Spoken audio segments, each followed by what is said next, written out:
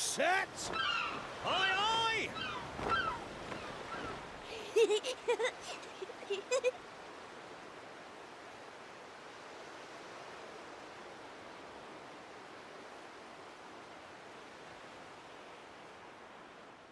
Right, that's enough for one day. Time for me to head back to the castle. Now then, how do we get out of here? Ah, of course, here we are. You push that side, all right? And remember, not a word about this place to anyone. Even my father doesn't know about it. There's more to the world than this island, and we're going to prove it. Okay, 1, 2, 3!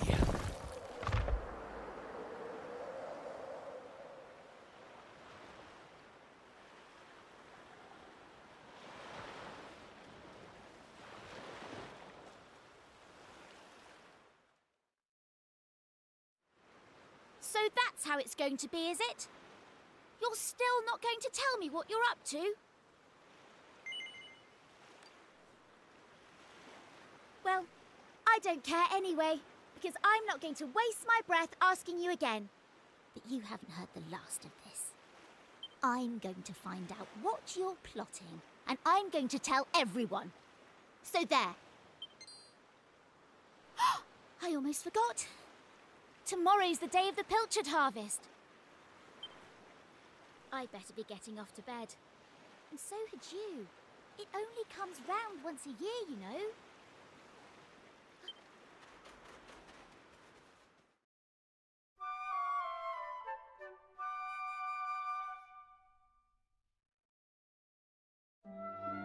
Wakey, wakey, young man. You can't stay in bed all morning. It's the most important day of the year in Pilchard Bay. The day of the pilchard harvest. Your father is already headed over to meet Mayor Maid by the jetty. Now get up and get yourself ready. Come on, chop chop.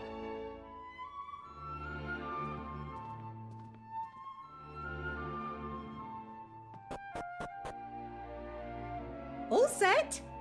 It wouldn't do for a fisherman's son to sleep in, you know. Head down to the jetty this instant.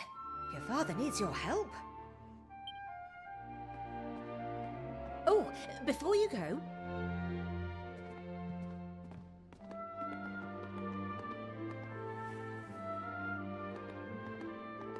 take this to your father, will you?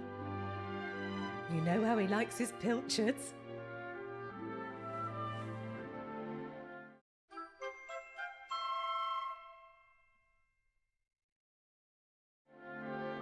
Well, off you go now. Take that sandwich down to the ship and make sure he gets it. I respect your opinion, Pollock, but I don't see why we can't just head to the usual fishing spot. When the ocean tells me something, I have to listen. I've been studying the currents and tides, and we need to cast our nets elsewhere this year. A fisherman's job is to follow the fish. Where they go, we go. End of story. You're not wrong, but the thing is... Oh, look who's here. You've come to give your father a hand, I take it? You took your time, my lad. Now, are you ready to actually do some work for a change? Oh, first things first. Please tell me you brought me one of your mother's sandwiches. Oh, I'm famished.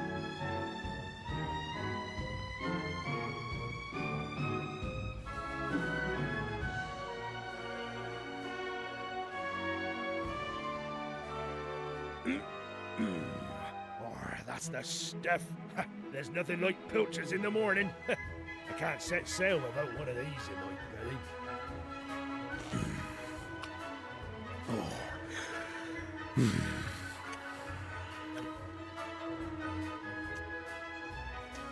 stop staring at me like that, lad. You put me off my pilchards. Go in there, swamp the decks or something.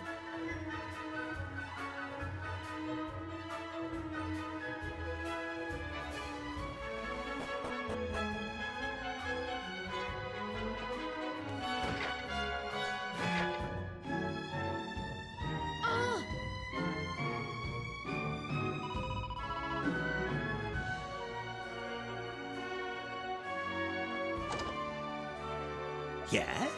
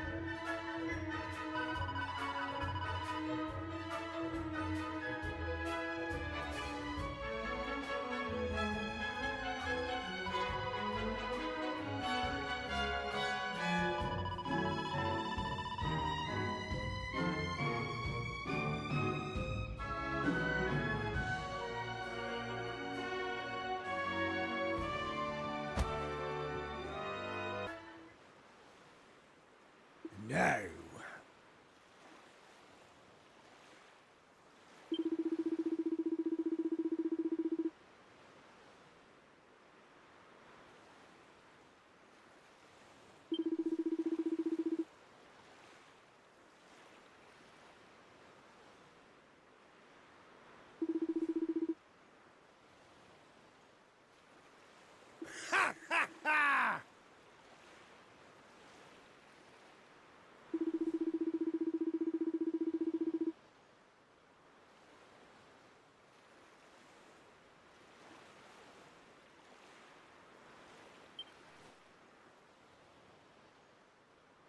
Now,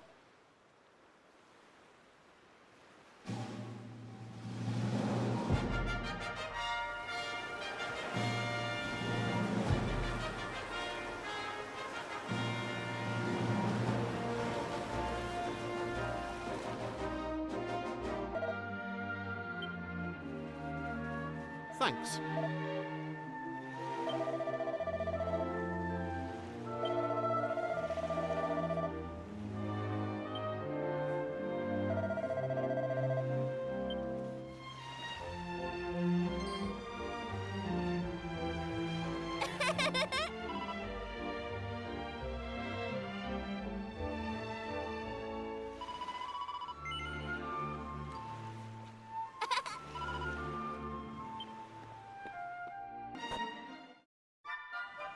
Ah.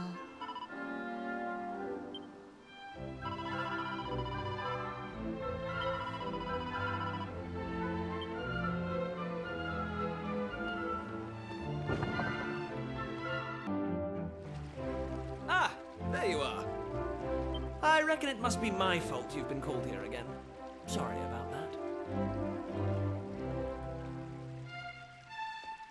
Now, you remember the plan, don't you? The grown-ups keep saying that this is the only island in the world. But that's total nonsense, and we're going to prove it. I know we've been spending all our time fixing up that old wreck in the cave near Pilchin Bay, but we have to face facts. There's no way the two of us will ever get that boat seaworthy. If we want to set sail for new lands, we need to go back to the drawing board.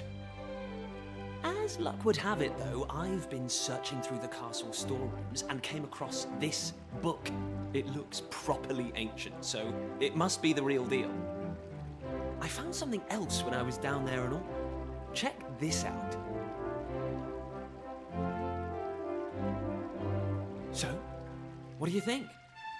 Looks like a piece of rubble, doesn't it? Well, that's what I thought at first as well. But check out the pattern on it. I've never seen anything like that before. Not that it's important right now, of course. I just thought I'd better show you before I forgot, that's all. Now, the book says there's a place called the Shrine of Awakening in the mountains to the east of here. And it seems there's a way of getting its doors to open, too. Of course, the eastern mountains are off-limits to islanders, which makes them the perfect place to hide something special, don't you think? Anyway, the point is, we can forget about the boat for now. I'm going to head east for a little recce, see if I can find this shrine. You're here because my old man summoned you, right? Well, just try to keep him talking for as long as you can. Hopefully the guards won't twig that I've scarpered. Come and join me once you're done here, all right? I'll be waiting.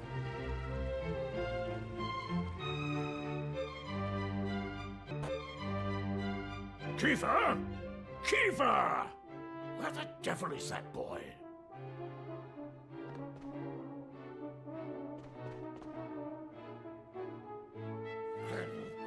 That does it. He's gone too far this time. This is outrageous. Outrageous, I say. Your Majesty, if you will forgive me, I am sure that Prince Kiefer has his reasons for absconding so suddenly. Please, I beg of you, you must try to remain calm. Honestly, why do you insist on sticking up for that wretched boy? Anyway, to the matter at hand. I have been expecting you, young man. Follow me. We have much to discuss.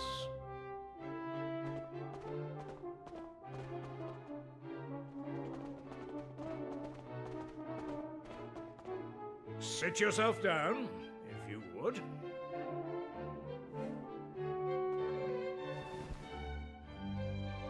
Now, you're going to look me in the eye, and I'm going to ask you something very important. Is that clear? Tell me the truth. Is there something you're hiding from me? Let me be clear. You cannot worm your way out of this one. Of late, Kiefer has been behaving like a prince possessed. He has been entirely incapable of sitting still for a moment. Do you know what the wretched boy did today? He stole a precious ring that once belonged to his mother. A keepsake I treasure more than life itself. What in the world can he hope to achieve through such acts of petty larceny? I confess that I myself occasionally strayed from the straight and narrow path in my youth, but by the time I was Prince Kiefer's age, I had more than grown out of such behavior. The exact details of my youthful indiscretions are neither here nor there, of course.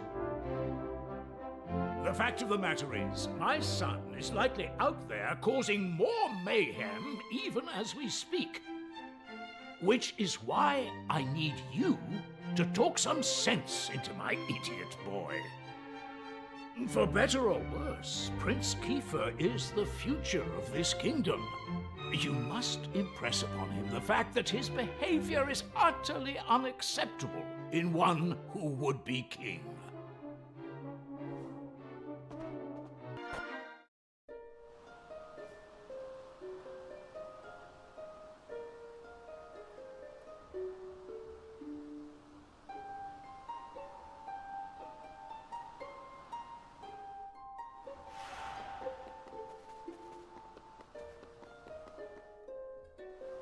At last! I thought you'd never show up. Anyway, this is where things start to get serious. Welcome to the forbidden place. No turning back now. Here, take a look at this.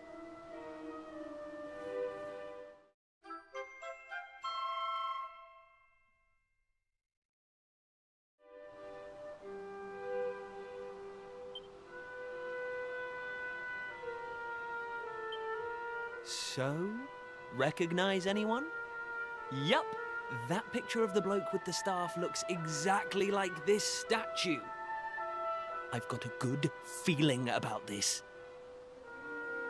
We're close, very close. We just have to, present something to this statue and then, something will happen. Ta-da! Behold the Sunstone Ring. It's been in my family for yonks. Let's see what the statue makes of this. Well, are you with me? Shall I present the ring to the statue or what? Great! I knew you'd come round. None of our useless scholars ever really got to the bottom of all this stuff, you know? They never dug deep enough. It was almost like they didn't want to. Forbidden places. Royal tombs. How can you hear words like that and not want to find out more? Well, not me. I've always wanted to uncover the secrets of this island, and I've always known they had something to do with these ruins. There's something waiting for me here. Something that will change my life. My destiny. Anyway, enough talk. Let's do this. Here goes nothing.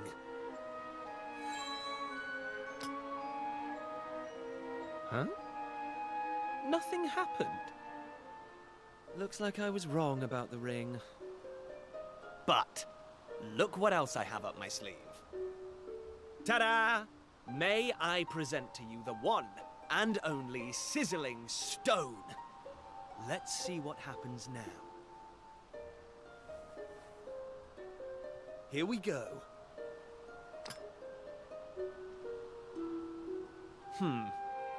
Still no luck. But we can't give up yet. What about the stone tablet we just found? It's not really shining anymore. But it won't hurt to try, will it? Here we go.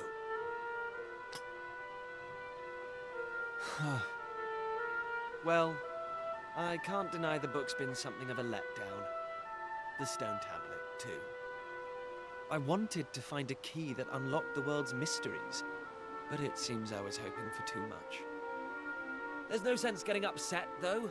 After all, we can still patch the boat up and look for other islands out at sea.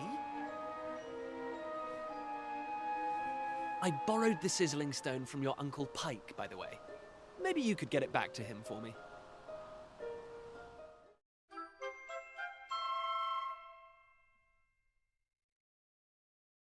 Sorry this turned out to be a waste of time.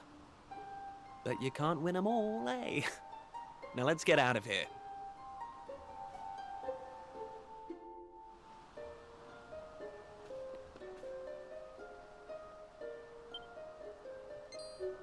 Huh?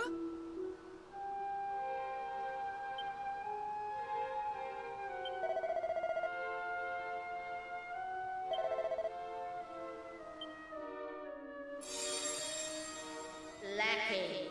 You are yet lacking.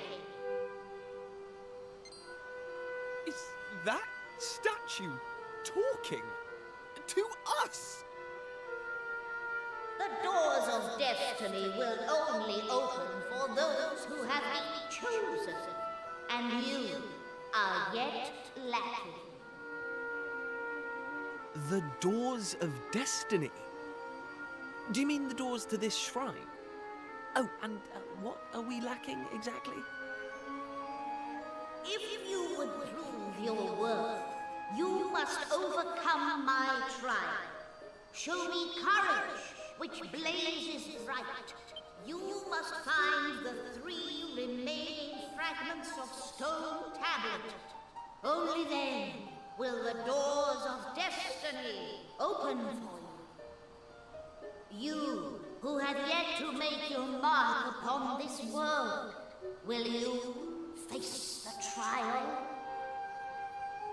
I don't have a clue what's going on, but I know I want to find out. Come on, we have to do this! You're in, right? Listen well, unproven ones.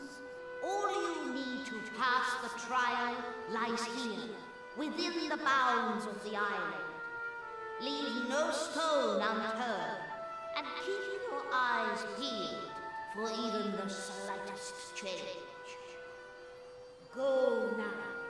Prove your dazzling spirit and fiery resolve by gathering the 3 remaining fragments of stone tablet.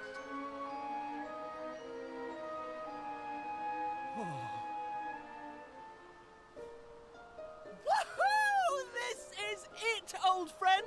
We're finally going to unlock the world's mysteries. And the key we needed was on the island all along. We've come this far. We can't stop now. Come on, let's get this trial done.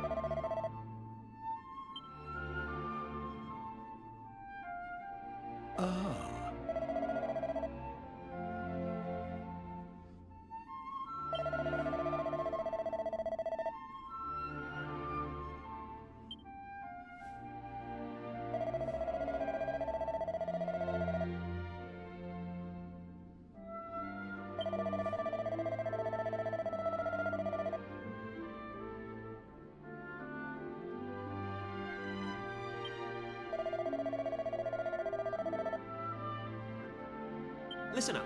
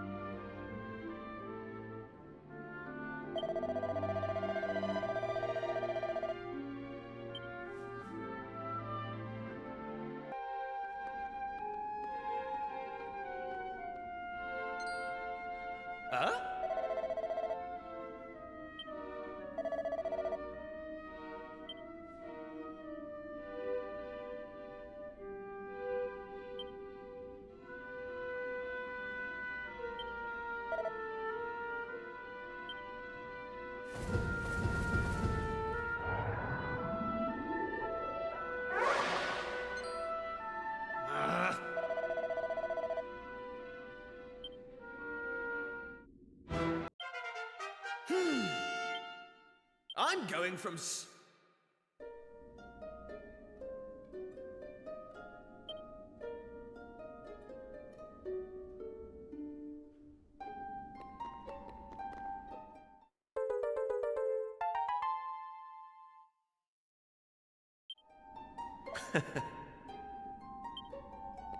Hey!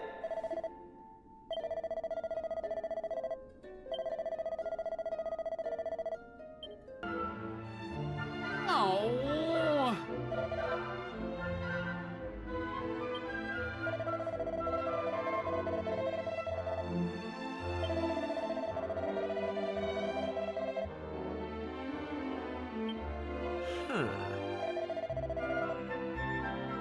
Ah!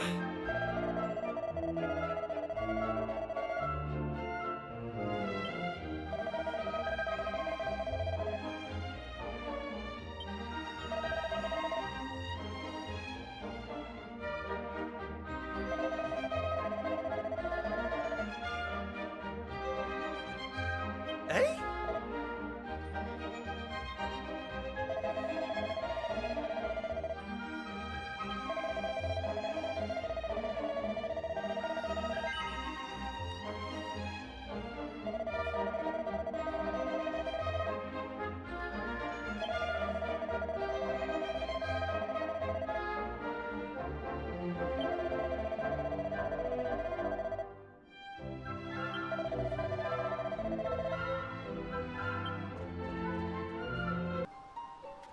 Oh.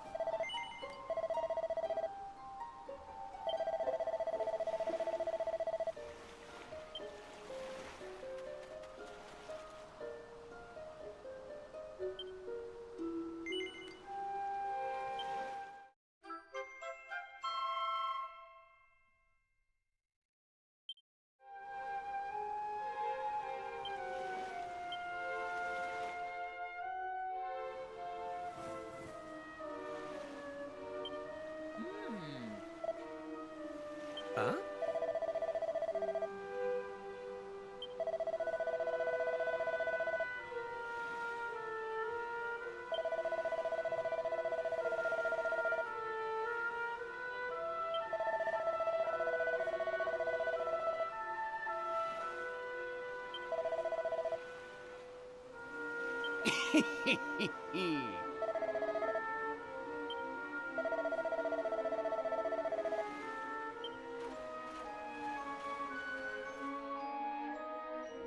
Ayo?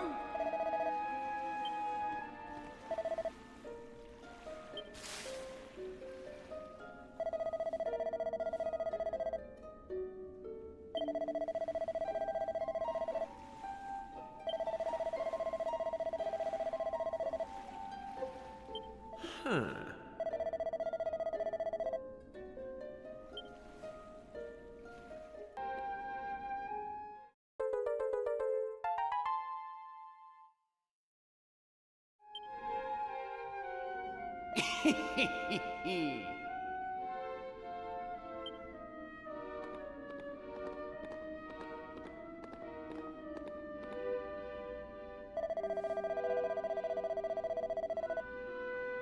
Eh?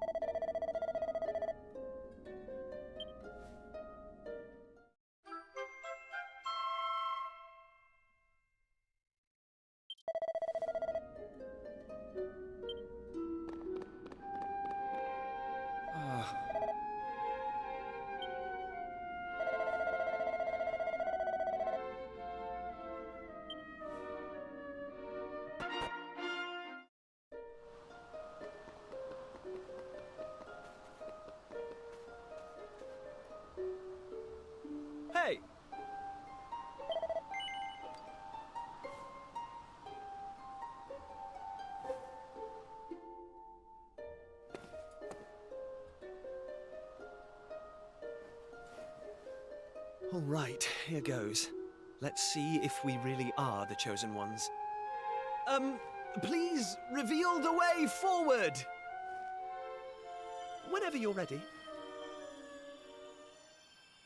Your courage is proven.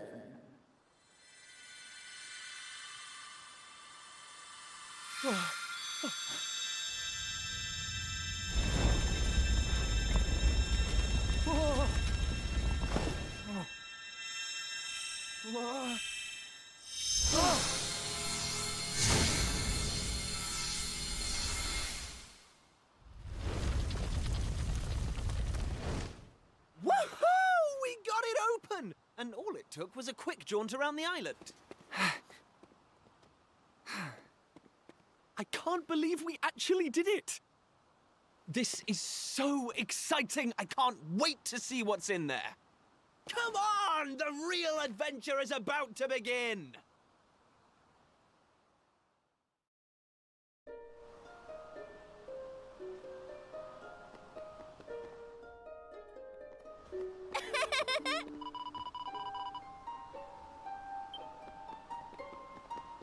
Eh?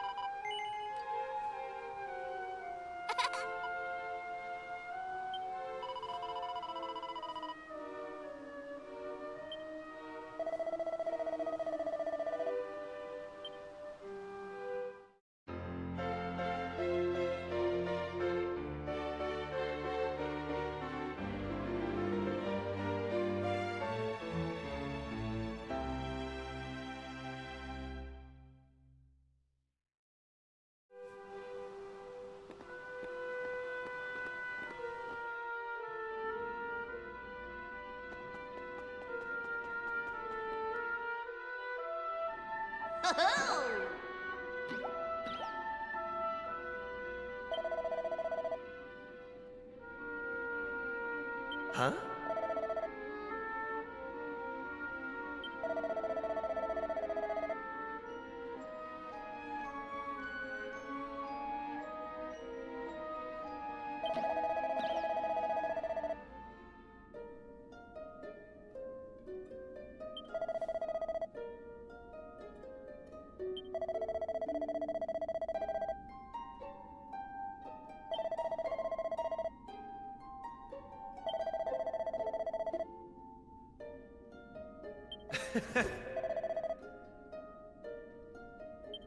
Hey!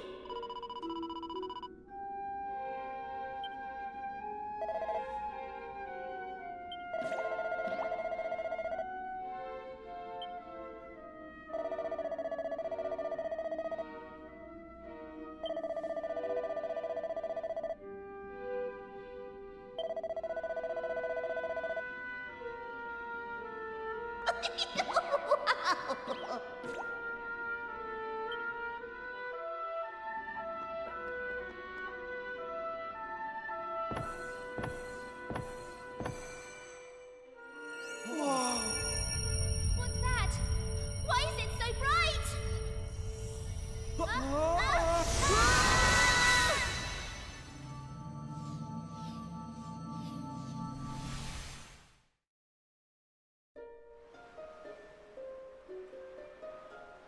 Ow, ow, ow, ow, ow, ow, ow.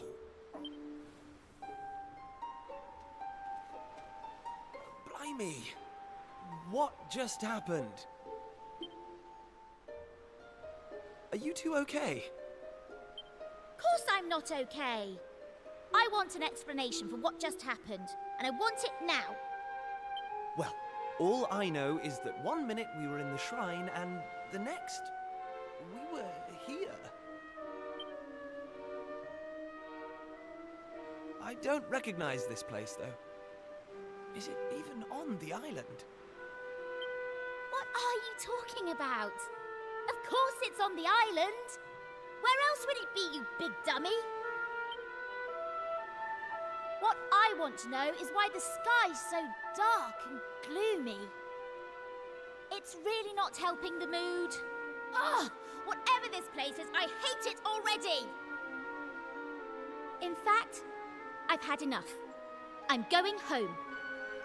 Thanks for the amazing adventure. Let's never do it again.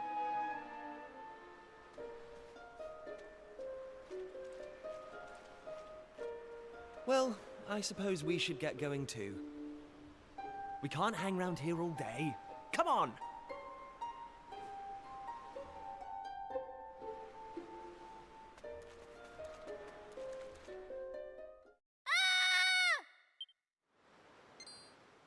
Uh-oh. That sounded an awful lot like Maribel. We need to find her, and fast! Come on!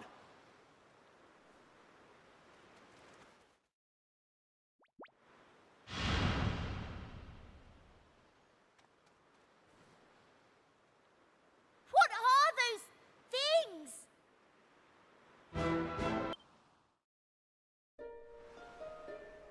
I don't like this one bit. Where exactly are we? And why is it full of monsters? Monsters? You call those monsters? Well, if they weren't monsters, what were they? If they look like monsters and smell like monsters, they're monsters. Well, anyway, the one thing I do know is that this is all your fault. Both of you. It's time you took responsibility for your actions. You need to make sure I get home safely. Monsters, eh? Did you hear that? Real live monsters! We're on a proper adventure at last! Is it just me, or is this kind of exciting? Yes, it is just you. You're such an idiot. Oh, trust you to be happy about this. Listen, I'm not staying here a moment longer. Take me home! Now!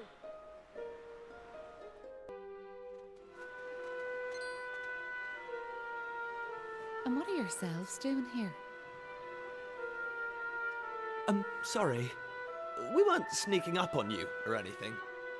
You've got nothing to fear from us. I'm Kiefer, Prince of Estard. Estard, you say? Are you serious? Well, anyway, this is my best pal, and this is Maribel. They're with me. Excuse me, miss, whatever your name is. Why is it so dark and horrible here? Ah, right. Me name. I'm Maeve. Hello, Maeve. Can I ask why you're bothering to weed such a scrawny old patch of grass? Weeding? Sure, I wasn't weeding. I was putting some nice plants on these graves, like. Plants? You mean those handfuls of grass? Why would anyone put grass on a grave? In case you've not noticed, there's not a lot in the way of flowers round here. That's why I have to make do with that little lot, like. Wait! I've got some flowers. Well, some seeds at least. Seeds, you say? Yes, I got them from the woods near Estard.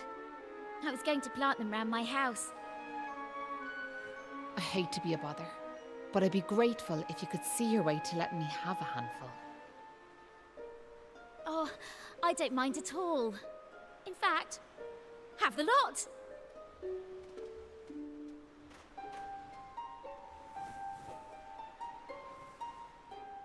Sure, that's grand altogether.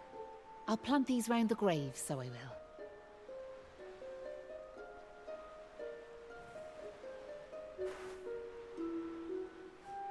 Maybe now the souls of the departed can rest a wee bit easier. The departed? Gosh. Now, where are yourselves heading to? If you don't mind me asking.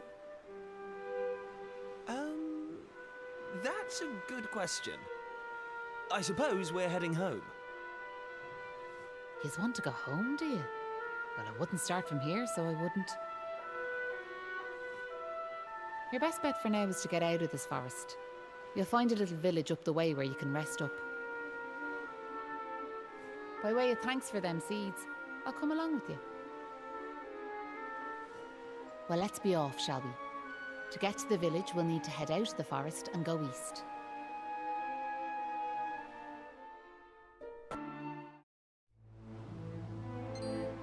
Hey!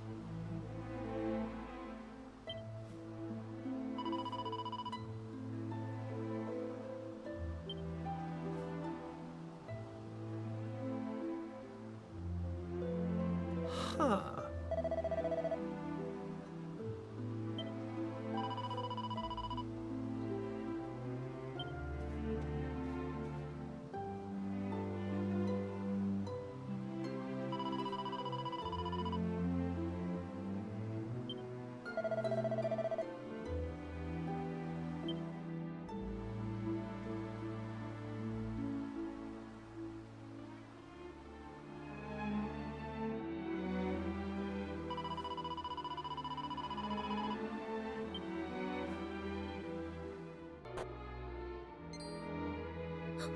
Who's there? Ah, sure, you're humans. Well, that's a relief, so it is. Sorry I wasn't more welcoming, but you took me by surprise. I thought them monsters had finally found us. I'm Patrick, and you'll be travelers, will you? Well, tell me this and tell me no more. Did you meet a woman called Maeve at all? You did? Oh, sure, that's grand. Maeve protected our village from them monsters, you see. But no one's seen her this last while, like. My dad's injured, and now Maeve's gone. Sure, things couldn't be any worse.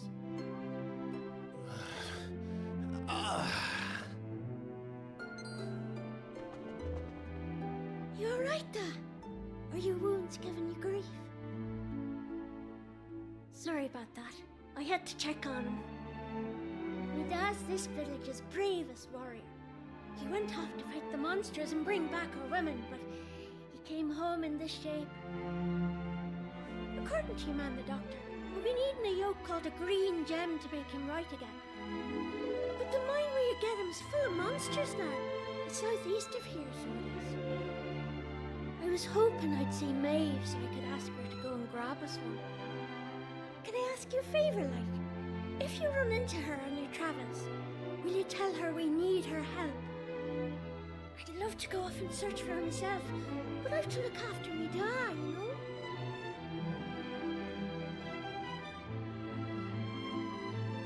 You know what? I'm thinking we should help this kid find the green gem he's after. What do you say? Nice one. I knew you'd be up for it.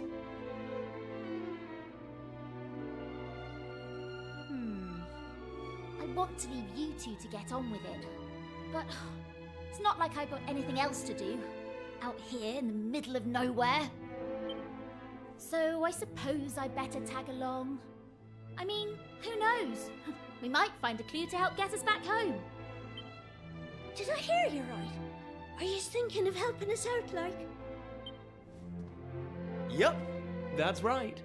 Just point us in the right direction. You said those green gems were in a mine southeast of here. Oh, and if we run into Maeve again, we'll tell her about you and your dad. I'm sure she'd be happy to help you out as well. Thanks a million!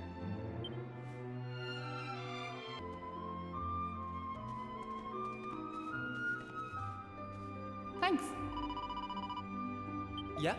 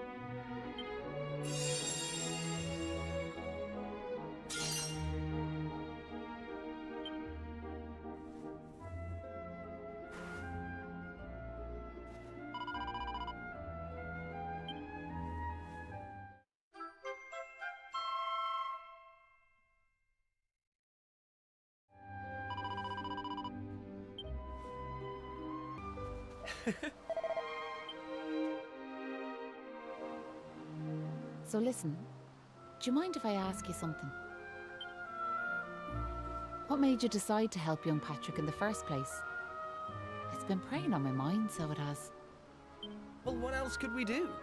I mean, he needed our help. Isn't that right? Well, that's grand altogether. If only that rotten lot in Ballymalloy had half your courage. What do you mean?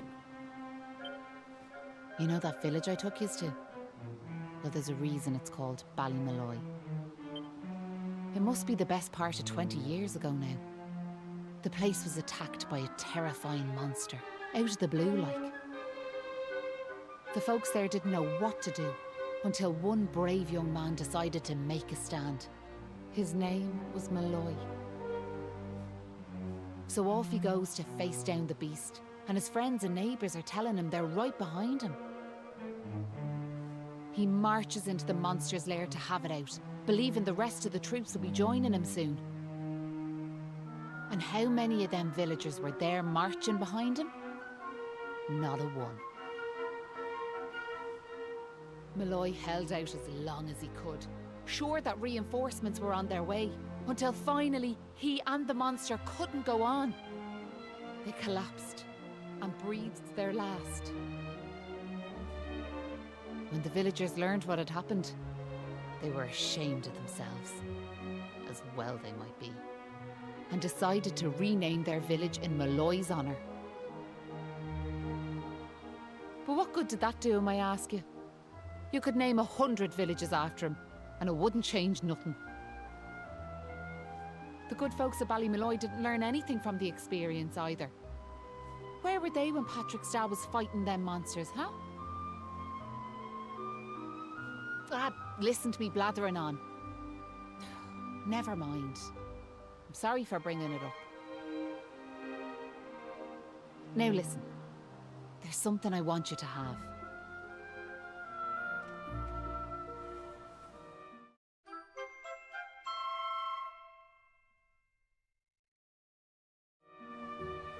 That doll was a present from me big brother. He gave it to me when I was just a girl. Whenever I was afraid, I'd hold that doll. And it was like it was telling me to be brave, to stay strong. I've always carried it with me, as a good luck charm like. But I amn't a child anymore. If you don't like it, you could throw it away. I just wanted it to go to a good home is all. Anyway, I better be off.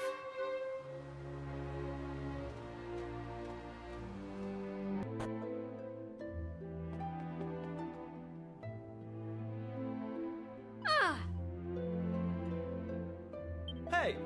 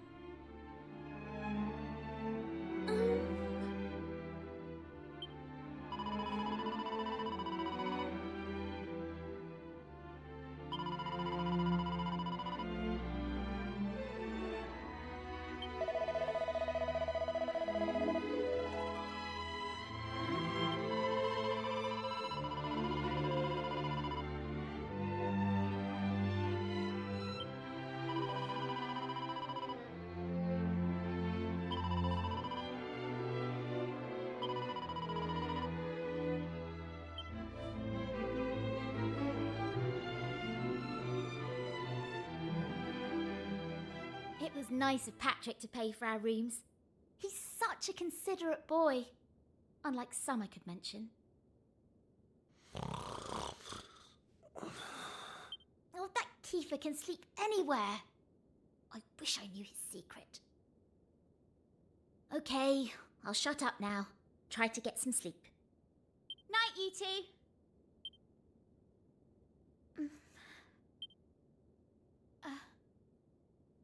Are you still awake? It's just... I can't shake this awful feeling that we might never see Pilchard Bay again. Wouldn't that be horrible? I want to go home. I miss my mother and father. Only joking. Got you. Only a massive wimp would say something like that. Anyway, go to sleep, will you? All your talking's keeping me awake.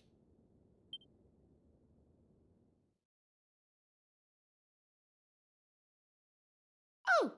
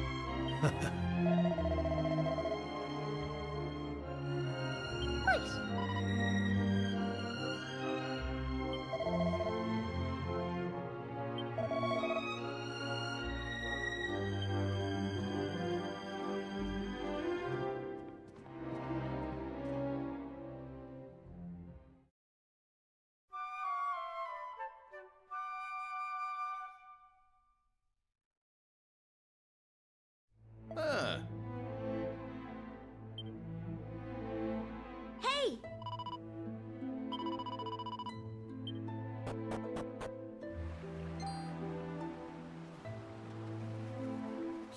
Look, me dad's back on his feet, so he is. Sure, he's never been better. How are you? The name's Hanlon. Me lad Patrick's just after telling me all that happened while I was flat on me back. I can't thank you enough. Don't forget to thank Maeve too, Da.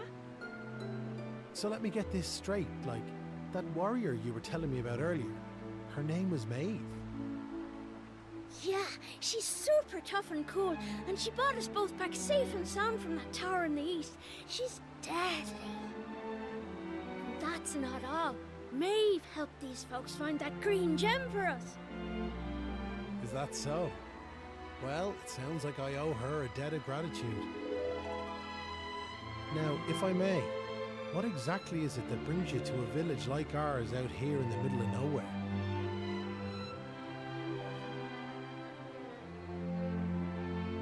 Well, that's quite a tale.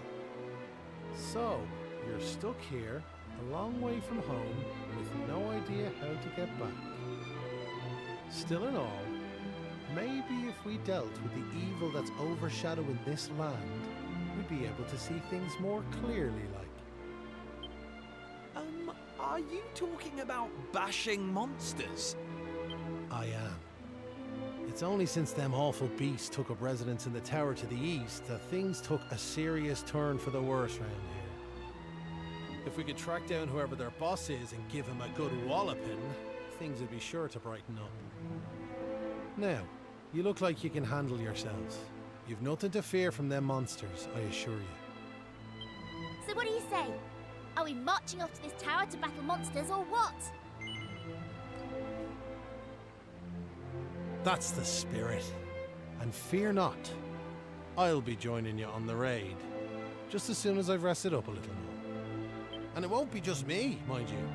I'm gonna rally the troops and get the good folks of Ballymalloy on board. We can't have you fighting our battles for us now, can we?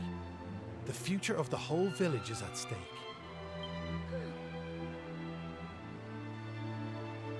Dad, I don't mean to rain on your parade, like, but I really don't think the other folks will be up for joining you. Remember when you went to fight them monsters the first time? They let you go off all on your own, didn't they? What makes you think it'll be any different this time round? They might tell you they're on their way, but then you'll turn round and find there's no one there. They're all a bunch of scaredy cats. And I know better. Sure, the thought of facing them monsters again has me shaking in my boots, so it does. Poor Patrick. Isn't there some way we could help him get his courage back?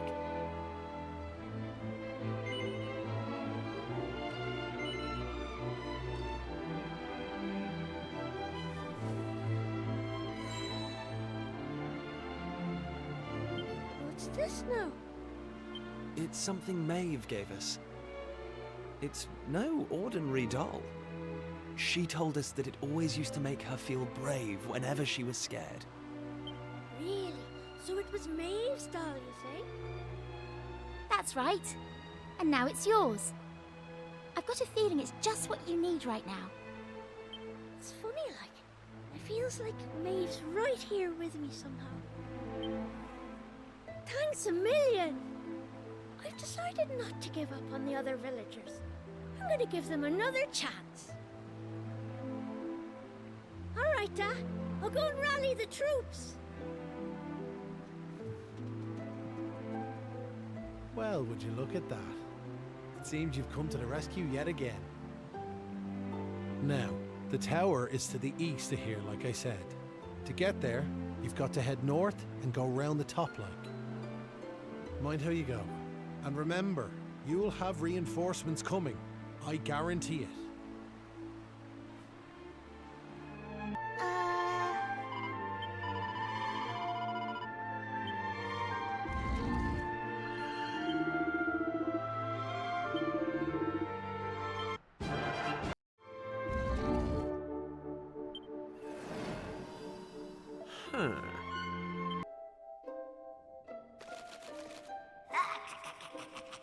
How did you cowardly little shrimps manage to make it this far?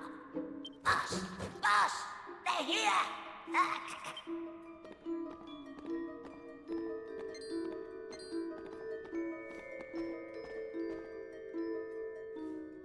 Sorry. I didn't want you to have to find out like this. But I had a feeling this would happen. Well, now you know. I'm behind all the bad stuff that's been going on. I'm nothing more than another monster, ordered to make sure those women never return to their homes. But Maeve! Why? I'm sure you remember me telling you about how your man Malloy died alone, while the other villagers didn't lift a finger to help him. Well, Malloy was me big brother, so he was. I was still just a wee girl. But when he didn't come home, I marched off to this tower to try and find him. But what I found was someone else. Someone who told me terrible things. He told me the others had left Malloy to his fate, that it was their fault he was dead. I began to hate everyone back in the village. And before I knew it, the hatred had taken over me heart. I lost sight of who I was, and I changed. Please, Maeve, you have to let those poor women go! I'm sorry, but I just can't do as you ask. Listen, I've given them villagers chance after chance. But it's always the same. They may have named their village after a hero, but they're still the same bunch of rotten cowards they always were. The truth is, the only way to make all this end, the only way to get rid of this darkness, is to get rid of me. The key to setting the village's womenfolk free, it's me life. Oh, wait! You shouldn't be wasting your time with small fry. Leave them to me. Right you are.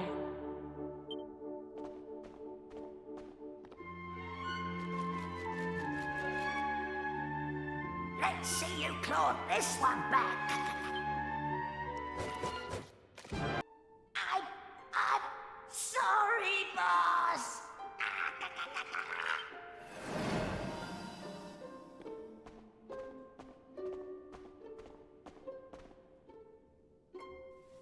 Looks like I've no choice but to fight you now. But there's one thing I want yous all to believe. You remember back when I met yourselves by them graves? I didn't know whose they were, but I knew I wanted to leave flowers on them. That wasn't a lie or any sort of trick, like, that was the real me. Whatever part of me is still human made me go there. Made me want to do that. And it was that brave lad, Patrick, who awoke that part of myself. I realised that if I killed his dad, that poor lad might well end up on the same path as I did.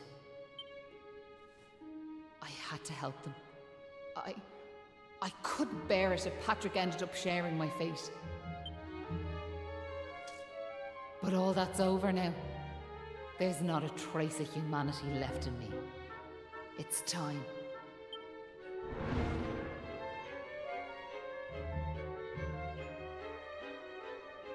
Hold your horses! Seems we got here in the nick of time. Hanlon! And you brought backup too! Sure, it's all thanks to wee Patrick and that wooden doll of his. When we saw it, we realised it was the same yoke Malloy gave his sister all those years ago. And it all came flooding back like... We knew we could never let something like that happen again. This time we can't leave it to someone else to save our skins.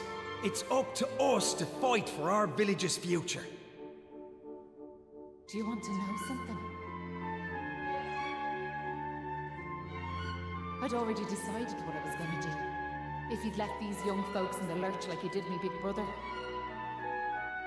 I was planning to smash Ballymalloy to smithereens, to wipe it off the map. But you came. You finally came. Your big brother?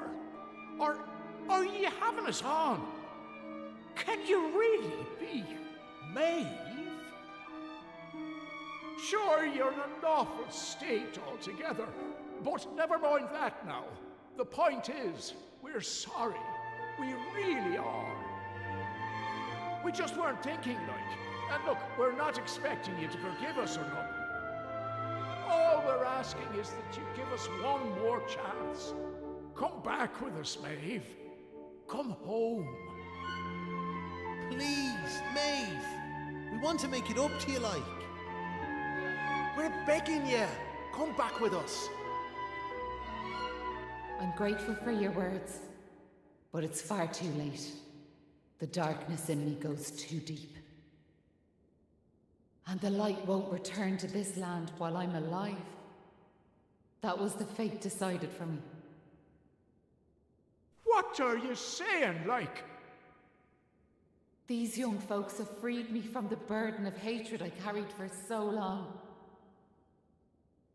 And now there's one more thing I want you to do for me. You know what it is, don't you? Wait! No! You can't do that! You've just been reunited with the other villagers! I'm afraid it's the only way to save the village. And that's why I have to ask you to do this for me. For all of us.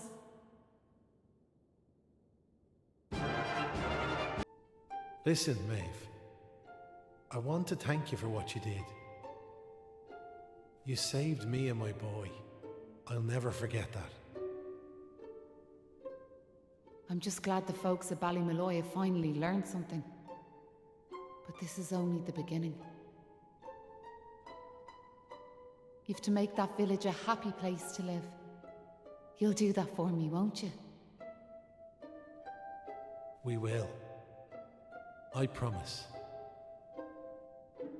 And can I ask one more favour? Will you tell Patrick that I'm grateful to him? Tell him that he saved Ballymalloy. Aye. I'll be sure to tell him that. Now I've one final thing to say. Thanks a million. And sorry for putting you through all of this. Listen, remember the forest, where I first met yourselves? I want you to go back there when this is all over. And please, you have to believe me. This was my only choice.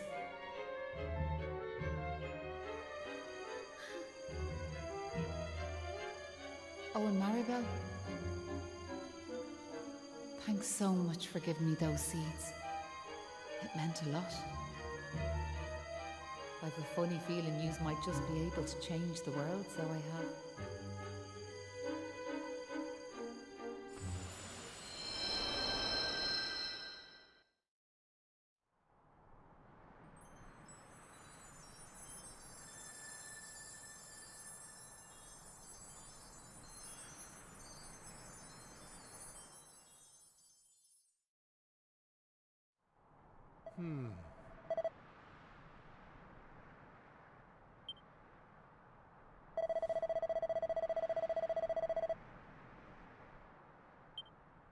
Oh.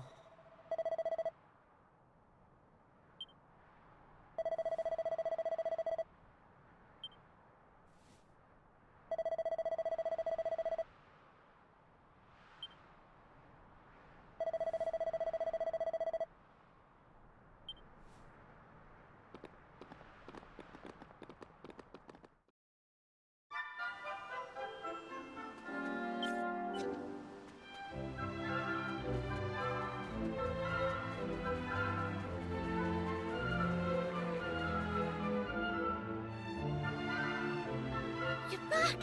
My dad's just after telling me everything, like. I heard you and the villagers gave them monsters a good hiding. Thanks a million. I'm just happy I managed to pluck up a bit of courage. Oh yeah, Dad, did you meet Maeve at all? We have to tell her we beat them monsters. We did meet Maeve, lad, yeah. And she had something she wanted me to tell you. She said it was all thanks to you that the village was saved. Really? Oh, deadly! And now it's safe. I'm gonna go and find her myself. I want to thank her for all she's done for us. I'll see you all later.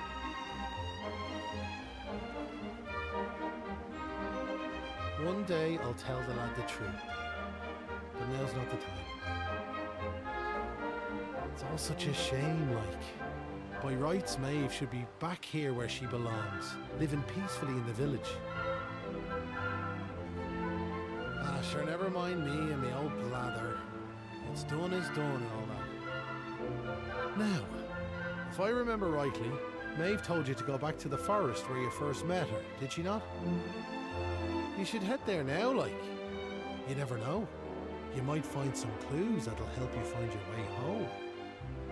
And if not, just remember, you've always a home waiting for you here in the village. You and your pal saved me life, and you saved our home. We'll not forget that in a hurry. Not that I'm hoping you don't find your way back, of course. I'll be praying you do. We all will. Anyway, let's me chatter. Off at you. And here's hoping this is goodbye. You know what I mean.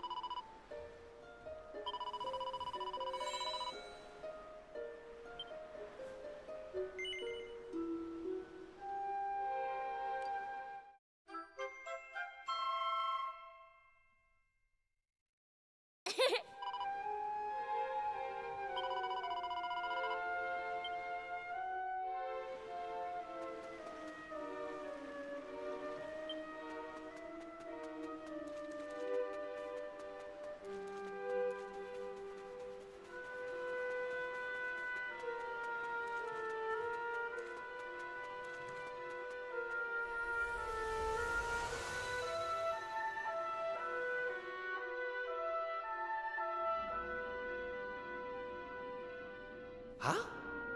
Hang about. We're back here. We were stood right here, remember?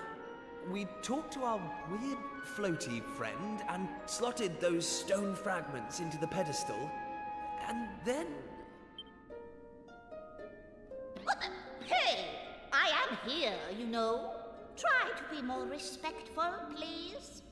I'm the fully fledged servant of a higher power, I'll have you know. But let's not get into the details of exactly who and what I am right now. I'm just glad to see you made it back safely. So, I trust you got the adventure you were hoping for, my young friends. What? Oh, yes, I suppose we did. Although, I'm still not quite sure what actually happened. Was it all a dream or something? Don't be so stupid, Kiefer. How could it be? Since when do 3 people have exactly the same dream? All I know is that I could have been killed, and it was all your fault. Are you even listening? No! You're staring off into space as usual. Did you hear what I said?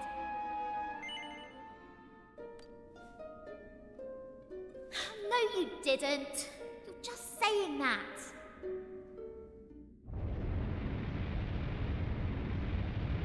What's that rumbling?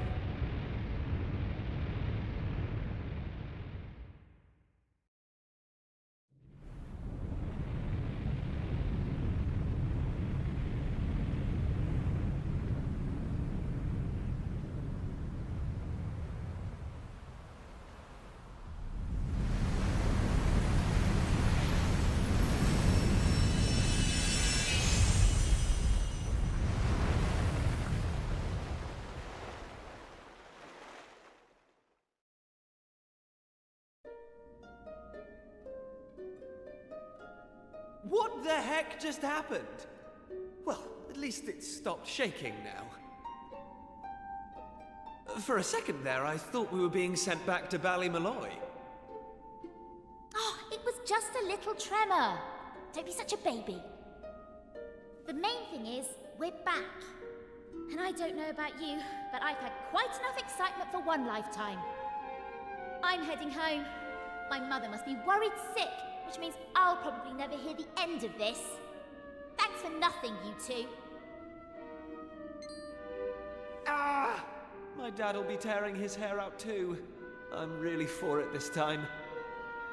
Listen, I'd better get back to the castle. I'll be in touch, okay?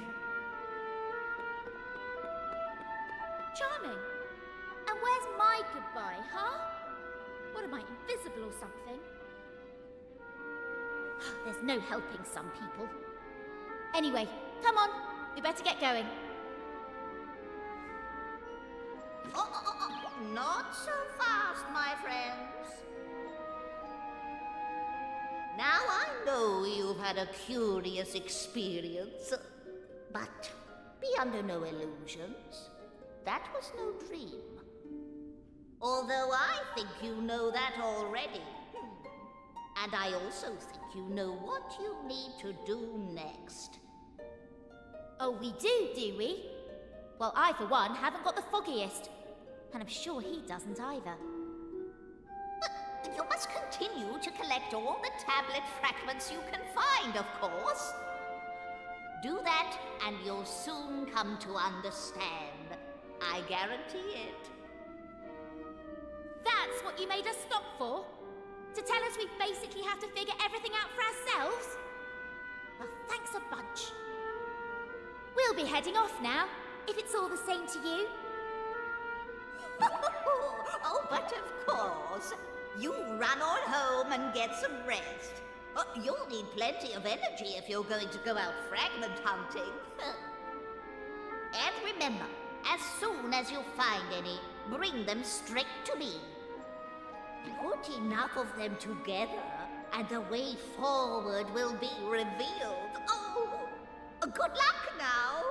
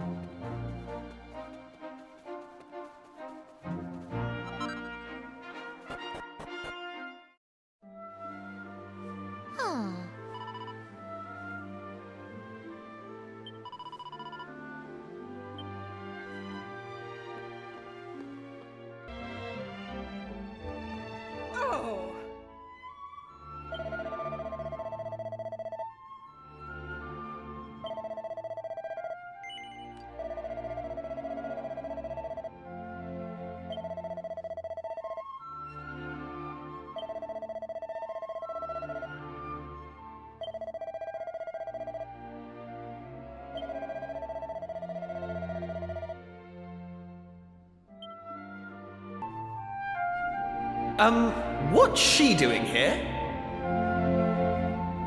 Ha! She's here because you two are the most predictable pair of idiots on this island.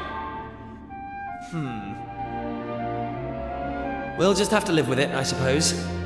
This is actually great timing. Have you heard about this meeting they're having up at the castle about the new island? Well, it must be serious, because they even asked that miserable old so-and-so Dermot to go and tell them what he knows.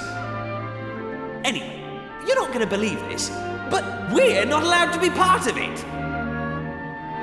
Outrageous, right? What are they thinking, inviting old Hermit-Face and leaving us out?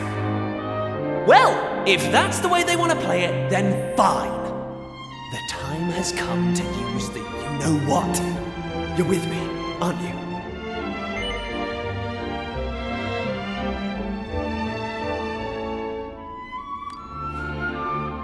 Of course you are.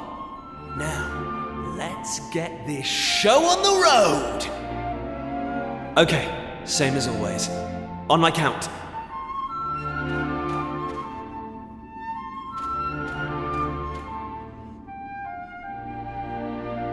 1, 2, push!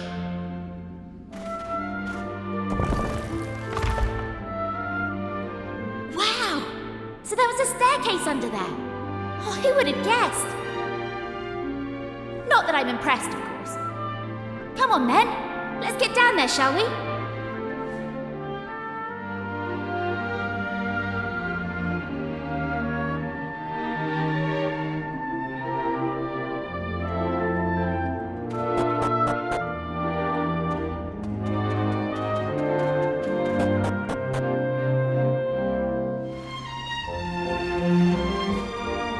Just look at her!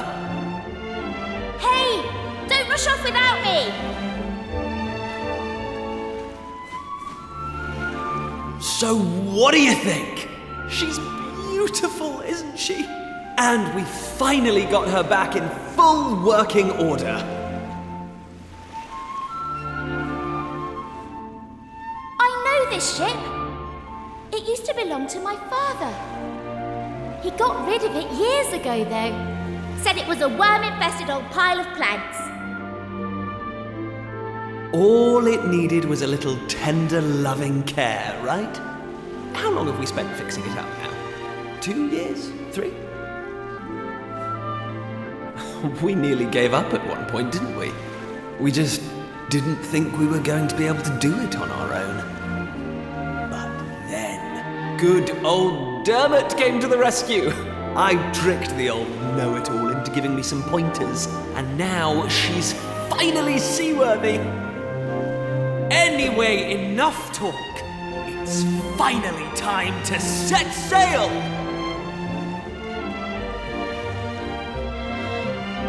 All set?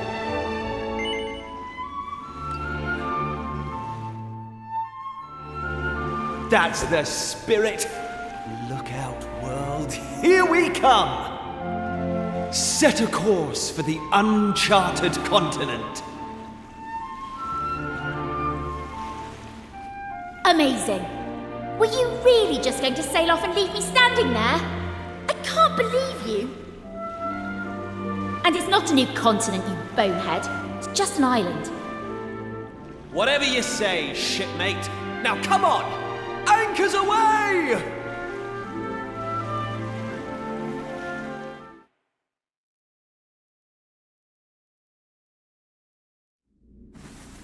Onward!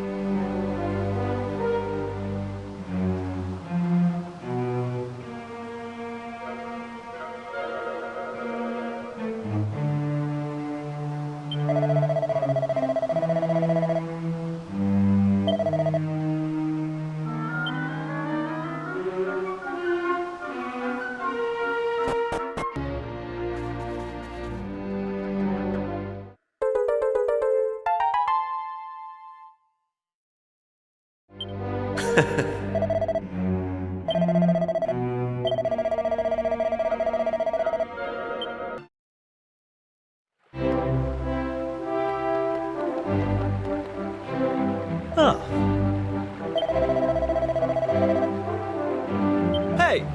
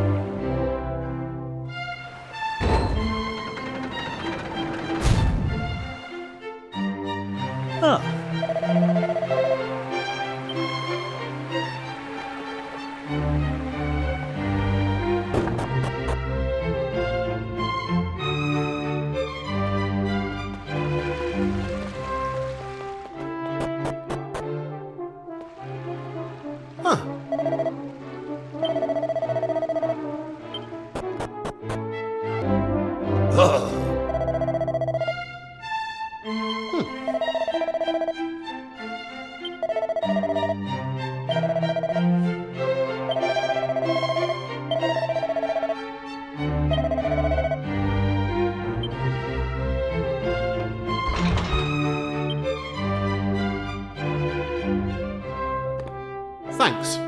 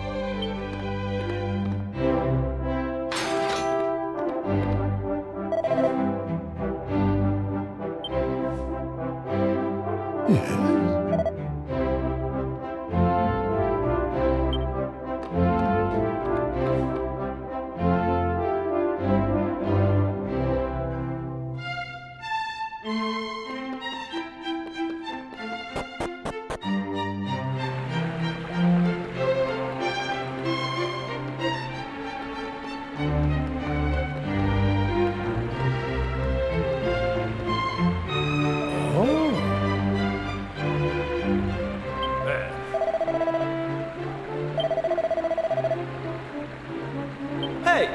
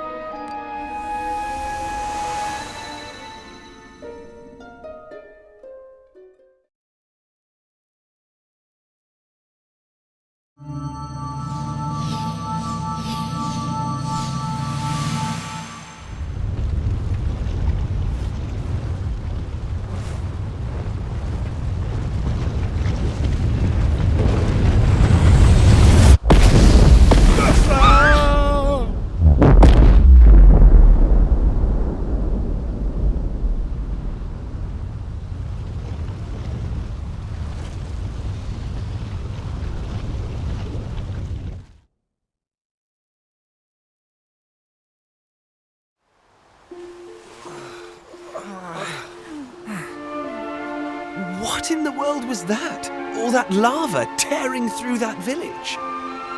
You saw it too, then? There's a volcano off in the distance there.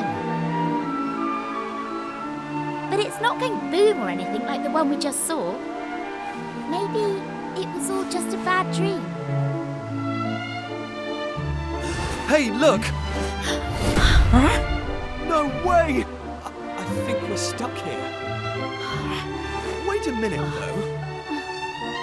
That huge rock, does it mean what we saw was real? Well, we won't figure it out standing around here. Let's head to that village and get some answers.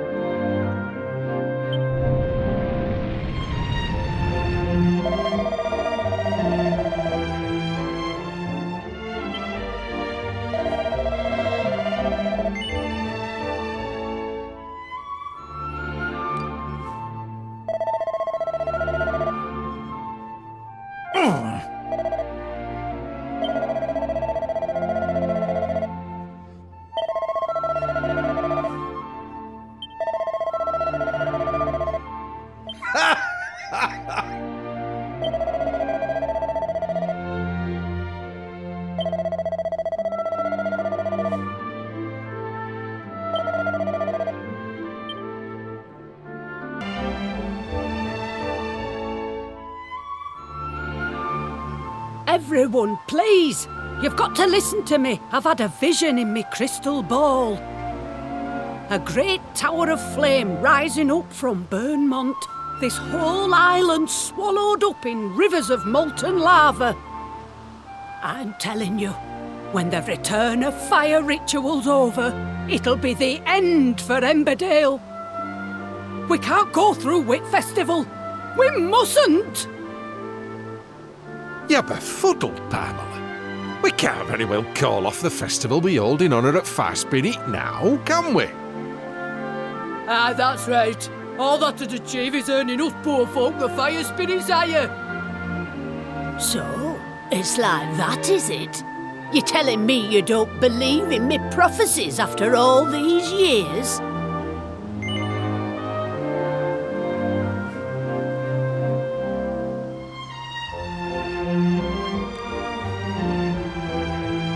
Shut up. I weren't asking you.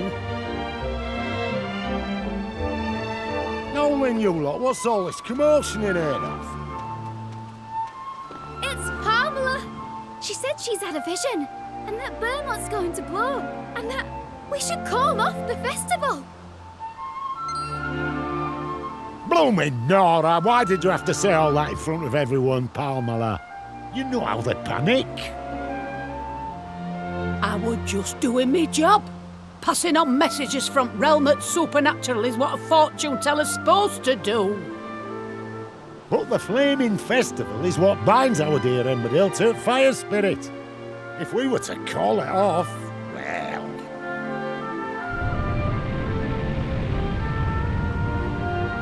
Do you see?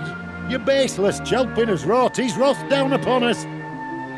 Which means we'd best get a move on and get things started. Listen up, everyone! The time for Flaming Festival has come! It's happening tonight! Aye, the festival is happening, and it's going to be a stupendous, eyebrow-singeing, spectacular! About time too.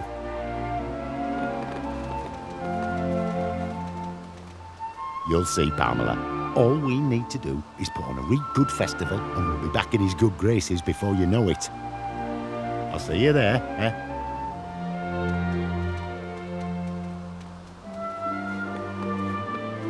Strong in arm, thick in head. That's our gaffer. I tell him to cancel the festival and he brings the chuffing thing forward. Hold on. You said you were tourists, didn't you? Then maybe you could do something to help. Let me see. Yes. Oh, that might just work, you know. I reckon you've got what it takes. You lot come and see me in a bit. I'll be back at Trading Post waiting for you.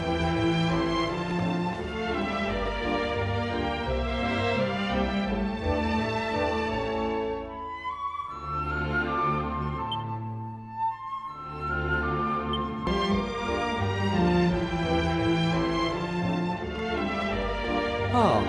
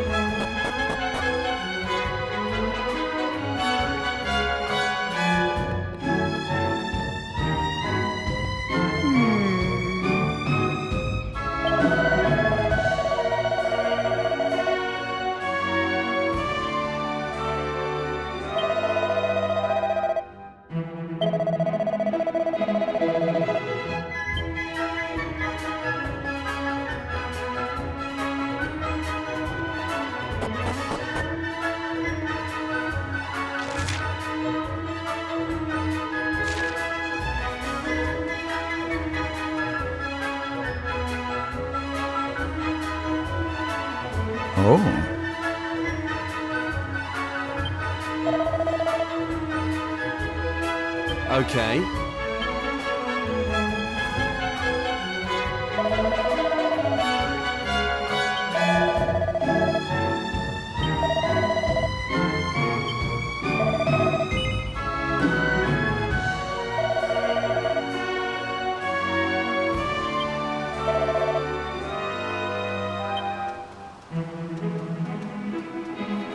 Now.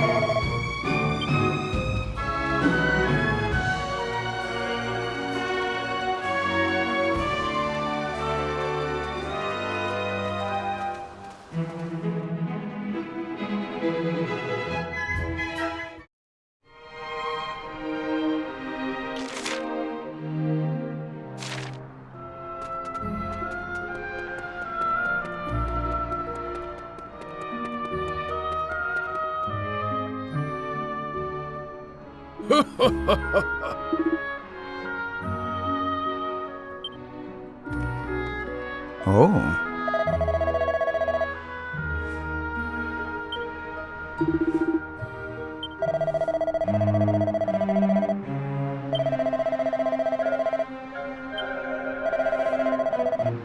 What?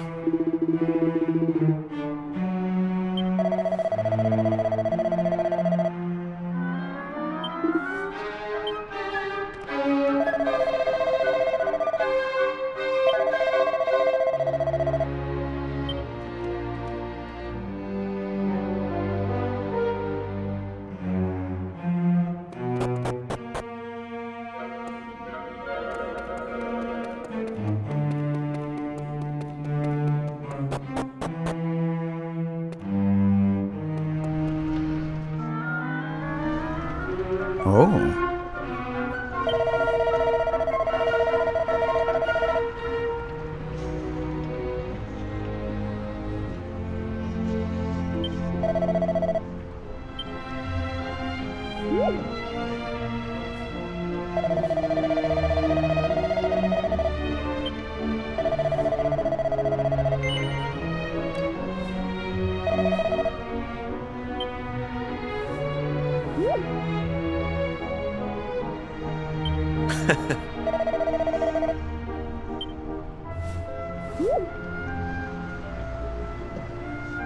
Ah.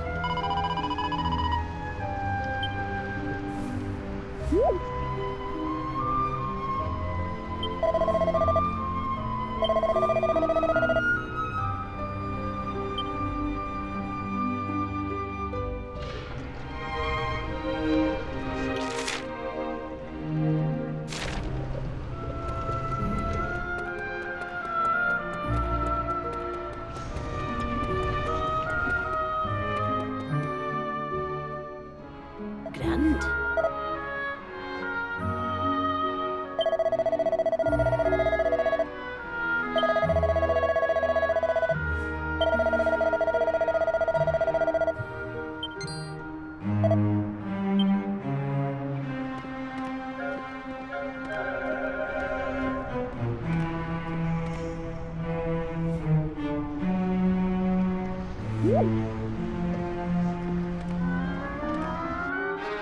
Understood.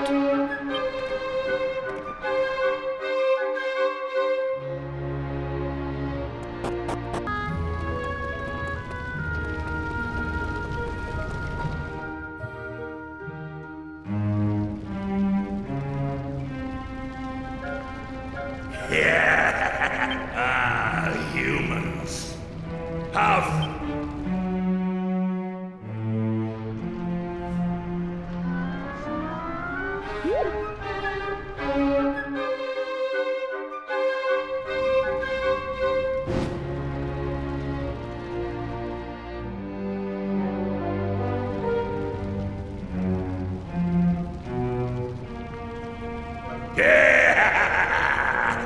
Soon, and when that happens, the power, its awakening, will cause the flames to pour forth, and molten magma to engulf all the lands beneath. And the humans, believing that their pitiful fire spirit has forsaken them, shall sink into ruin and despair. Speaking of humans, do you puny specimens mean to stop me? Fools! To attempt to do so is to plunge willingly into a nightmare of incandescent flame. If you insist, I shall gladly oblige. You shall be burned to cinders, flesh, bones, soul and all.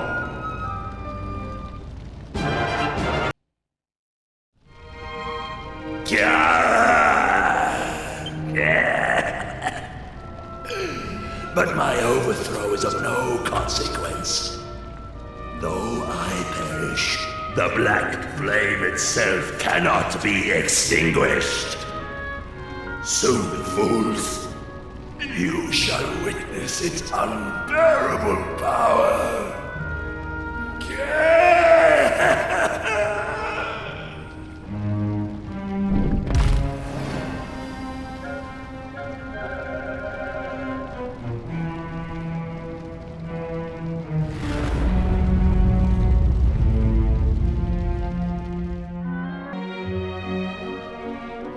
There you are!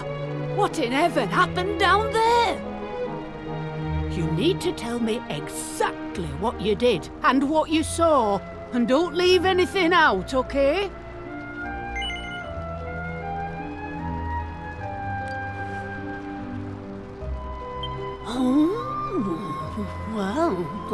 But we've got to do something. I mean, we know what'll happen if we... Is there not some way of putting it out, Pamela? I was just wondering that myself, Gaffer. If there is a way, I don't know of it. Well, can't you do a prediction or something? I thought you were supposed to be an all-knowing fortune teller. Oh, did you know? And there was me thinking I would know but a medicine woman. You're lucky I'm in a good mood, lad. I'll see what I can see.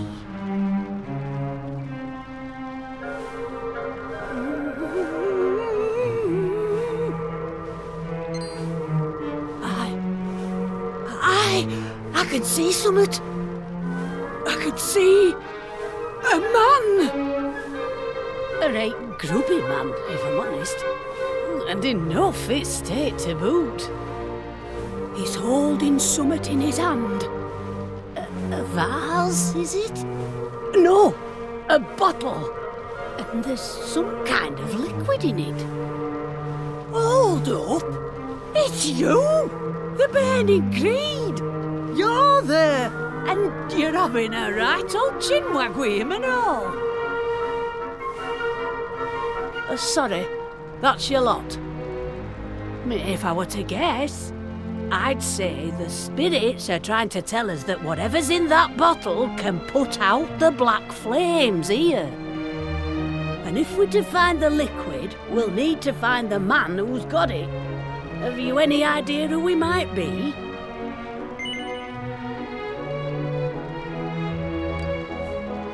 What's that? You've got the bottle we need from that fella already? Well, why didn't you say so? Hurry up, then. Chuck whatever's in it on these flames and let's see if it doesn't put the blessed things out.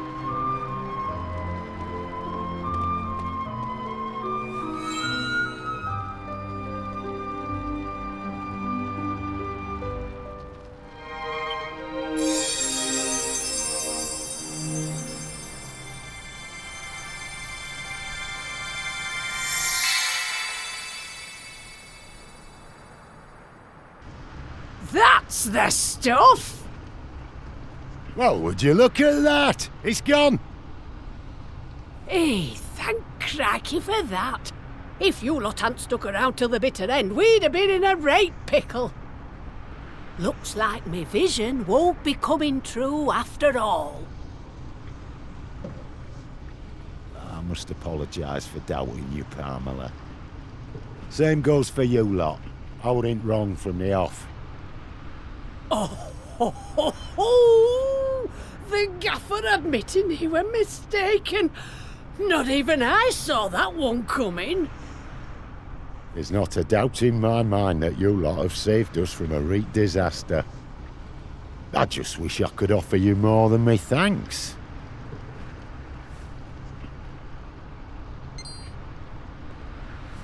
Well, there is one thing we could use your help with, actually.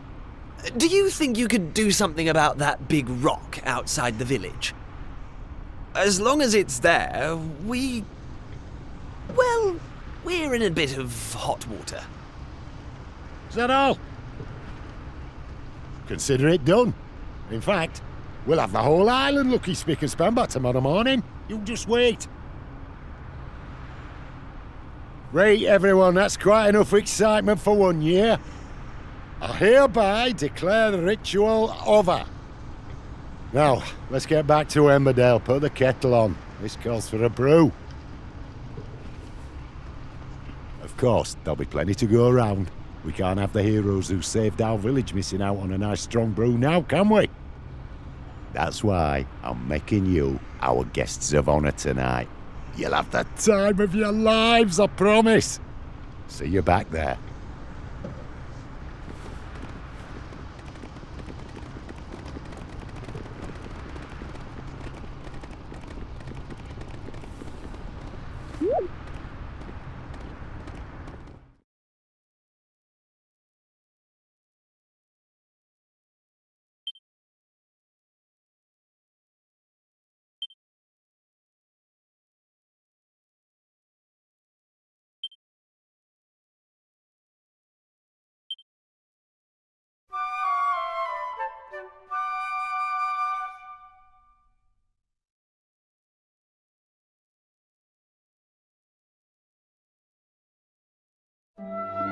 Thanks.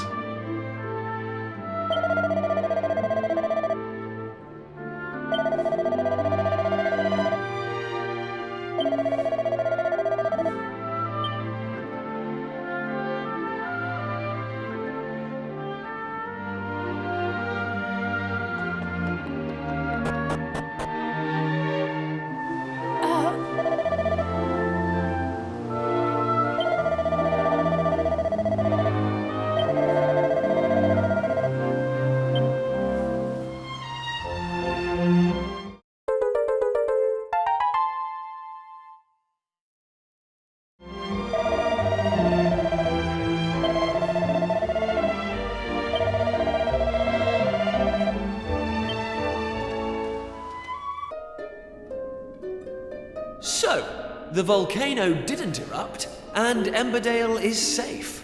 And it's all thanks to us. Still, much as I love being a hero, right now I'm more interested in whether any more islands have appeared.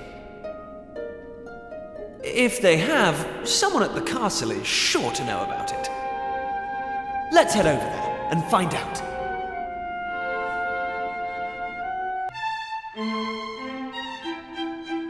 Welcome home, my boy. You and your intrepid companions. Our learned friend here has told me all about your recent activities. Something I could not help but notice that you were loath to do. In any case, if what he tells us is true, it would appear that this world once contained a great number of islands. At some point, however, and for reasons unknown to us, they all disappeared. And now, your actions are bringing them back. I am led to believe, in fact, that a new island may even have appeared as a result of your latest excursion.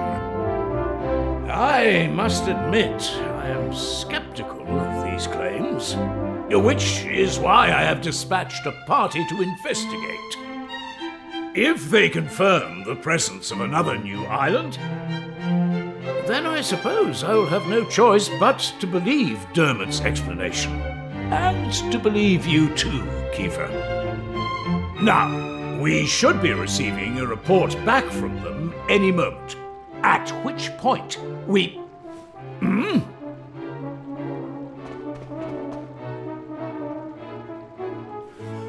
I bring a message, Your Majesty, from the party sent to investigate the new island. We have confirmed the presence of a new landmass, a volcanic island some distance to the north of the one which appeared the other day. Thank you. You may stand down. Yes, Your Highness. Well, that settles it, I suppose. I must bow before your wisdom, old friend. As well you should. I should have believed you. Please, you must accept my deepest apologies. Now, Kiefer. If not for the efforts of you and your friends, this truth would have evaded us. You have done our realm a great service, and for this I am grateful. However, I cannot allow you to continue to put yourself at risk so recklessly. Young man, your adventuring days are over. Your Majesty, this isn't what you promised. My son, you must understand, you are the future king of Estard. You must leave the task of restoring the lost islands to others and focus on your royal duties.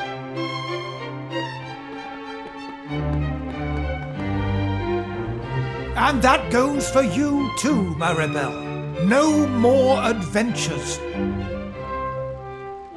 You had us worried sick, young lady. To think if anything had happened to you, I would have... Well, I don't know what I would have done. Anyway, that's enough of that. It's home with you. Right, all right, I'm coming. You don't need to drag me. My lad, you have no idea how happy it makes me to hear tales of your bravery. But there's no point having guts if you don't know when to call it a day. Let's make a quiet exit of our own, shall we?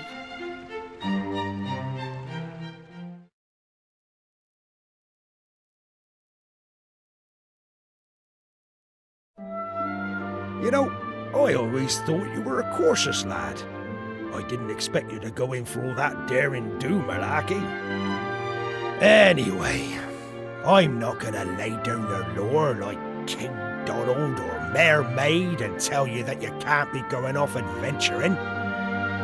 But, on the other hand, there's nothing daring or heroic about running off without a by your leave and making folks worry about you. So, I'll ask you straight, lad. Do you mean to go off adventuring again anytime soon?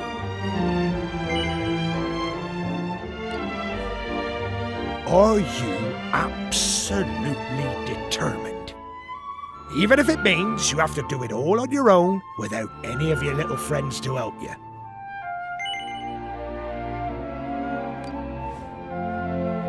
Well, in that case, I won't stand in your way. You're a young man now. It's only natural for you to want to be spreading your wings, trying new things. Just don't do anything stupid, you hear? There's nothing brave about sticking around to take a beating when you could have run and saved yourself. Well, it's getting late, and you're going to be needing your sleep by the sounds of it. Good night, lad.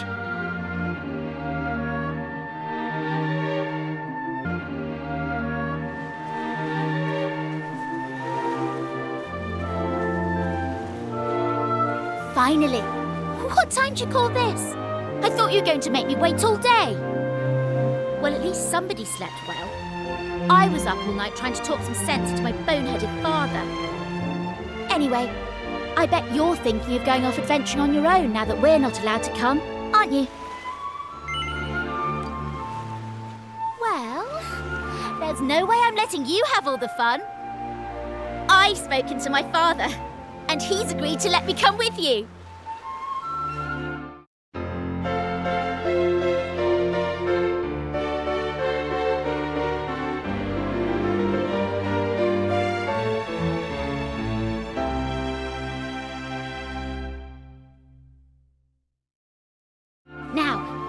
Meeting yesterday, they said something about a volcanic island way off to the north, didn't they? Well then, I think that should be our next port of call. Let's get going, shall we? Oh, I nearly forgot. I wanted to talk to you about Kiefer. I think we just have to accept that he can't come with us. His father is right. He is royalty after all. It'll be hard with just the two of us, but I'm sure we can manage.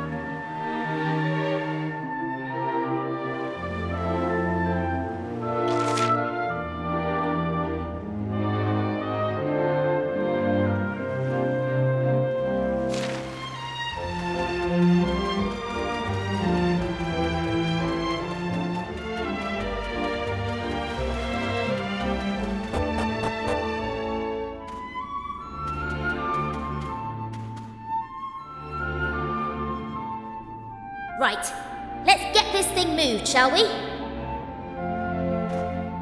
On 3. 1, 2, 3!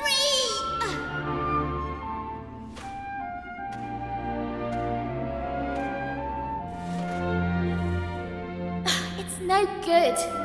We're never going to move it on our own. What are we going to do? You better come up with something clever and fast.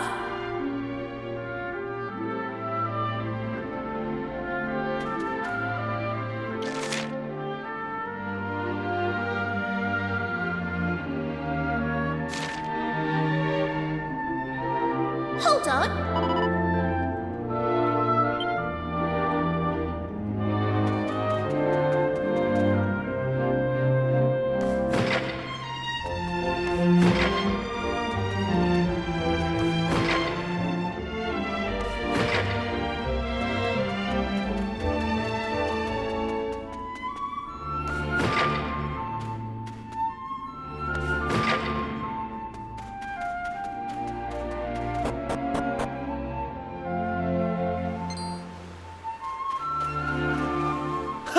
Looks like I made it just in the nick of time. Sorry I'm late, you two. Right, let's get going, shall we? There's adventuring to be done. Hang on! How did you get here? I thought they'd all but locked you up in the castle. Oh, you know I'm no stranger to sneaking out. I did try talking some sense into dear old Dad, but alas, this is how it has to be. I crept over to the cliff behind the castle, worked up the nerve, and splash! Down I dove, right into the open sea. You what? You jumped off an actual cliff into the ocean? Do you have a death wish? Ha! Well, there I was, doing my best to make it back to shore when along comes this fella to save my neck. What a stroke of luck. That was no stroke of luck, Prince Kiefer. I knew you'd stop at nothing to get your way, so I hung back and waited to see what you'd try. Mr. Pollock? But why? I won't lie. I set out today to stop you three from risking your lives in the name of adventure. But it seems I love it in me. As far as sea dogs go, I'm as salty as they come. I've been hauling fish up from the open ocean since I was your age. I know better than anyone how vast the sea truly is. Which is why I've always hoped that somewhere out there, among the distant waves, there were other places, other lands to be discovered. Thanks to you three, my dreams come true. That's your doing, and no one can say different. And having done that for me, how can I stand in your way? So, just let me ask you one thing. Are you truly ready for what lies ahead? You're forging into the unknown. Nobody knows what dangers you might face. If you get out of your depths, there might not be a happy ending. Knowing that, are you prepared to keep going? Of course we're prepared. I can hardly stop now that I've found my calling, can I? I don't care what it is we'll have to face. We'll pull through no matter what. Well, I don't know about finding my calling, but I know I'd regret missing out on the fun far more than any bother we might get ourselves into. Honestly, I'd rather die. And you, son? No point in asking, eh? No, you've never backed down once you've set your mind to something. All right, I can see you all mean business. Just leave the rest to me. Prince Kiefer. Young Maribel. Me lad. May the wind be at your backs. My dreams... No.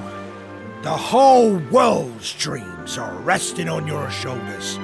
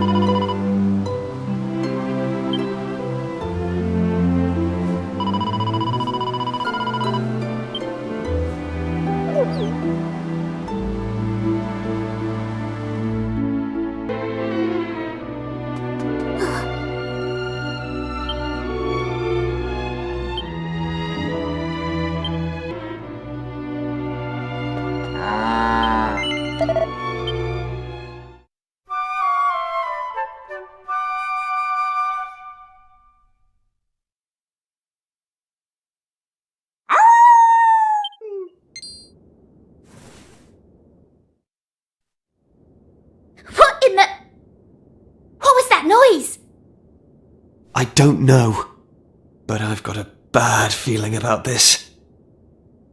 The townspeople might be in trouble. Let's go and investigate.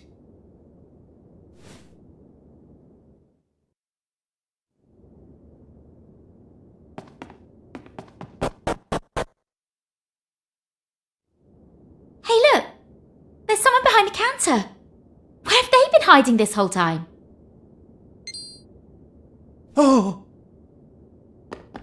Santo cielo! Per favore, you have to tell me. I am a human, see? Well, you certainly look like one. Yes. Veramente? Really? Oimo! I am so happy! Finalmente! I am back to the normal!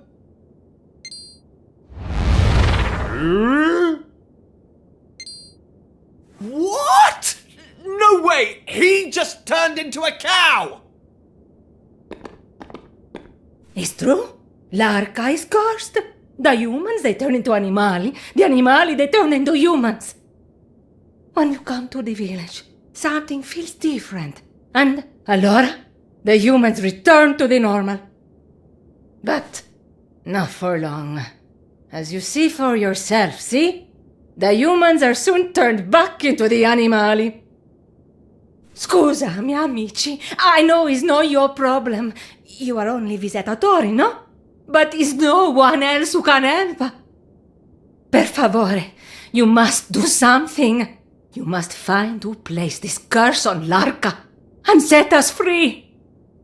In the town, you will find someone who know why the curse happened. Ah!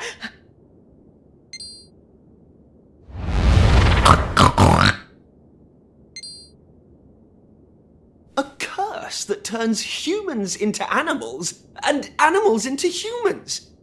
This is another fine mess we've got ourselves into. We can't very well just leave these poor people like this, though, can we? We need to find out what's behind this curse.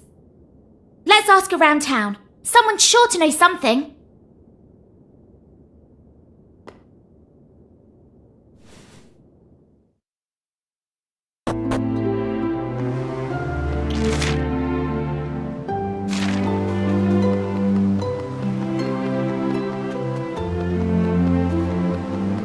Hey!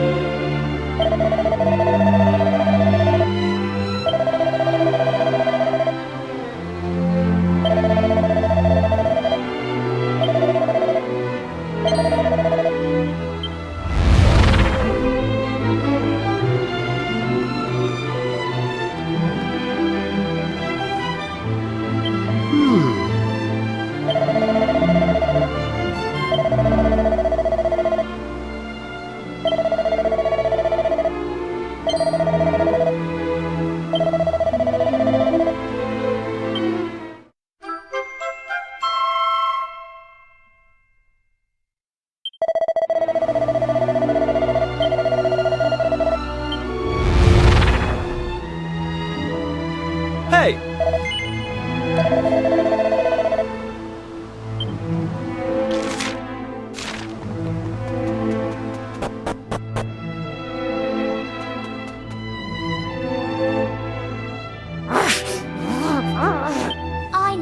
I know.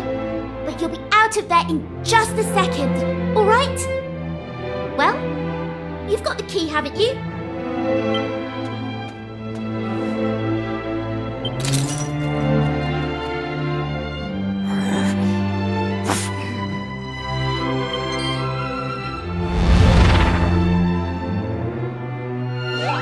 Looks like poor Wolf Boy here's been cursed as well.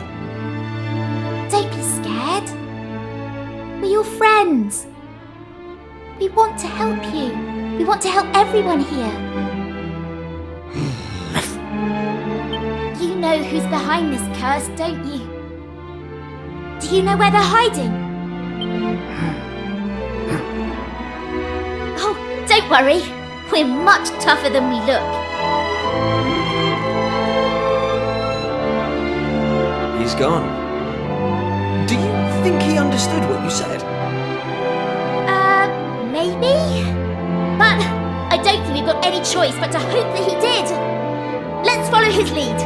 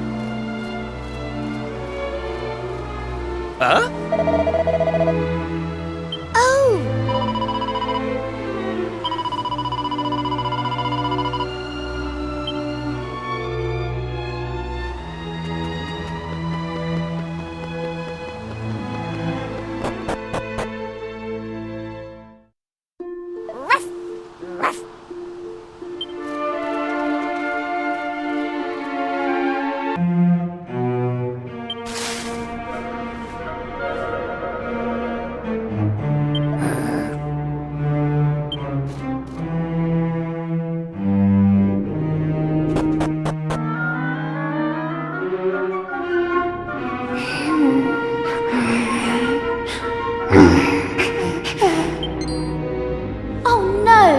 Look at that poor wolf! Who would do something like that?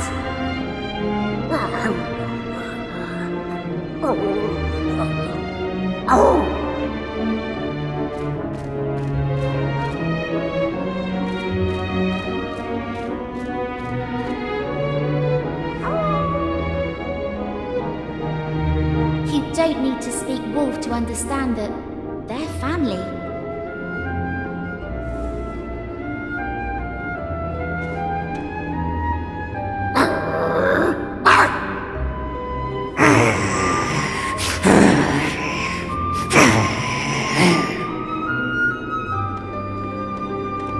What's the matter? Is the monster that hurt you up this way? Because if it is, we're going to teach it a lesson. Let's go!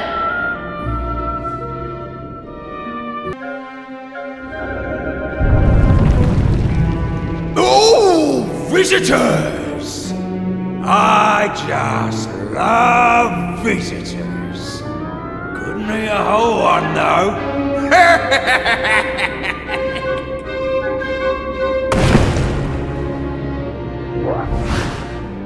Thought you'd wander up here and see what was going on, did you?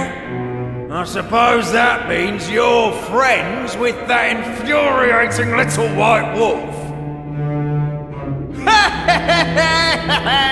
He and his little friends thought they'd sealed me away in here for good. Well, they didn't. And now I'm free. I'm gonna teach them a lesson for shutting me up in this dingy old, boring old hole for all these years. I've already turned that town they seem to love so much on its head. And now, I'm gonna do the same to them. I promised I wouldn't stop until every last white wolf has been wiped out. So come on, spit it out! Where's that horrible little wolf cub hiding?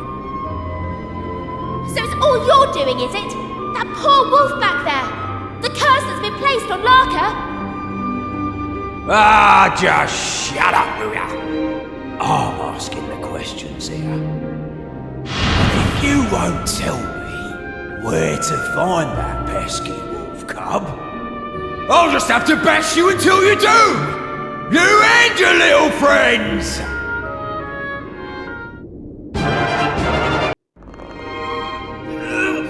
No! How could this happen? How could you, miserable worms, have beaten me? Me! Well, I've gone easy on you up till now. But playtime's over! You won't be giving me so much trouble once I've turned you all into animals. Huh?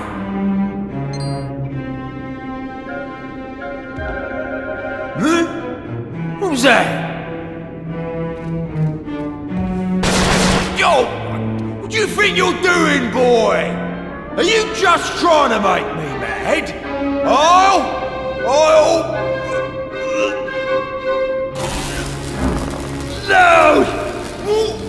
What's happening to me? I can't move.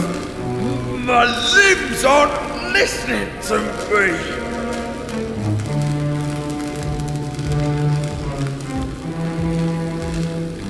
This is one of those sneaky little white wolf tricks, isn't it?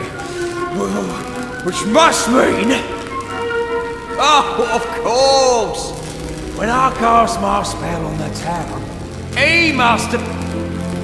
There I was, looking everywhere for you, and you were staring me in the face all along! What an idiot I've been! You're the last white wolf.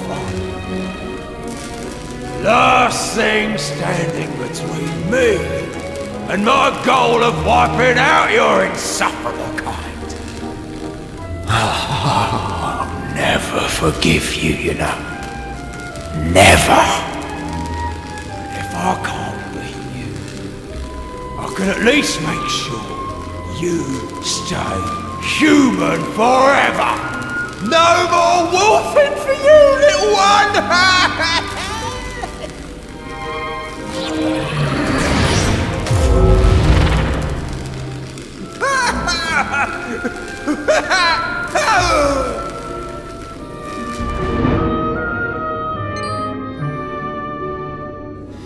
Quickly! Let's shut that lid and seal him away! Oh, for good this time!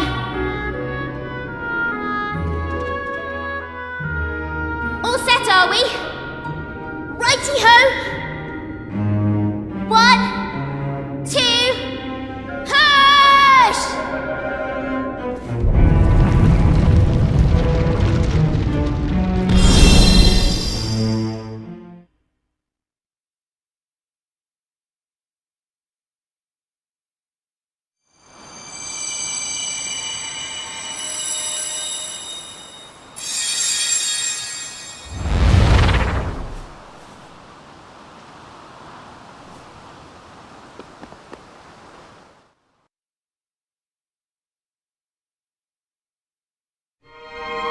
Well, I don't think we'll be seeing him again for a while.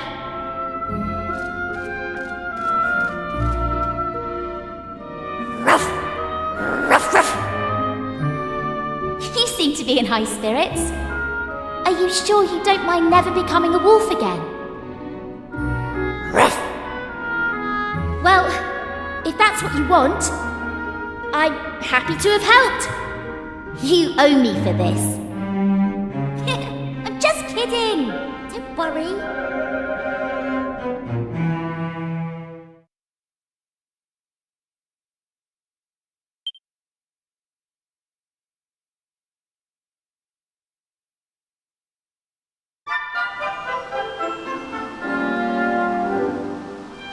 Hold on!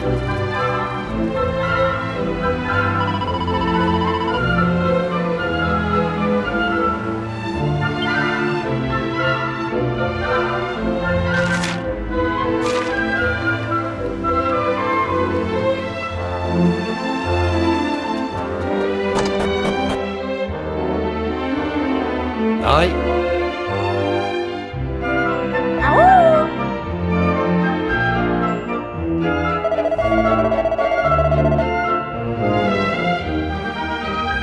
Okay.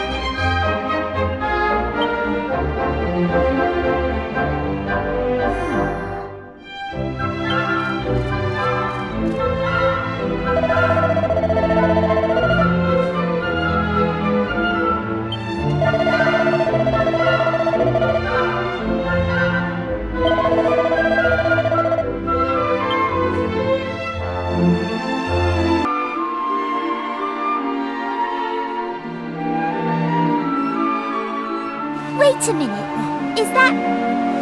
Huh? Ruff, go! Hold on. I think he wants to come with us. Ruff! Ruff! Go! Go, go, go! You know what? Maybe we should let him tag along.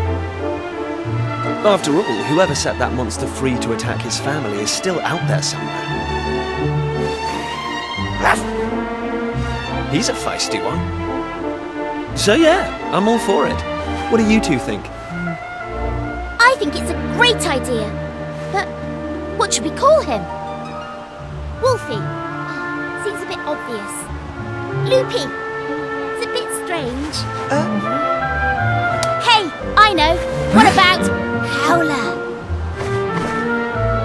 Ruff. Ruff. I see! Ruff's your name! Ruff, Ruff! Looks like we've got ourselves a new partner in crime. Welcome aboard, Ruff! Finally, someone I can rely on.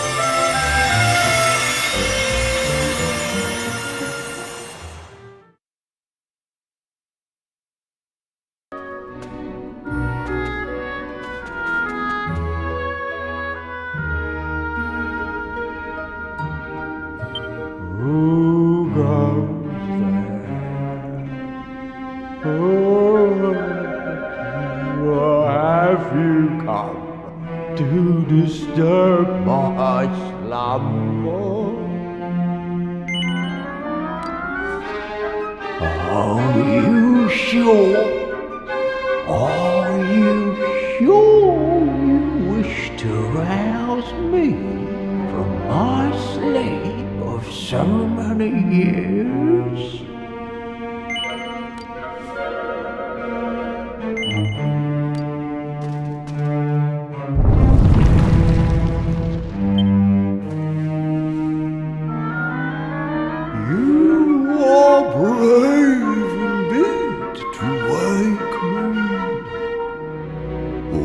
Perhaps merely foolish beyond measure. What in the blue blazes? It's you. You're the ones who... That time. It's me. You know. Me. Come on. You must remember me. Not ringing a bell, eh? Let me give you a hint. You fought me here a long, long time ago. I used every last ounce of me powers fighting you, you know. Took me an age to sleep it all. And when I woke up, I looked like this. Talk about getting your just desserts. I try walloping some puny humans and end up as one instead. I'm such a weakling now, I don't dare venture outside for fear of getting picked on. That's why I hide myself in here and try to scare people off. But wait, just a second. You're here too. The White Wolf boy. Fancy that. Well, I'm glad you're here. I've been meaning to apologise to you, you see. I'm sorry you ended up being stuck as a human because of me. But now that I think of it, it might not be too late. I think I might just have enough oomph left in me to turn you back into a wolf, you know. Ruff! No thank you. We've had quite enough of your meddling already. Seriously, it's no trouble. This is all my fault after all. Putting this right is the least I can do. Right then, are you ready? Wolfie, Wolfie, Wolfie boy! Changey backy! Hoi hoi hoi!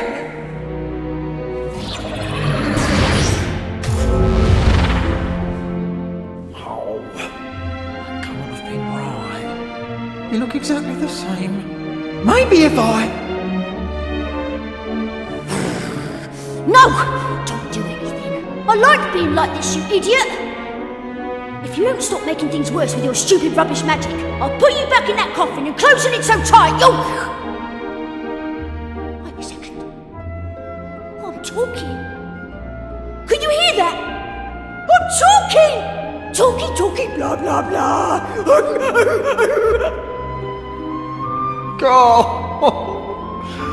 Oh, a total failure. All those years spent cowering in that box. And I haven't even got enough juice for a simple transformation spell. And what's worse, instead of making him more wolf-like, I've gone and made him more human. Oh, I'm useless. I'm total and utter failure. Weren't you listening? I said I like being like this. Don't cry. This is great. I'm happy. Over the moon. Now I can talk to my new friends whenever I want. This is going to make our adventure so much more fun. I can talk. Woo! I can talk. Goodness me! 1 minute he can't say a word, and the next he won't shut up!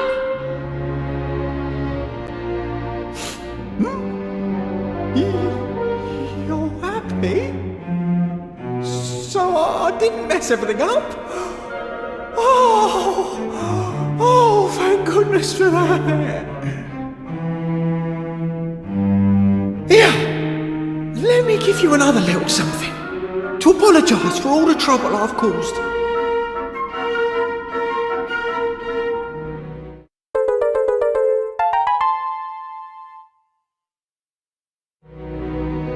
If I remember rightly, those are the things you were looking for, aren't they?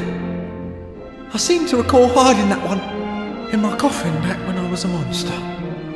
No idea why, but never mind that now. Anyway, it's all yours. I've no idea what you'd want with a mouldy old lump of stone, but I hope it makes you very happy.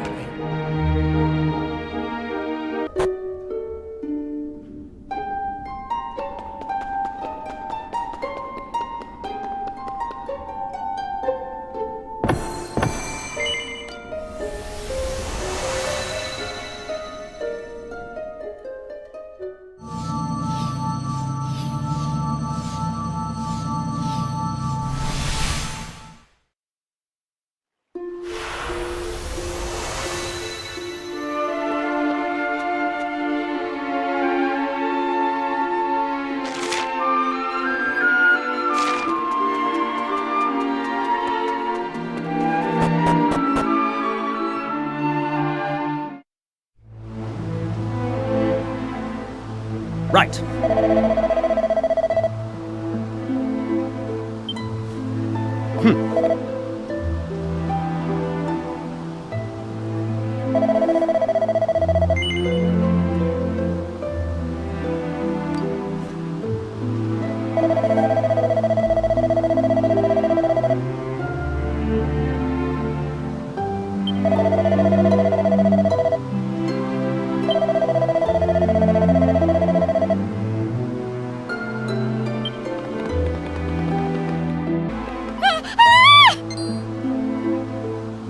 Eh?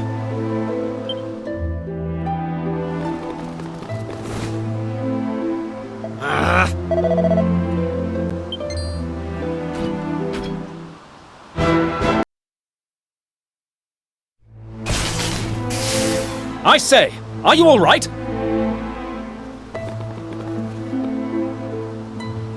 It seems you intervened in the nick.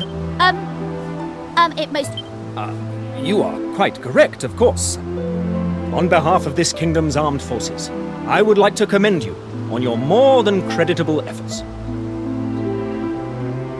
Besting an automaton is no mean feat.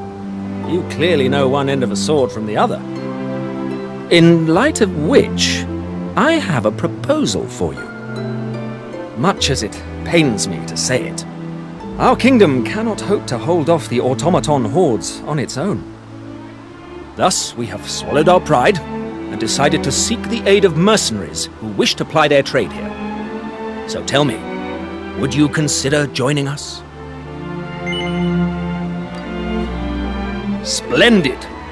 Now, the first order of business is to introduce the king to his newest recruits. You'll find Faraday Castle to the southwest. My men and I will head there now. When you've combed your hair and arranged yourselves, kindly make your way to the throne room. Oh, hold on a tick. I have neglected to introduce myself.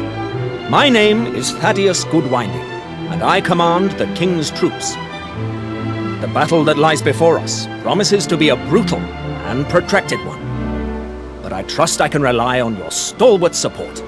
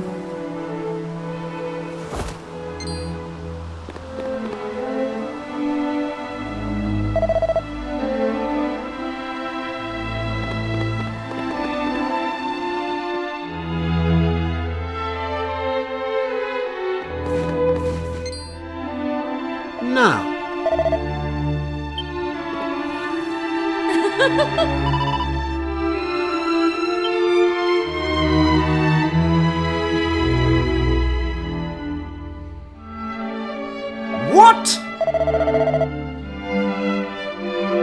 Ah.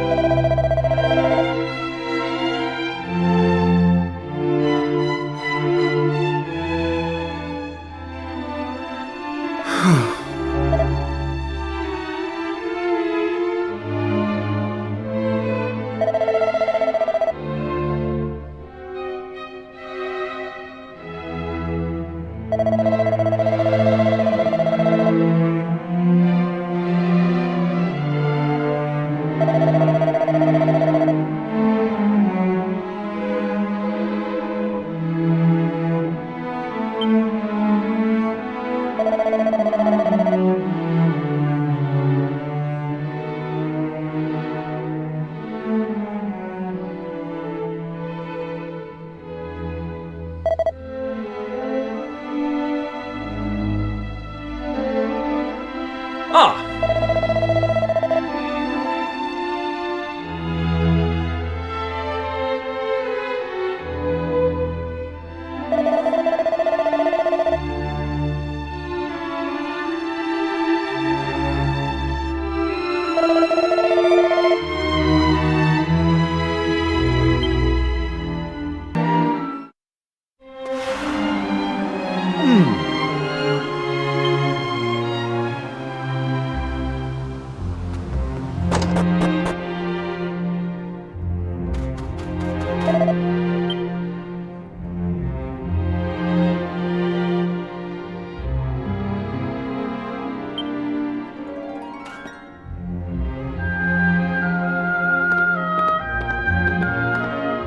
Ah, Autonomous.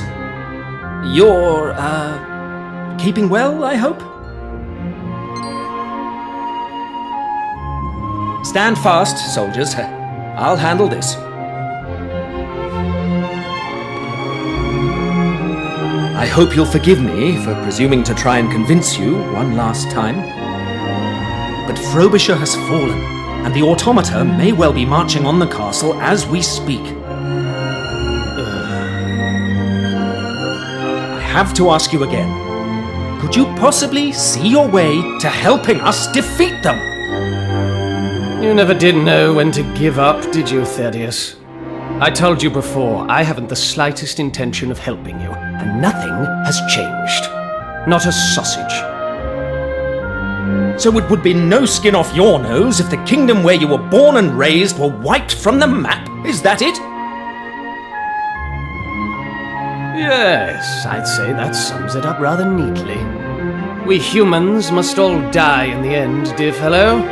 Just as well today as tomorrow. Damn your stubborn hide, Autonomous!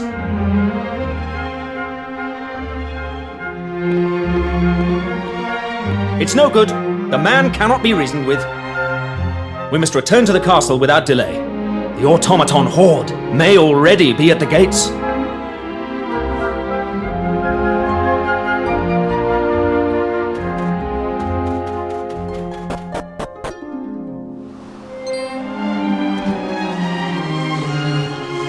What?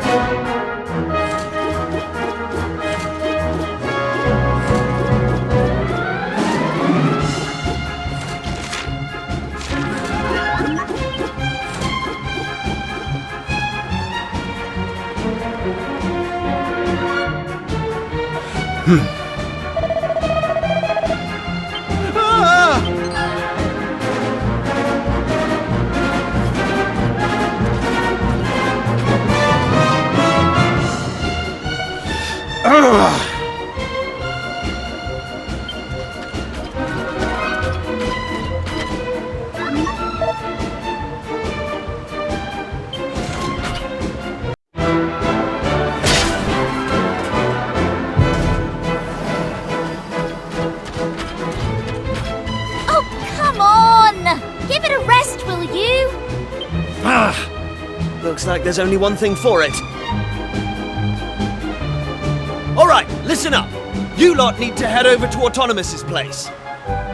Tell him and the captain to get over here ASAP. Wait! We can't leave you by yourself, Kiefer. Won't that be really, really dangerous? Don't worry, Ruff. I'm not going to let these glorified dustbins get the better of me. Now get going!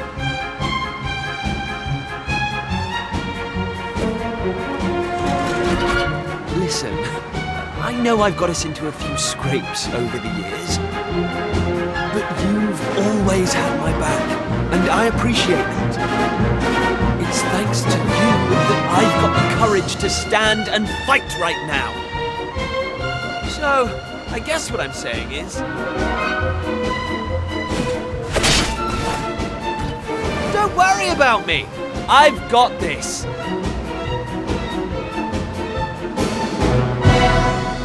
And you've got work to do!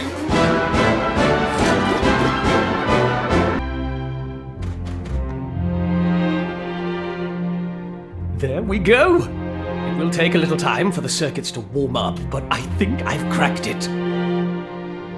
Eh? What are you lot doing here? Aren't you supposed to be at the castle? We were! Then those metal things attacked. You've got to help us, Mr. Autonomous! Curse them! They've made it to the castle! We cannot dawdle here a second longer! Come, Autonomous! Rouse your pink-hued protégé, and let...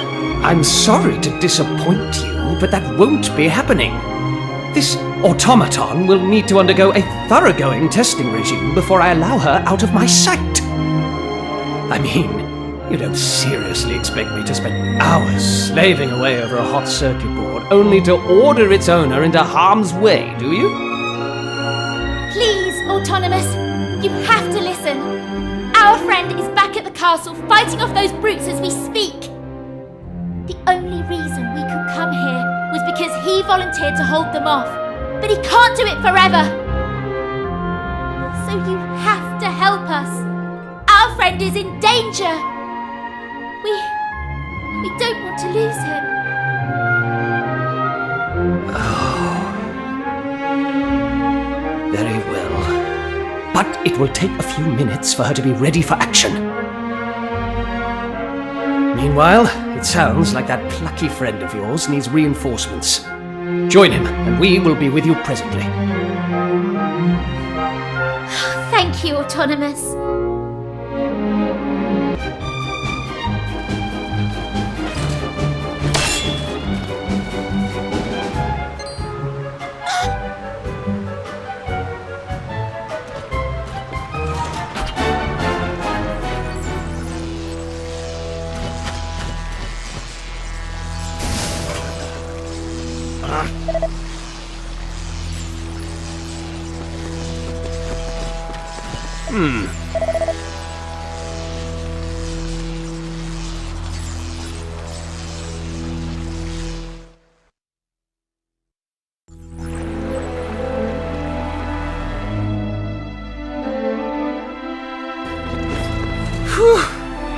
I'm not sure how you did it, but you really got me out of a tight spot there. Right. Listen up, you big idiot. Never, ever do anything like that again. Do you have any idea how worried we were? Whoa! I'm sorry, all right? And I'll never do it again. I promise. So, could somebody tell me what just happened? I had a good rummage around in the old girl's neural matrix and managed to remove all traces of belligerence with a touch of clever rewiring. This little lady won't be posing a threat to humans again anytime soon. Will you, my dear? There.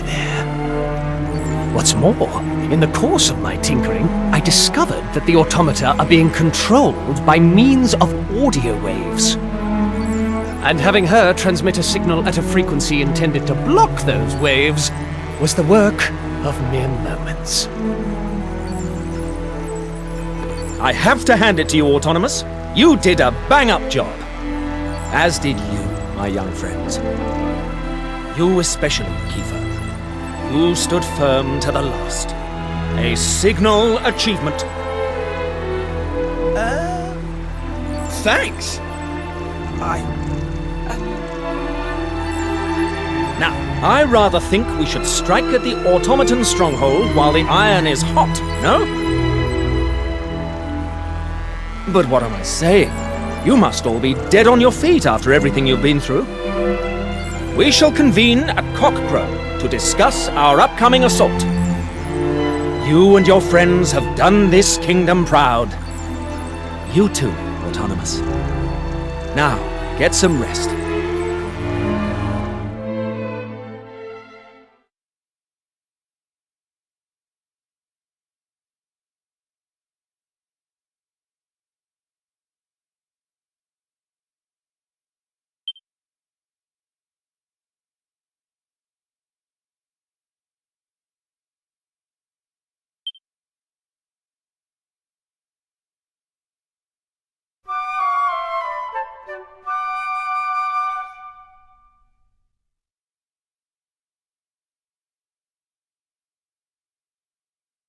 Oh!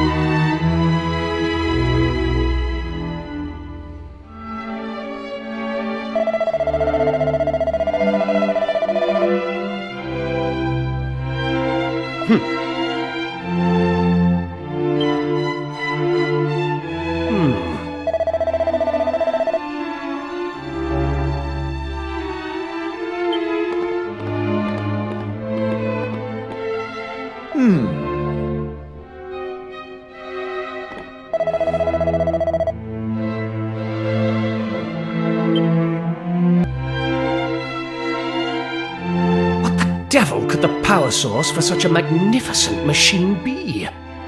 Some form of perpetual motion engine, perhaps.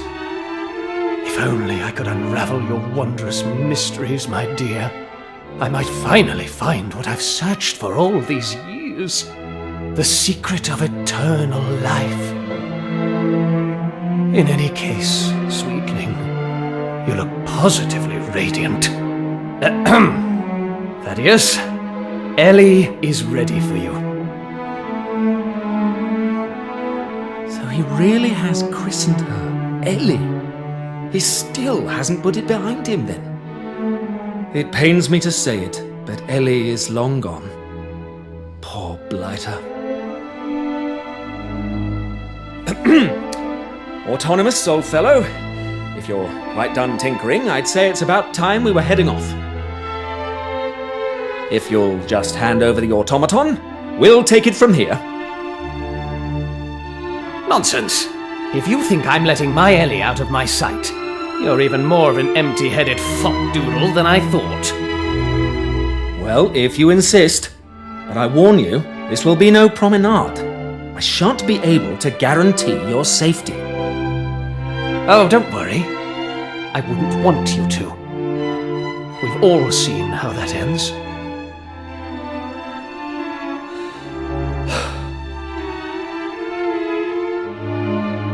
Please excuse that little exchange. Now, I trust you're ready for a bracing march. Let us head out.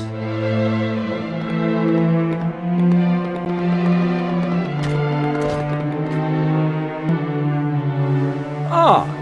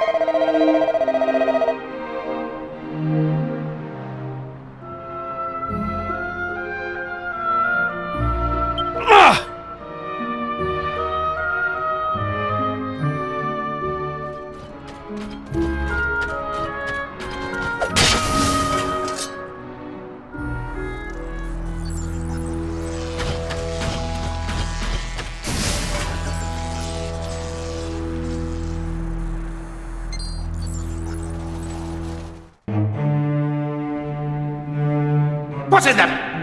How did you worms get down here? Can you have fought your way through all those automata? I refuse to believe it! No, it's not possible. No miserable human force could accomplish such a feat. But a theory is nothing until it is put to the test. Let us see how you fare against a representative sample. Come, troops! Destroy them!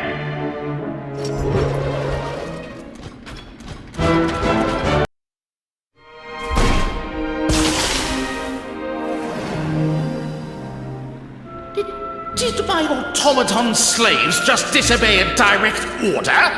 I told them to destroy you! Well then, it seems I have no choice. I shall have to see if I can't pulverize you myself!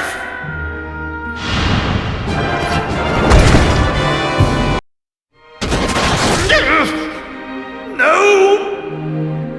They laughed at me. They called me the Tin Pot Dictator. I was so sure I would prove them wrong. But now look at me. My master, the great evil. He entrusted me with an army of automata. Trusted that I would destroy humanity. It was such a beautiful plan. How could it end like this? But it is not over yet. One trump card remains. And if it destroys this entire island, then so be it. For I shall not be here.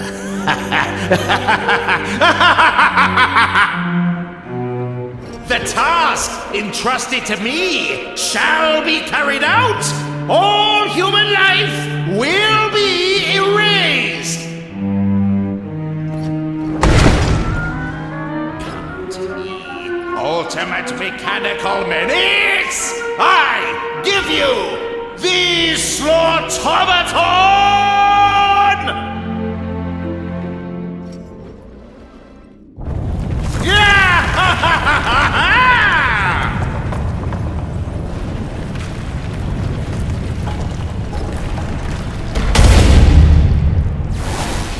Destroy, destroy, eliminate humankind.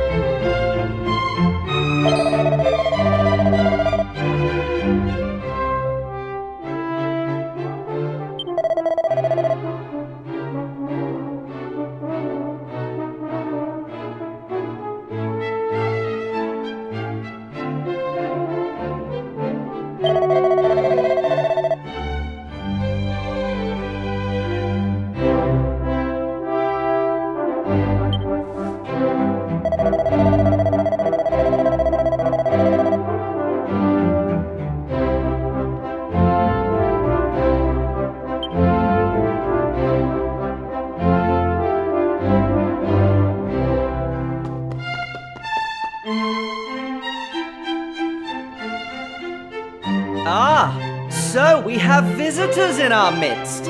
I welcome you to my humble domain. You come to us at an exciting time. My subjects are currently striving to place our realm at the forefront of technological progress. You may return to the rulers of your land and tell them this. If they wish to march with us into the brave new future, we will gladly welcome them on our journey to a paradise of convenience and ease. Which reminds me, you gentlemen may return to your research.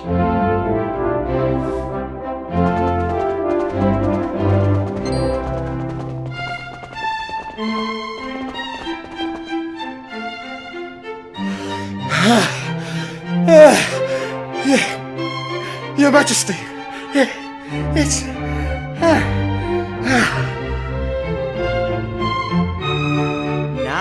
Now, my good man, take a few deep breaths and compose yourself. Yes, Your Majesty. Thank you, Your Majesty. I bring important news. We've finally found one, Your Majesty. A mechanical man from ancient times.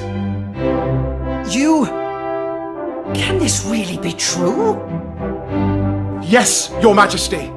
There's no mistake, I assure you. We found it in the far west of the kingdom, Your Majesty. Ho-ho! So, you ignored the received wisdom of centuries and ventured into no man's land, did you? Well, now we know what it has been hiding all these years. Things are getting interesting. Muster the troops. We depart immediately. You, man, you will guide me personally to the place of which you speak. Yes, Your Majesty. Ever so sorry for the interruption. Now, if you'll excuse me, I must prepare to depart. Exciting developments are afoot!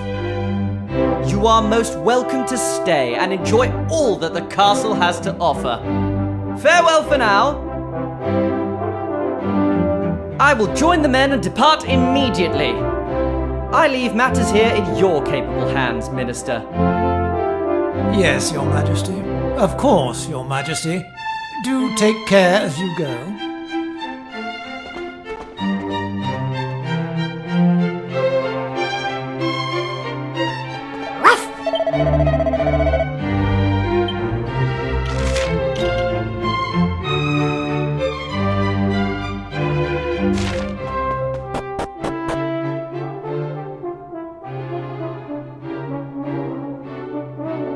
Ahem.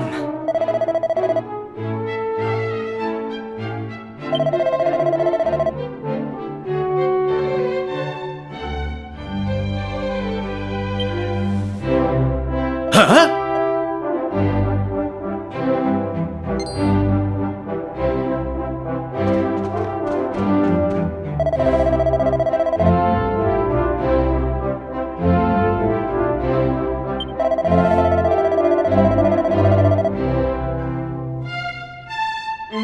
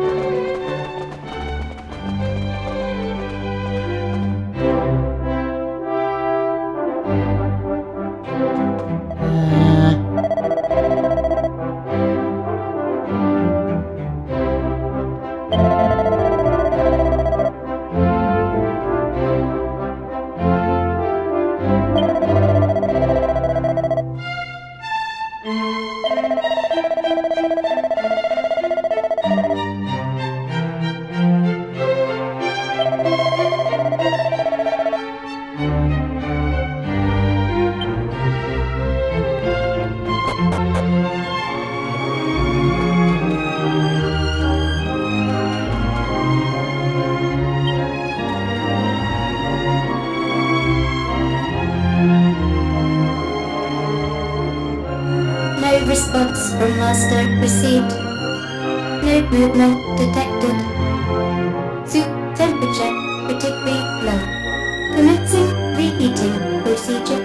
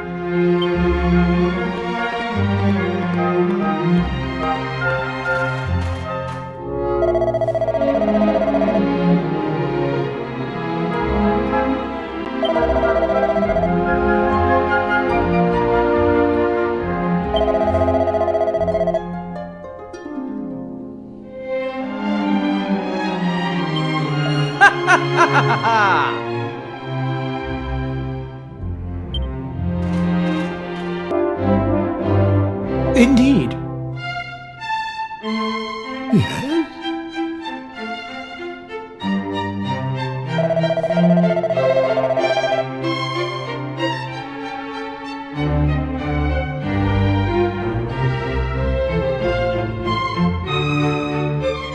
Yes.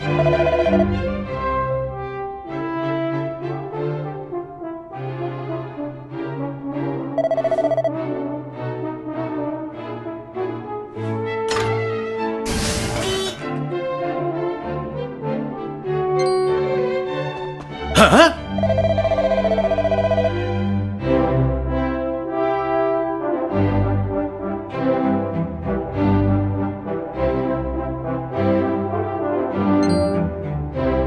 Really?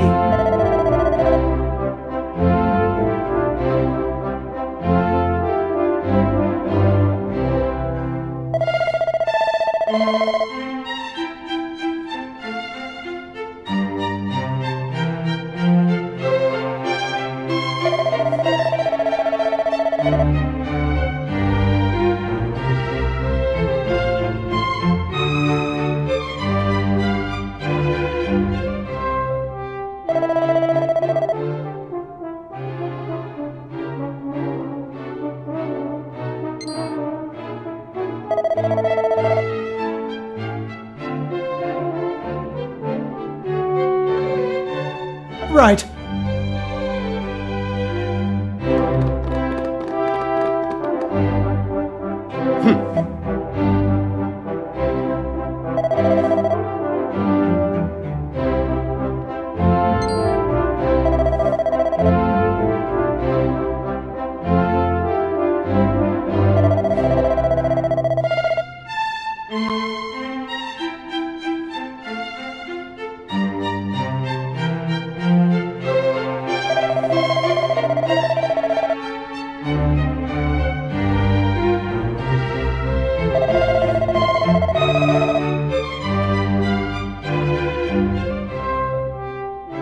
Am I clear?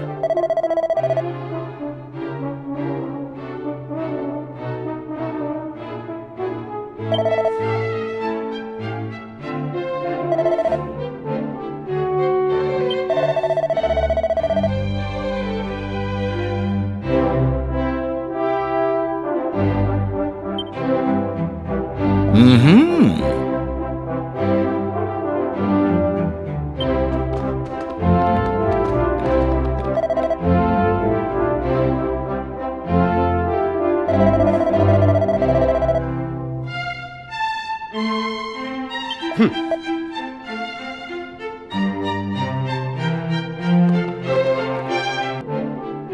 Oh.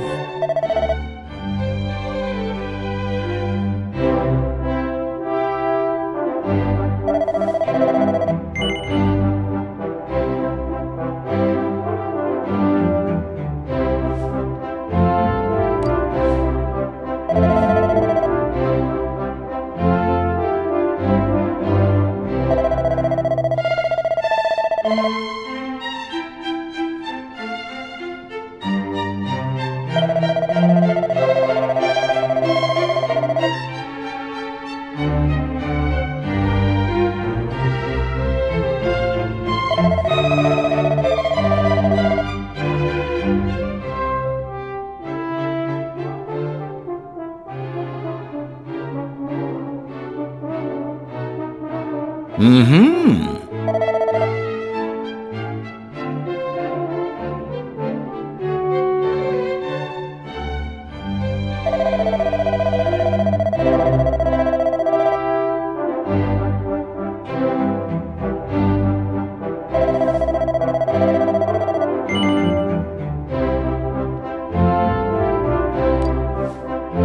Well.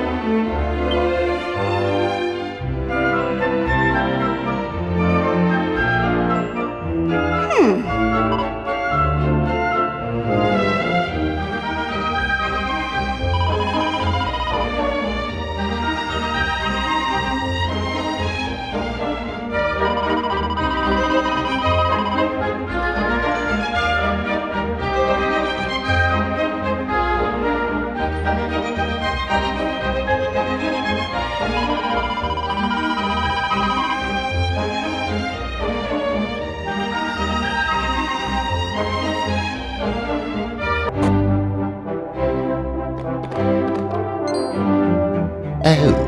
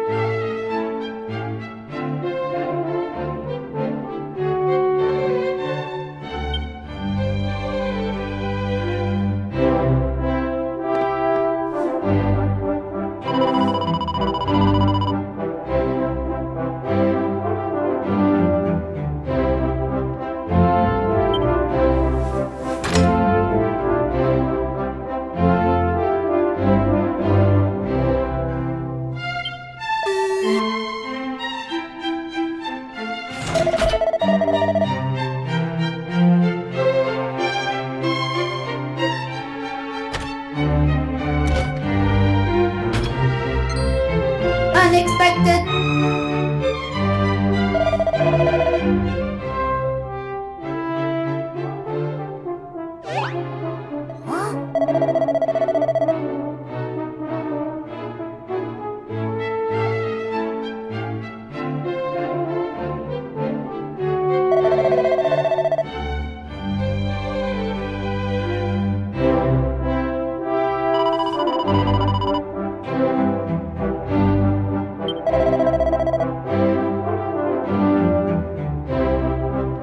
Really?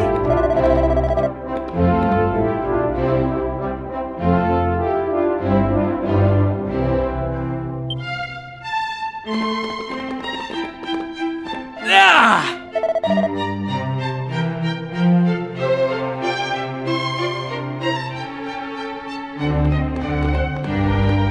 Oh no.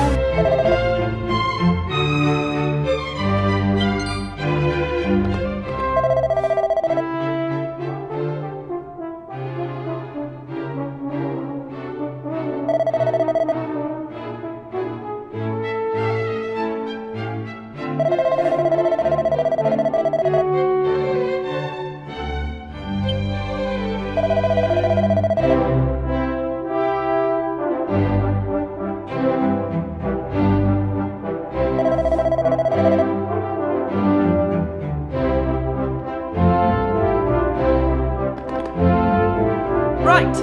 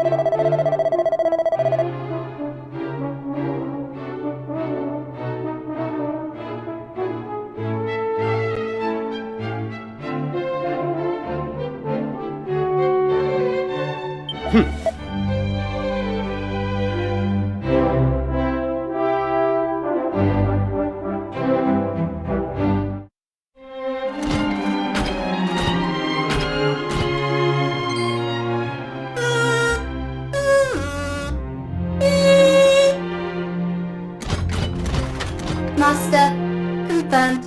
Asleep. Must administer hot soup. Soup will ensure revival.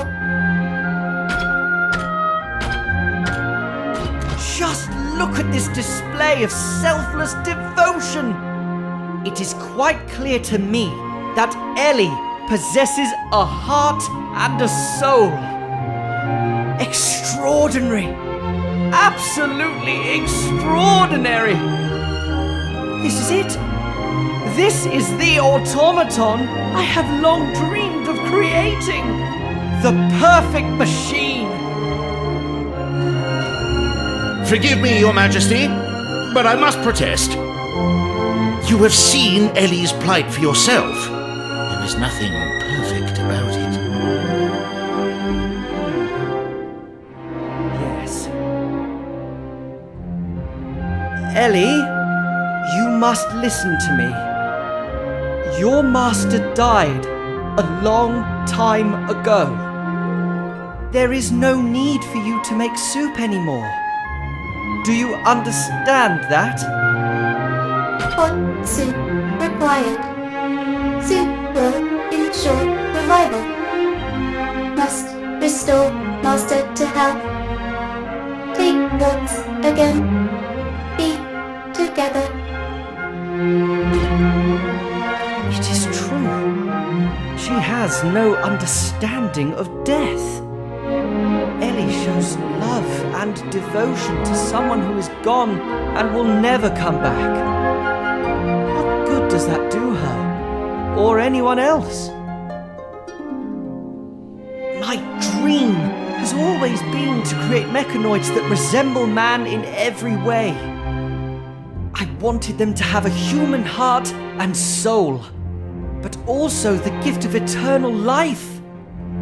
But now, I have begun to doubt the wisdom of the entire enterprise. Would such an invention really guarantee a bright future for this kingdom?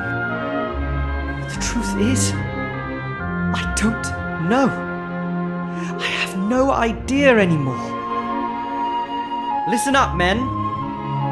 Ellie is not to be disturbed under any circumstances. Is that clear? No one will be allowed to enter this area on pain of death. Yes, Your Majesty.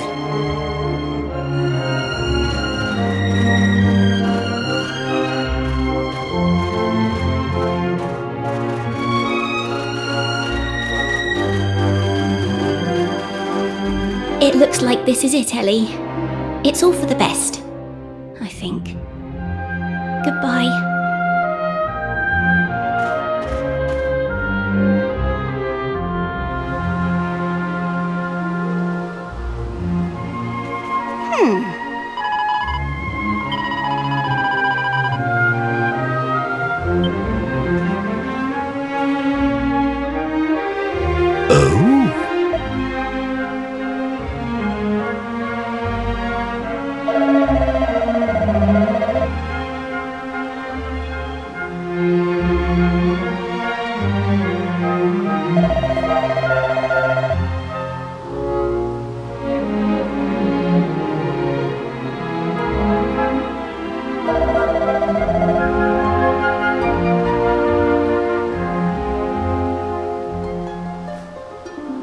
Well.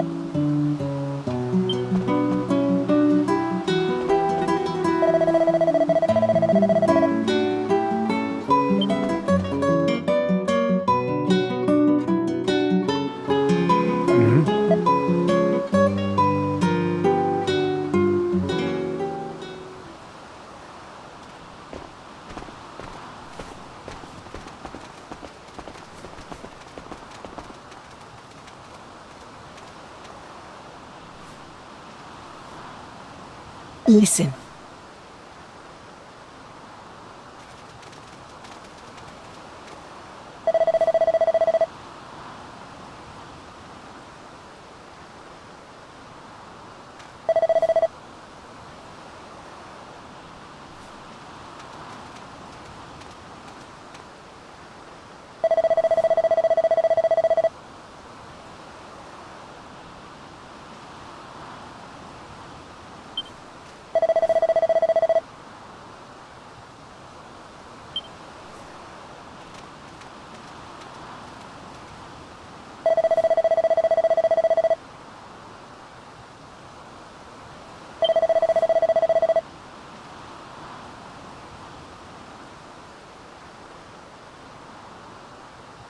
Okay.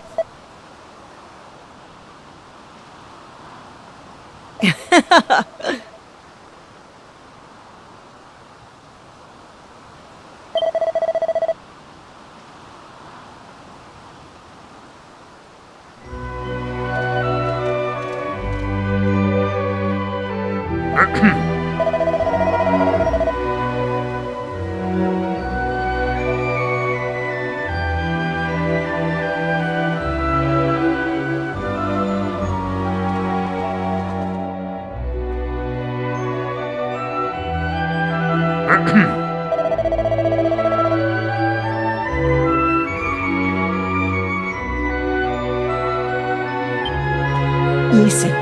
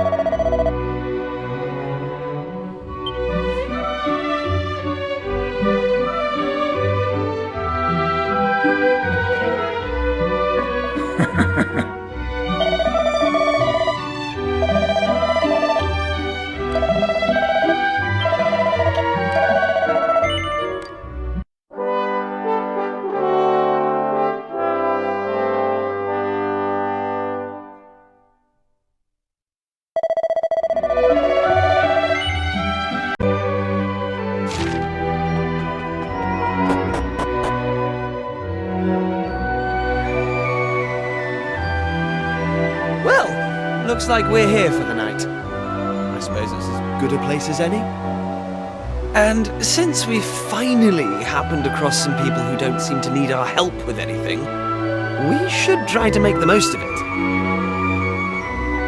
I'm off to see if any local girls want to dance. You're more than welcome to come with me if you want.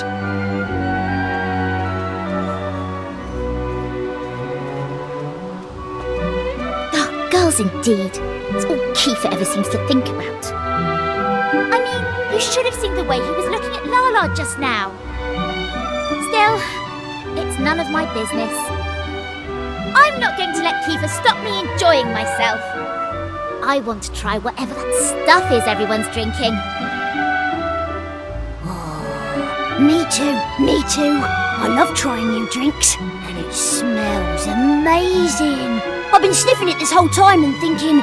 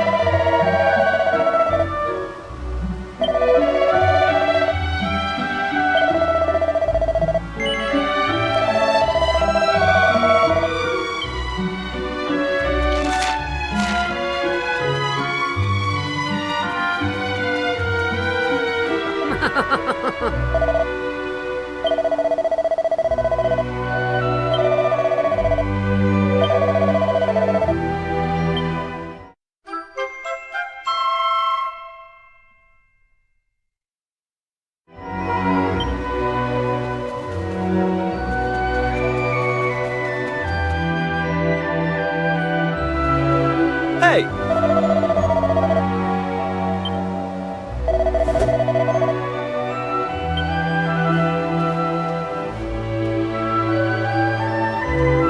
Right.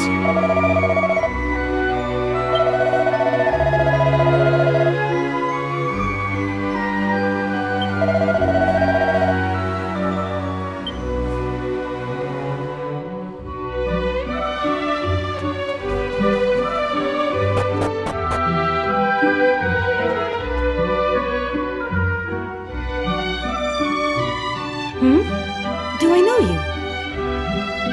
You will do, soon enough. I'm Kiefer, and this is my best friend. You're Lala, right? That ceremony was amazing! But I just wanted to ask, and I hope you don't mind. Are you alright? Feel free to tell me it's none of my business. But you look so sad and lonely and... Well, you see, I think you're really beautiful, Lala. What? I'm sorry. I don't know what came over me. Forget I said anything. You do not need to apologize. It is not easy to say such things to someone's face. You clearly have courage. Thank you for thinking about me. It is very kind of you to show such concern for a stranger. As you may be aware, we Romas have a very important duty. We must free the Almighty from the seal under which he was placed long ago. What is more, it is I who must carry out this duty. That is the purpose of my life. The mark I bear is proof of this. Sounds like you're pretty special then. I mean, do you know how rare it is to have something that only you can do? I'd say that makes you pretty amazing, Lala.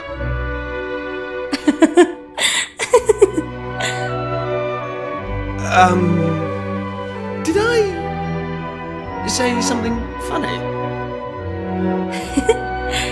I like you, Kiefer. No Roma would ever compliment me the way that you did. Really? Well, I'm sure that's not true.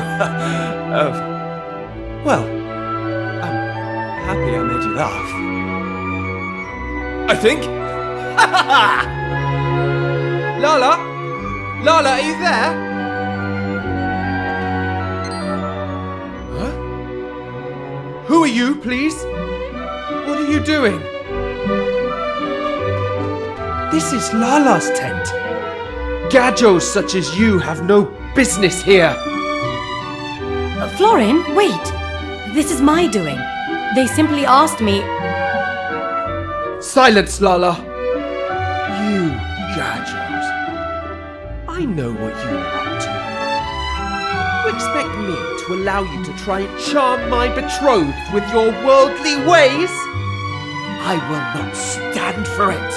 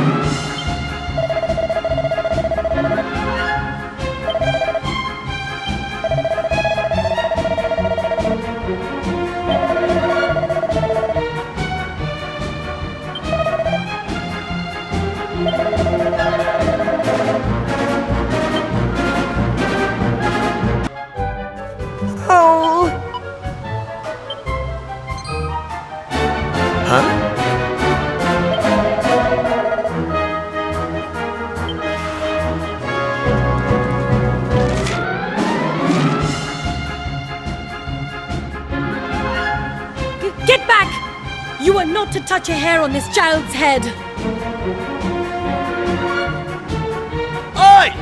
Over here, face sake! If it's a fight you're after, we're more than game.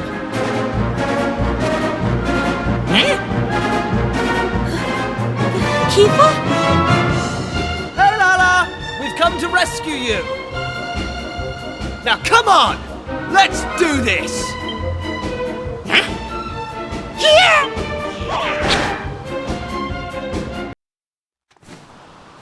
Are you two all right? You're not hurt? I am fine, and you are very strong. What are you doing here? Boldo asked us to come. Looks like we made it just in time. My father? Is he all right? Yeah, he's fine. Everyone is. Don't worry. Oh, praise the Almighty. So my mother is also fine? I want to see her now. I will go back to the encampment. Thank you for helping me, Lala. You too, Gajos. Hey! He's a live one, eh? Still, if Florin's playing that Torben of his, there won't be any monsters outside the forest. He should be fine by himself. We'd better head back ourselves, though. I think we've had enough forest for one day. Can you stand, Lala? I am sorry. I seem to have twisted my ankle. Ah, right. Well, in that case, you'd better lead the way.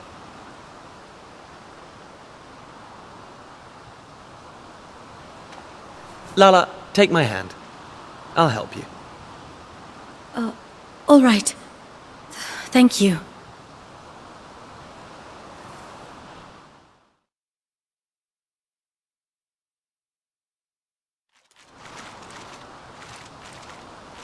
So, this might not be the best time, but would you mind if I asked you something, Lala? Why did you go and take on that monster all by yourself? That was pretty reckless of you.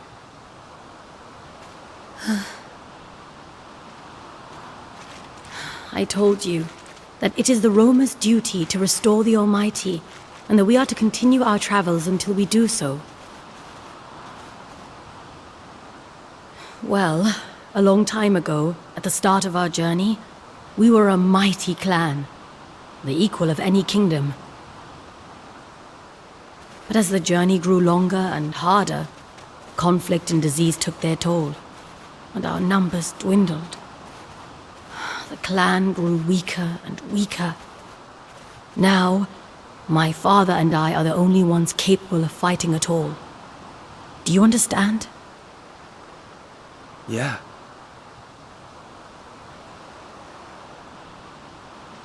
My dearest wish is for us to complete our journey, to fulfill our duty that we roamers may live freely in the future. That is why I fight. That is why I dance. For my clan, first and foremost. And for myself.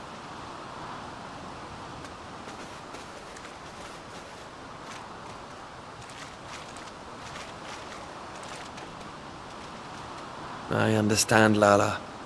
I know exactly what you mean. But let me just say one thing.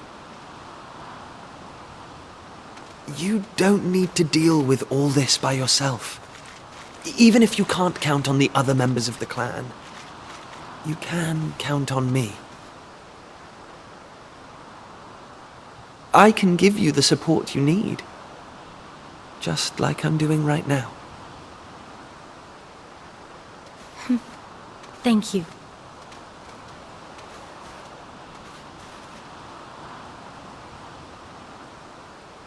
That means a great deal, Kiefer.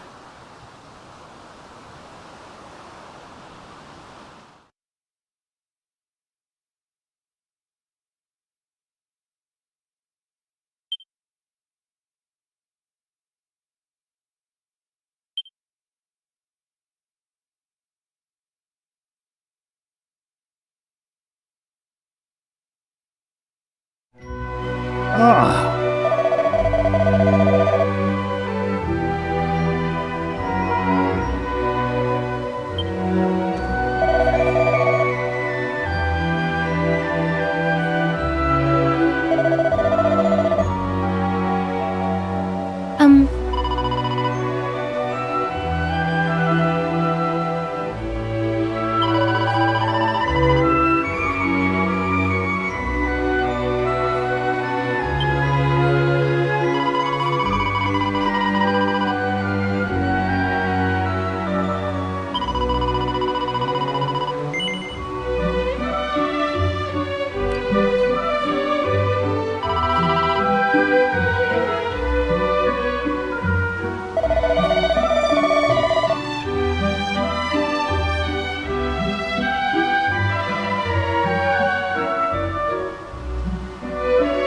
Okay, listen.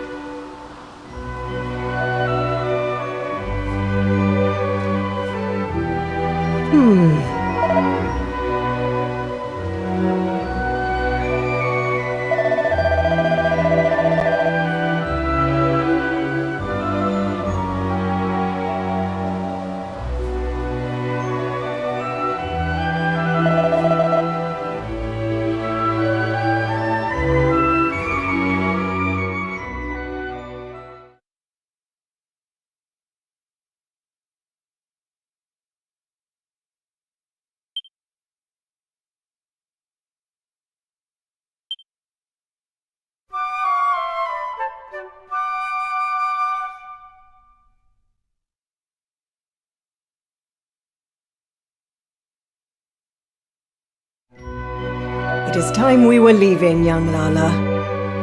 I trust you will take good care of yourself and of dear Baldo. Oh yes, Madam Rosa. Kiefer, I trust you will do whatever is required to protect Lala and her father. Of course! I'll make sure they're safe, no matter what. You lot, just try and hang in there until I arrive, okay? Oh, shut up, you insufferable big head. We'll be fine, thank you very much. Just remember you've got a job to do. All your posing won't mean a thing if something happens to Lala. It seems you young gadgos are close indeed. It pleases me to see it. Now then, young man, if you are ready, we must depart.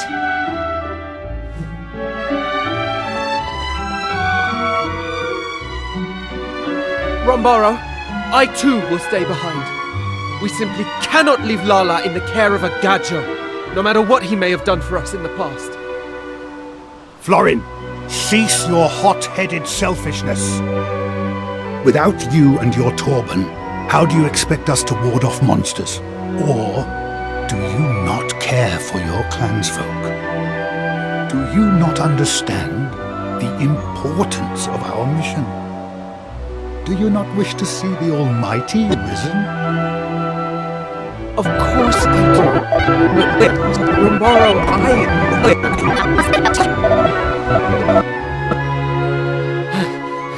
Rombaro, the Vanguard has departed. Very well. Then our own departure cannot be delayed any longer. I am sorry that you had to witness such foolishness. Now, put it from your mind. We make for the altar forthwith.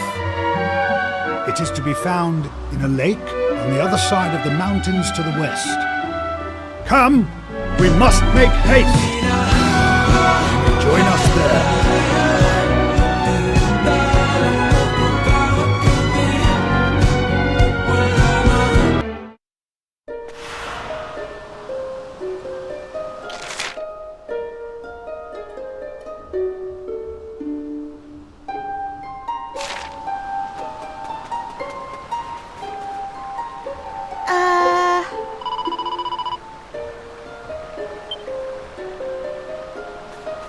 Ah.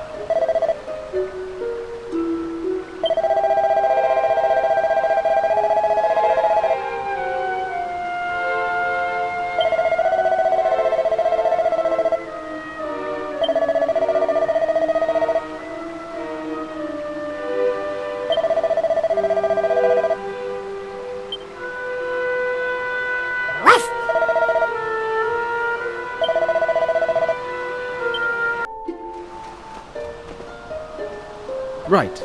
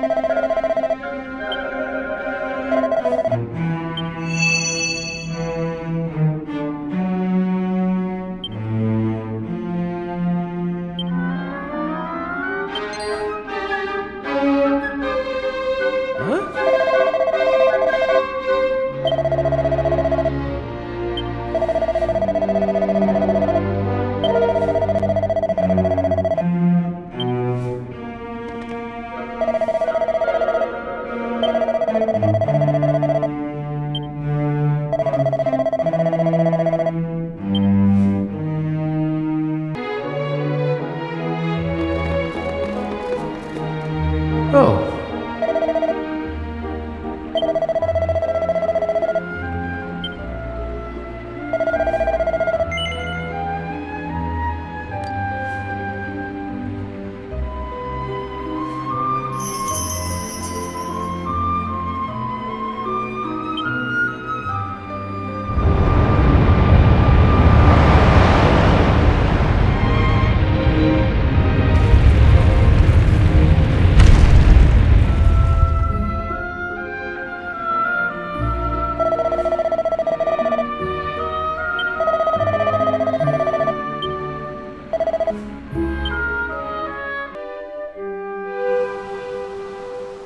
Oh!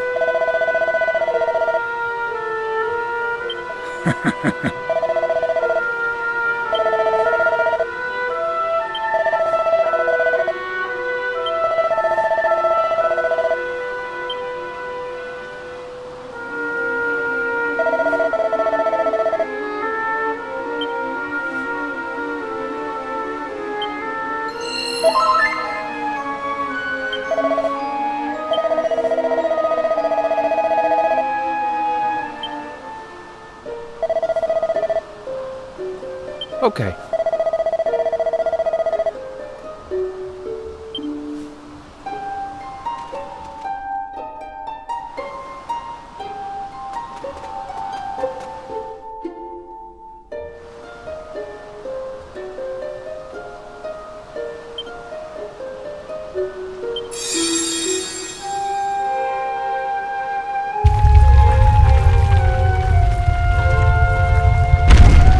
Oh.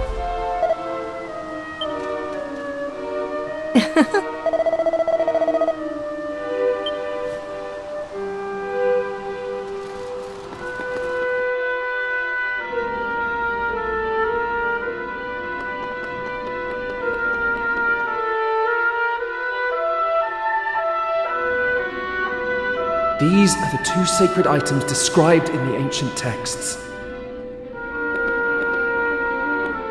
The Turban of Truth. This is the instrument I must play. And here is the vestment of virtue, in which Lala will perform her dance. Together, we will carry out the ritual, and the Almighty will be restored. Then I shall be free at last. Free to choose my own path in life, no longer shackled by the destiny of the roamers.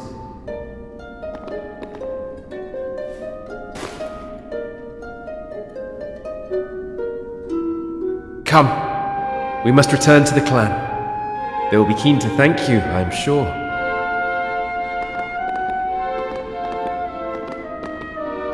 Wait up! Sorry, sorry we're late. Lala's bad leg was troubling her, so I thought I'd better carry her on. What? You carried my betrothed? You?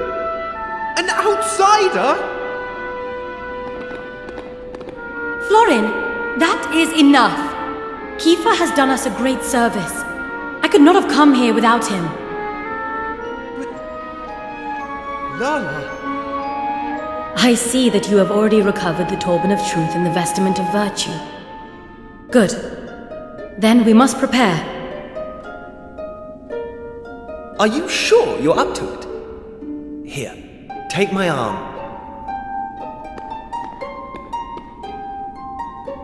Thank you, Kiefer.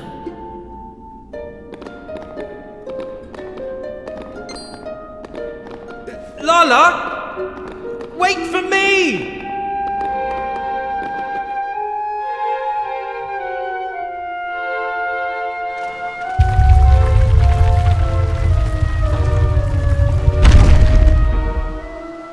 Okay.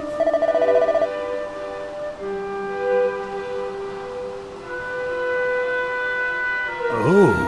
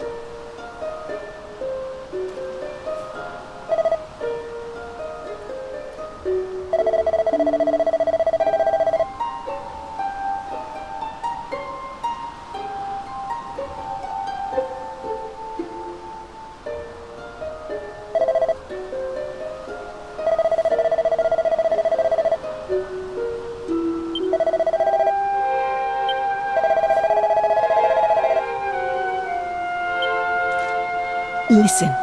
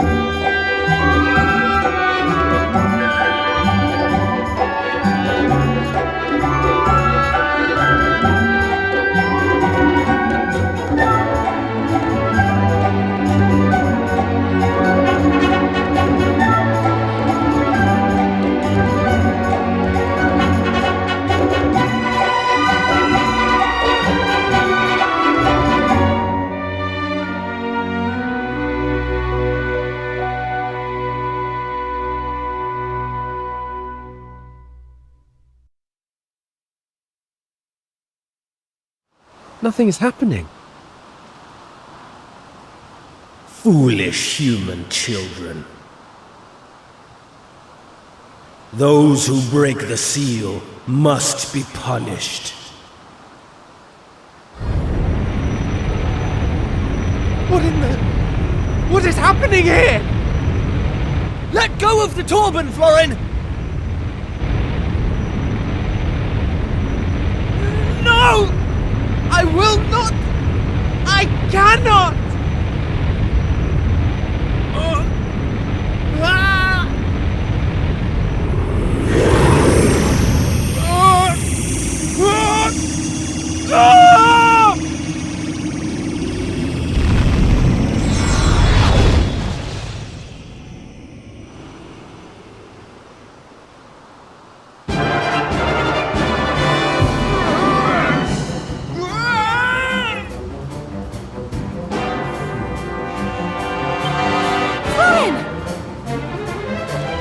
Feel it.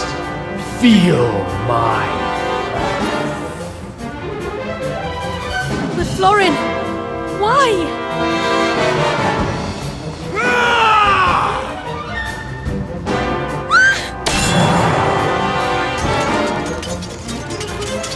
Keeper!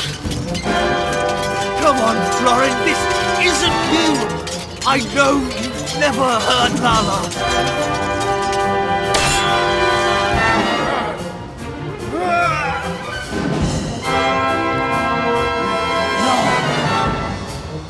Please, stop! Someone, help! Did you hear that? That was Florin's voice coming from inside the monster. And it sounds like he's in pain. Come on, let's deal with this thing and set Florin free. Keeper, wait! I will help you. I cannot allow poor Florin to suffer.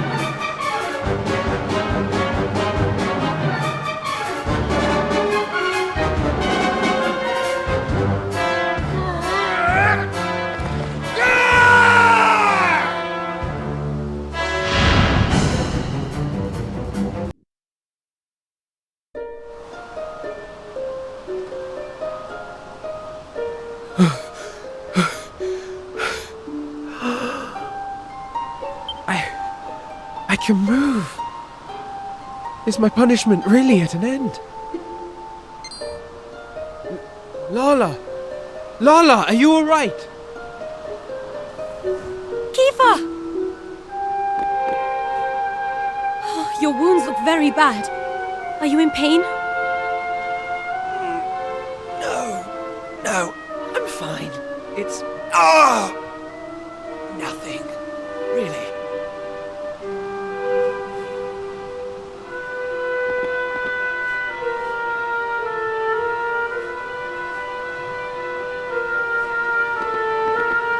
Oh, thank goodness. And thank you, Kiefer. Thank you all. This was all my fault. All of it. But Florin, I am equally to... No! No, Lala. It was me who insisted we go ahead with the ritual. For my own selfish reasons. I have known all along. Known that you do not love me. But I thought, perhaps if I were to fulfill the Roma's duty, perhaps then... Oh, Florin. I should have told you the truth long ago. But I knew our fates were intertwined. I meant only to protect you, and myself. The fact is, Florin, we cannot be together. I am sorry. I understand. I only hope that you can forgive me, Lala, for what I have done.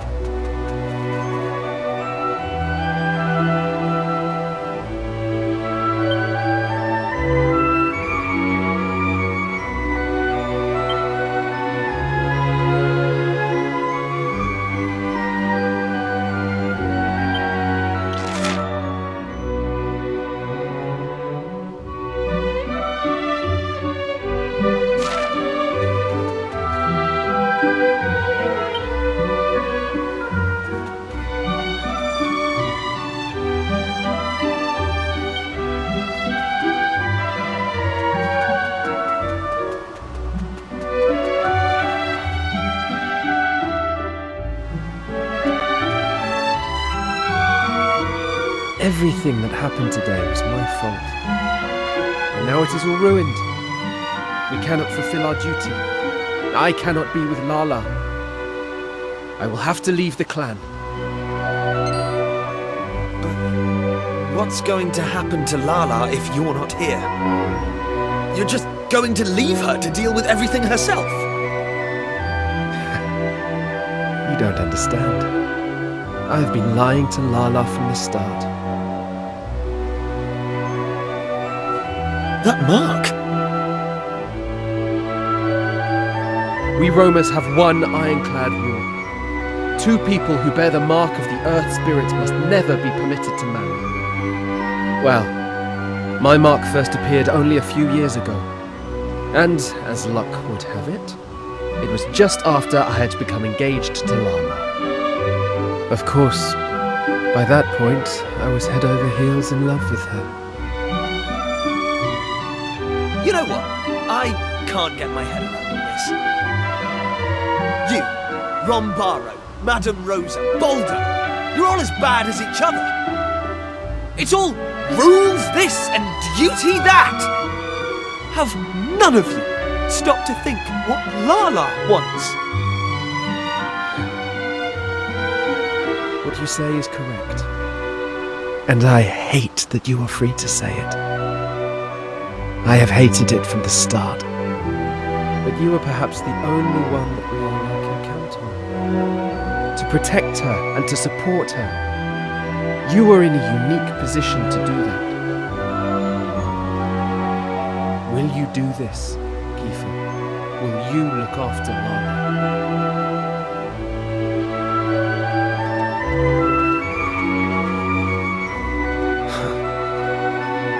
Well,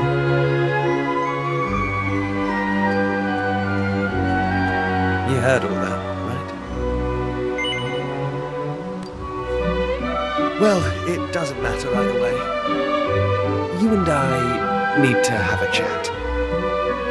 Let's meet at that hill, overlooking the sea to the west. No one will disturb us there. Not even Maribel.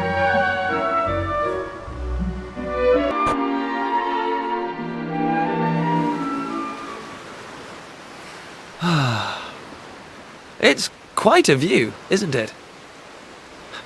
Doesn't this place remind you of Astard?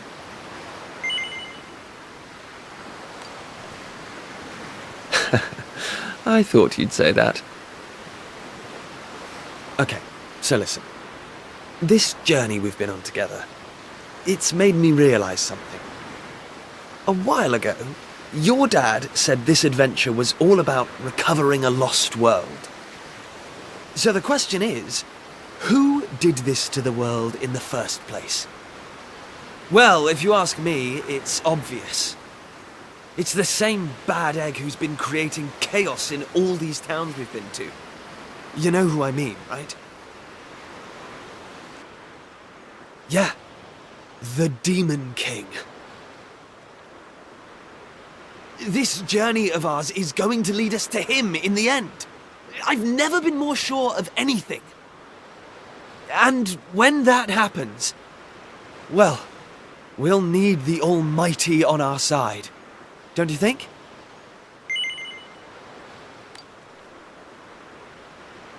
Yeah, I thought you would. Anyway, I've been giving it some thought. To restore the Almighty to this world, we need the Romas. But leaving such an important job to them alone, well, to Lala, really, doesn't feel right. You know what I mean, don't you? Right. Anyway, here's what I'm thinking. Just hear me out, okay? I've never really mentioned this before, but the fact is, there's something about you. Call it destiny, or whatever, but you have a purpose in life. Me, on the other hand, well, there's nothing special about me. Apart from the fact that I happen to be born a prince. And if I'm honest, I used to be jealous of you. That's why I wanted to come on this adventure, to see if I could find a purpose too. Something only I could do.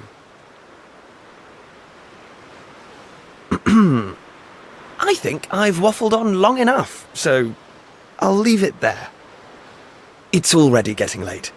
You head back and get some rest. I'll be right behind you. I'm just going to enjoy the view a little longer. I'm in that kind of mood tonight.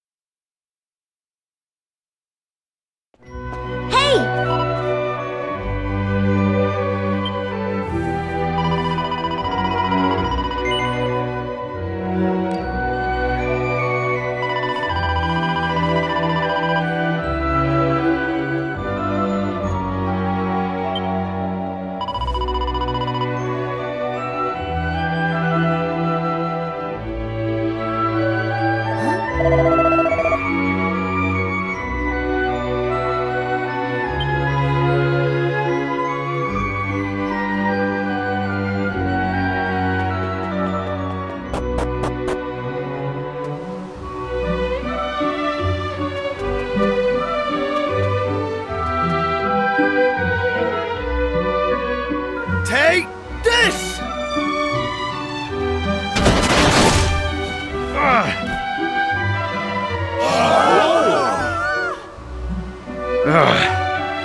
There's no doubting your talent, boy, or your tenacity. I yield.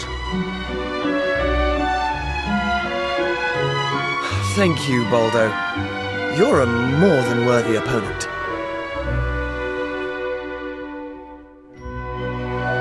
So, Rombaro, this means I can be the next guardian of the roamers, right? Yes, most certainly. We would be foolish to refuse one so skilled. Come before me, Kiefer. Your companions too.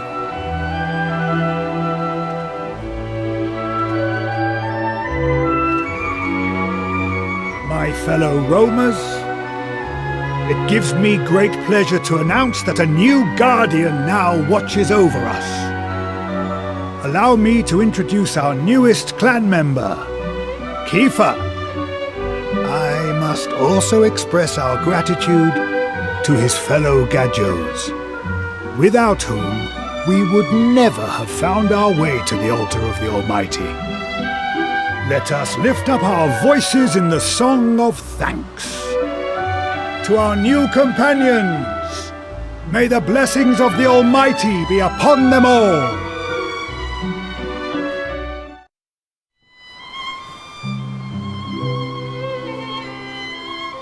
I hate to spring it on you like this, but it looks like this is where our journey together ends. I can't go back to our world, to our time, to a place where my whole future's decided for me. I'm going to stay here and look after the roamers. And besides, look at this amazing sword they give you! Ha! Bet you've never seen engraving like this before. And as guardian of the Almighty's chosen people, it's all mine now. That's my destiny. My purpose. I think you know what I'm talking about, don't you?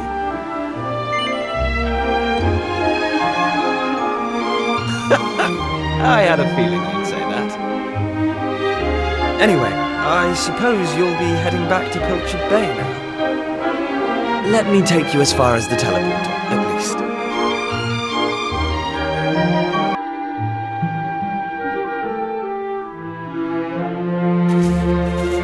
Well, here we are. for us to part ways. There are people out there who need your help, and people here who need mine. We've both got a job to do, after all. And when we roamers fulfill our duty, you'll be the first to know. Listen, thanks for everything. It's been amazing.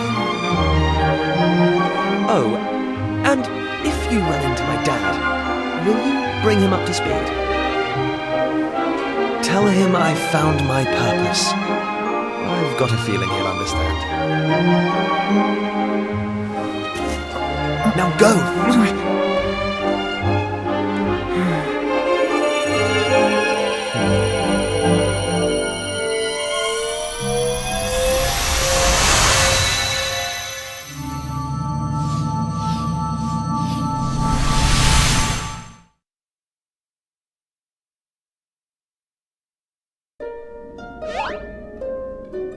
What?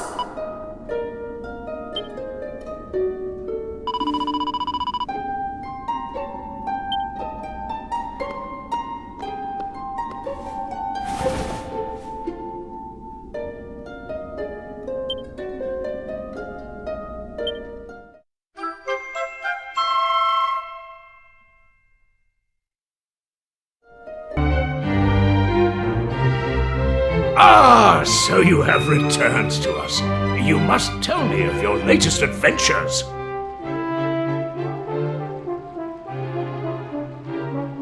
But first, please enlighten me as to the whereabouts of my son. Has that confounded boy wandered off somewhere again?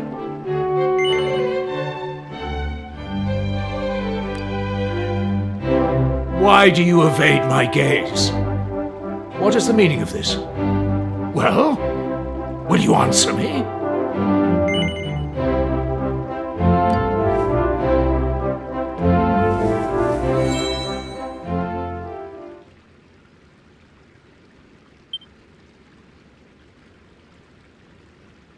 As Prince of Astard, it was my duty to safeguard my kingdom's future. I abandoned that duty, and I hope you can forgive me for that. Because I found my purpose here. I found the thing that only I can do. The thing that I'd be willing to sacrifice anything for. I've been so fortunate. I had the best upbringing a boy could hope for, and a loving father and sister. Everything I am today is thanks to you, and I'll never forget that. I wish you all many years of health and happiness. Love, Kiefer. P.S. Be nice to Lisette, okay? I'm going to miss her.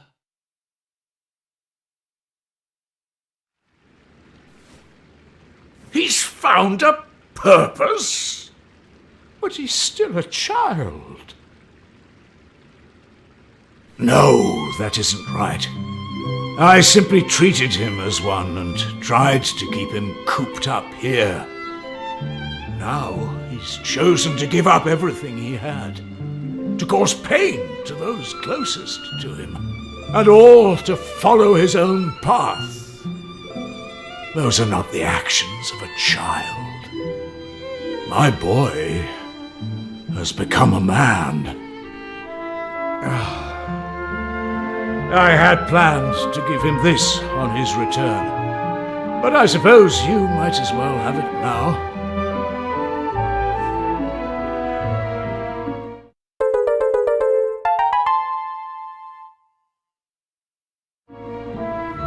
One of the people of the island found it and brought it here to the castle.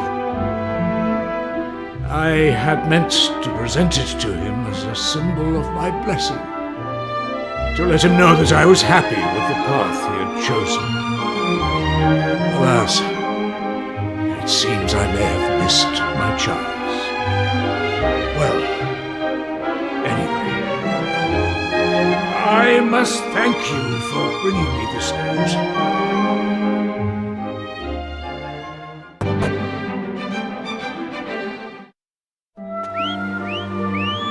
Oh!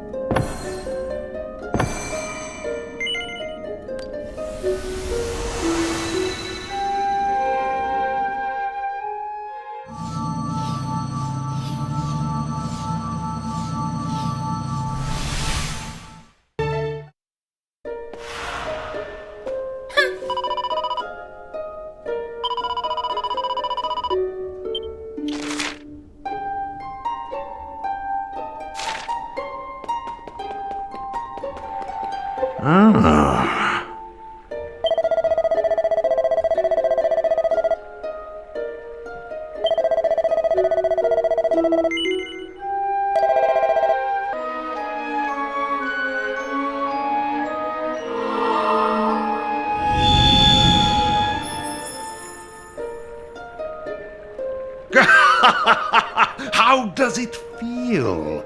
Do you enjoy the sensation of the power being drained from your bodies?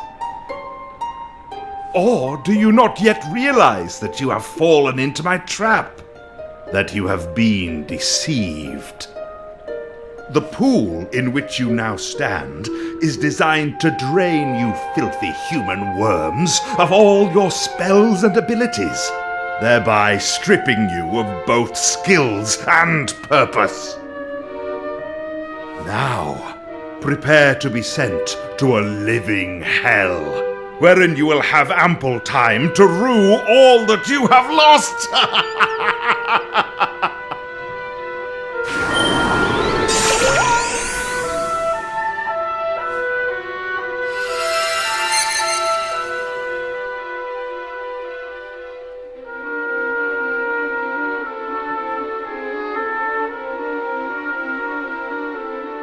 What am I always telling you, Nava? You're too much of a soft touch. Why should you care what happens to them? You should have left them to fend for themselves. If we just left them lying there, how long do you think it would have been before our fellow citizens started helping themselves to everything they owned? Who cares? In case you hadn't noticed, they're complete strangers.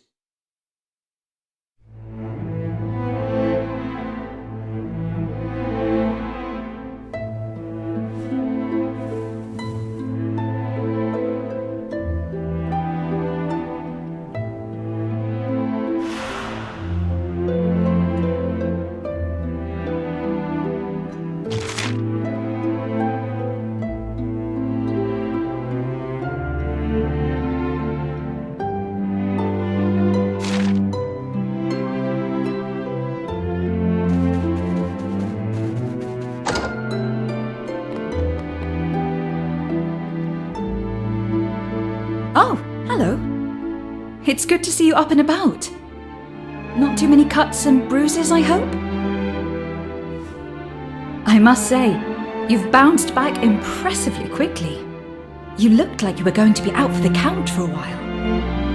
If I'd taken the kind of punishment you did, I wouldn't have left my bed for a week. That's because you're not well, sis. You should be resting, not looking after waifs and strays. Sev! If you don't mind this waif intruding for a moment, would anyone care to explain what exactly is going on here? Don't you remember? You went to see the High Priest of All Trades Abbey about changing vocations. I'm sorry to say, but he's an imposter. He steals the talents of those unfortunate enough to meet him, and then he dumps the poor dupes down here in Pilgrim's Perdition, where we're all trapped. Every last one of us. Not that you'll need to worry about being here long.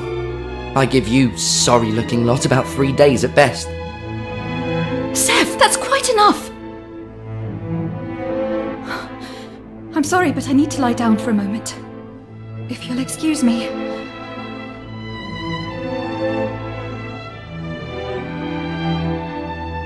My sister's had enough excitement for today.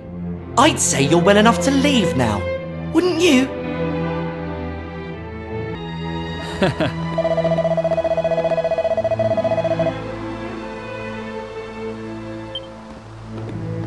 Yeah?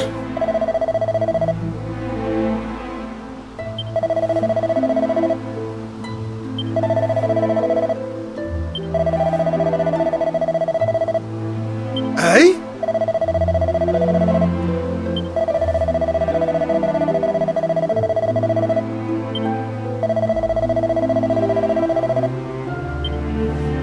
Ah.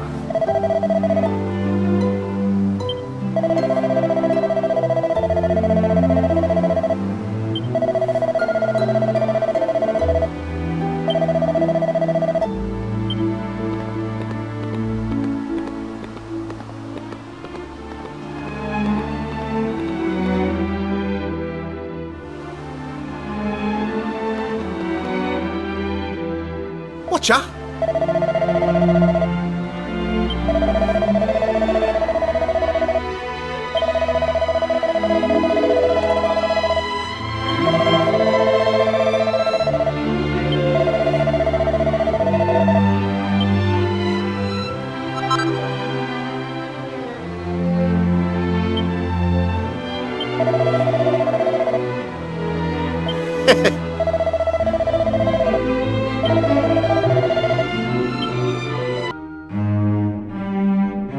Right.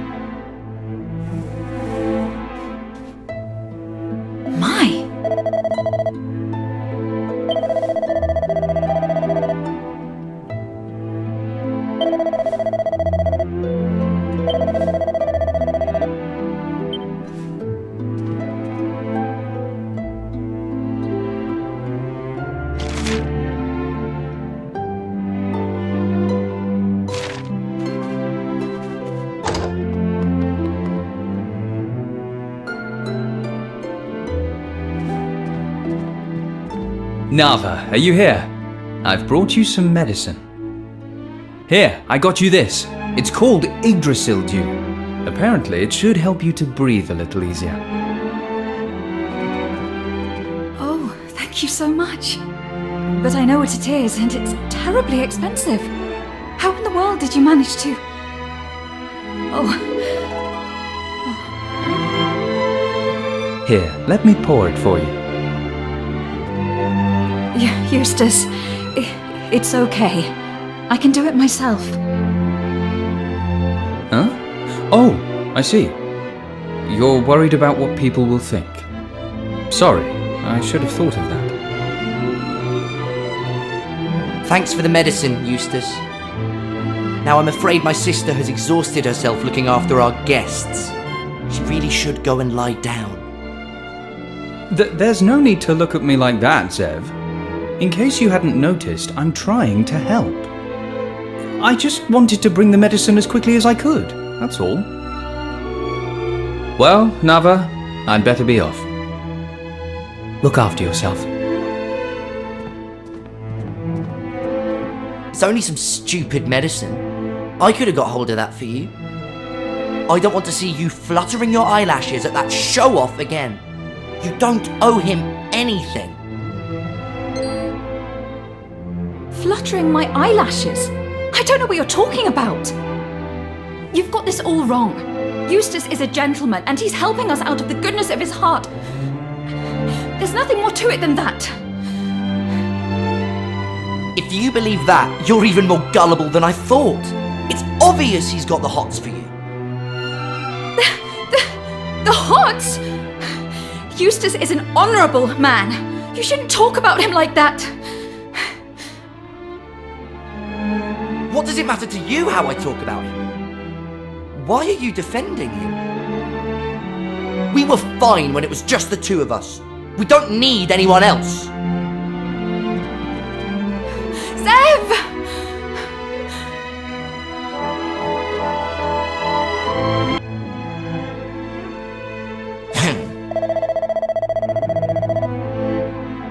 Truly?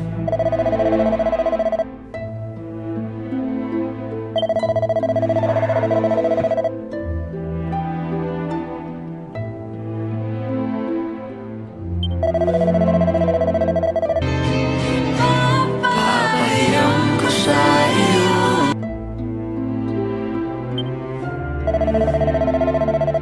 Narito ako sa isang lugar. Ha?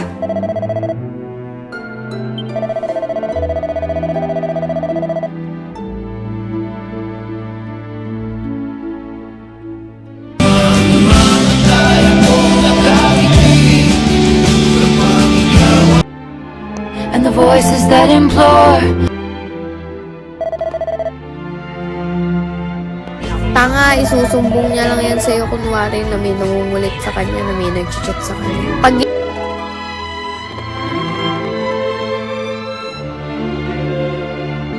Huh?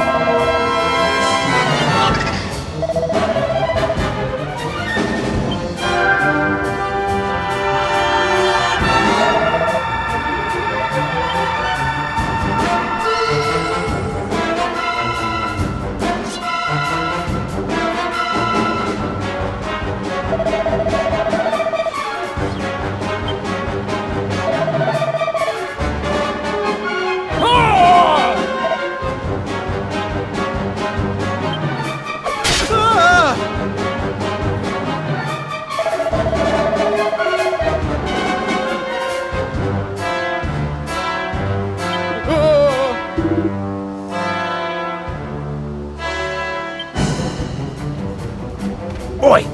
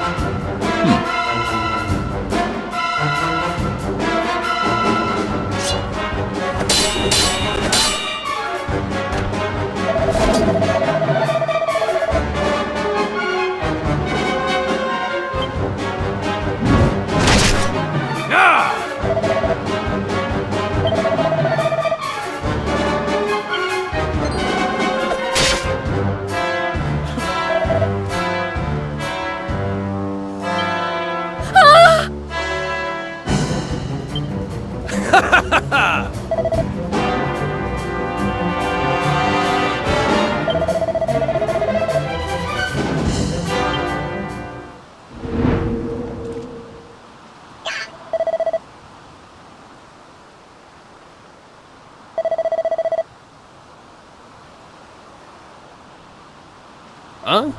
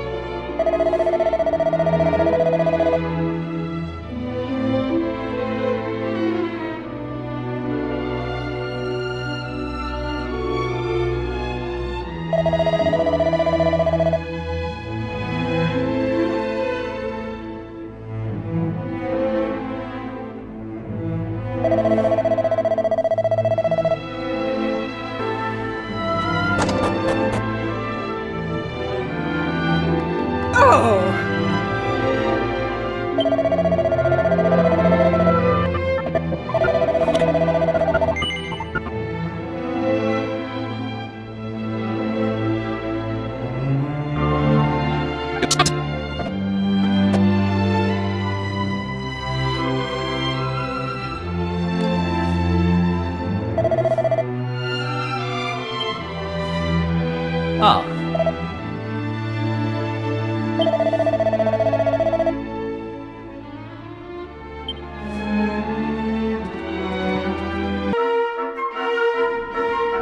Are you feeling any better? A little. Onward! Well, I'm afraid I haven't managed to get hold of any more Yggdrasil to you. But I did get you this hair clip. Thank you, Eustace. That's very nice of you. But now isn't really the time. Right. Of course. My apologies, Nava.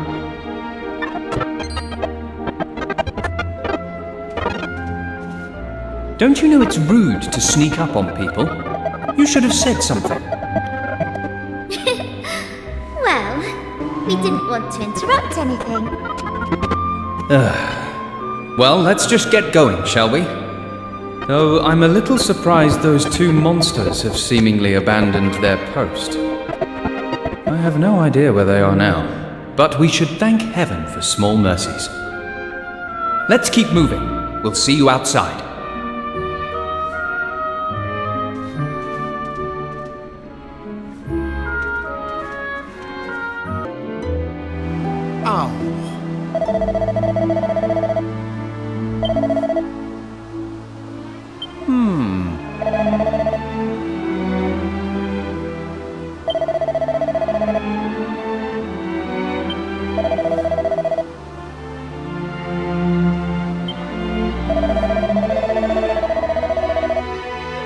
Eh?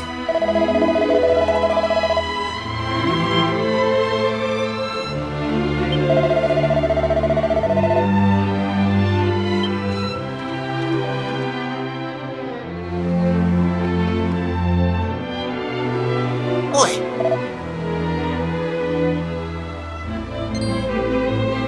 Eh?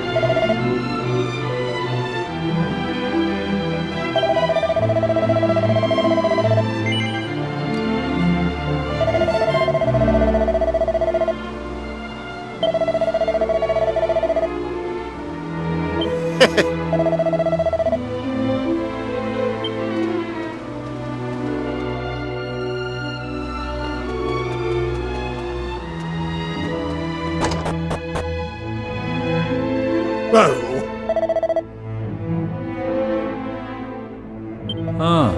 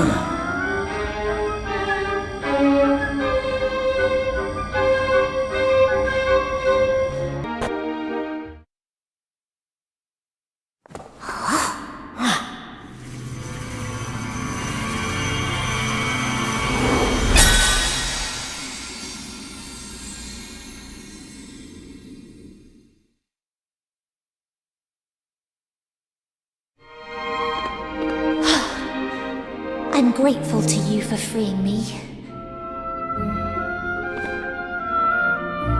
Allow me to introduce you.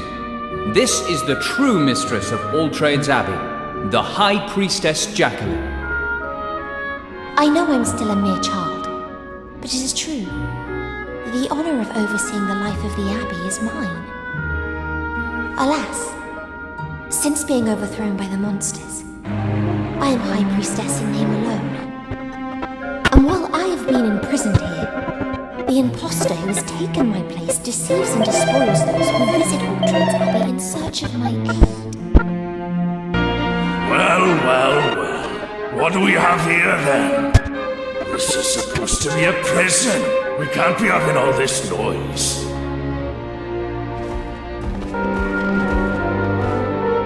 Oh look! It's the maggot who snuck past us and got into the cave. This is where he's been hiding. Crikey! Not these two again! I ain't too happy about the odds. Being that they've got all the spells and abilities they nicked off us and we ain't got nothing. But it don't look like we got much of a choice. Let's have it! They've stolen your powers, you say? Well, I can at least prevent them from making use of their ill-gotten gains.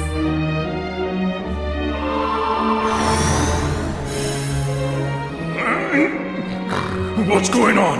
I feel drained all of a sudden. The Fiend's powers have been suppressed. You must take this opportunity to teach them a well-deserved lesson.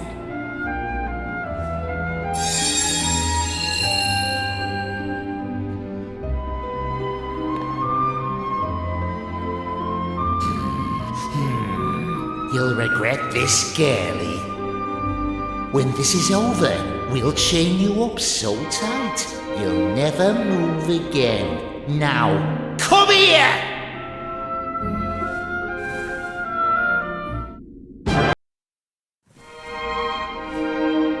Cool, blimey! That weren't no picnic, even with their powers all suppressed and that. You fought valiantly, all of you. Your Grace, you must be escorted to safety before reinforcements arrive. I'm afraid I must decline. I shall be accompanying these brave travelers. It would not befit one of my position to cower in a corner and allow others to do my fighting for me. Now, I believe I can shed some light on the powers that were stolen from you. Beneath All Trades Abbey, there is a curious chamber in which all of the stolen powers are stored. If you can find that room, you should be able to restore your spells and abilities. This key will give you access to the Abbey through the caves.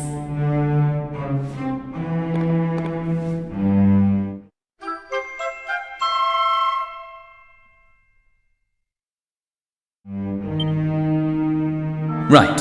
Fingers and I will go on ahead and inform the chief priest of your rescue, so the clergy can prepare for your return. We'll take the fight to that impostor in the Abbey after we've made our report. Come on, Fingers. There's no time to lose.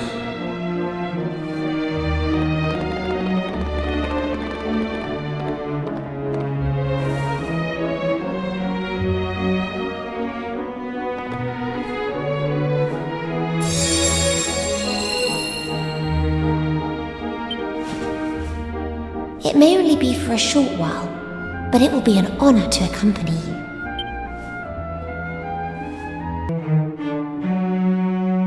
Nava doesn't need anyone else. I can look after her myself. Just leave us alone. We don't need your help.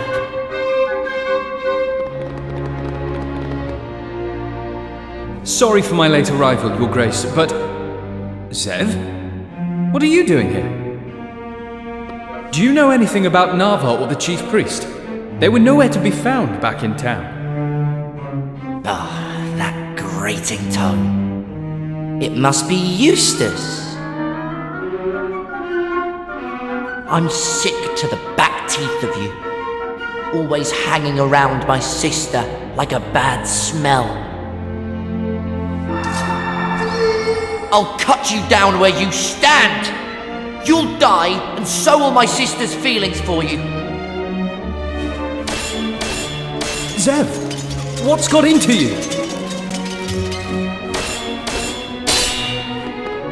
I'm being drained by that damned sword. It's over! The Soul Stealer! If this sword really is summoned up from the wielder's soul, maybe doing this will bring you back.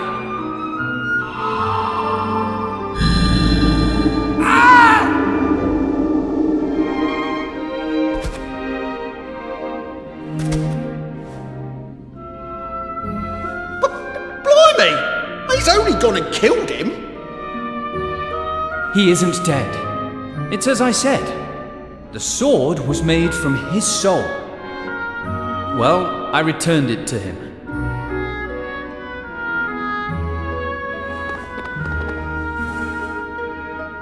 Here, you alright, mate? Does it hurt? How many fingers am I holding up? I'm fine. I'm not hurt. Sorry. I wasn't in control of myself. That monster made me do it. It was the sword. It makes you lose your mind. That's why I tried to kill you. I don't really want you dead. I promise. Consider it water under the bridge. Our priority now is finding Nava and the High Priest. I saw them while I was under that spell. The monsters were taking them further inside.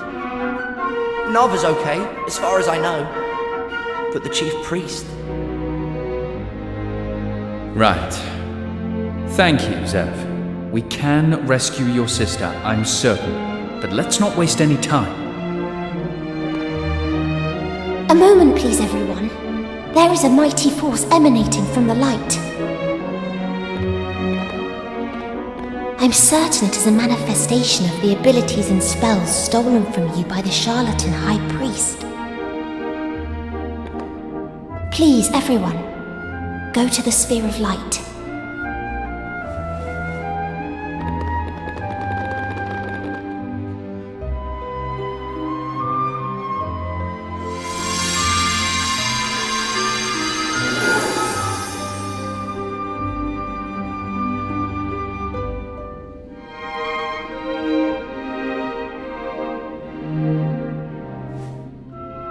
I can feel it all coming back to me.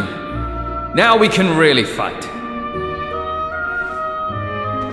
Fingers and I will scout ahead to get the lay of the land. Try and join us as quickly as you can. That should make life easier. Now, shall we depart for the Abbey? I'm coming too. I have to be the one who rescues Nava. Huh?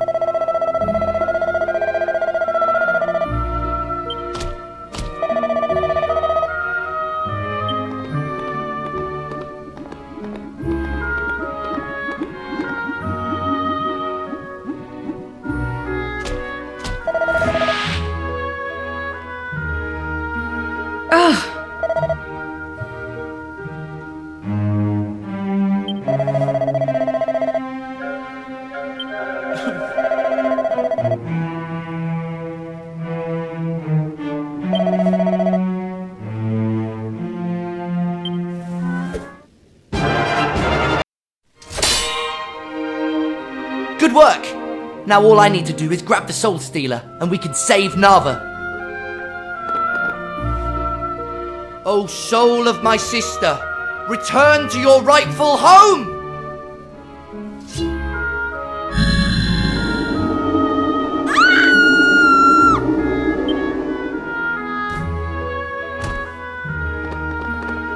You'll be back to yourself now, Nava. You'll be safe. If it worked for me, it has to work for you too. Right? Ladies, gentlemen, monsters one and all, you're winners! And as a reward for striking down every single set of challengers placed in front of them, our intrepid competitors are now free to leave All Trades Abbey! Congratulations!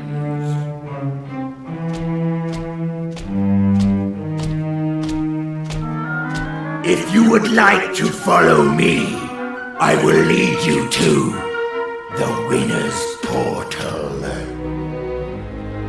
Ha! There won't be any need for that.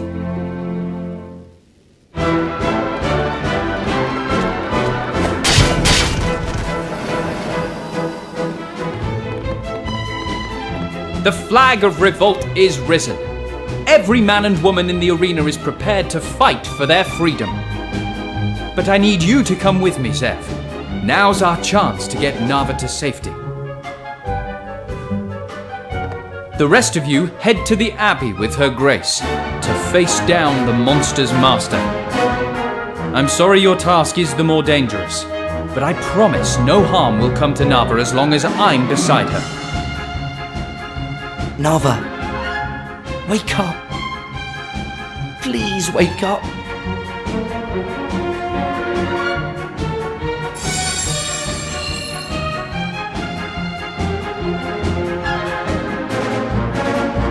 As High Priestess, I will not shy from this battle. Let us rid this place of evil, for the honour of All Trades Abbey. I'll show you the way to the Abbey. Well, step lively now.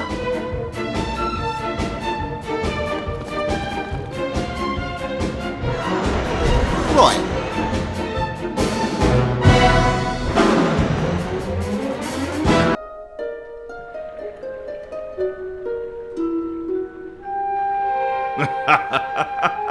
Congratulations on your victory in the arena.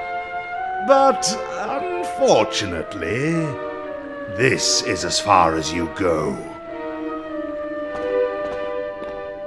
The power reaped from the desperation of the combatants proved far more potent than we had imagined. It won't be long until we are able to furnish our master with truly awesome strength. But I'm afraid I've said rather too much. I shall have to seal your lips. Pathetic humans! Prepare to meet your end!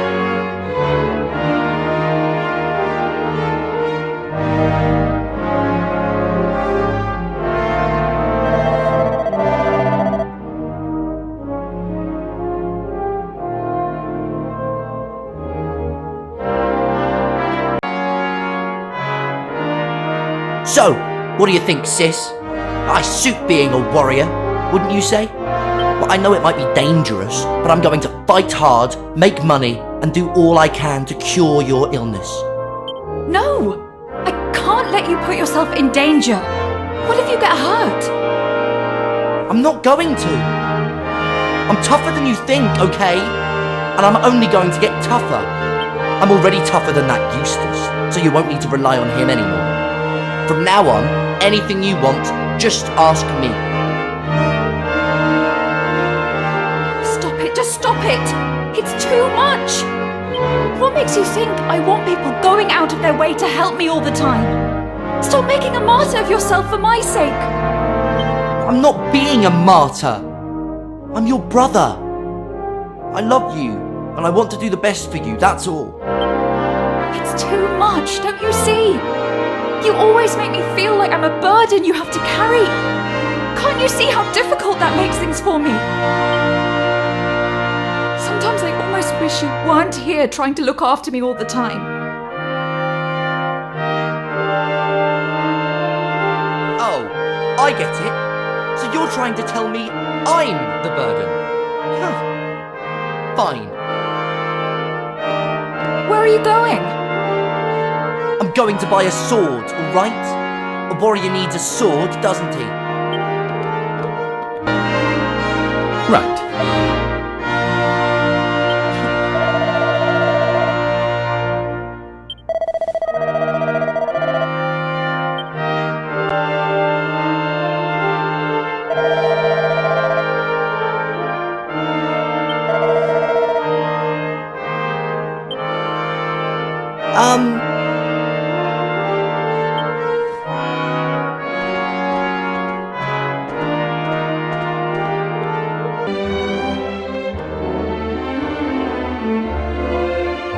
Écoute, Honoré, listen! C'est évident that this hero will not awaken because we have no need of him.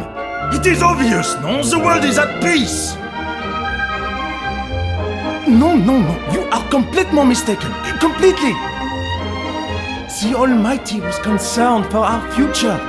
He was worried that the Demon King would one day return and control the world. That is why he sealed away this arrow. He wished to give us some hope, some assurance, some light in the darkness.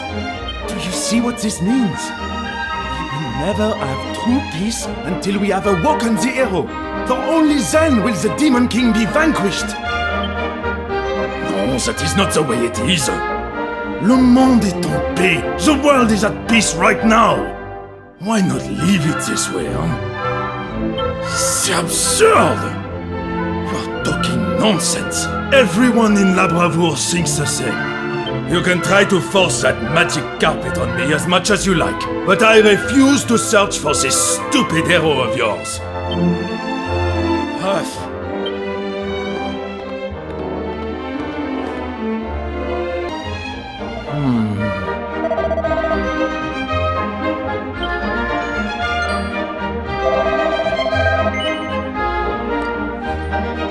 Bon.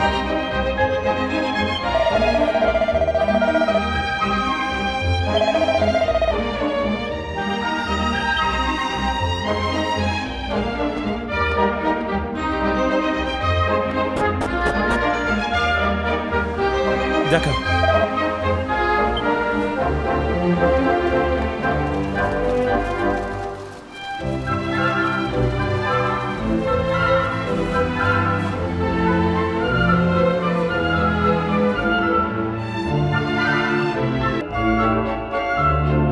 If you have come all the way to La Bravoure, it can be for only one thing: to learn of the hero of legend.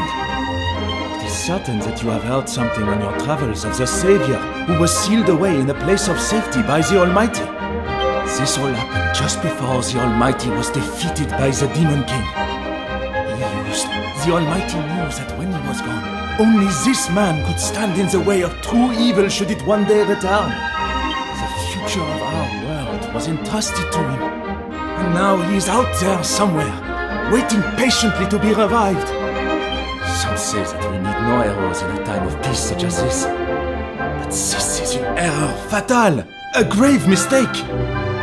As a descendant of the Order, the chosen heroes of the Almighty, it is my duty to see that this man is revived before it is too late for us. Now, I have a request for you. I wish you to use a certain special possession of mine to search for the legendary hero and restore him to the world. With this magic carpet, there will be no limits to your search. Will you do this for me, mes amis? Merci beaucoup. Et voilà, for you.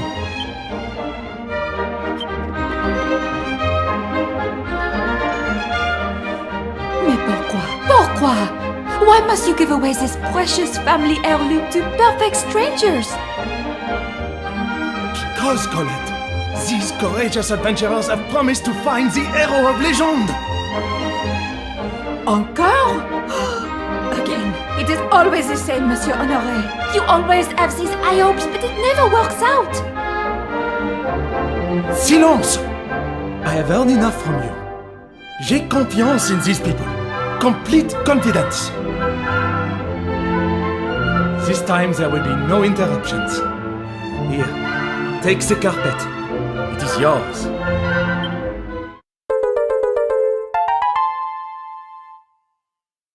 Do not let me down. Find the hero and revive him.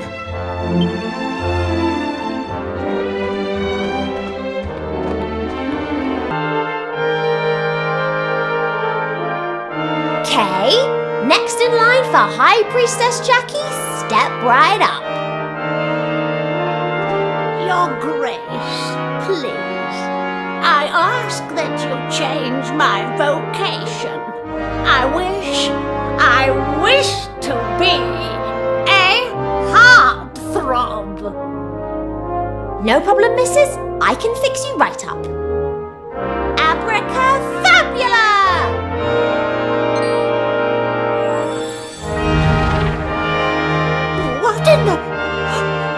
What have you done to me? I'm supposed to be young and handsome and lithe, not some muscle-bound monstrosity.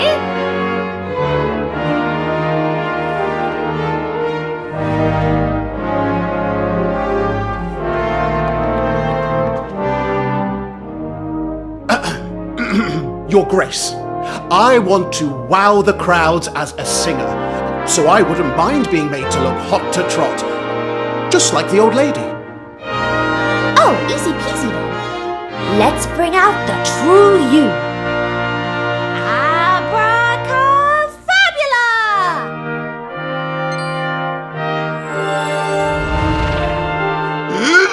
What have you done?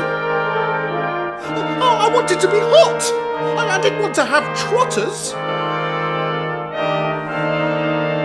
Your Grace, please. You have to turn me back right now. Really? I think you look pretty good. Très chic, the pair of you. Well, I suppose I could get used to being strong.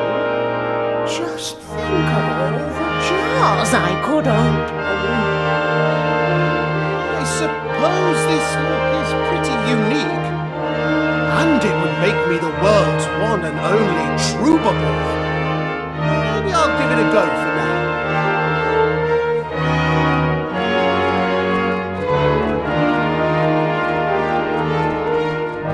Hooray! Well, if you're all happy, I'm happy. Where do I even start? Just say that I don't have a particularly great feeling about this.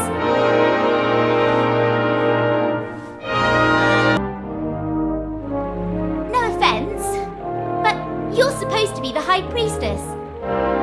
What are you doing carrying on like that? How very dare you! Her Grace is the most gifted High Priestess since Jacqueline the Miraculous. Yeah, everyone tells me I'm just like old Jacqueline. I'm so that I'm probably her reincarnation.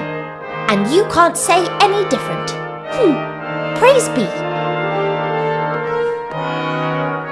Well, you might have the same face, but you don't smell the same.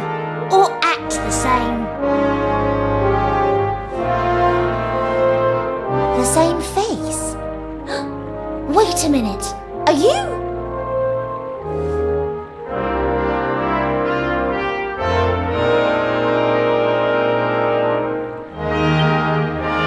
Oh my gosh! I can't believe it! You're the prophecy guys, the time travelers! This is just amazing! I've been praying you'd come along for like years! And I was starting to think no one was listening.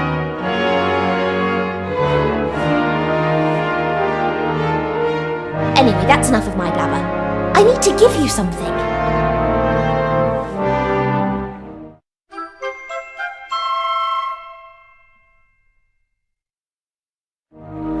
You can use the career sphere to commune with little old moi, or whoever's in charge of the Abbey, whenever you want, even when you're miles and miles away.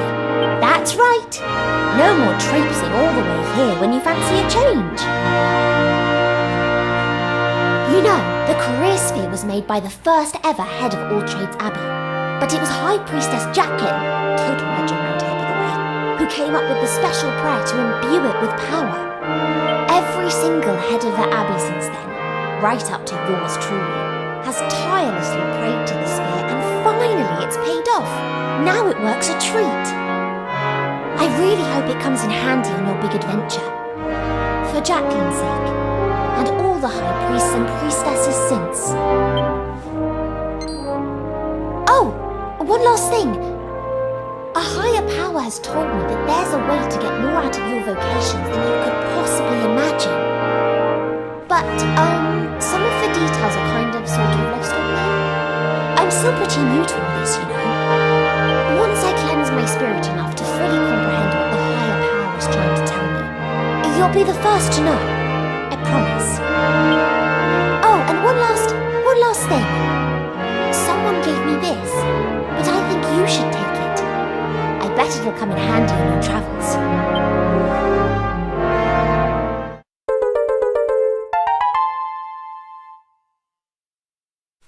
So, feel free to call on my power night or day, whenever you want to switch jobs.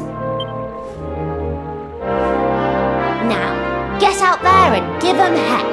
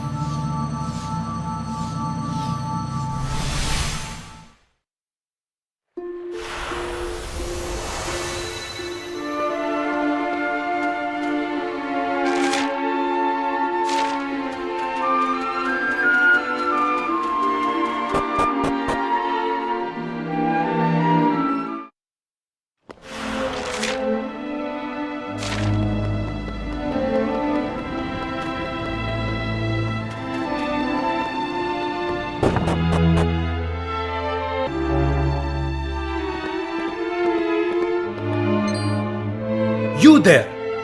Stop where you stand.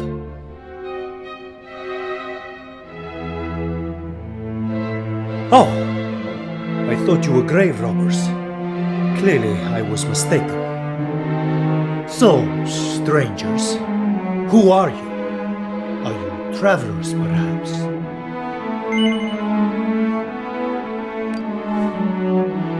I see. Now you must listen. This place is a graveyard. A graveyard for we desert dwellers forsaken by our queen. Every evening, monsters come here to loot and despoil the graves. I have taken it upon myself to keep them at bay. And you are obstructing my work. You must leave this place and never return. There is a village southeast of here. My name is Hadid. Inform the local people of this encounter and you shall surely be welcome there. Queen Fetiti, how could you flee and abandon your subjects to their fate?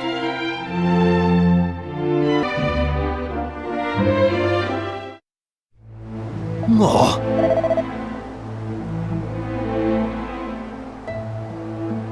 Oh.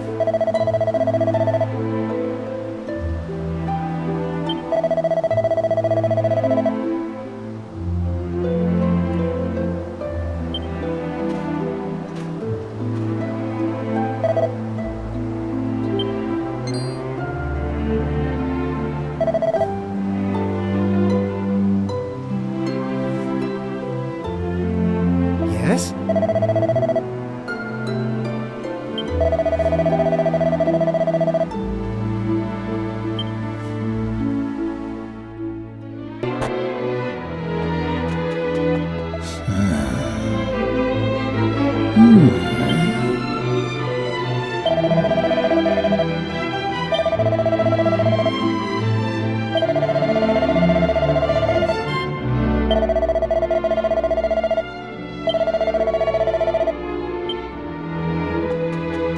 Well, well.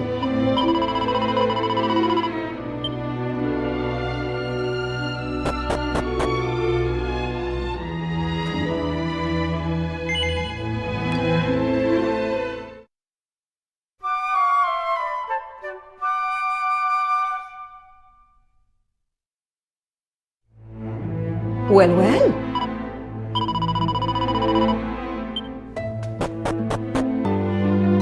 Ah.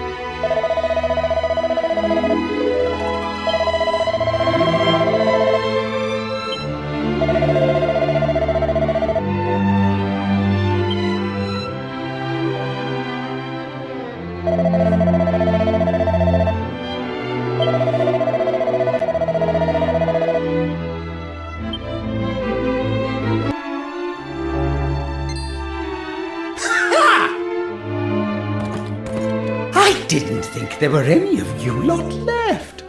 What a pleasant surprise. This should be a rib-tickling little experience. There's nothing better than having a real live human to toy with from time to time.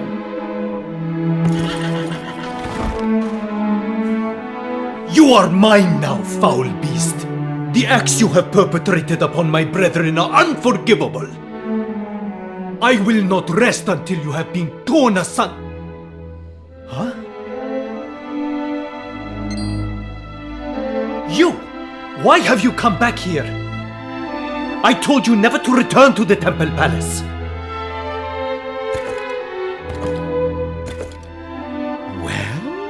Well, it's clearly my lucky day. Just look at all these toys I've got to play with now.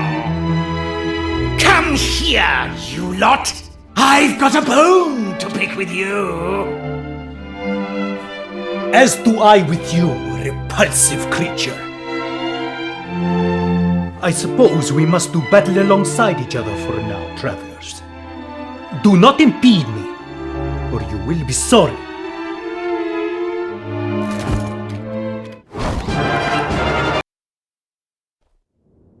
But wait! You don't want to lay these old bones to rest just yet. Trust me. Do not demean yourself by begging for mercy, worm. Do you truly think it will have any effect? Just listen for a minute. You recognize this necklace, don't you? That's right. It belonged to your queen. And I didn't have to bash her over the skull to get it either.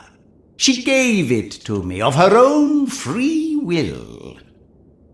Now, as I understand it, you desert dwellers have to do what the owner of the necklace tells you. So...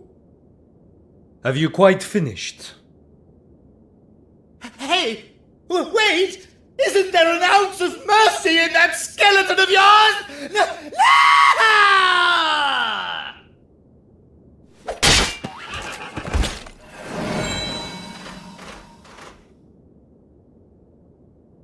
This necklace is an heirloom of our royal family. It is unthinkable that Queen Fertiti would willingly relinquish it to a filthy monster.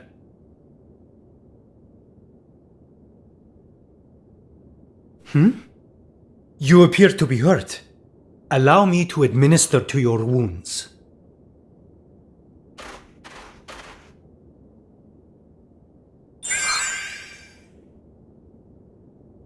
Now, did you not hear me the first time I told you never to return to the Temple Palace? You must have sand between your ears. Outsiders such as you have no business meddling in desert affairs.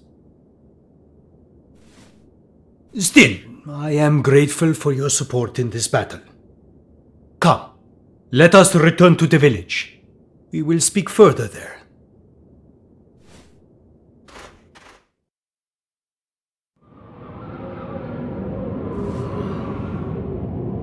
This makes things most difficult. A violent sandstorm is raging outside.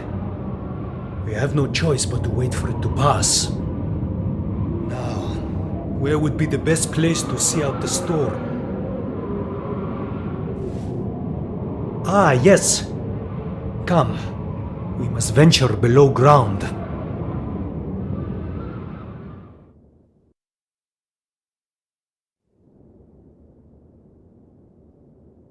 I assume you have nothing with which to occupy yourselves while we wait for the sandstorm to pass. Then please, you must assist me with the digging of fresh graves. You wish to involve yourselves in our affairs, do you not? What better way than to sift through our very bones? Easy does it. You don't want those bones crunched into dust.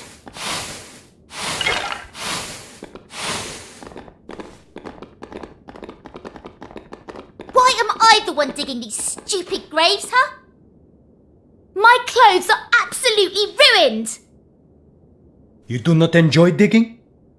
Then perhaps you would prefer to carry the corpses instead. So, Fine. how good a night are you? I'll get back on my knees in the dirt, shall I?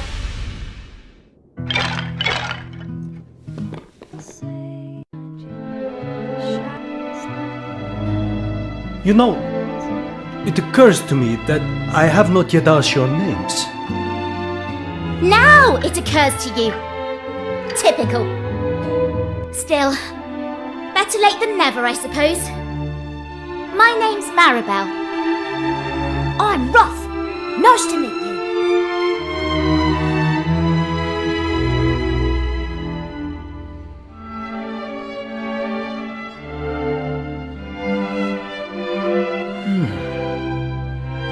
You say the journey that led you here was a long and arduous one, and that you have visited many other parts of the world, all of which are suffering at the hands of monsters, just as is happening here in my beloved desert. Interesting. But you must understand, our suffering has not been caused by monsters alone. Our queen must also bear responsibility. Indeed, you heard what the beast said about the necklace. Queen Fertiti must have given it to him in an attempt to barter for her life. Do you not see what this means? She has abandoned her subjects in order to save herself. But I am too tired to speak of this now. We will talk more tomorrow. Please, rest your weary bodies. I will keep watch and ensure that you come to no harm.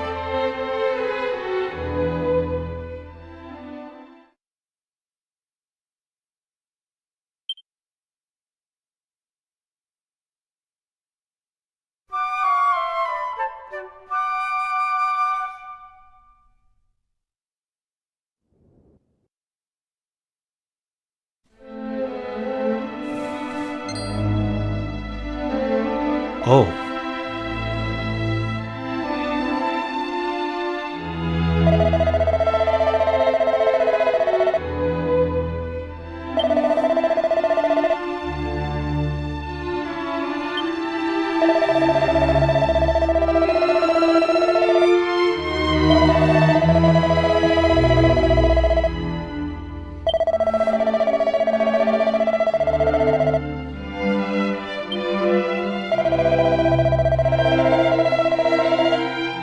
Curses!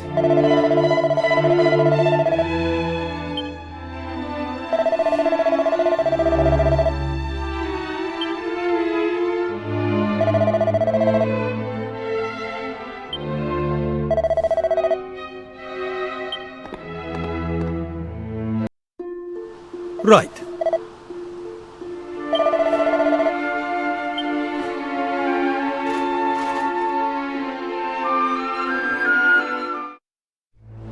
Oh!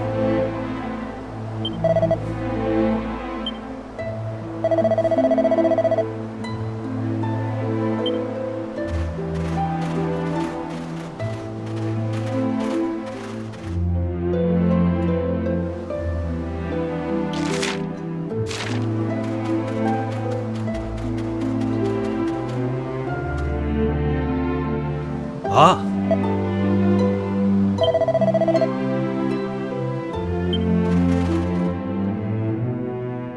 Ah!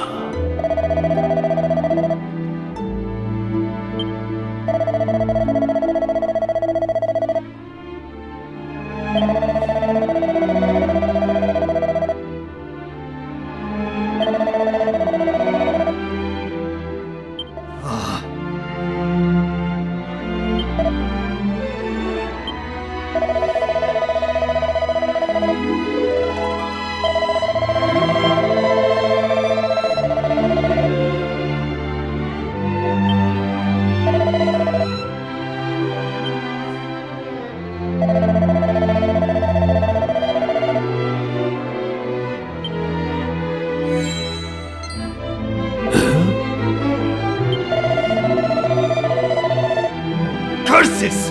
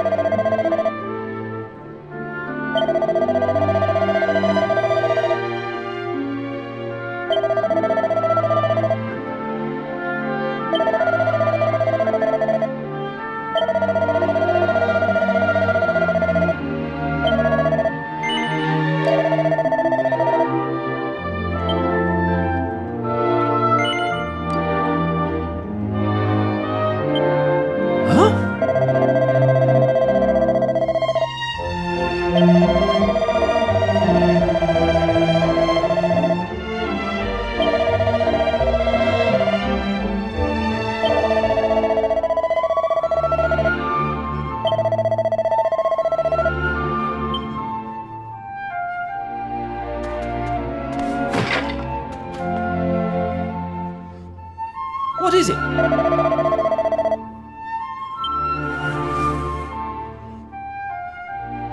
Huh?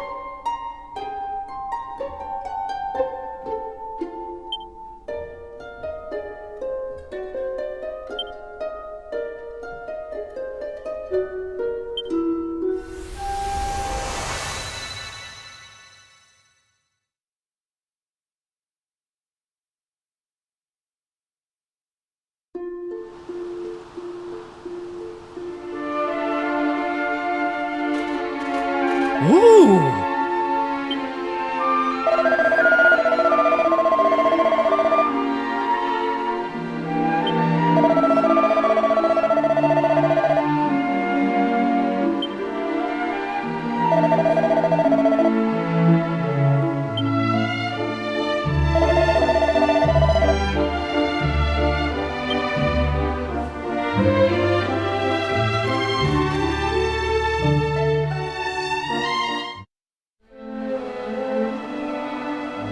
Ooh!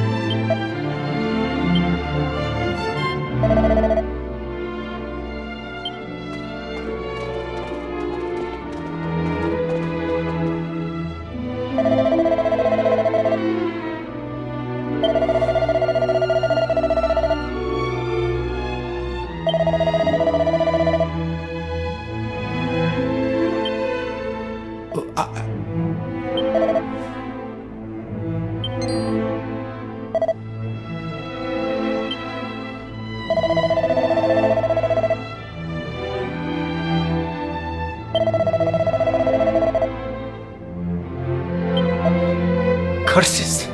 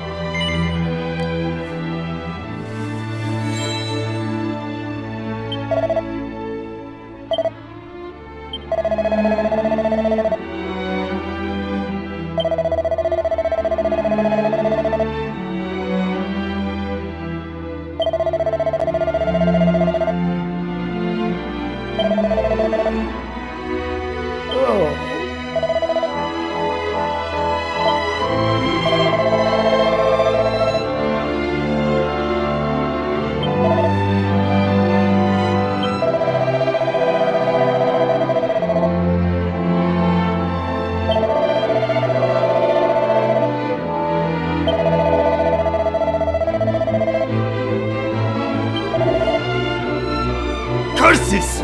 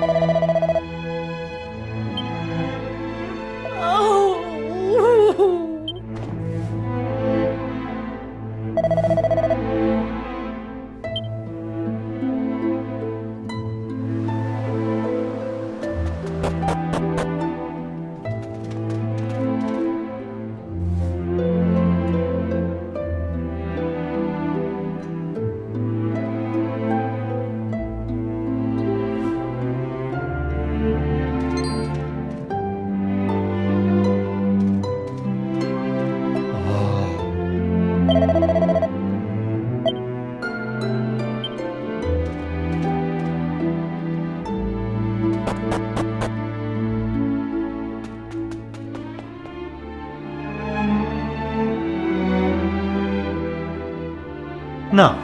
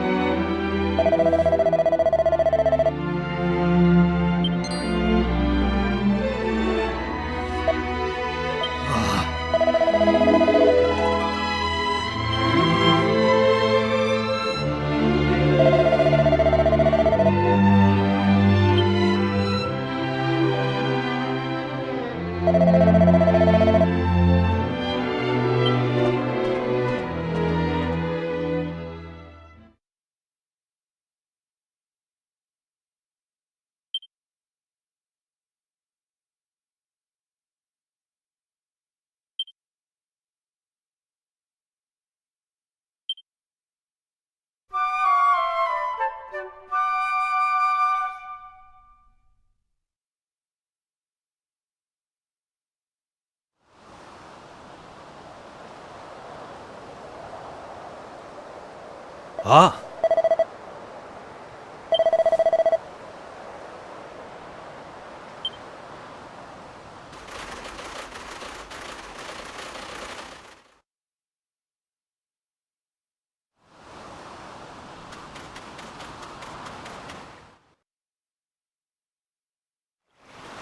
It is time. Let the ceremony begin. Mighty Mother Nile, we have come here today to humbly request that you welcome Elder Khalid back into your life-giving embrace. Truly, he was a man who followed the path of virtue.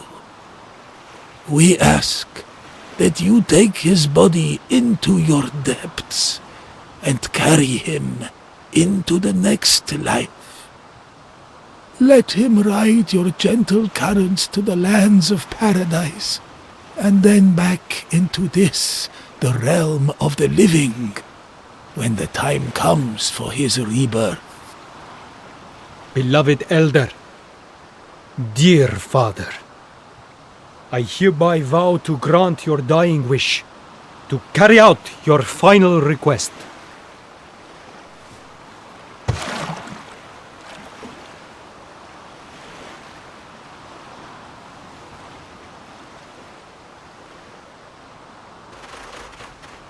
Elder Halid has returned to Mother Nile. I hereby humbly take his place. From this day forth, I will do my best to serve you all as Elder of Al-Balad. I solemnly swear to honor him and to preserve his memory. I ask you all for your assistance in achieving this aim. A new elder is born to us! Elder Hadid! You have our undying support. I trust that you remember the request my father made of you, wanderers. The great serpent has perished. Though you possess its skull, its soul has long since departed. We must both let go. For my part, I have resolved to build a great raft, with the aid of which we may traverse the Nile without the mighty creature. For your part, you must relinquish the serpent's skull as my father requested. Return it to the waters that gave it life.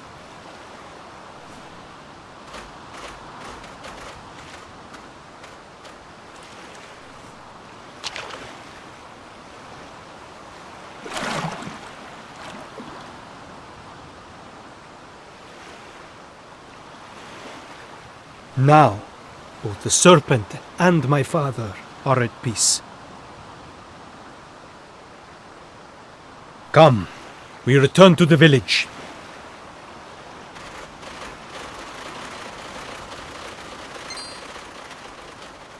Something is happening. By the sands, behold, the Nile. It is...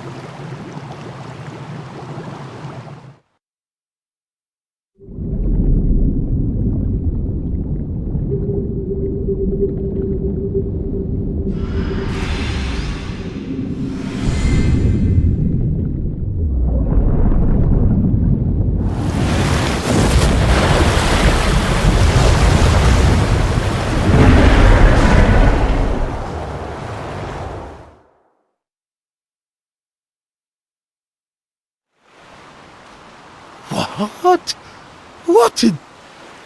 It is a miracle. I can hardly believe what I am seeing. The serpent lives. The serpent! It seems impossible. But no, this cannot be a dream. By all the powers of the heavens, praise be to the unseen force that watches over the world. And of course, to you, young friend. And to you, his companions. This miracle is thanks to you all. Now, at last, we have a chance. We must seize this opportunity. Fellow desert dwellers, I apologize. But I cannot become your elder. Not yet. The serpent has risen. I must ride upon its back and go to the aid of our queen. When I return triumphant, then shall I honor my father's wishes and fulfill my destiny. Yes, Hadid. Go do what you must. We believe in you. I shall. Now, serpent, do you understand the words of men? Please, permit me to ride upon your back. We must journey upstream and rescue Queen Fertiti.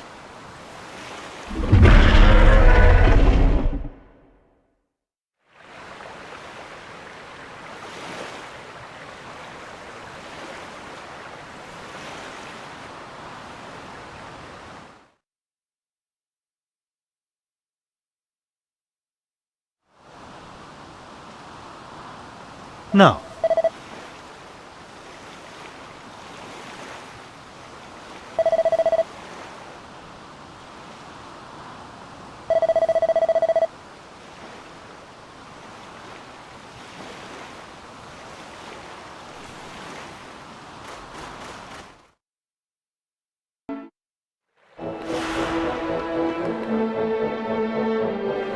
Right.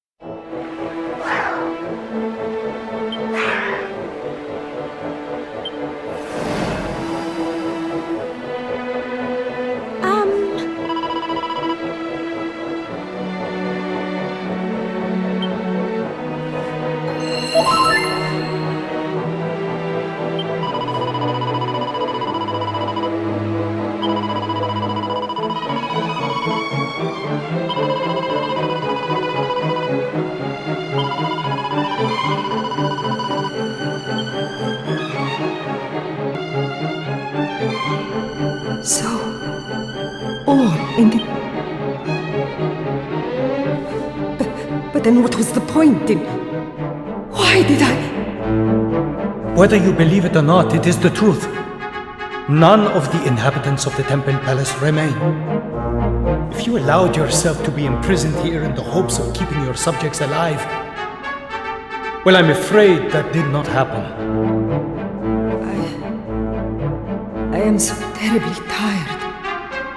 I had thought that I could buy them some time. That my people might rise up and drive the monsters from the desert, but the fiends had no intention of honoring their bargain. All the time I wasted flattering them, attempting to curry their favor. All was for nothing. I have failed in my duty to my subjects. I have failed in my duty to the spirit of the land. My life is forfeit. I see the contempt in which you hold me, and I understand it. If it pleases you, take up the nearest blade and... You said the jewels the monsters use to plunge the desert into darkness are somewhere above us, yes? Wait! You mean to leave? You cannot go anywhere with injuries such as yours. Your subjects have not all perished. There are those here and in Al-Balad who still believe in you. I will tell no one of what was spoken of here, of your desire to throw away your life. People should not hear such things of their queen.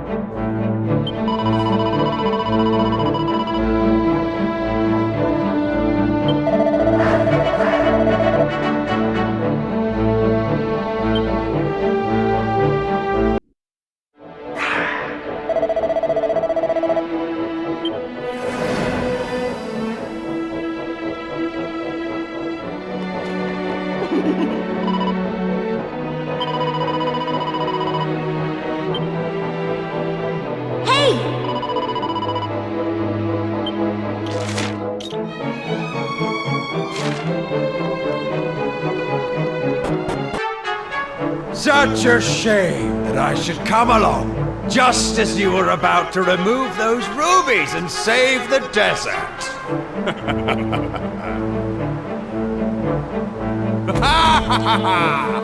What a pitiful sight! What's the matter with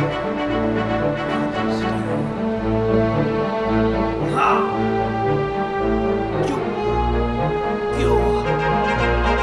You should have known better than to attack one such as I in your weakened state, worm. Not that you would have stood a chance even at full strength. My power is great and growing greater by the day. And it's all thanks to the prayers your precious spirit maidens offer up on our behalf.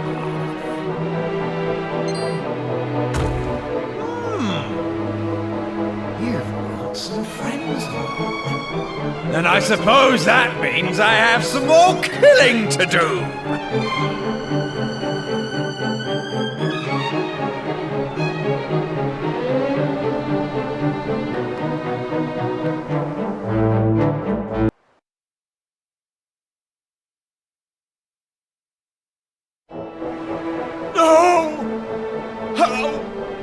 How could you defeat me? Damn you! No!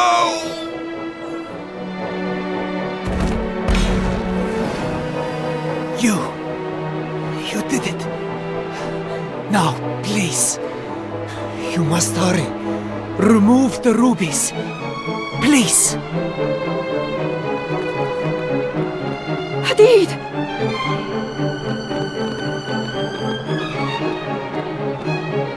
You are alive!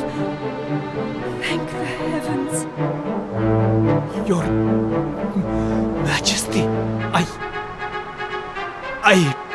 please, do not concern yourself with me. The rubies, they must be removed.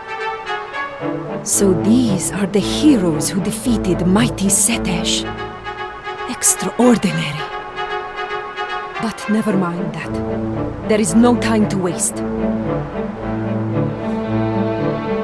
The moment we have awaited for so long is finally at hand. The rubies that form the great evil's eyes may be removed, and the curse afflicting the desert lifted. Will you do me the honor of assisting in the removal of these blighted gems and the liberation of my people?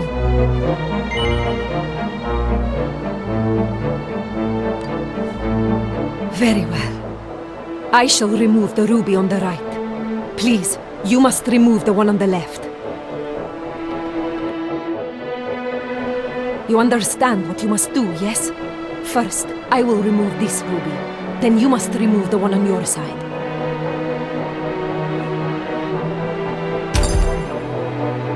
The ruby is free. Now, remove the other. And bring light back to the desert.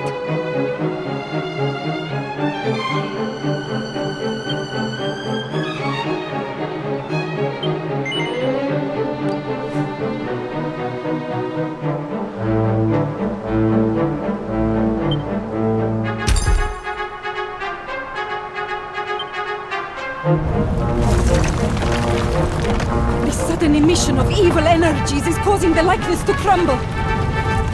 Come, we must hurry. We must escape. Mighty spirit of the land, please, do not forsake those who have faithfully followed the path of virtue. Ah!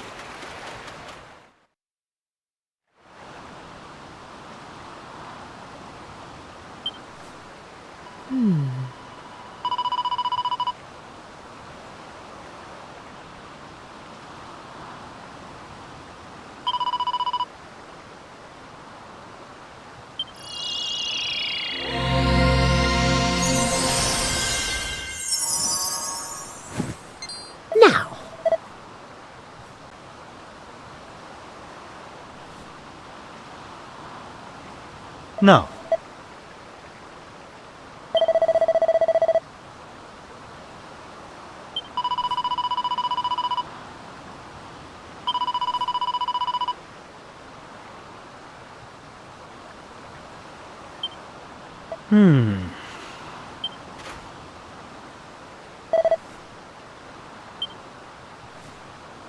I say,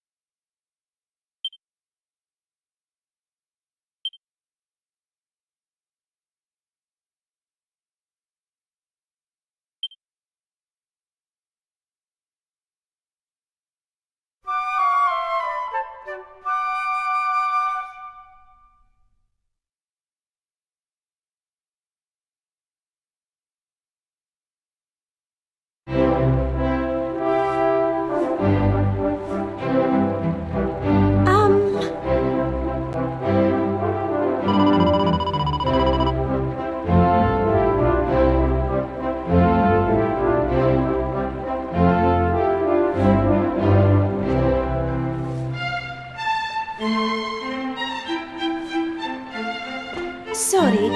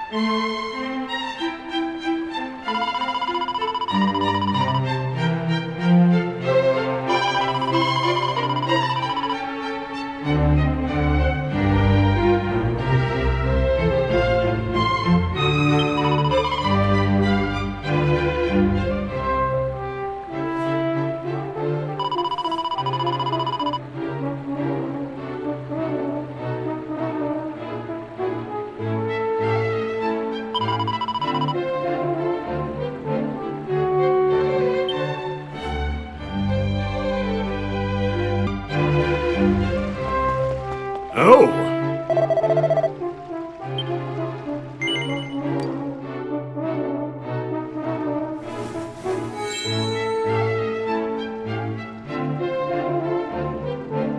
Really?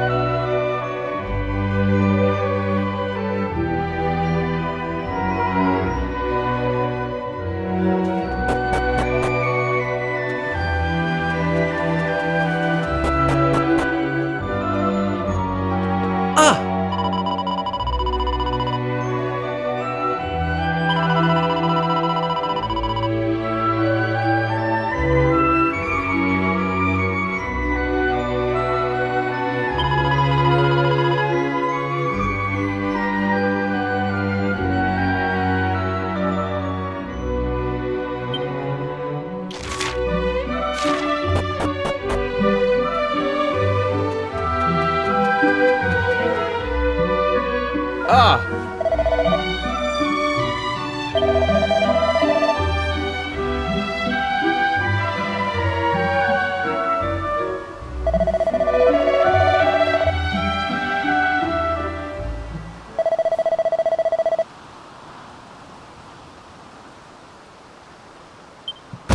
Oh!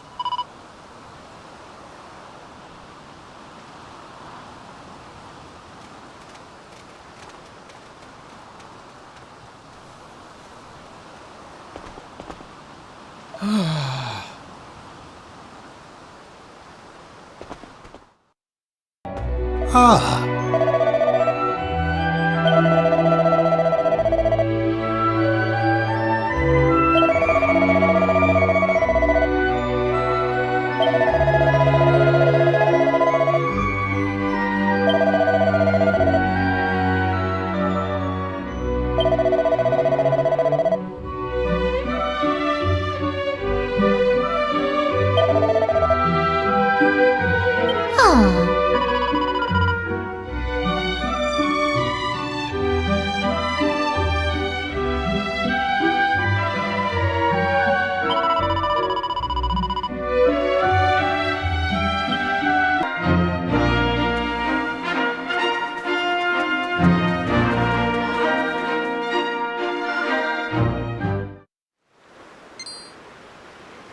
Who's there?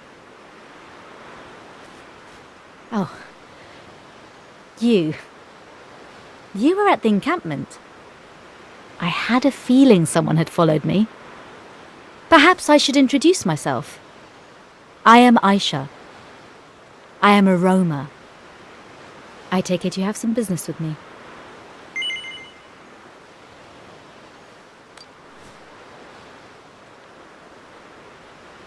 Then it seems Rombaro has told you what happened. I suppose perhaps I did overreact. I do understand how dearly my fellow roamers wish to perform the ritual and restore the Almighty. But the time is not yet upon us. The ritual cannot take place without someone to play the sacred turban. Someone who will do it justice. Someone who will give it their all, as I do. Our clan cannot achieve what it desires without such a player. But Rombaro refuses to understand.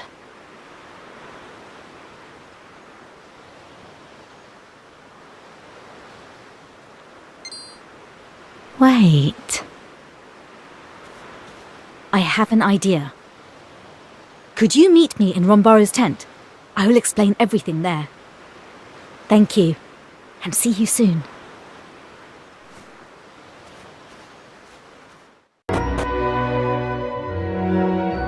And nothing I say will dissuade you from embarking on this search, dear Aisha? Why do you wish to dissuade me? We have not located the altar of the Almighty.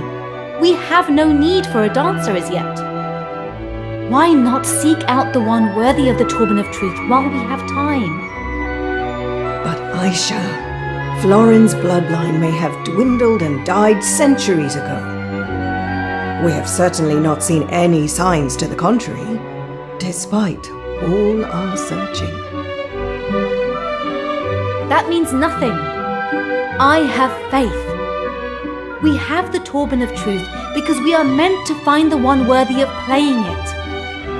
And besides, you need not worry about me traveling alone. These Gajos and I, we will search together. What? But you know nothing about them. Well, perhaps, but I feel we have an understanding. You agree, yes? You will assist me in my search for the one worthy of the turban of truth?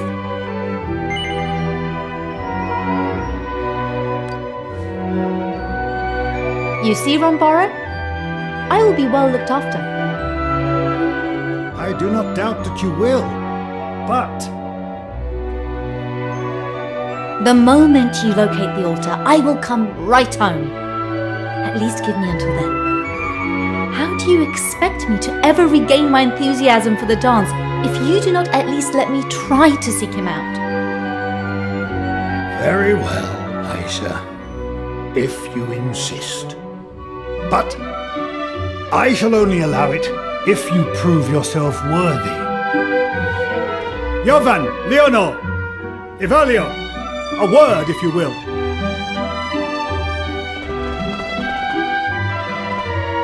As you know, Aisha, these three siblings act as our guardians.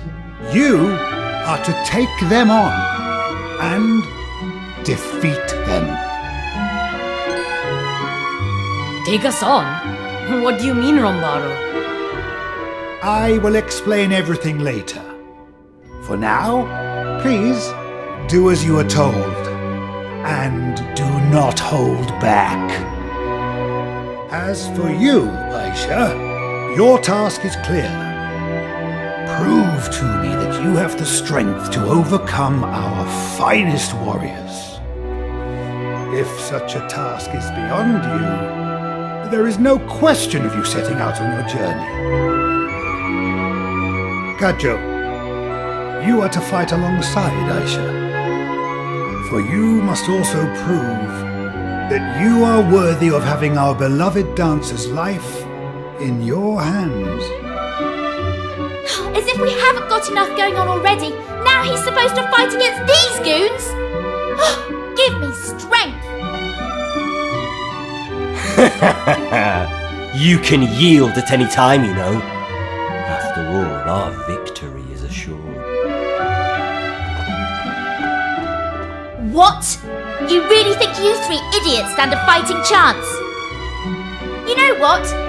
I suddenly feel up for watching a scrap. Have at it. Good. But the evening grows late. We had better wait until tomorrow. I am afraid we cannot offer much in the way of hospitality, but you should at least be able to enjoy a good night's sleep.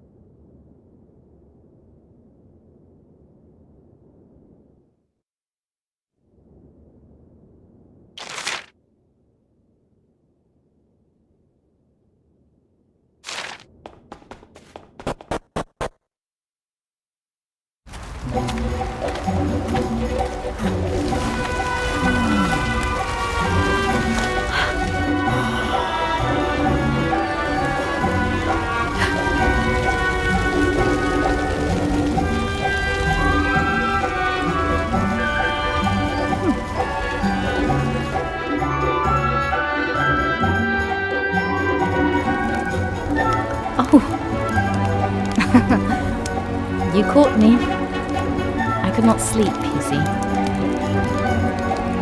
And since we are now both awake, there is in fact something I wish to tell you.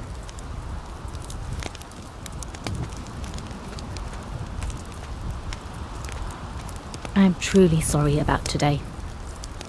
I did not mean to cause you any trouble. And I appreciate that I did not give you much choice. But I was desperate. I simply must leave this encampment.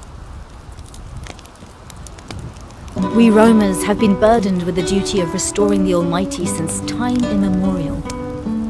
All my ancestors, all my family, they have given their lives to this cause. But I am different. I refuse to live that life, struggling under a burden that will never be lifted. That is why I want to leave. If I can but find the Torban player of legend and restore the Almighty, well, then I would be free. Free from my duty, free to find my own path in life. To find my own purpose, something only I can do. I am not the only one who feels this way, I'm sure. Everyone wishes to live as they desire, do they not? I said far more than I intended. but you are easy to talk to. You feel like an old friend. Thank you for listening.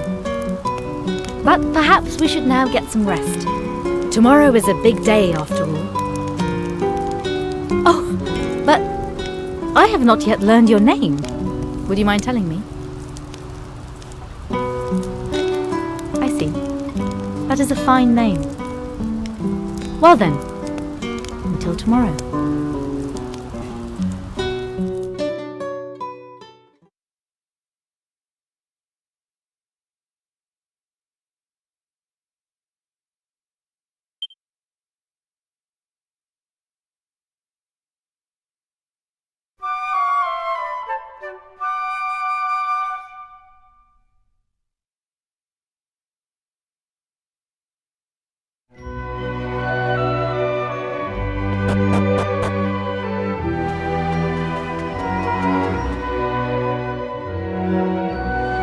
Ah, there you are. Good, good. We have all been waiting for you. Now then.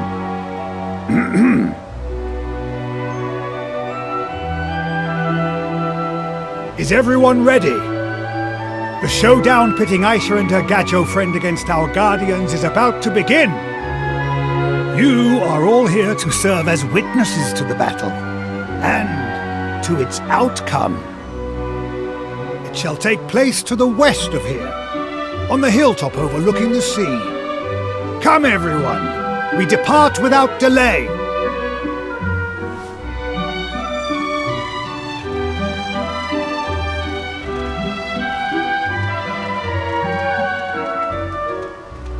We shall go on ahead. Make your final preparations and join us when you are ready.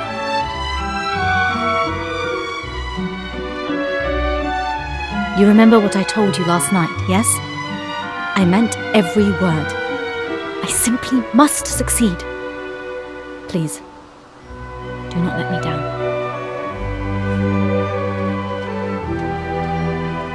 Last night? What's she talking about? Did something happen?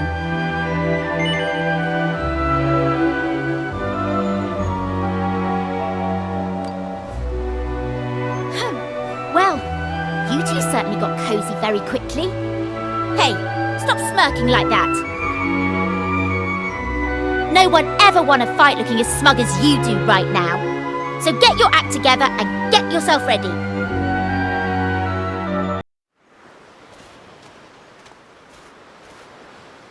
Very well. Aisha and the Gajo, prepare to face our three guardians.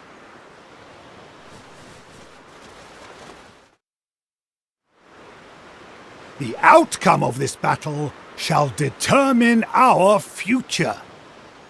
Give no quarter, and do not hold back. We are the guardians of the Romas. We shall defend the honor of the clan to the last. In the name of the Earth Spirit, we accept this challenge with zeal, relish, and courage! Leonor, Evalio, it is time. All right. Let us give this our all.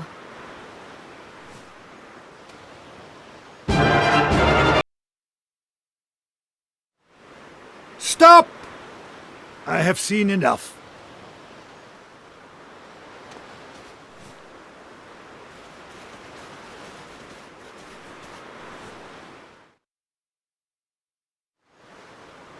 Aisha, you and your Gajo friend have shown us that you are strong and capable. I will honor my promise. You may make your journey. Thank you, Rambaro. And please, forgive me. Nonsense, my girl. I know how strongly your sense of duty burns. I know that you will not forsake us. That is why I believe in you. That is why I am going to entrust this to you. Rambaro, This, the most sacred of all turbans, once resided in the very altar where the Almighty sleeps. It shall be used to restore him. If any descendants of the legendary player still exist, this is the instrument that they will be required to play. Should you meet a worthy-seeming player, you must see that they prove themselves upon it.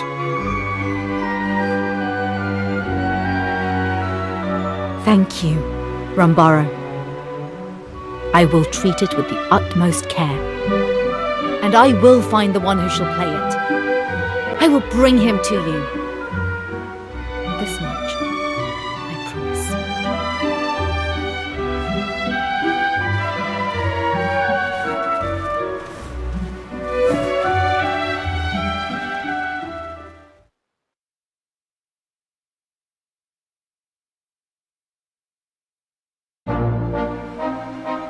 Thank you for fighting alongside me. We have taken an important step towards fulfilling our destiny.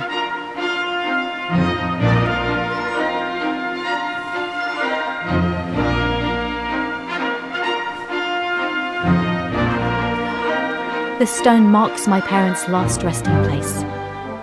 I come here to pray for them and for my ancestors. And this is the Sword of the Roamers. It has been passed down from guardian to guardian throughout the generations. Do you see the engraving on the blade? This is the Guardian's crest. They say this sword was once wielded by the prince of a faraway kingdom, who fell in love with the clan's dancer and decided to live with the roamers, acting as their guardian. He later became our leader, or so they say. The sword is one of our greatest treasures, kept safe for all these years. But I intend to take it with me when I leave. I doubt anyone will object, given the significance of my journey. They say this treasure chest was also left behind by that legendary guardian. Alas, I do not know how to open it. Perhaps you could help? I thought you may have learned a trick or two on your travels.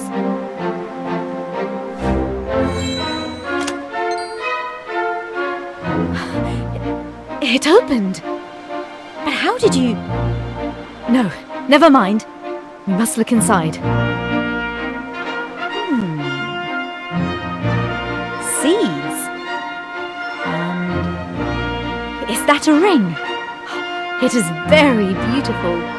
It glows like the sun itself. You should take these. After all, you are the one who opened the chest.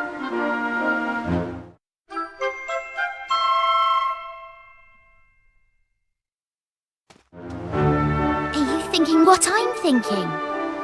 Do you reckon Aisha might be...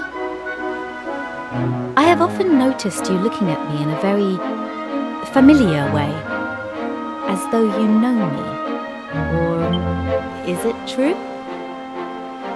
Do I remind you of someone? Do I resemble a friend of yours? Is that why you agreed to help me?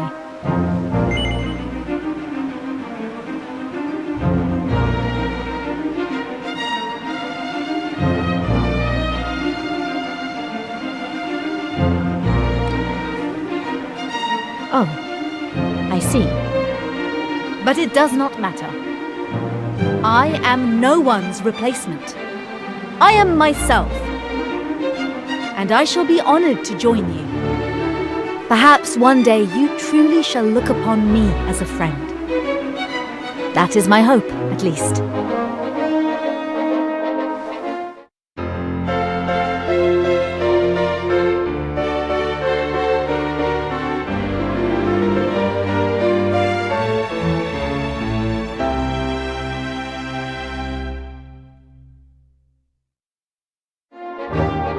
Now, shall we rest here until morning? The moon is very beautiful tonight. Nothing soothes the spirit like a night under the stars.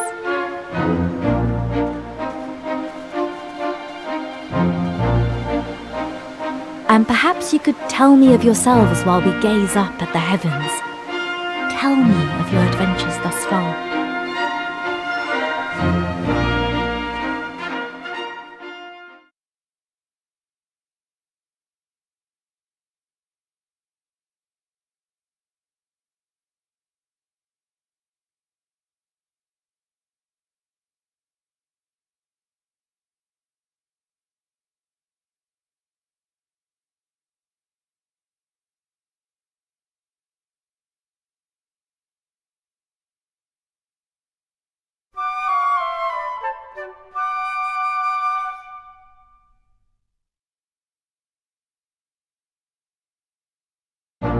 Oh.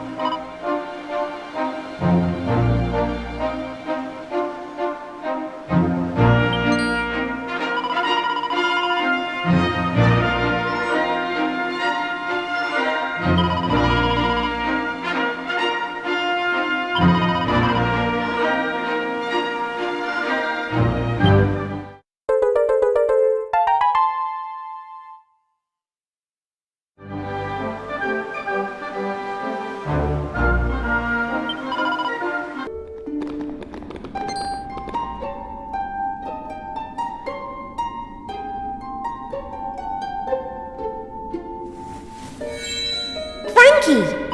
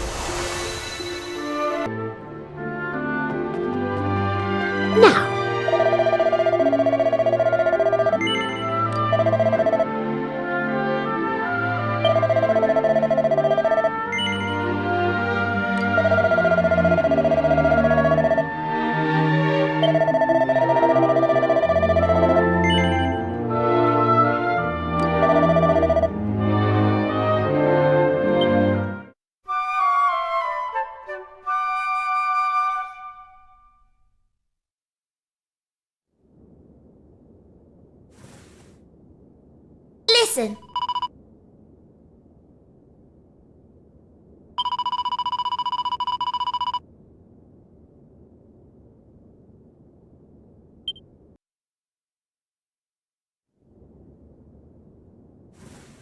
Oh!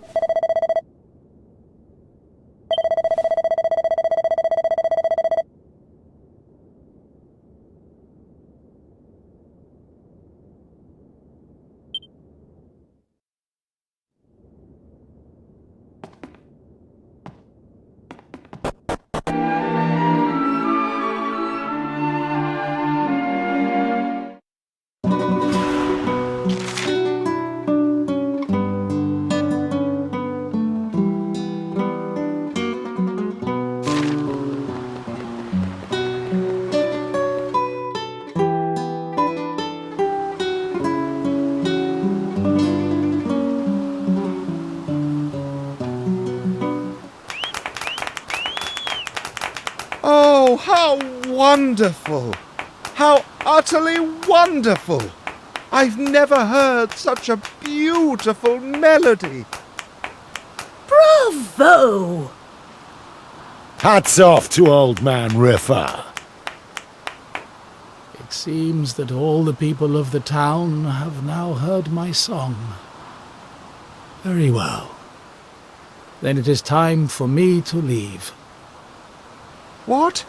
You're leaving already? Surely there's no need for you to go just yet. Why not spend a little more time here in Wetlock?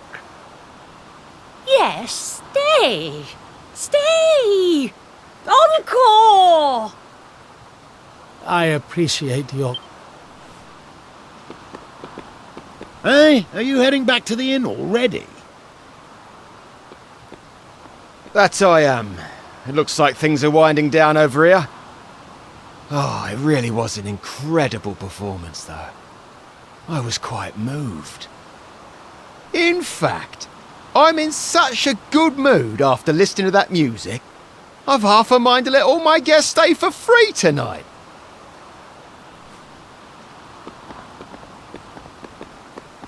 I must not dwell any longer. Farewell, friends.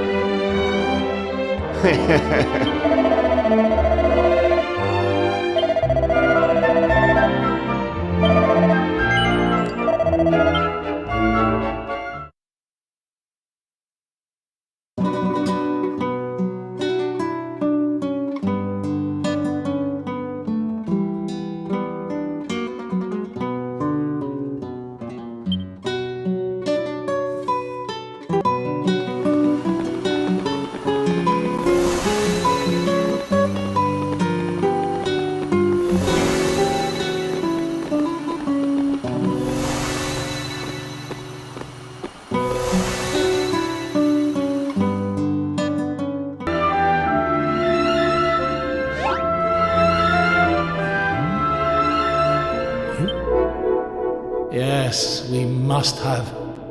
I brought all the people on this continent into the tower.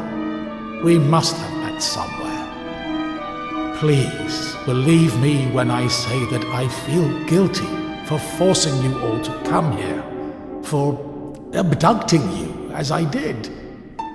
But there was no time to explain. Nor is there now. It begins.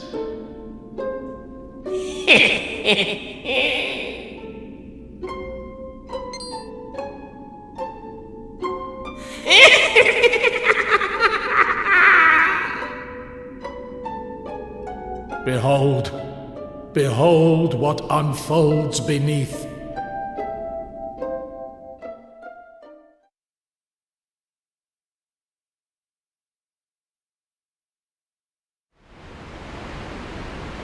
Weak, pathetic humans, kneel before my might, cower before my maelstrom.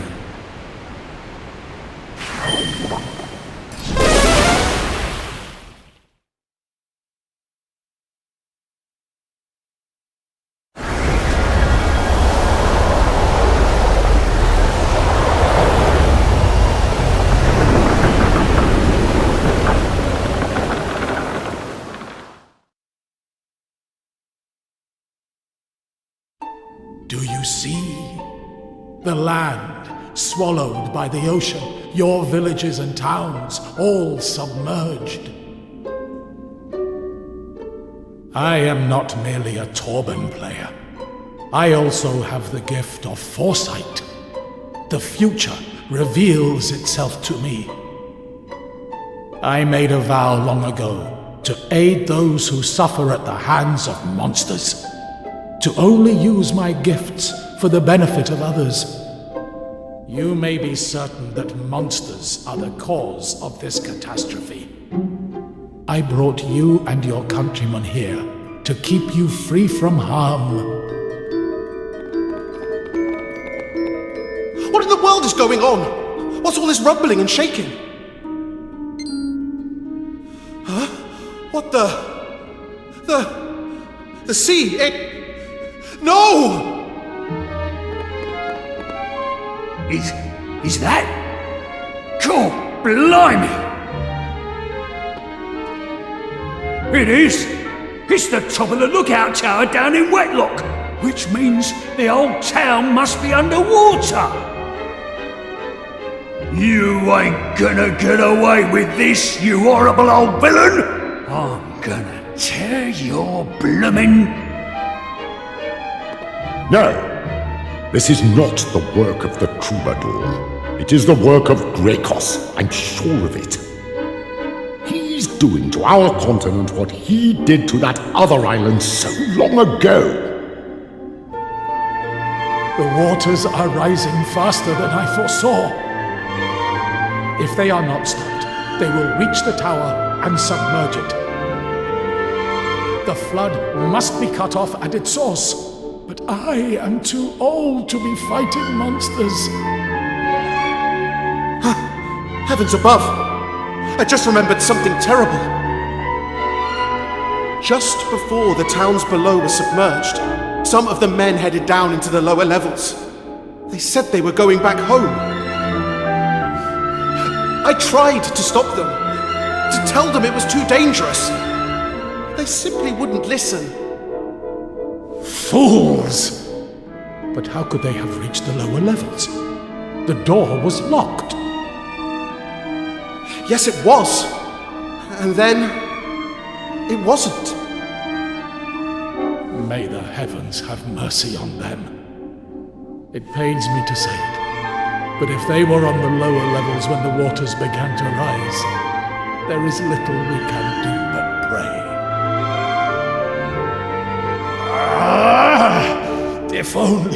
If only I were a little stronger. Wait. I have a favor to ask of you.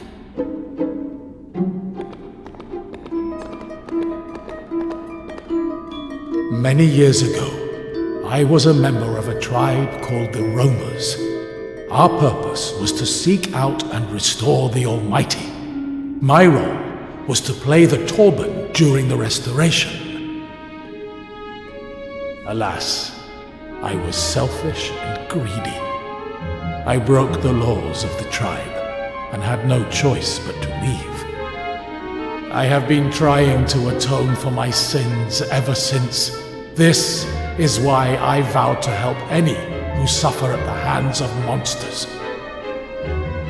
Alas, the beast behind this incident is even more powerful than I had feared. I had thought somehow I might prevail, though I have no idea how. I am too old and frail to face any monster now. Which brings me to the favor. I would ask that you fulfill my vow in my place. You had thought to go and face the evil force behind this anyway, had you not?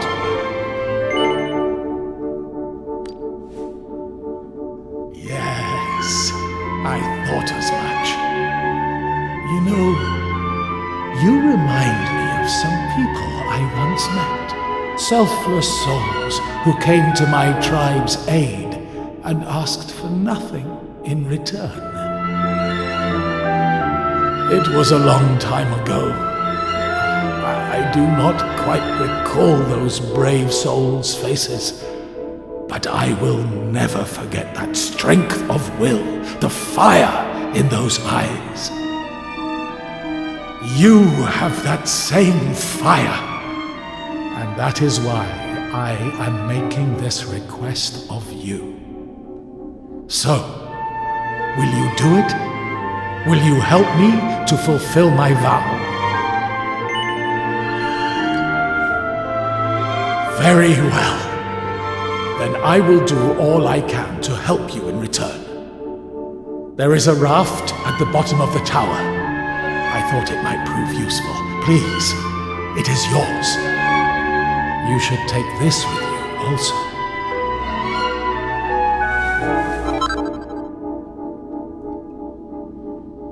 This ring. You might call it my lucky charm. It has proven its value many times over. If you are to aid me in fulfilling my vow, it is only right that you have it.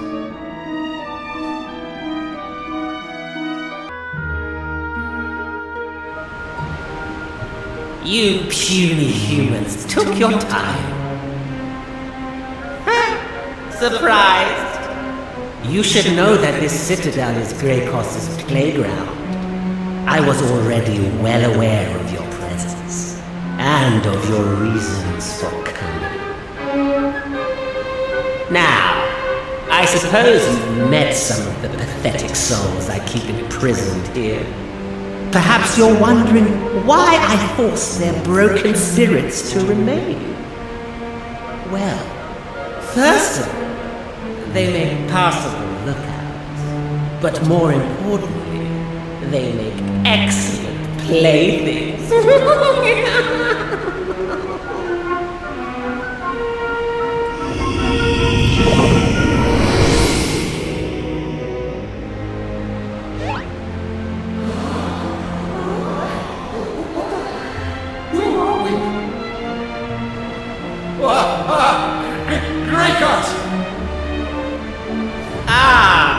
My pathetic slaves, rejoice, for I am about to give your miserable existences some purpose and meaning at last.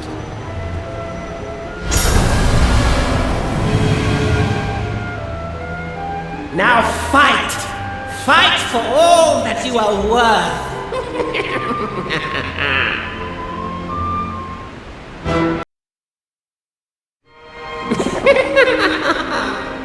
Did you perhaps hope that by defeating them you might free their souls at last? How wonderfully naive. They will never be free. Not as long as I remain unbeaten. Now come, join them. Join my playthings in the eternal dance of meaninglessness.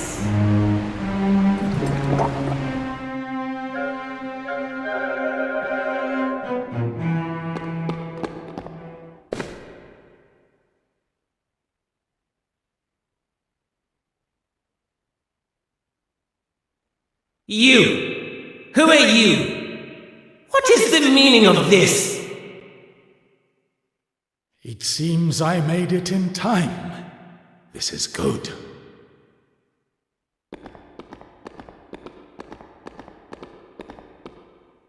Listen, we must stand together against this wicked creature. And what exactly do you hope to contribute to this battle, old man? A stern telling off, perhaps? Though I cannot fight, I can still play the Torben, and as long as I am able to do that, I may yet swing the tide in our favor. Hear me, lost souls. You will be his playthings no longer. Eternal rest beckons. Let my song guide you to paradise.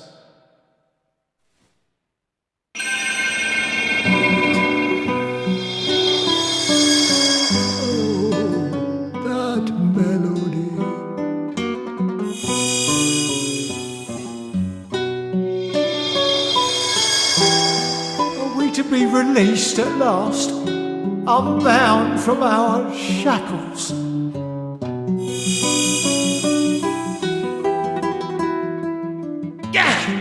Meddling fool! How dare you deprive me of my playthings? Now, it is time to strike a blow for humankind. May the Almighty guide you.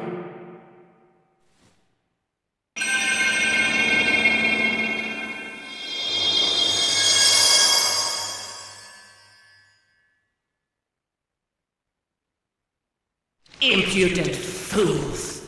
Do you idiotic humans really mean to stand against me? Very well, then come. Bathe in the majesty of my awesome might.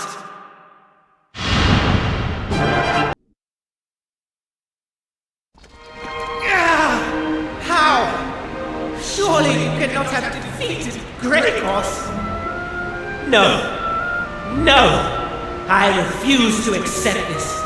I am Gregos, the Sea Demon.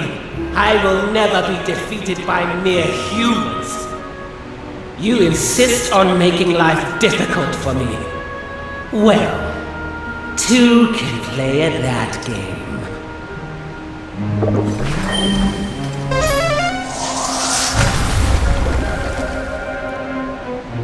Ha-ha! There is no way out for you now, humans. You may have defeated Gregos, but it has come at the cost of your own destruction.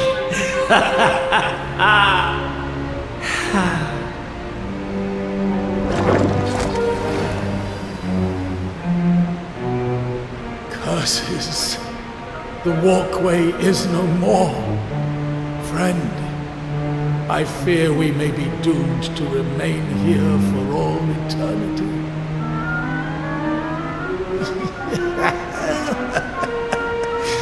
I jest, of course. One moment.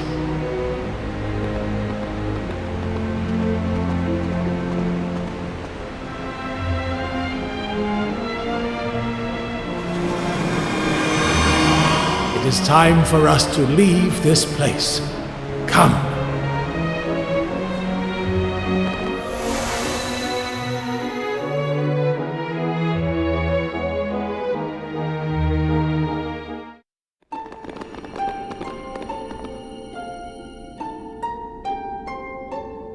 Look, the waters are receding.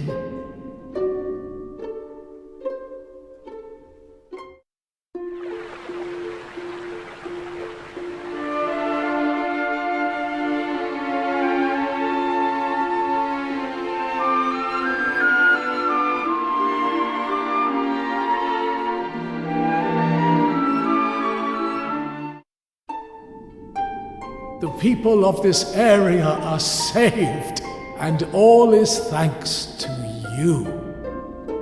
If I were alone, I could have done nothing to help them. I have spent a long time traveling, helping people, but now I am old. It is time to stop. I must settle down somewhere and find one who will take on my vow in my place. I am tired. Please, go on without me. I explained all to the people I brought here while you were gone. Now that the waters have receded, they have probably returned to their homes.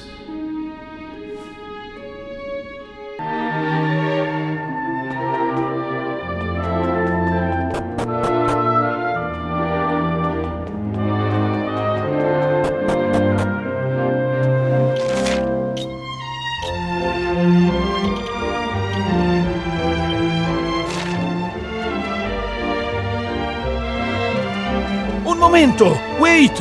I must talk to you before you leave. I have made a decisione to believe the story you tell of this legendary hero. However, I have no changed my mind about the Sizzling Stone. I no give that to anyone. Allora, the only solution therefore is for me to come with you on your journey. If it's true, and you need to use the Sizzling Stone like you are predicting, then I will permit you to use it, with my supervision. So, you will allow me to accompany you, see? Bene, bene. This is the correct decision for all of us, I think. You see, as soon as you mentioned the legendary hero, I could not get the thought of him out of my head. My curiosity, it will not rest until I see him with my own eyes. Allora, let us depart. Now, I assume that already you have found the location of the tallest tower in the whole wide world, see? Bellissimo! Then we depart immediately. Andiamo!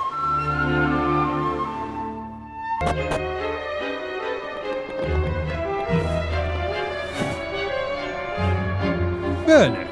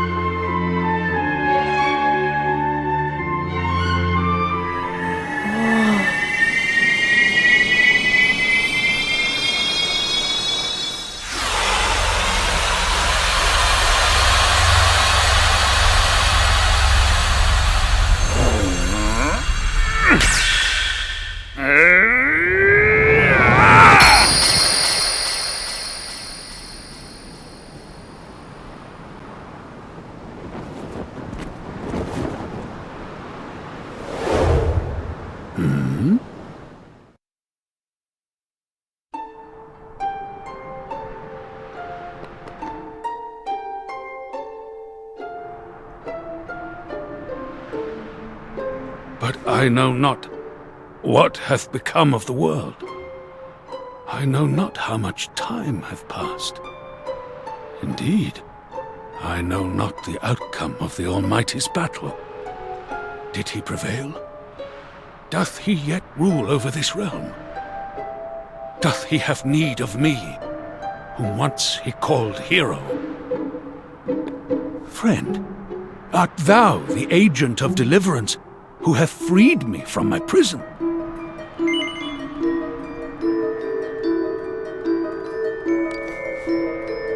I had thought as much.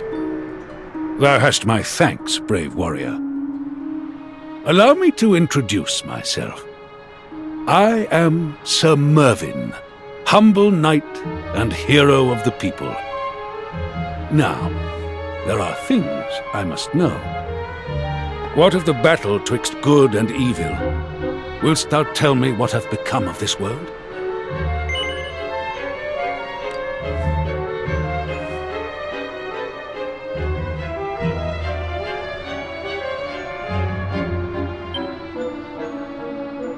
Egad, the Almighty was defeated long ago, and by the Demon King himself, no less. It seemeth his greatest fears did indeed come to pass. Why, 'twas immediately prior to facing the Demon King that my master sealed me away in my prison. He was mightily afraid of what might happen if he were defeated.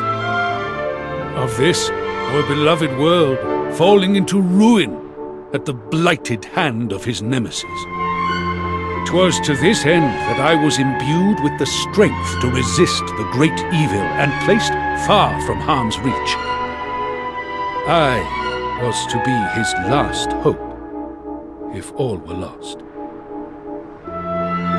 Thinking upon that moment now, it would appear that he had already foreseen his fate. Yet something doth not sit right. I was surely retained here that I may fight against the great evil, yet all seemeth calm. Still, the eerie hush that hath descended upon the world filleth me with naught but foreboding. Something approacheth.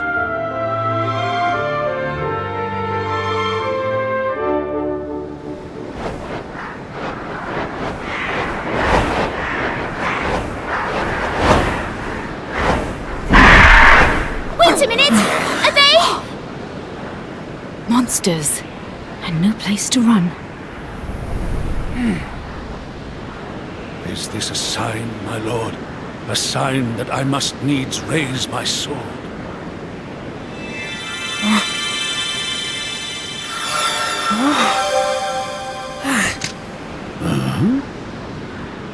Deliver me my blade.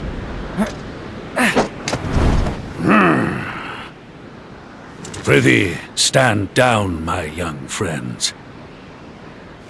Prepare to be bedazzled by the Order's might.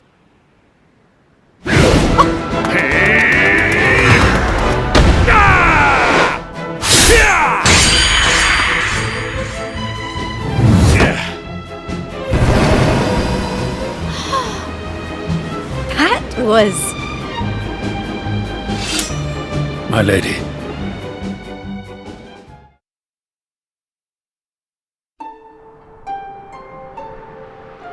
You are all unharmed, I trust.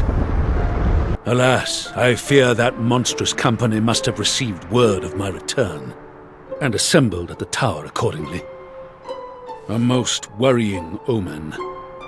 I must needs go abroad and see the state of the realm with mine own eyes.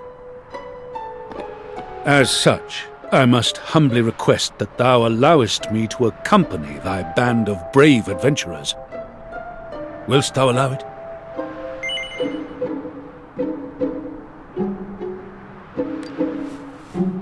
Thanks unto thee. 'Tis most gracious of thee to accept. Very well. From this moment forth, my sword is thine to command.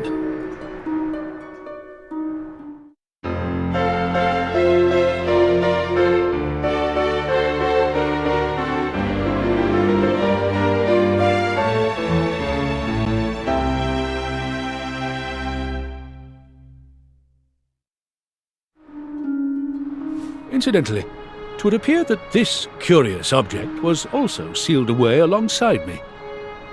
No doubt thou knowest better than I what its purpose might be.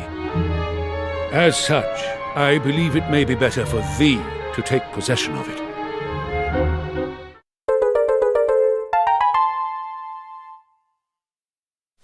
Now, there is one more question I must needs ask. Wherefore was my sword in thy possession?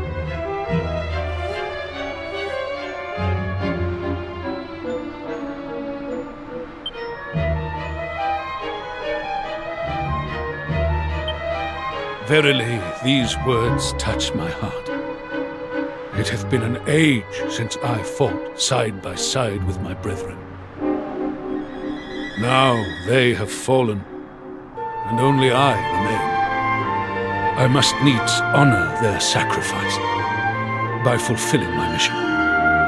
Come, 'tis time for us to sally forth. A light must be shone upon the darkness, that its truth may be revealed.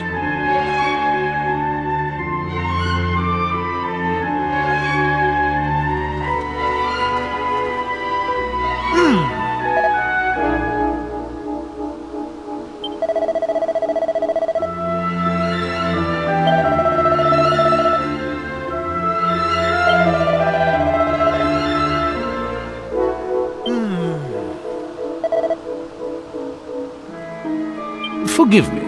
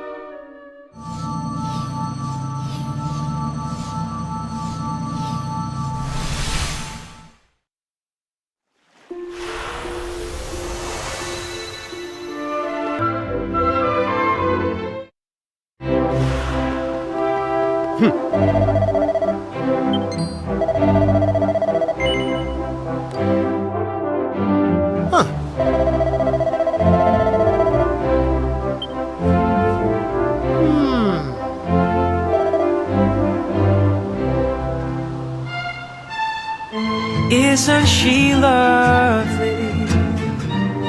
Isn't she?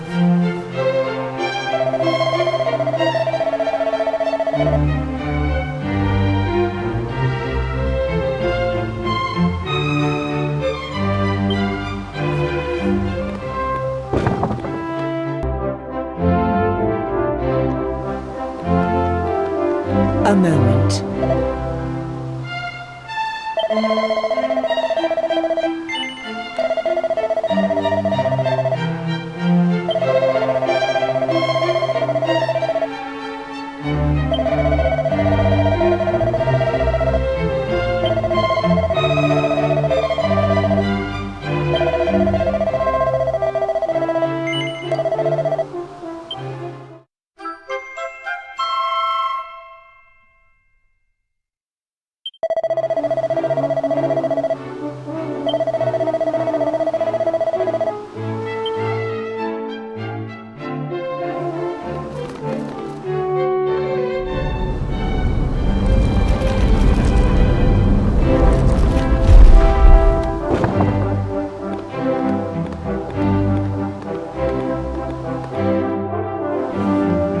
Verily, a most ingenious contraption.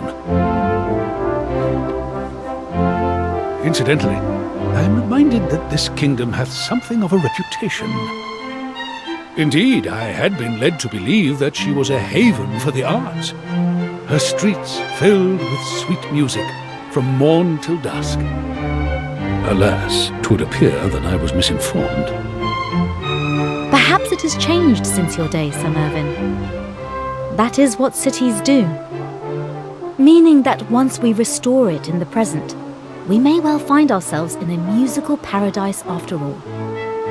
And should that be the case, then where better to start looking for one who can play the Torban of Truth? Ah, yes, thou seekest this musician, that thou mayst restore the Almighty, dost thou not?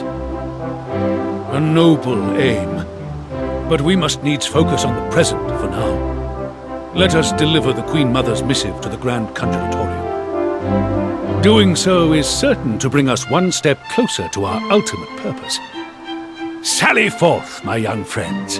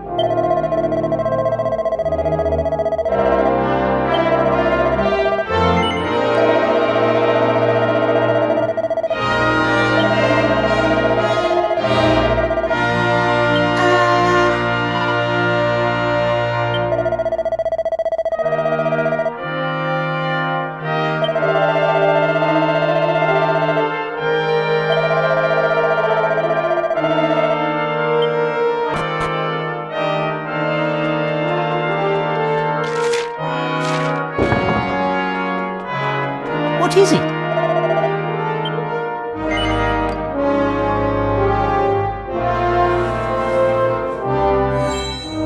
Oh, how absolutely marvelous! This is just what I was looking for. Now I have all the ingredients I need. You have excelled yourself, truly. Now, as recompense for all your hard work, allow me to regale you with a magical tale of mystery and intrigue. Perhaps you've heard some of the rumors about the King of Hubble and his ill-advised behavior on your travels. Well, the real situation is somewhat worse than the rumors would suggest. The poor misguided fool is trying to revive the incantation of all things. And what's the incantation, I hear you ask? Well, it's an apocalyptically awful spell that once tore entire continents to shreds. It's been safely sealed away since time immemorial. So, you can imagine my alarm when I heard the rumors about what the king was planning. I went straight over there and asked him if it was true, but he flatly denied all knowledge. He ended up losing his temper and chasing me out of the castle. After that, it seems he came up with the bright idea of building a blockade between Hubble and the Grand Conjuratorium to stop me trying anything like that again. But he needn't worry on that front. I've been busy researching the ultimate counterspell instead, one known as the Great Leveler. It's been a long, hard road, requiring every ounce of my vast intellect and a little assistance from you, but I'm close at last.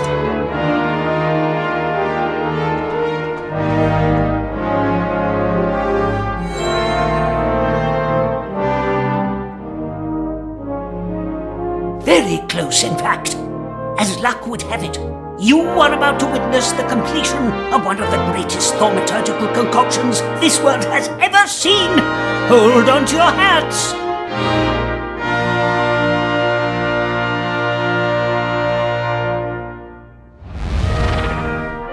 What?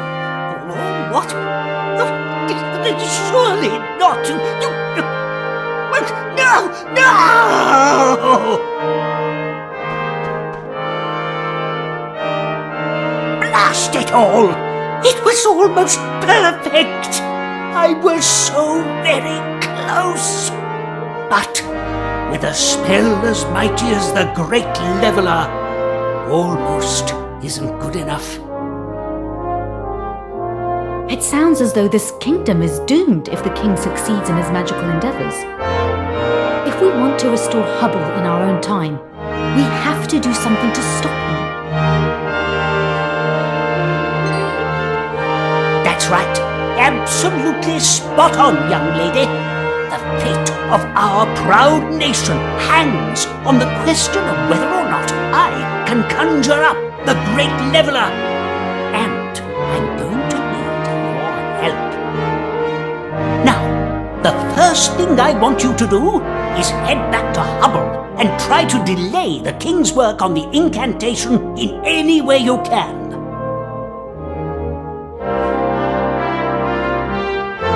Oh, and be sure to take this with you.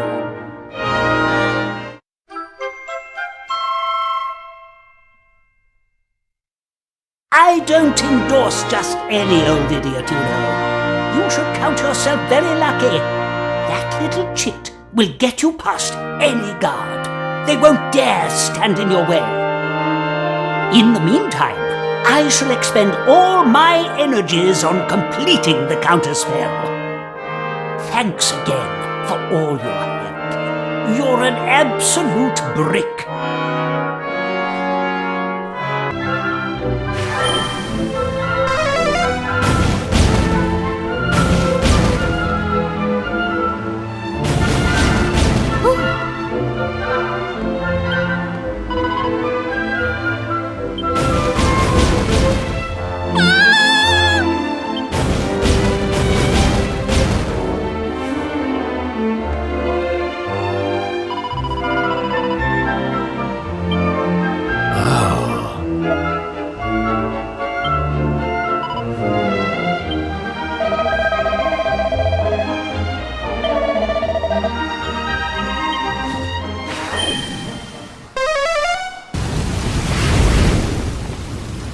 Oh.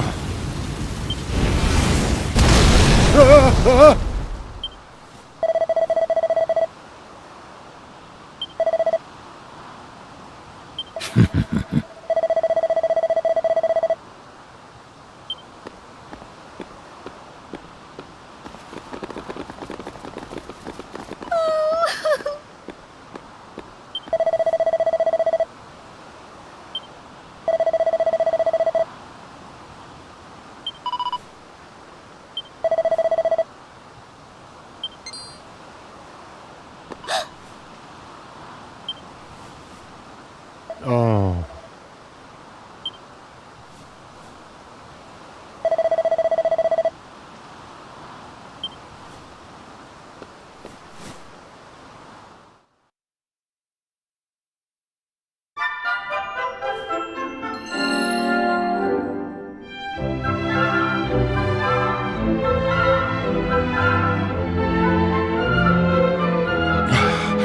May the Almighty bless you for coming to my aid.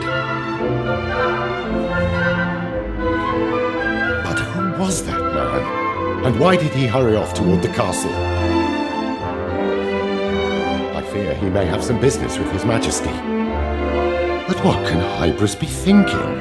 Associating with a man who would threaten a child? I am sorry. Forgive my musings. I feel that I should explain a few things to you. Hybris is, of course, the name of our king.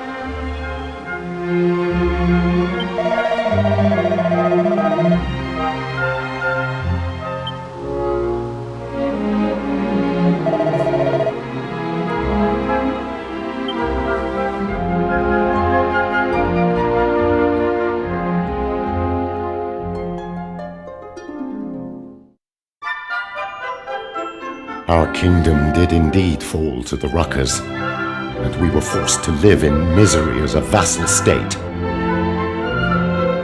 But then, 10 years later, Hybris took the throne and led Hubble to victory against our oppressors. Yet, we are not at peace. Still, he covets further power. He seeks to revive the most potent spell of all, the incantation. The very same spell that once tore this land apart. It was erased from history by ancient seers to prevent that dark chapter of our past from ever being repeated. Why in the world would he want to revive it now? I just cannot comprehend it.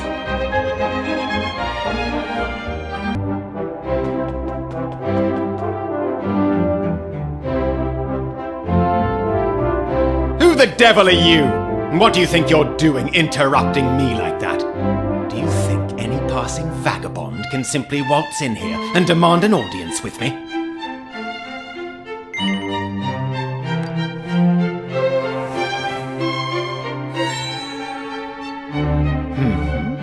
Did I hear you correctly? The Wizard-in-Chief of the Grand Conjuratorium told you to prevent me from reviving the incantation? That senile old fool. I told him I was doing nothing of the sort. And what does he do? He sends perfect strangers to interfere nonetheless. Contemptible meddler! Well, two can play at that game. Give me that!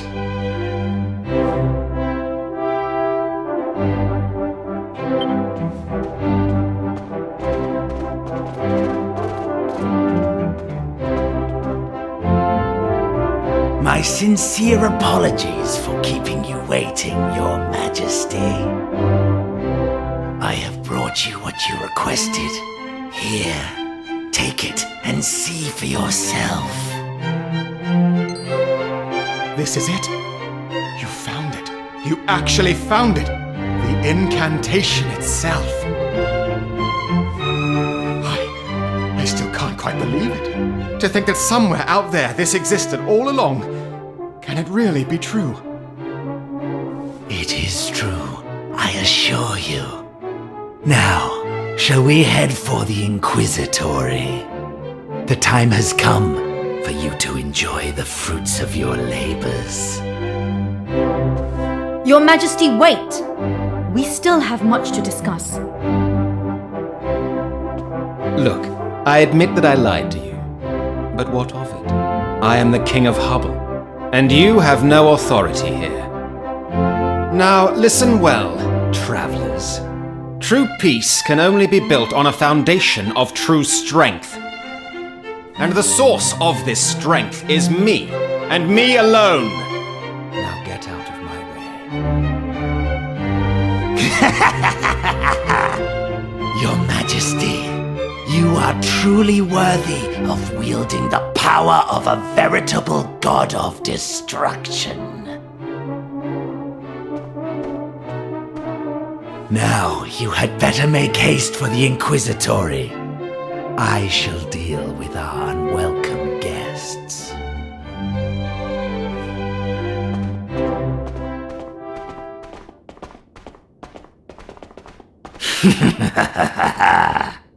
You know who I am, don't you?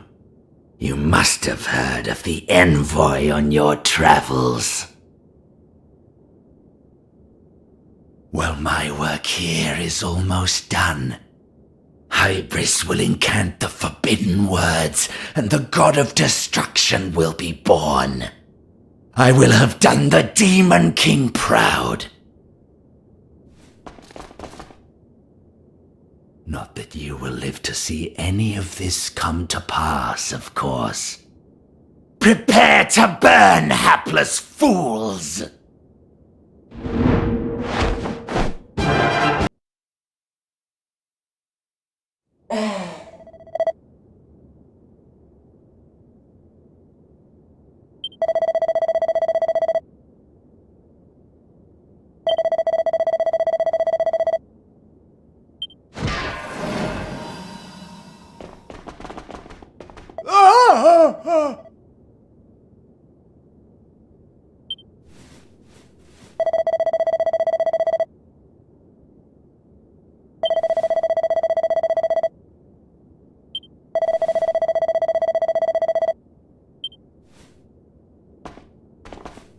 Go on.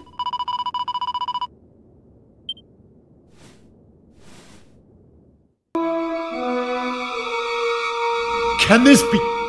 Hybris? Is this... Do you truly intend to revive the incantation?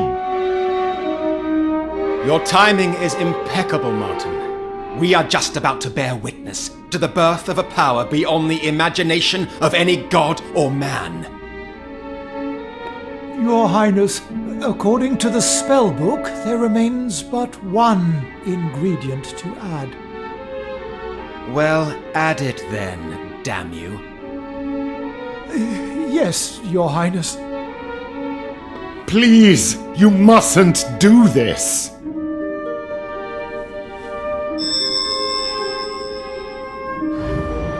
Very good. You may leave now. Yes, Your Highness. How long has it been since the sages of old sealed this spell away? How long has it lain dormant, waiting for one such as I to revive it?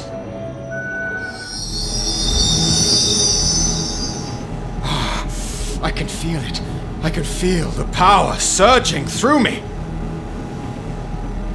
No! Please stop!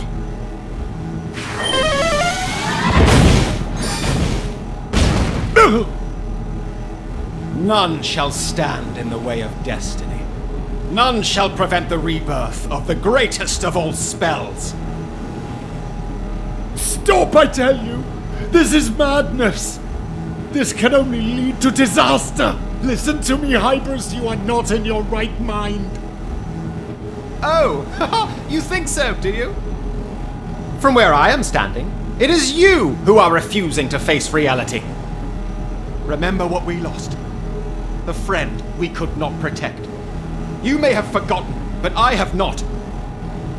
You mean... Hybris, listen to me. We were not to blame. Without power, how can we hope to protect what is dear to us? Others may shy away from this truth, but not I. With this, the greatest enchantment of them all, I will finally have that power. It is time. Time for me to utter the incantation.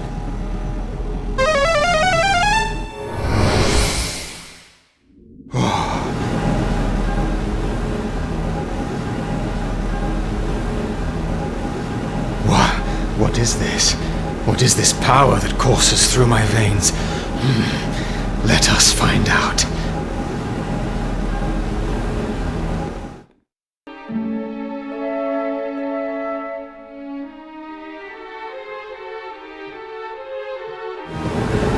Behold! It is mine at last. The power to vanquish any foe. To overcome any obstacle. It's mine, Lucia. It's finally mine. I can finally save you. You have nothing to fear anymore. You are safe now. I promise.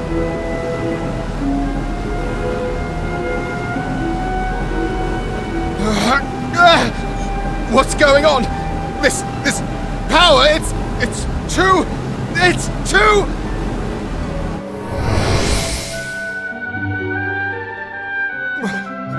What happened? I can't see! The darkness! It hath come for me!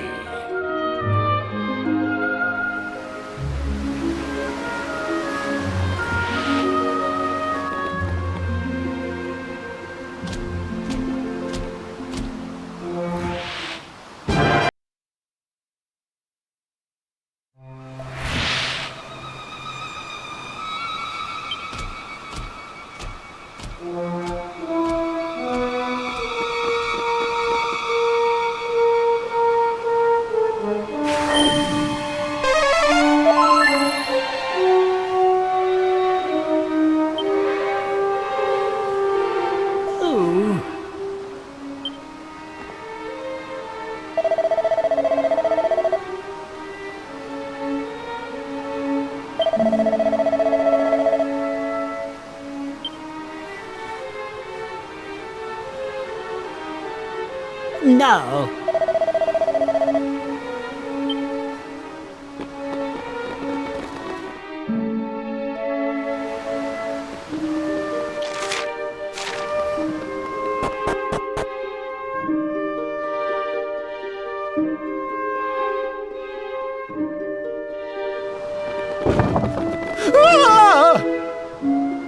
What is it?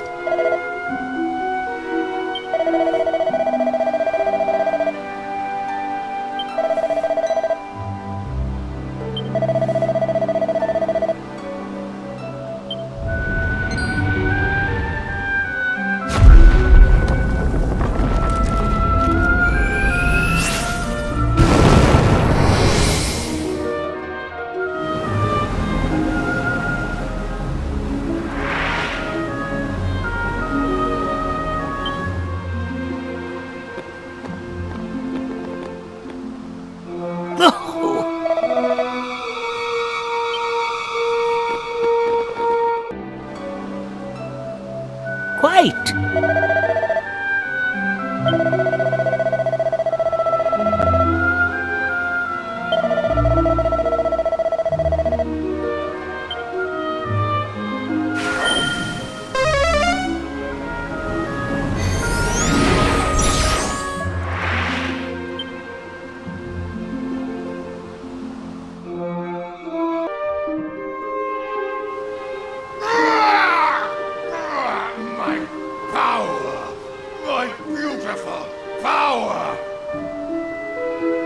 But this is not the end. I am far from defeated. I will not rest until this land lies in ruins.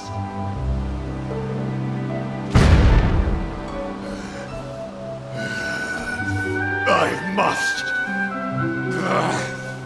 protect her. I must destroy you.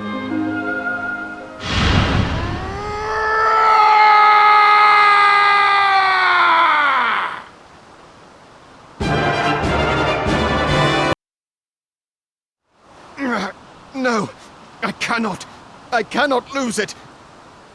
I cannot lose this power. Without it, I cannot save them. Cannot save her.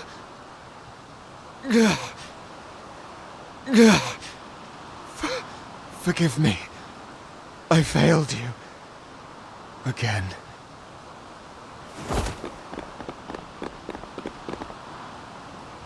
Hybris!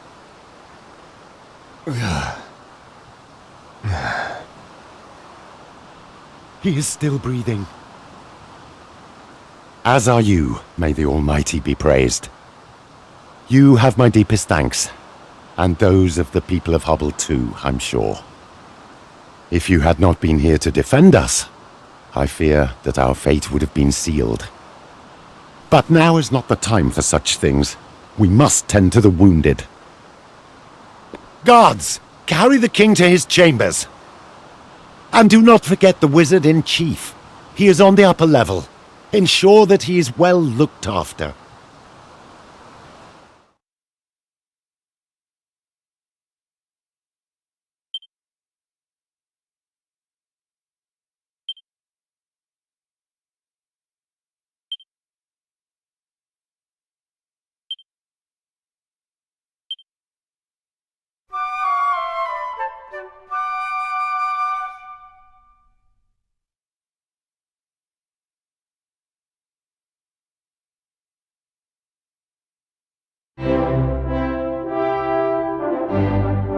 On behalf of the entire kingdom, I would like to offer you all our most heartfelt gratitude. Though he is not yet able to rise from his bed, Hybris is conscious and making a rapid recovery. I am sure he would like to speak with you before you leave. I must also express my most heartfelt gratitude. His Majesty's rampage could not have been stopped were it not for the daring do you displayed.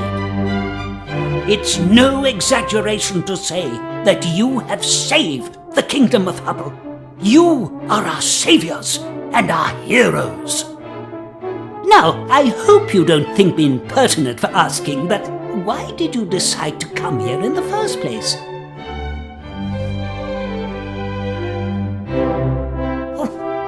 What? Restoring lost islands? Really? Well.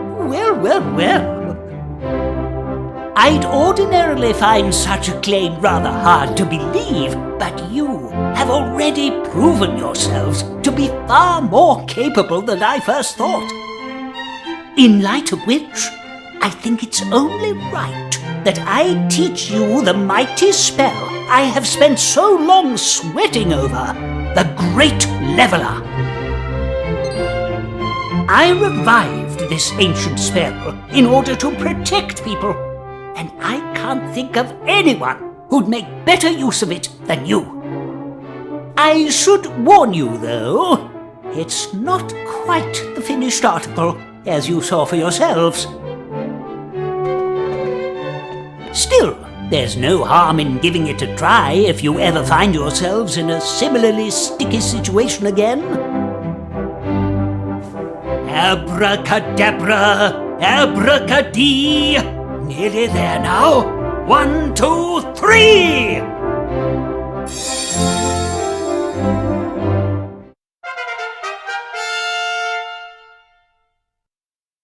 There! Ha ha! And don't worry, I'll keep working on the spell while you're off adventuring. It won't be quick or easy, but I'll have the blighter perfected one day, you mark my words. And when I do, rest assured that I shall be more than happy to share it with you. Anyway, I'd better get back to my research. All the best, dear friends. Do be sure to drop by again whenever you're in the area.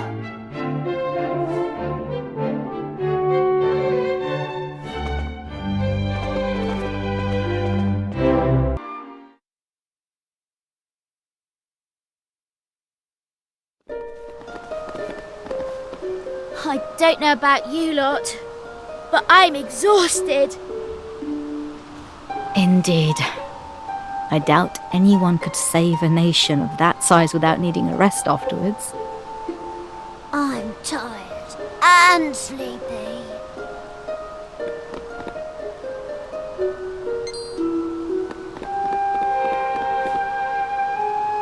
Oh, there you are. I was hoping to find you here. What's going on? Did you run here all the way from Pilcher Bay? Oh, you look like you've seen a ghost. I won't go into details if it's all the same to you, Miss Maribel. It's just, you're wanted at home right away. Why? What's happening? Tell me, now! Well, it's your father. He's had a bit of a funny turn. What? He's what? Everyone's been out searching for you all day, miss. Look, I need to get home. I'll see you all back in Pilcher Bay.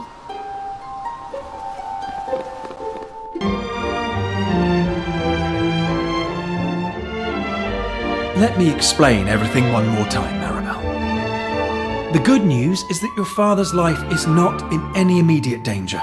However, while we cannot be certain about the cause of his illness, we do have our suspicions. As such, we really cannot afford to give him any more reason to worry. You must stay by his side until he makes a full recovery. We can't have you running off and worrying him anymore. Oh, Father.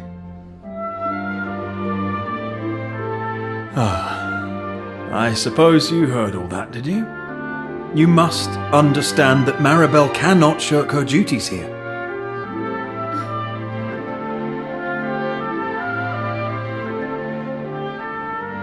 Look, why don't we all talk outside? It is what it is.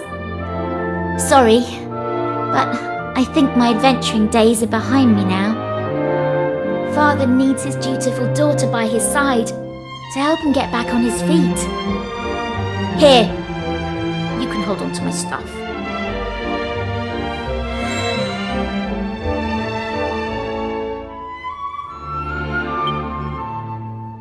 I suppose I'll be seeing you then. It was fun while it lasted. Really fun.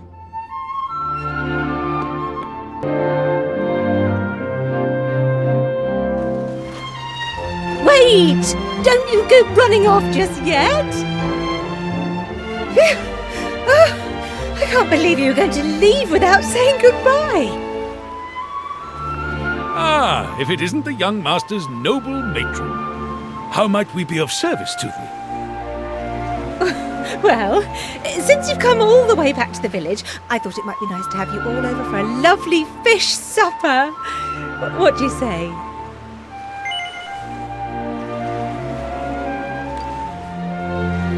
Lovely! Oh, it'll be just lovely. Right then, everyone. Come on over and take a load off. I'm looking forward to getting to know you all.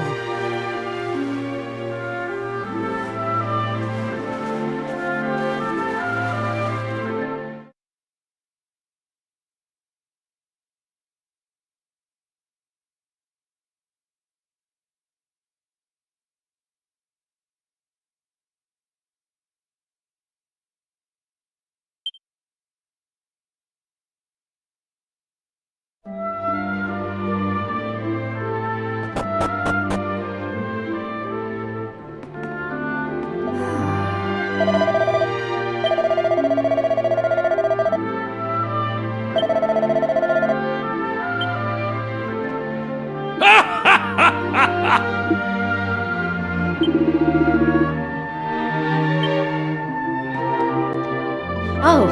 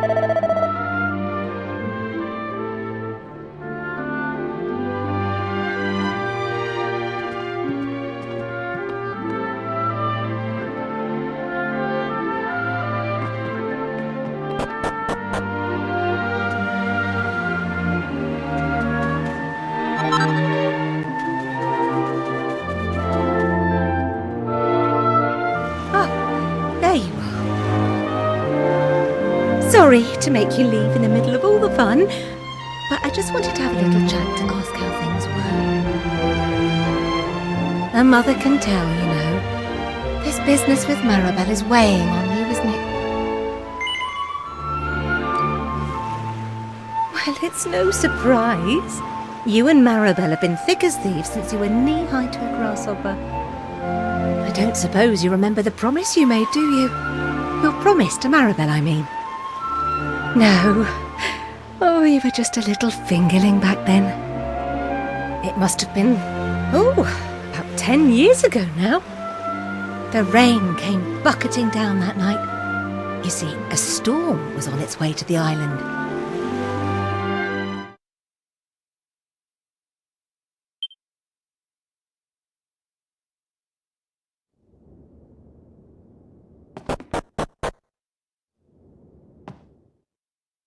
Oh.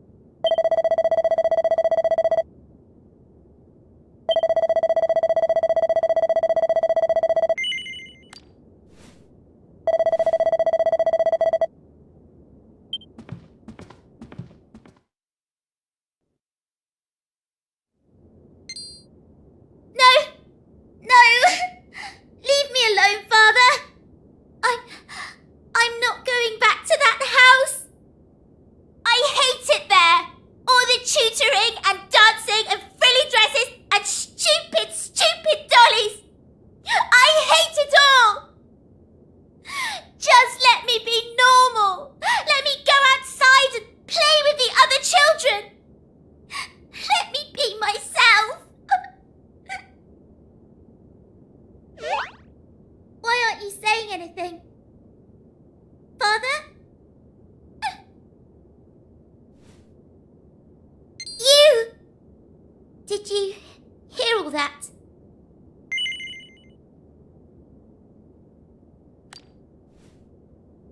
If I break so much as a single bead of sweat, my mother and father get angry at me. It's not ladylike, apparently.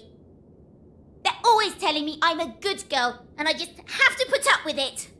I hate it. Oh, I hate it all!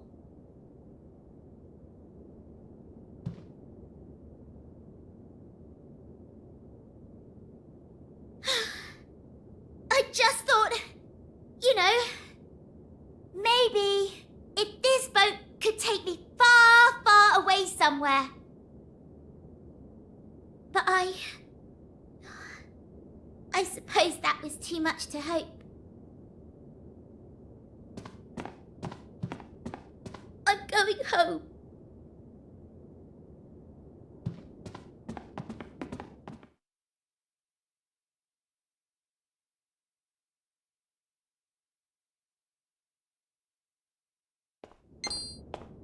Son?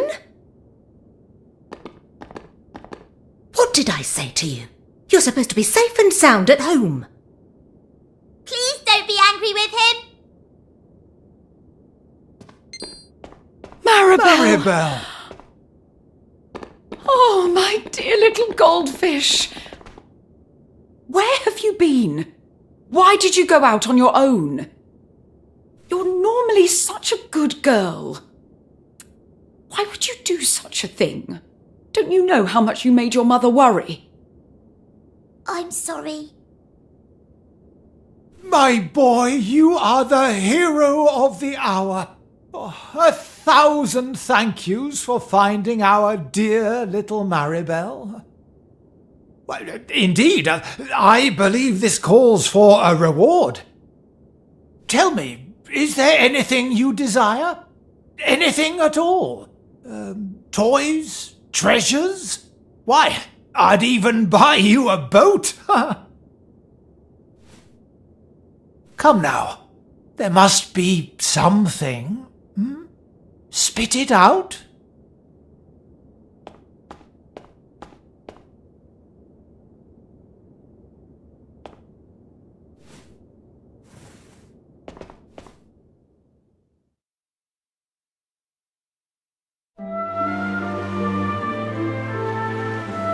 I suppose you don't remember how you answered Mayor Maid, do you?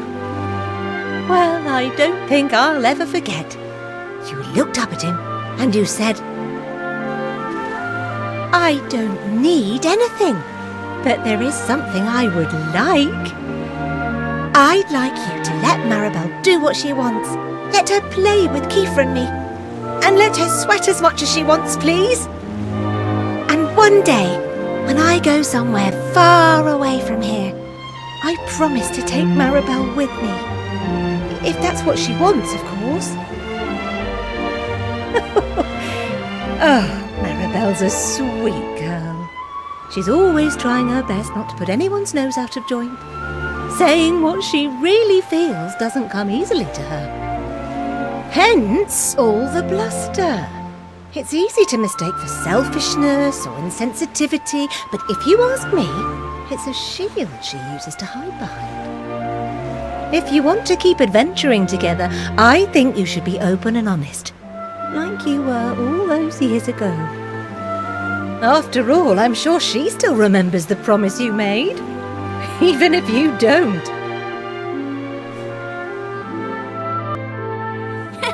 Relax, I was only joking. I'm actually glad you came to see me. It's very nice of you. But look, I don't think I can go adventuring. Not anymore. At least, not until Father wakes up. No, don't worry about me, Maribel. Father, you're awake! You must have come home for my sake. I'm sorry for interrupting your adventures, my darling. There's no need to apologise, Father. I'll go call the doctor. Wait, before you do, let me talk to you. Huh? Maribel, You are the sweetest child a man could ask for. You have shown me the kindness in your heart. I need nothing more. What do you mean? Since the day you were born, I've only ever wanted one thing for you. To live your life in the way that you choose. Be honest with me. What is the thing you'd most like to be doing right now? Father, I want to continue my travels. I want to keep adventuring with all my friends. Then that is what you shall do. That is what you shall do, my Maribel.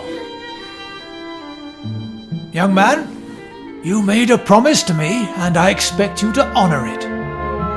Take good care of my daughter. Thank you. I'll be back before you know it.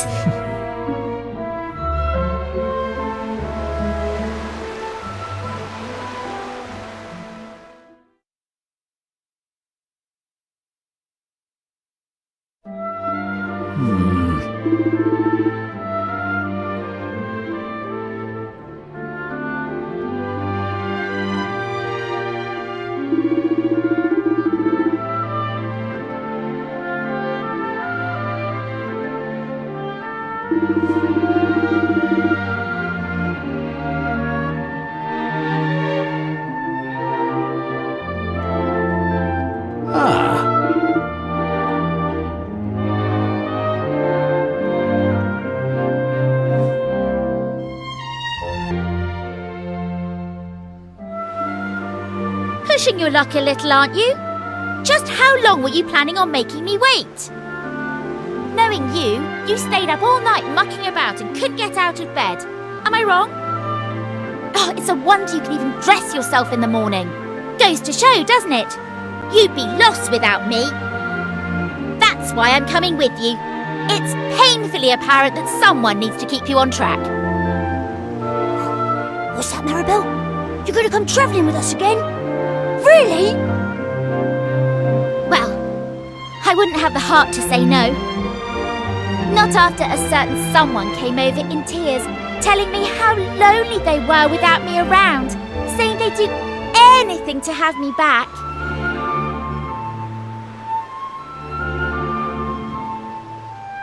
Come on then, there's no time like the present. Let's get moving!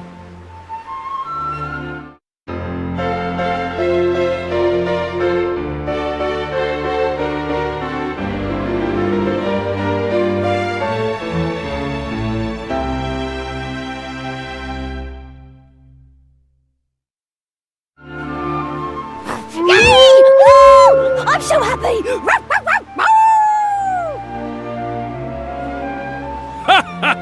What marvelous cheer! Then let us depart forthwith. Where shall we make our next destination? Perhaps we should see if Hubble has appeared in the present-day world. What do you think, Maribel? No arguments here. All right, let's go. Time to find our next adventure.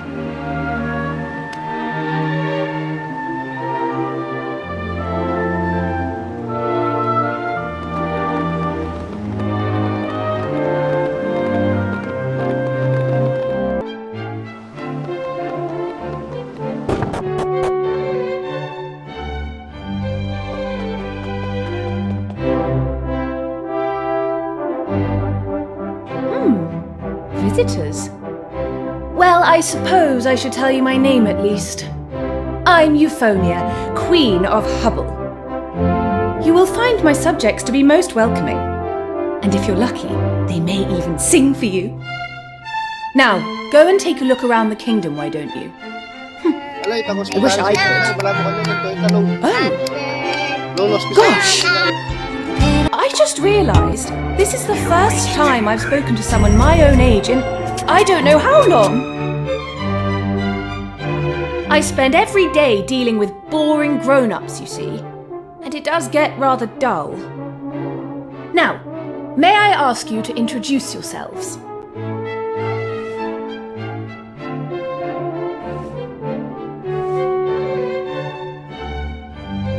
Very good. And tell me, what brings you to Hubble? That is the story of our journey so far, Your Majesty. And it seems we have a way to go yet. Oh, I'm green with envy. I've barely stepped outside the castle in ages. Right, I've decided.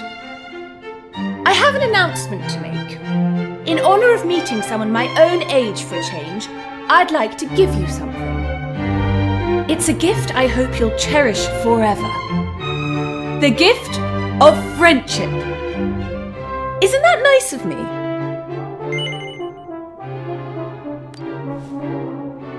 Ahem.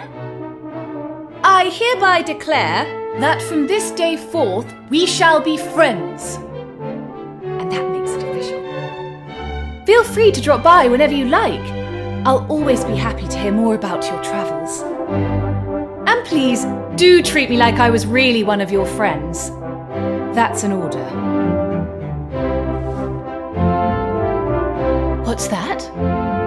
There's something I can do for you. And what might that be? Well, the thing is... I see. A legendary musician. Interesting. The Torban of Truth, you say? Oh, this is simply fascinating. So, you're on a quest to find a legendary Torban player descended from the Romers. This is so exciting. Well, you came to the right place. After all, I'm queen of the most musical kingdom in the world. Leave it to me. I'll issue a proclamation right away. We'll hold a contest here in Hubble to find the world's best Torban player. And, yes, we'll have a prize for the winner. That'll bring them running for miles around. Now, if I understand correctly, only the descendant of this legendary musician of yours will be able to play the Torban of Truth. So if we use it in the contest, we'll know right away if we found our player. Does that sound good to you? So it's settled. It will probably take a while for all the best players in the world to gather. So you should carry on with your adventure and come back and visit me later. Thanks so much. You've managed to banish my boredom in one fell swoop. It is only right that I reward you with a little something. A token of our newly forged friendship, if you will.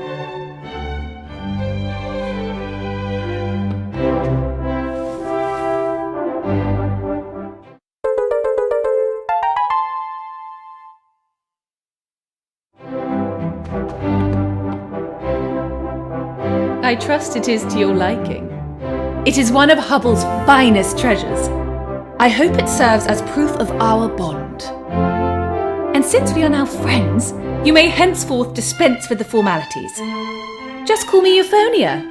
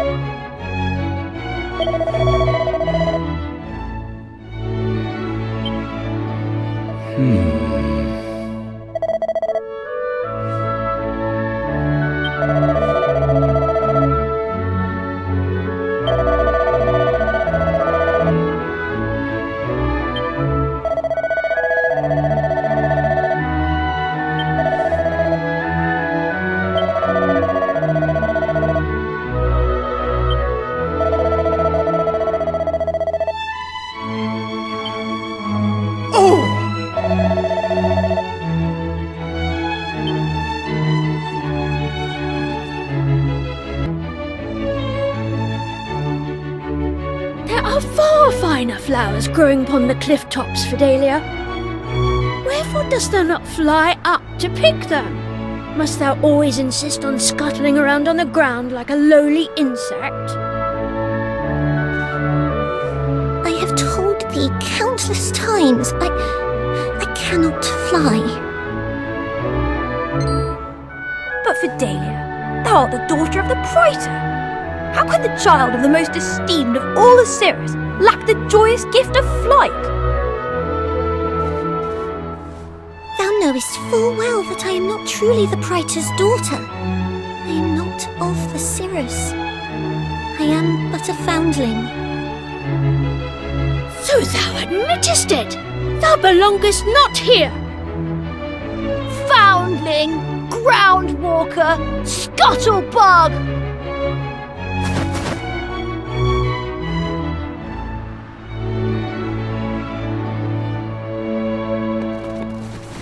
Who art thou?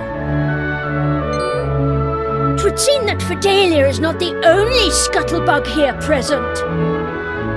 She hath called upon more of her ground-bound kind for protection.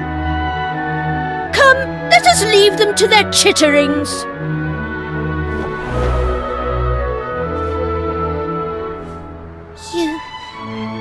You have my thanks.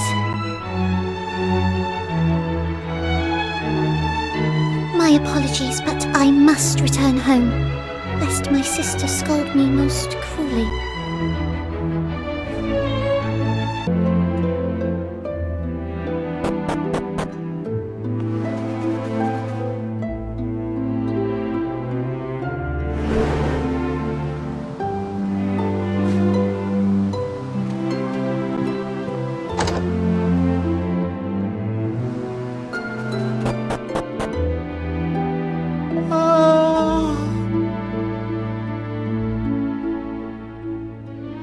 Oh.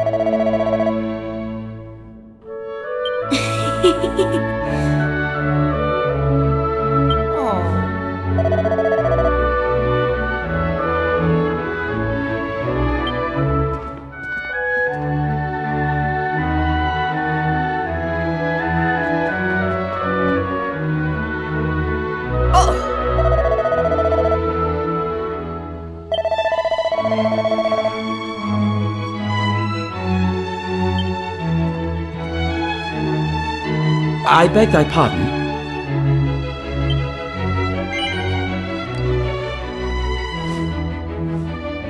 Ah!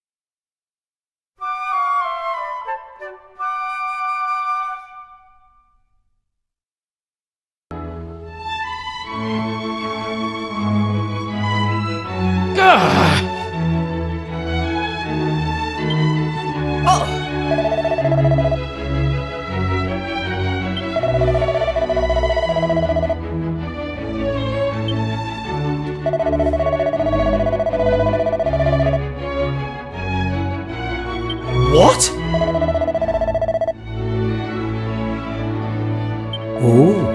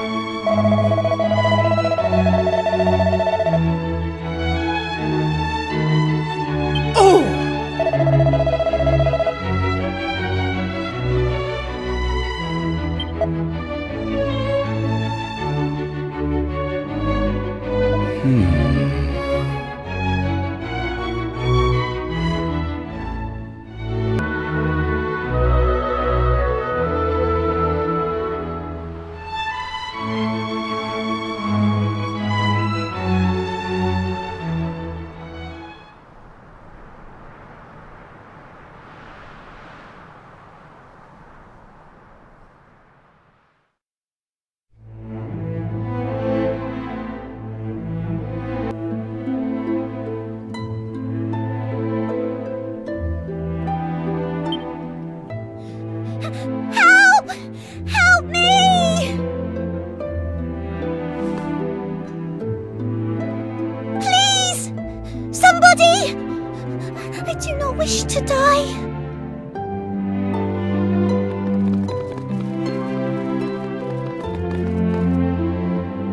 I can hold on no longer.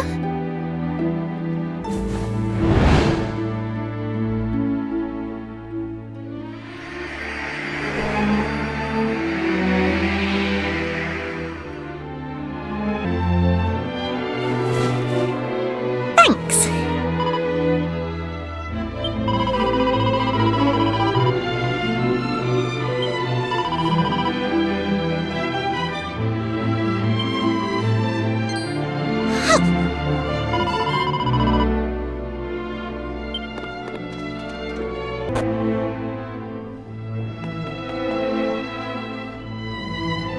Ah, 'tis thee. Thou hast not yet departed. This is a blessing indeed.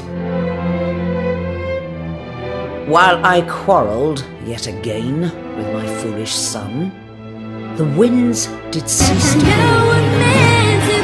But fear not, for I understand. What sayest thou? The sacred stone did save Fidelia from certain death? Intriguing. But thy tale must wait. For as I say, I have come to understand wherefore the wind has ceased to blow. But of course! 'Twas because we removed the sacred stone from its rightful place in the sanctum. Silence, blockhead! Wherefore insistest thou on attributing all our joys and woes to that plaguey rock? The ceasing of the winds hath not the slightest thing to do with thy beloved stone. Please pay no mind to that idiot boy of mine. Now heed me well, young wanderers, for we have need of thine assistance once more. To explain our current plight may take some time. Fidelia, child, heed well my words, for thou too must play thy part. As I have long suspected, the wind bloweth no longer, because the statue of the Great Spirit within the sanctum hath been engulfed in darkness. The ancient Cirrus once believed that it was this statue that did sustain the blessed winds that grace our hallowed vale. And now I believe it too. This is wherefore you must return there, and lift the darkness that blighteth our protector. Doth all that I have imparted thus far sit well with thee? Dost thou comprehend it? clearly?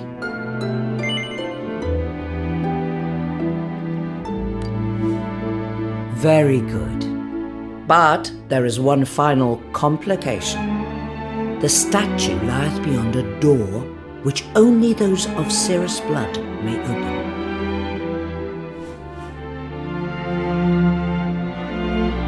And that is thy part in this, Fidelia. Thou must open the door, that our friends here might aid us.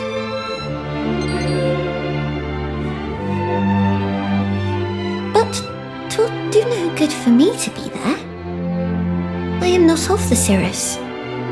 I do not share thy blood. Mother, no. We... Hold thy tongue. 'Tis time. 'Tis long past time. I will keep my silence no longer. Listen well, Fidelia. Thou art no foundling. Thou wert born here, in this very house. Thou art of the Cirrus, every bit as much as I. But that cannot be. I do not possess wings. I cannot fly. I know not what the powers on high intended for thee, my child, but that is the body thou wert given. Alas, thy father thought that a wingless child would bring great shame upon his household.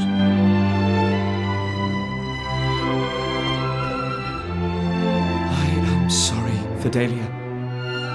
Eternally so. There will be ample time to lambast him for his cowardice later. But for now, we have need of thine aid. Fidelia, thy tribe finds itself in need. Wilt thou come to its rescue, in spite of all that hath befallen thee?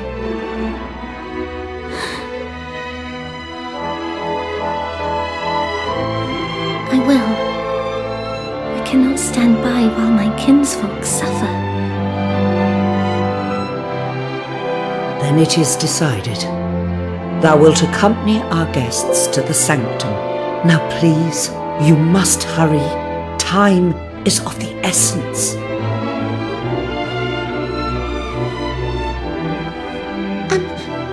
Might I ask thee to carry something for me? 'Tis some distance to the sanctum, and I am but small.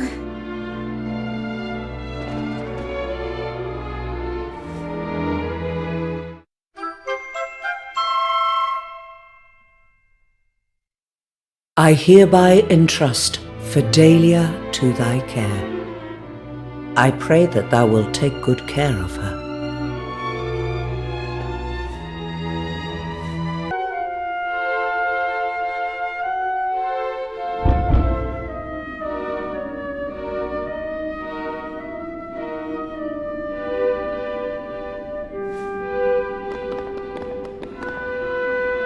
This must be it. The door that heedeth only the command of those in whose veins floweth the blood of the Cirrus. For it to open would be proof of my heritage, proof that I am of the tribe after all.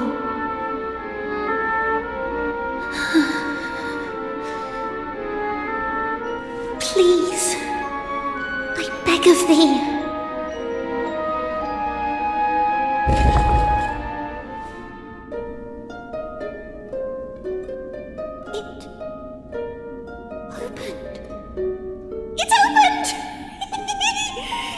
After all I have been through, I am no foundling at all.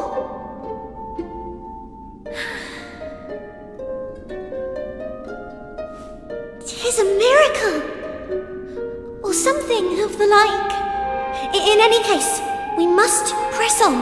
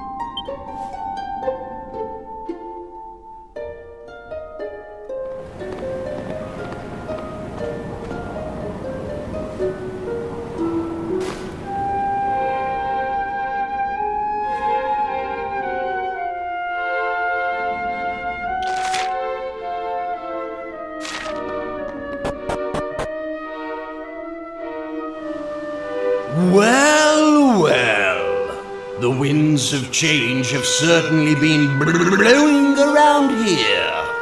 Didn't you do a lovely job of making the statue all shiny and visible again? But the next bit isn't going to be so much of a breeze, I'm afraid. There's something else you'll have to do to bring the wind back. Blow me out of the water! Come on, let me take you on a whirlwind tour of a world of pain.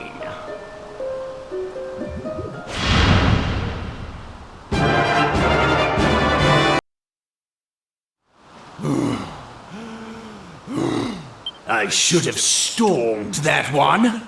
Did I go too easy on you? I don't think I did. No. It's because you humans insist on liking each other and working as a team, isn't it? Well, looks like it's time I breezed on through.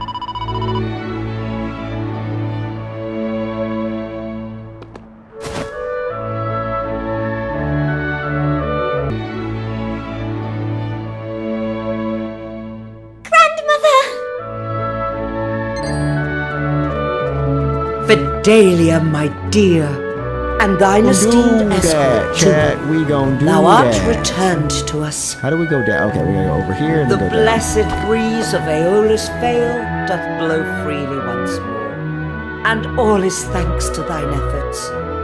I offer unto thee mine unreserved and undying gratitude.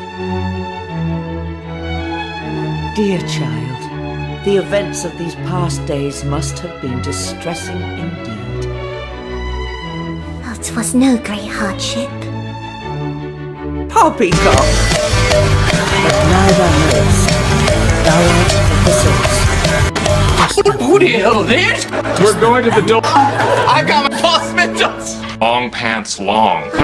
Why are bushes bushy? You can see your bulge. At this point in your life, 'Twas not thy father alone who lied to thee, child.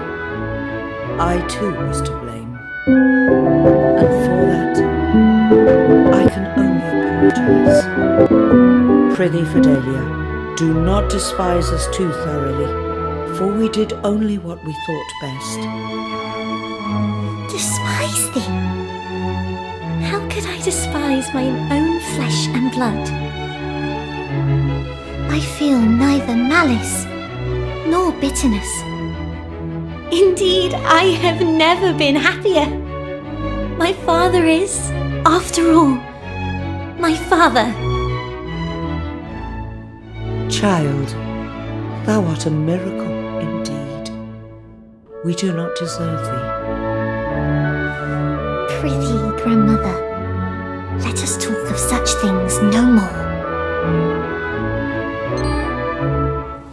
Ah, of course. I have with me the sacred stone. I could not be certain that I was right in retrieving it, but I thought... Waste no more thought on that accursed object, child. 'Tis but a worthless rock. Though if it pleaseth thee to have it near, I shall not protest. A worthless rock? That's no worthless rock.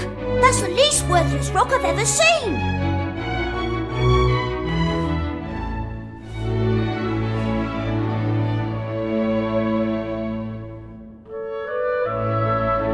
Thou claimest that the stone did grant unto Fidelia the power of flight, thereby saving her life?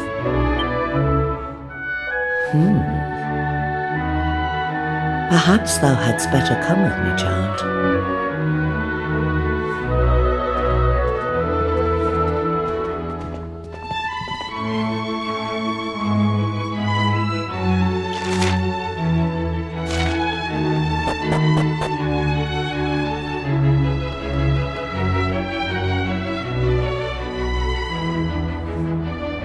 Child, let us prove to all the people of the Vale that thou art truly of the Cirrus.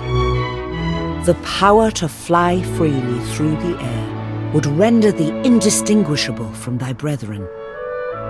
And I suspect that power is now thine. Now, fear not, and trust in thy dear grandmother.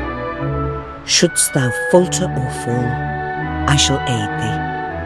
Be brave, Fidelia. Very well. I am a little frightened, but I shall try.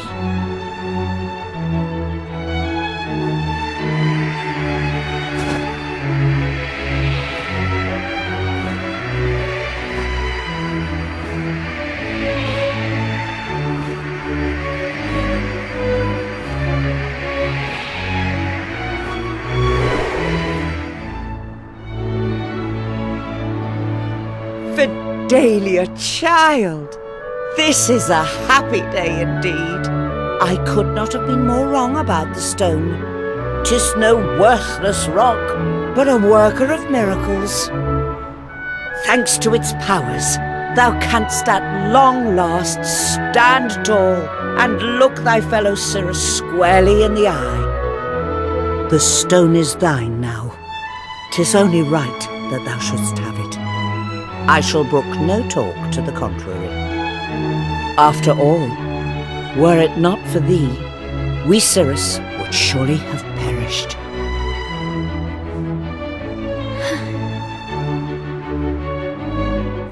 I have no need of it. But whatever dost thou mean, child? I am of the Cirrus. All will know this now. 'Tis enough for me simply that this is so. I wish only to live as our heavenly protector intended. 'Tis what thou always told me to do, grandmother. But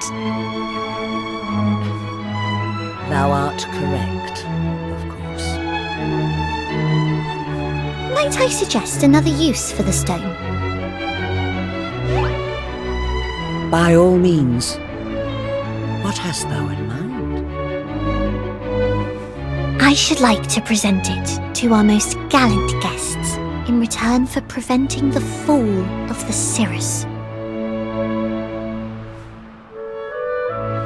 The stone hath many powers, that much hath been proven. It granteth the gift of flight, it causeth the winds to blow.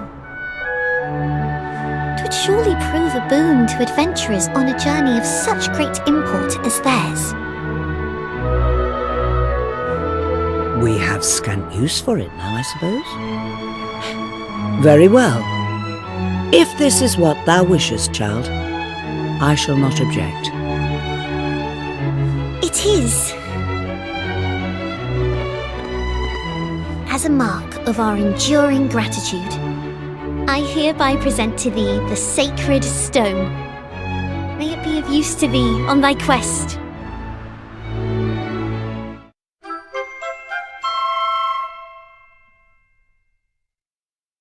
And whether it proveth so or otherwise, I insist that thou returnest to the Vale and tell us of thine adventures.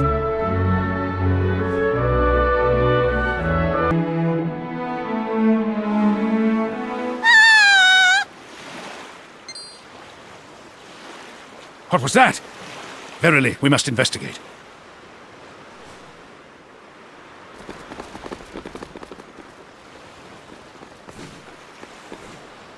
My baby! My dear baby! You know who I am, don't you, darling? It's me, your mother.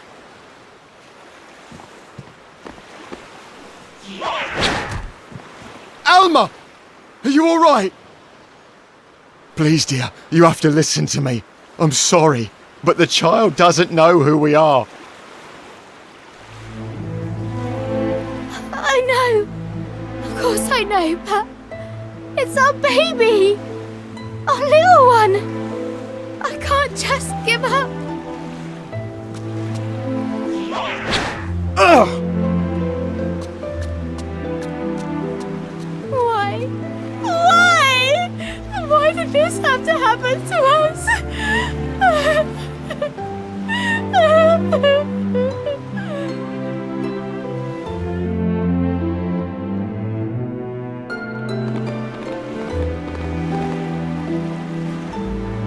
It seems we were too late. Your Majesty, I can... Harry, soldier, it's quite clear what happened here. You did commendably. Can you really be visitors? Not many have the daring do to cross the dark sea to our humble kingdom. I would very much like to pick your brains. Come and see me in the palace when you have a moment, would you? And do not despair, I beseech you. You must stay strong for your child. They will need a home to return to one day. Will they not?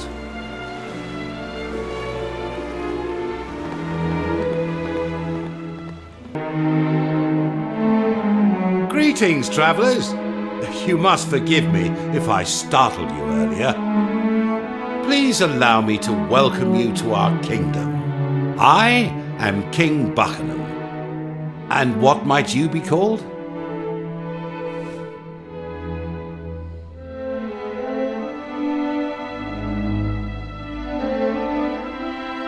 You know, I have a feeling that this chance encounter may well save my kingdom. Give me a moment and I'll explain.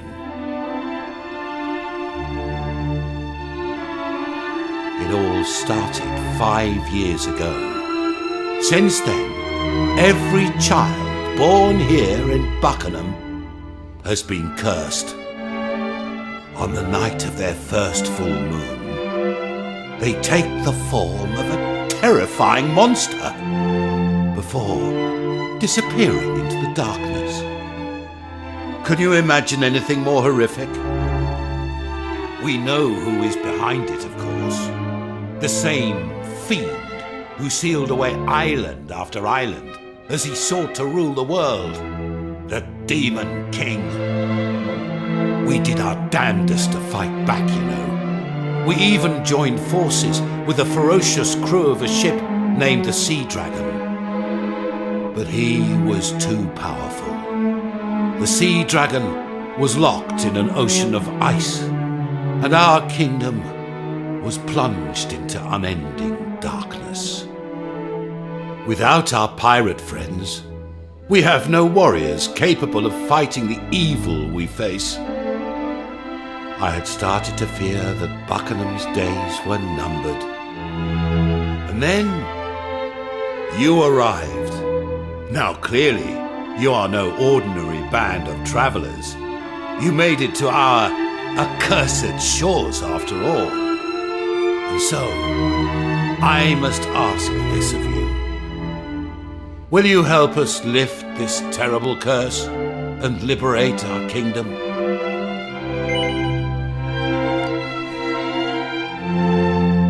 Thank you, my dear friends, and I assure you that as soon as the light of liberty returns to this place, you shall be handsomely rewarded.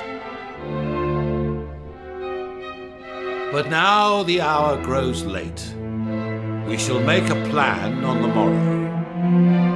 Now the inn does not open when the moon is full, I am afraid, but you will find beds on the 3rd level of the palace. Till the morning, then.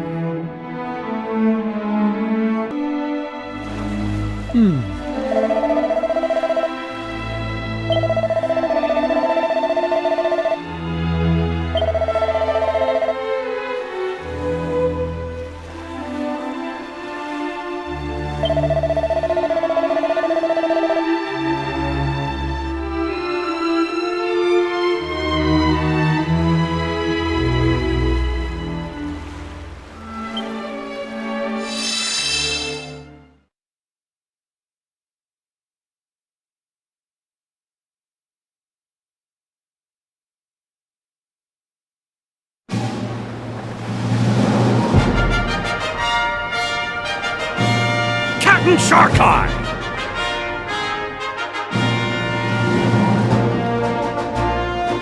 What's the matter with ye, Tor? You're flapping like a sail in a summer squall. Aye, well, we've a visitor aboard, Captain. Same high and mighty old dog as last time. I was wondering when he'd show his face. Continue making ready to sail, Tor. This shan't take but a moment. Aye, aye, Captain Sharkeye! Welcome aboard, landlubber! Tain't often we see one of you well-to-do Buckingham types down here by the harbour side. You know very well why we are here, Sharkeye. Goodness knows I would not have come for any other reason. Now, will I be returning to the king with the good news he so desires? Or will you be disappointing him yet again? Ha ha! You needn't have bothered coming all this way. The Sea Dragon's course has already been set. Weigh anchor, lads! We're heading north! Buckingham Palace, ahoy! Aye, aye, Captain! Didn't ye hear me, your importance? We sail for Buckingham! Now, step into my cabin and let's toast an alliance well made. Captain Sharkeye, thank you. The king will be most pleased.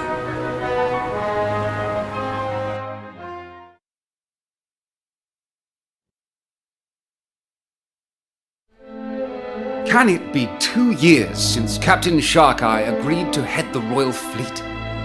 What he and his crew have achieved is truly remarkable. Alas, no matter how many monsters the crew of the Sea Dragon defeat, they seem to come back in ever greater numbers. Yes. I rather fear our successes have drawn unwanted attention from the forces of evil. Perhaps this was to be expected. And rumour has it that the reckless devil intends to deliberately draw the master of all monsters to a distant corner of the ocean and finish this once and for all. But Your Majesty, that is unspeakably dangerous.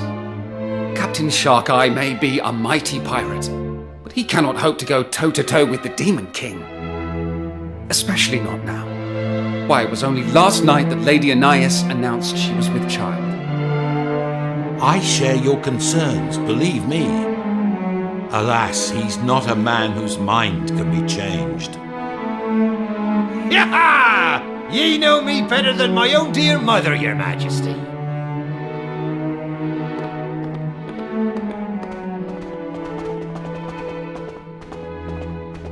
And you understand the situation as well as I do. If naught is done, 'tis only a matter of time before your kingdom gets gobbled up by the darkness. There's no altering my course now. 'Tis set, and that's the end of it. If we don't make a stand, there'll be no future for any of us. It seems we cannot change your mind. Well then, on behalf of myself and my subjects, let me express my utmost gratitude to you.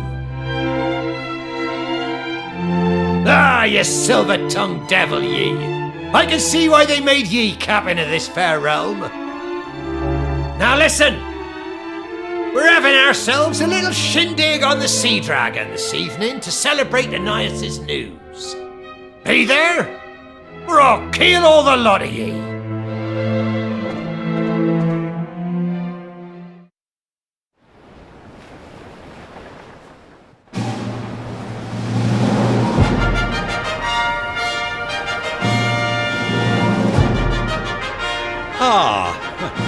I must say, I'm glad you, convinced my finest minstrel to play.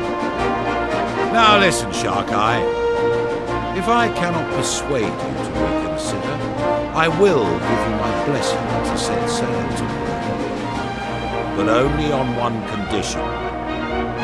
Anais must remain here in Buckingham. Promise me that, or I shall scupper the Sea Dragon, you stubborn old dog. 'Tis only now, after many years of marriage, that my beloved has found herself with child. I do believe the Almighty may be steering your hand, old friend. And who am I to deny the will of the great captain in the sky? I'll do as ye ask. Take care of her, ye hear? And of me little one.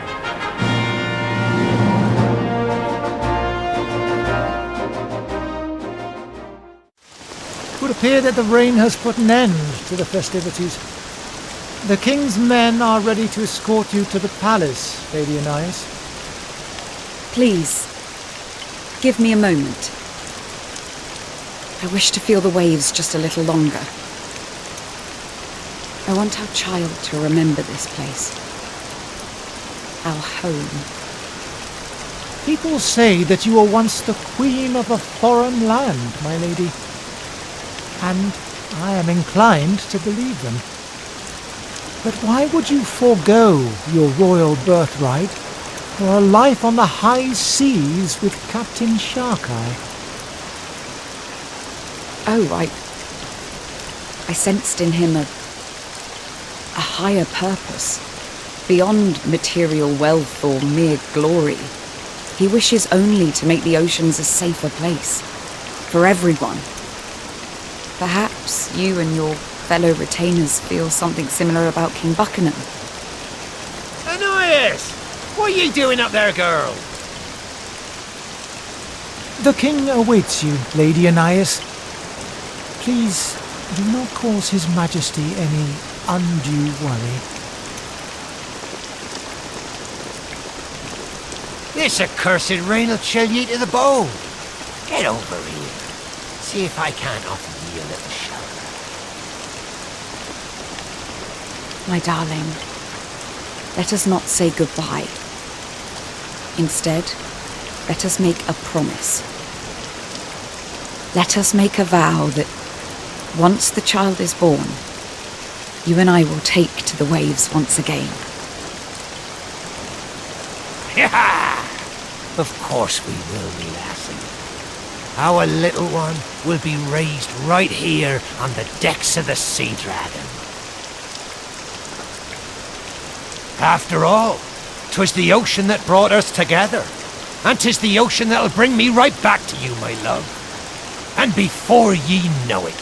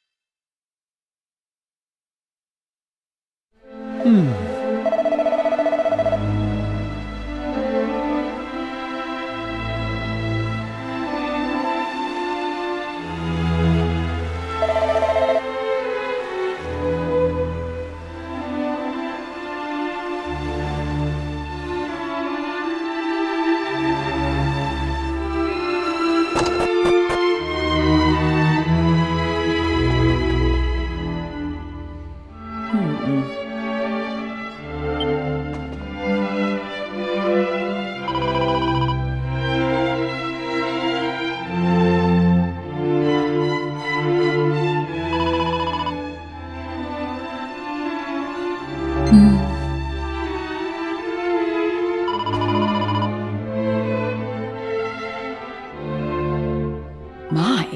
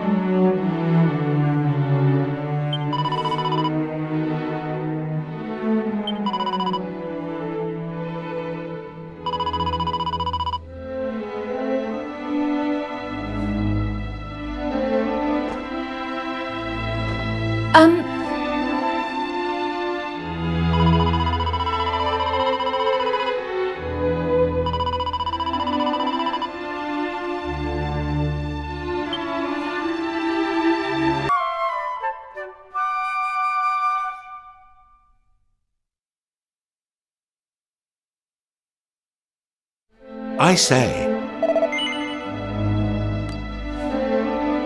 Ah.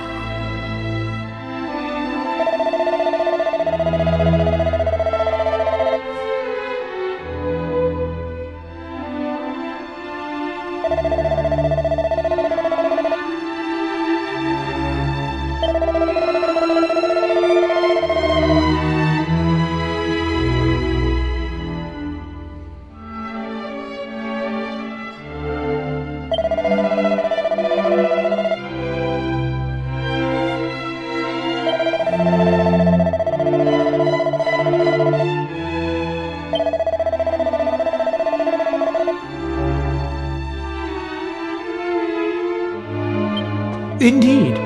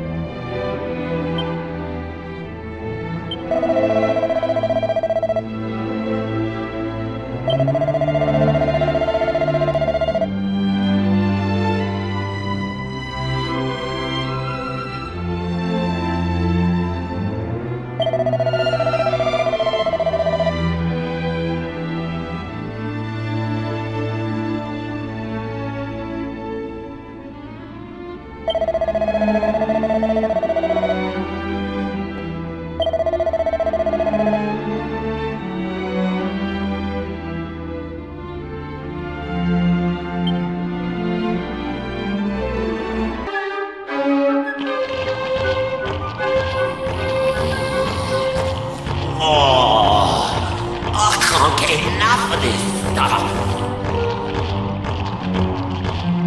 What a stroke of luck it was finding this place. I was starting to worry I'd run out of tasty new treats to try.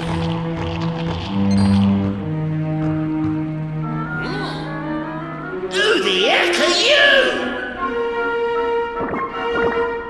Lord Nosferatu, they're humans from Buckingham, I'll bet. Humans, eh? I thought something about you smelled of. Though I must say, I didn't think there was anyone left in Buckingham capable of making it all the way down here. I'm impressed. To be honest, you don't look very tasty. But there's only one way to find out for sure.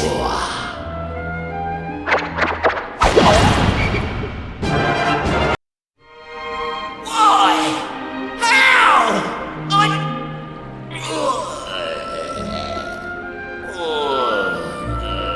Don't think for a second that beating me means a thing, humans. I was just the appetizer. You won't be making such light work of the main course, that's for certain.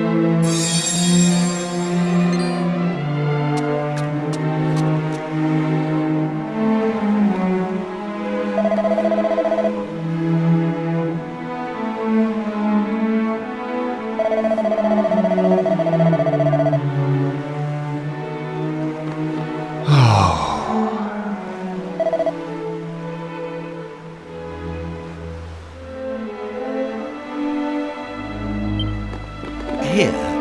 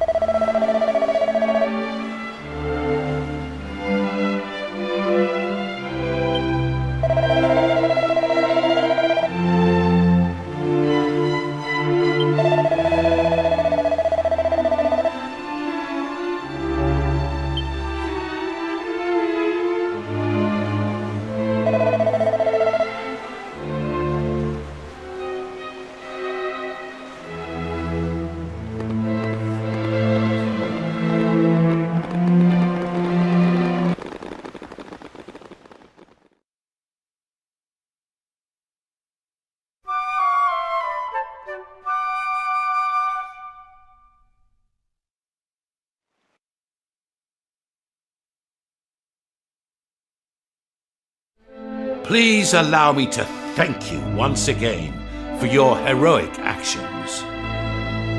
The footprints left behind by the Glomos should allow you to find your way into the beacon. If you can make it to the top and extinguish the sinister black flame that burns there, I believe our kingdom will be saved. In order to do so, my learned friend here informs me that you will require a substance known as Prism Dew. I will allow him to provide further details. I would no doubt lead you astray were I to attempt to do so. If you please, good sir.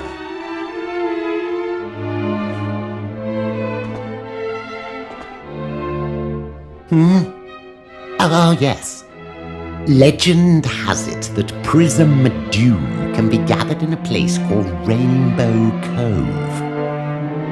It shouldn't be too hard to get hold of some, provided you know where Rainbow Cove is, of course. Apparently it's on a tiny uninhabited island in the dead center of the world. That's what one of the preeminent authorities on the subject wrote anyway.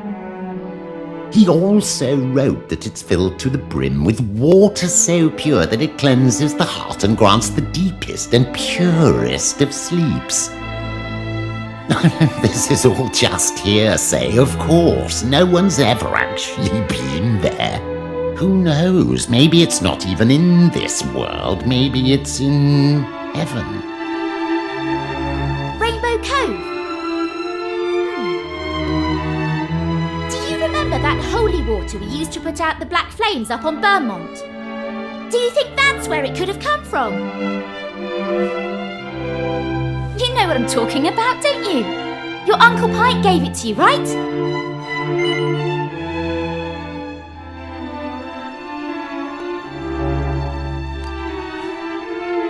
We need to go and ask your uncle where he got that water. I've got a funny feeling it'll turn out to be Rainbow Cove. If you have even an inkling of where you might find Prism Dew, you must go there without delay. That dew is the only way to extinguish the black flame that burns atop the beacon. All the books stated that the island was uninhabited. But might this now not be the case? Curious. This is no time to ponder such trivialities. I humbly ask that you seek out this Prism Dew forthwith. Once it is in your possession, you are to follow the footprints into the beacon. Thank you, my friends. My kingdom is counting on you once again.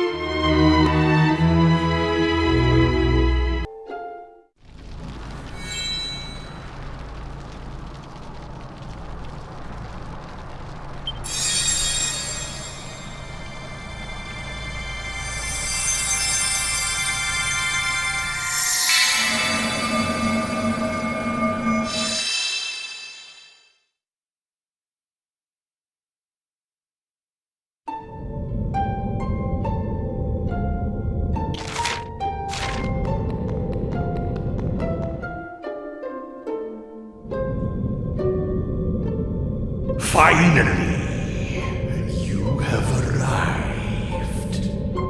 I have long since grown tired of waiting.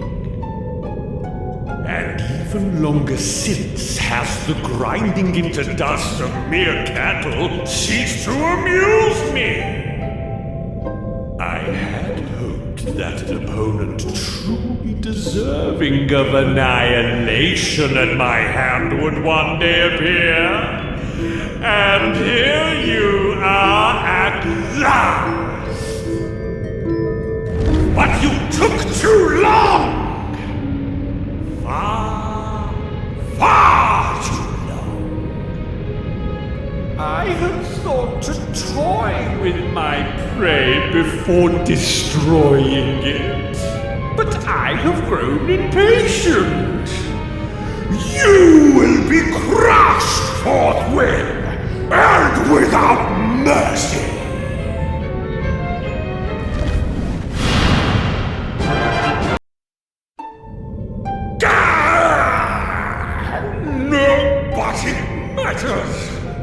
Not. Buckingham may be saved, but the sea dragon will remain frozen for all time!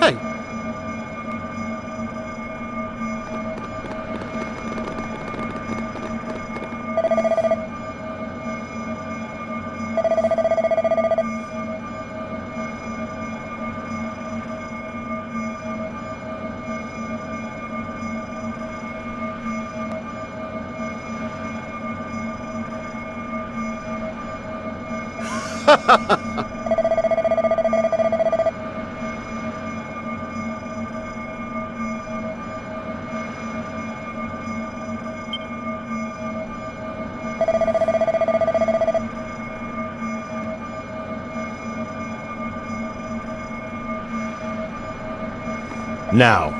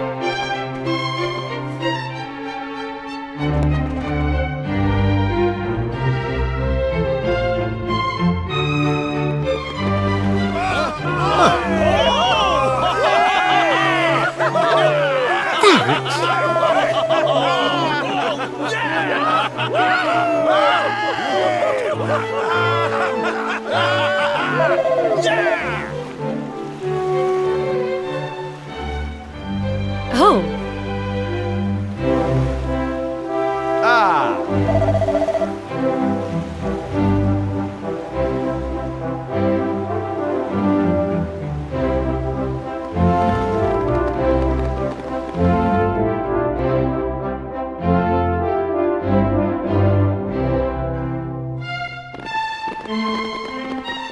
everyone, on behalf of all the citizens of the Kingdom of Buckingham, I thank you from the bottom of my heart.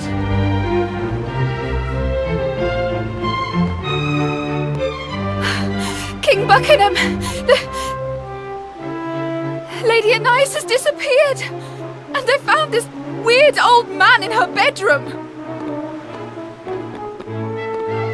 Weird? How dare you? And just who might you be, if you please?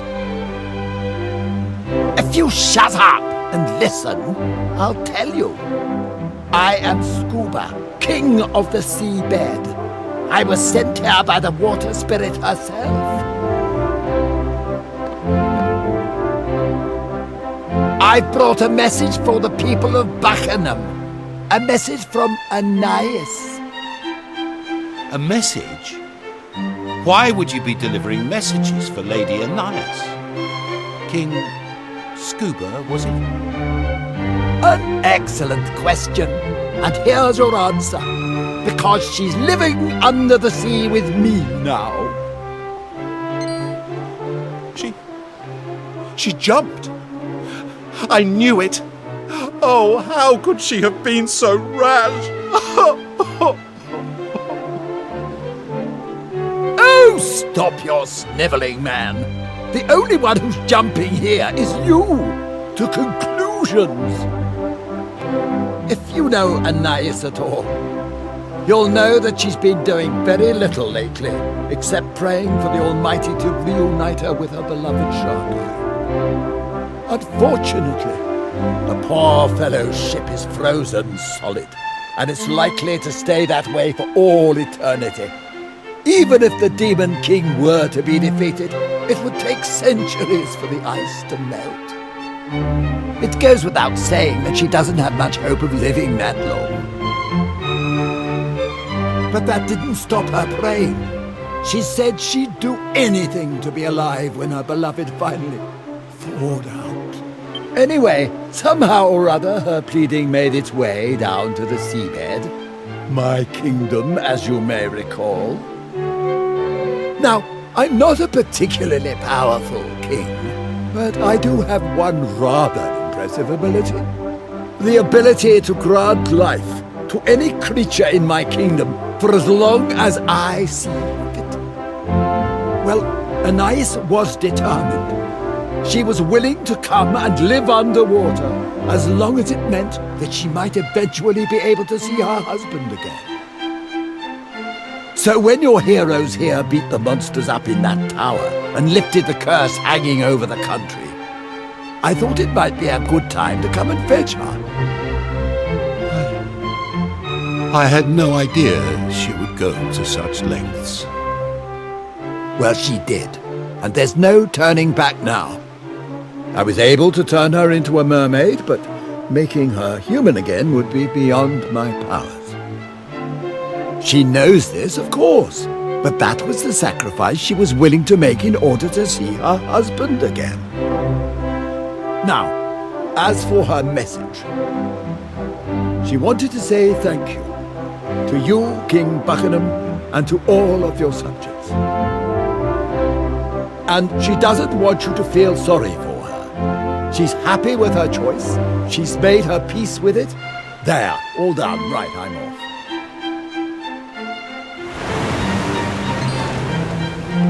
Wait, I must ask you something before you leave. What became of the child that Anais was carrying when the kingdom was plunged into darkness? Well, I don't know for certain, but I have an inkling. You see, the Sea Dragon and all its crew have enjoyed the personal protection of the water spirit since ancient times. That's why her captain always bears the mark of the spirit somewhere on his body. It's passed down through the generations. Which means, by the way, that any child Sharkeye and Anais had would also carry the mark. But I digress. I have a sneaking suspicion that Sharkeye's child wasn't abducted by the Demon King, as some say, but was in fact spirited away by the water spirit for its own safety. I wouldn't be surprised if he or she was living a perfectly normal, perfectly peaceful life somewhere out there. But I'm just a humble servant of the spirit. I don't know any of this stuff for sure. Anyway, I'm glad to see the darkness got lifted and that we're no longer sealed off from the world and everything. Water spirit's blessings and all that.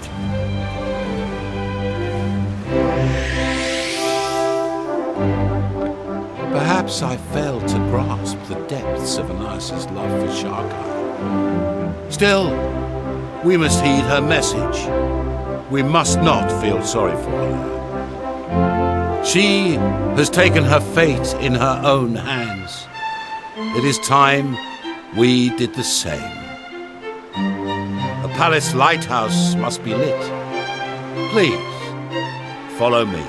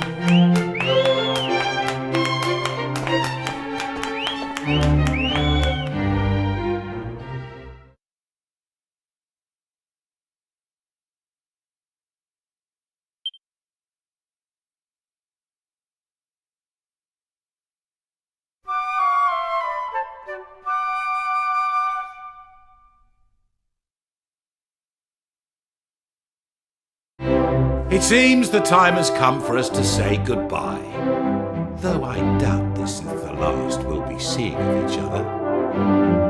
Now, it is time for me to repay you as promised. I thought perhaps this would make for a most fitting reward. It is the legendary sword, passed down from one captain of the Sea Dragon to the next. Sharkai left it in my care when he set out before his final battle, that it might be used in defense of his wife and unborn child. Until now, I had not met one whom I deemed worthy of such a weapon, but in you, I have undoubtedly found such a person. I hereby present to you the Sea Serpent Saber.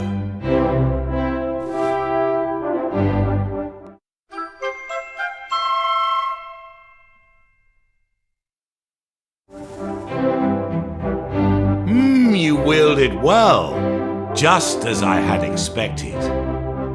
Truth be told, there is something of Sharkai about you. Incidentally, it strikes me that I've told you very little about the captain.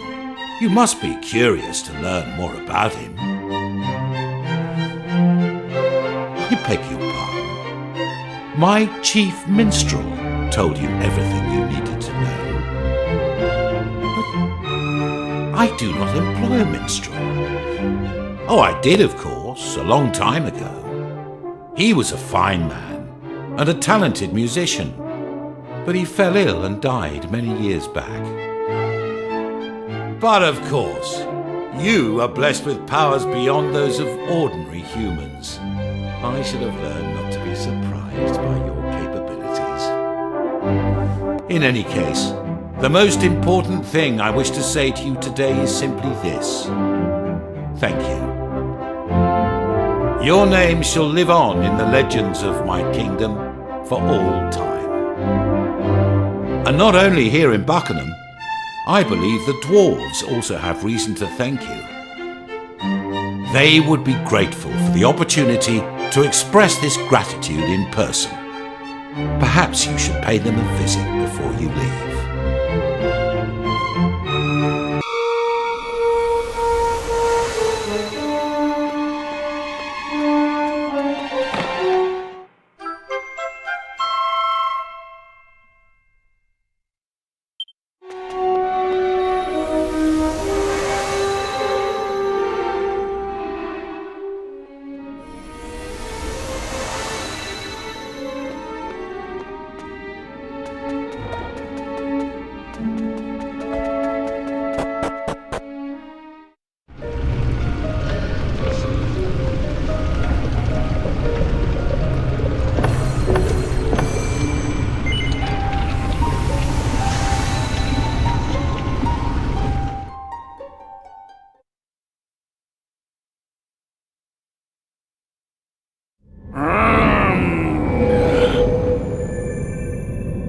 Almighty One, surely you did not mean to do battle without me!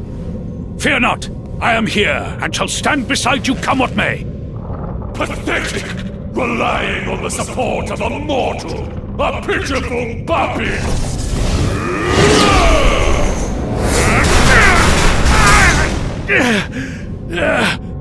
Fiend! You will not defeat me!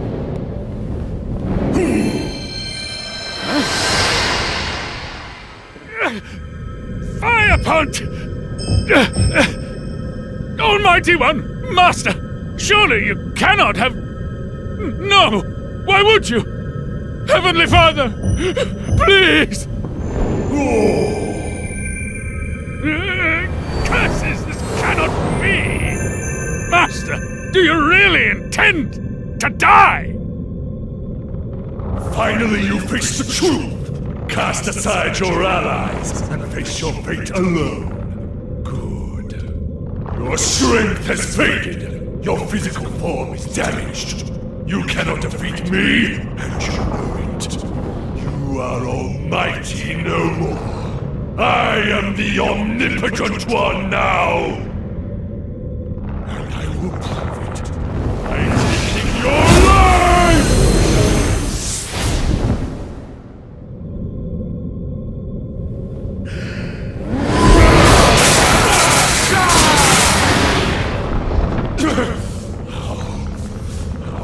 That you still have such power! But your efforts are in vain. It is not darkness that will meet its end today, but light! You dare to defy the Demon King or Gothamir! And die!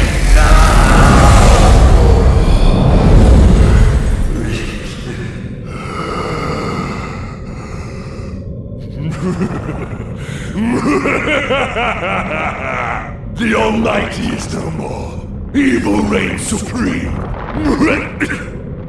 But it seems I overstretched myself.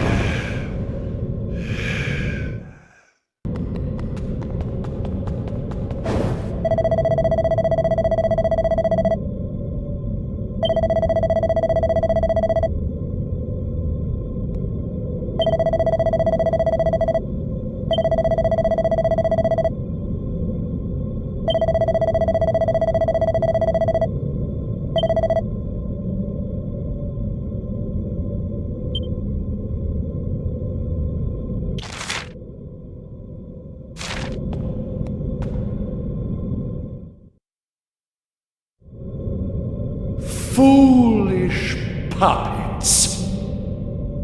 Do you not see that your lives are yours to do with as you see fit? That you need not throw them away for the sake of a god who no longer lives to witness your foolish sacrifice?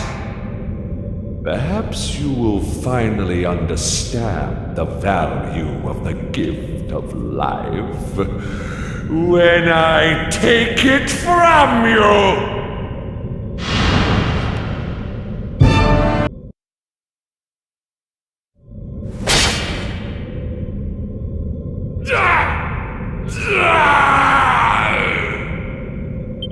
You think that I am defeated? That a mere puppet, a mere mortal could best me? Ridiculous! Absurd! Laughable!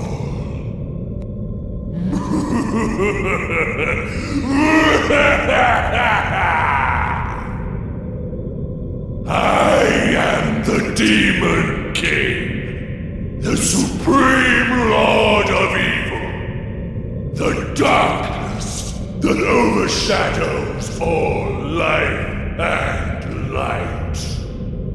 You may have defeated my physical form, but it is as nothing. It is a mere vessel. My soul will live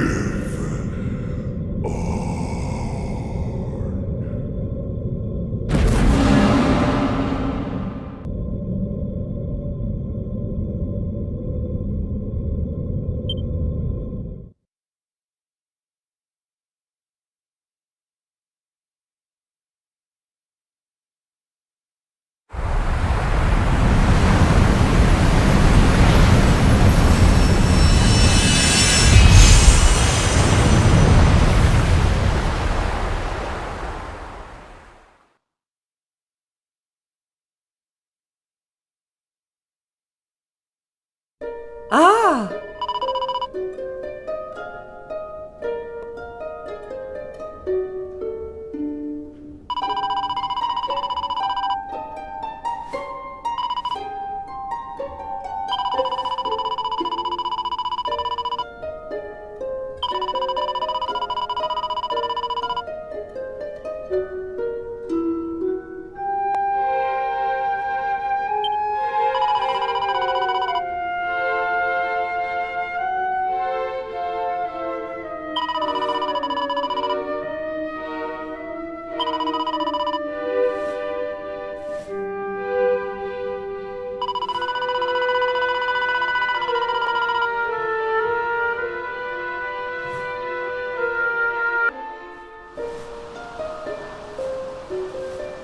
Huh? This... It feels different. It is different. Hey, can we get something to eat soon? That battle with the Demon Kings left me absolutely starving. I could eat a horse. Maybe King Donald would prepare a feast for us if we asked him nicely. Can we go and see him? Please? Perhaps a visit to Estard Castle would not be a bad idea, but afterwards we must make haste. Listen. What we were told was true. Now that the Demon King has been defeated, it is time to restore the Almighty. This being so, we must return to our search for the descendant of the legendary Torben player. Verily, 'tis as our fair friend saith. She is duty-bound to see that the Almighty is revived. As am I. All right then, we'll keep it quick. But we really should let King Donald know that we've beaten the Demon King. I mean, it's not the kind of good news we want to be keeping to ourselves. Come on, let's shake a leg and head over to Estard Castle.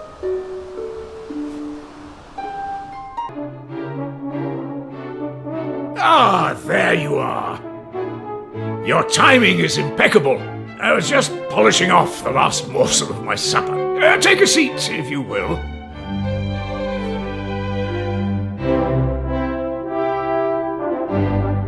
Now, there is no need to tell me why you are here. I think I can guess. The world is palpably brighter and more peaceful than ever before. and you look more than a little pleased with yourselves. But have you achieved your ultimate aim, I wonder? Have you defeated the Demon King?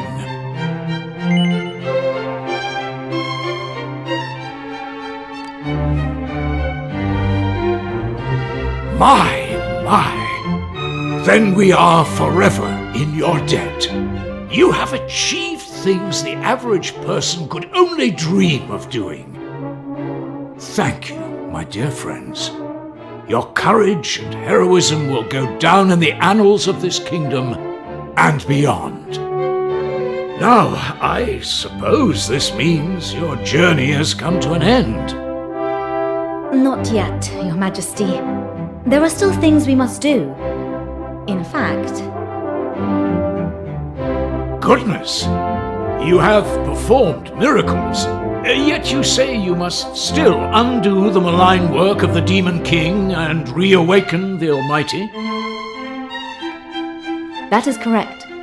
Only the restoration of the Almighty can bring true peace to the world. And our journey must continue until this has been achieved. Yes, I had a funny feeling you would say precisely that, my dear. As it happens, I have received word from Hubble that preparations for the Torben tournament have been completed. I don't know all the details, of course, but I believe you consider this contest to be an essential part of the process of restoring the Almighty? Oh! Then... the roamer's destiny will soon be fulfilled. At last. Come! We must make for Hubble without delay. The roamer's destiny.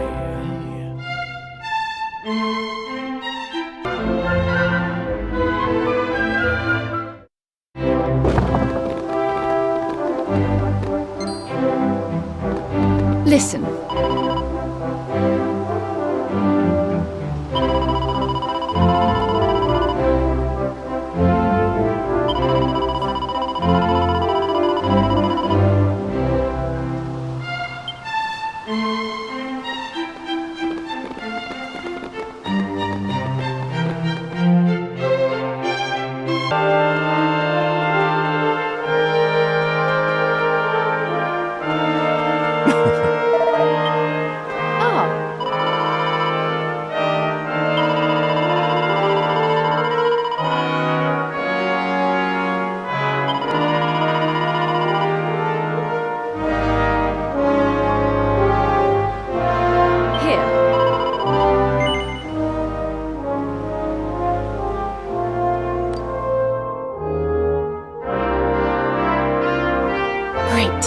Then let's get this show on the road.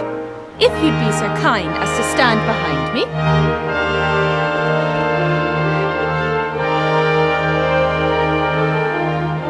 Ahem. Can everyone hear me? Are you ready? I said, are you ready? Welcome to Hubstock, the world's one and only music festival. But it's not all about taking part. This is a competitive event featuring an amazing prize for the winner, as well as a lifetime of glory. You see, the talented Torbenist that wins the day will go on tour and play a starring role in the restoration of the Almighty. Well, are you excited? Are you excited? You'd better be, because it's time to begin the search for the greatest Torben player of a generation. Now, if you'd be so kind.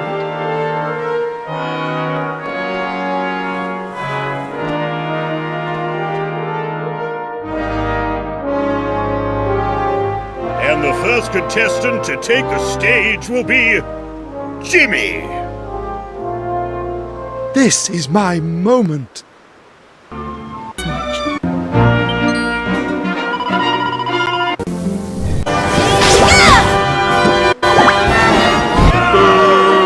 Get off! You stink! Is that the the best you can do? Well, Jimmy, I suppose this just wasn't your day. You may leave the stage. Would the next contestant take the stage? Ladies and gentlemen, please welcome Eddie. Are you ready for Eddie?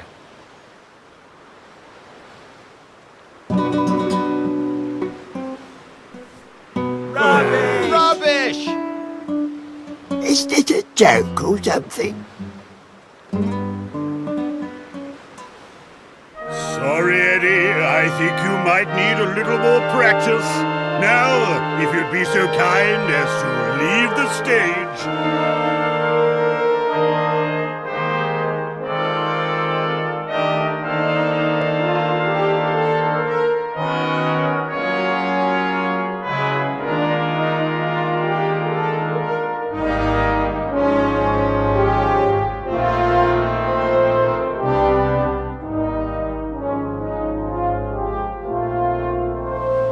Now, ladies and gentlemen, you know him, you love him, he's the one we've all been waiting for. It's Crispin! Woo! We love you, Crispin! Play just the way you always do. The crowd are getting rather worked up. Is this Crispin fellow really as good as all that? Yes, Your Majesty. He is by far the finest player in all of Hubble. Well, Crispin, now is your chance. It's time to show Her Majesty what you can do. Know what I'm talking about, don't you?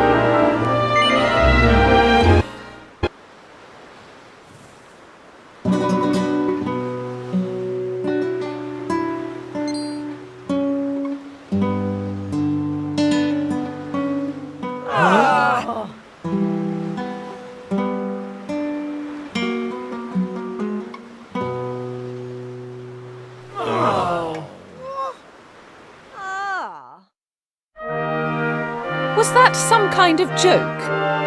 He's the kingdom's greatest talent. Well, Crispin, it seems that's that. If you wouldn't mind leaving the stage. What is the meaning of this? I demand answers. I gathered the greatest Torban players from all over the world, and no one can even play the stupid thing. If I may, I am a Roma. I know that there is a talented Torban player in our midst, but for some reason, he prefers to pretend that he is incompetent. I am talking about you, Crispin. What? Really? Why would you do such a thing? My apologies, Your Majesty.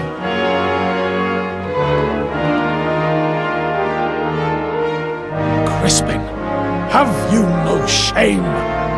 Have I not taught you that when you conceal your true ability, you are betraying not only yourself, but your audience? No one knows your flaws better than me. You are lazy, vain, and lacking both judgment and self-discipline. And yet, in spite of it all, I will always be proud of you. I know what you are capable of. No one can play the Torban like you can. Now, show me. Show everyone.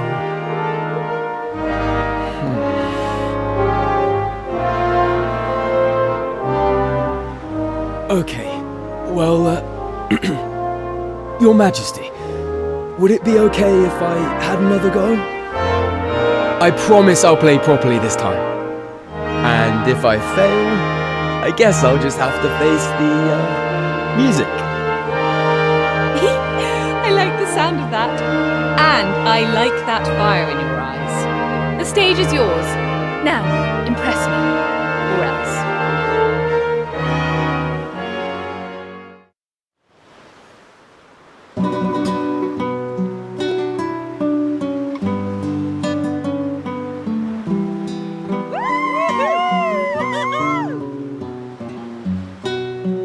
I knew it!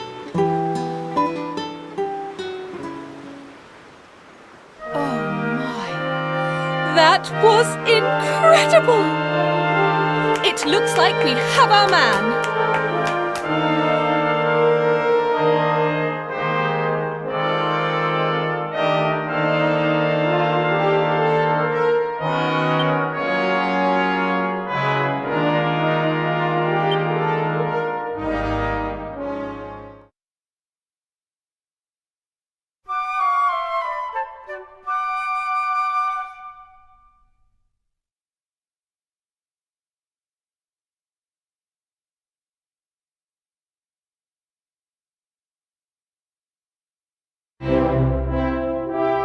So we found the Torban-playing troubadour of legend. I am most pleased with the outcome of the first ever Hubstock. Well, aren't you pleased you asked me for help?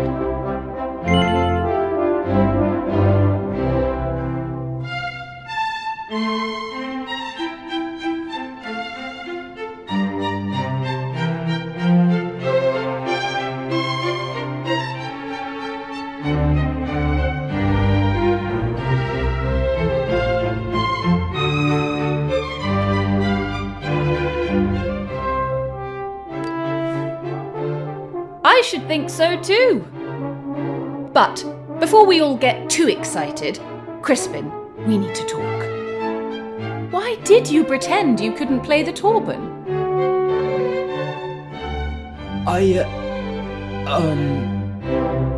Well, I was worried that if I won and I went off on tour, I'd be leaving my teacher all by himself. And he's more than just a music teacher to me, you know? He raised me as his own after finding me abandoned in the woods all those years ago. But he's not as young as he used to be. I started thinking about having to leave him to fend for himself, and I just froze. I didn't realize that I was letting him down so badly. Oh, Crispin. You're a good egg, really, aren't you? Beneath that moody muso facade. Now, as the winner of the tournament, you may have a reward of your own choosing. Tell me, what does your heart desire? Well, I've just headlined Hubstock, so I feel like I should probably ask for a big mansion filled with beautiful girls and sparkling fruit cordial. But I'm gonna be much more dull than that. I just want someone to take care of my teacher while I'm gone. That's all. Make him comfortable in his old age, you know? Does that sound doable? Well, that won't be a problem. While you're away, I will personally see to it that all of your teacher's needs are taken care of. Crispin, my boy. Your career as the Torban player of legend has only just begun. But do not let your stardom go to your head. You must not waste the talent you have been given. Give your all to your craft. Learn all the songs you can and share them with as many people as possible. It is your duty to me and to music. I promise not to let you down. As long as you promise not to drop dead before I get back. Well, it seems that this is goodbye for now. Take care on your travels. I'll be praying for your success on your quest. After all, we're best friends. Catch you later, Teach. Bye, Your Madge. It's time for me to go on my first world tour.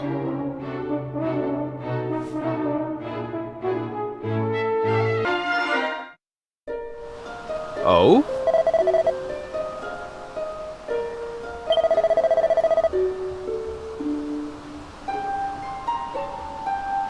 Go on.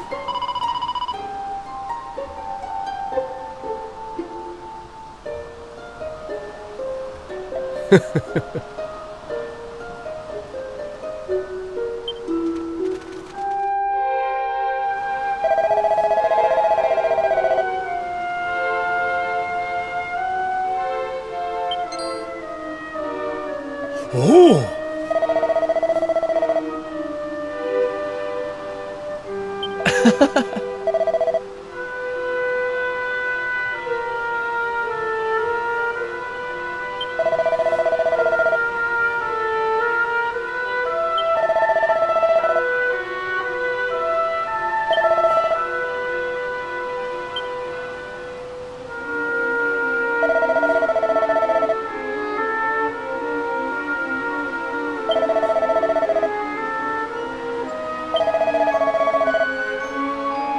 Huh?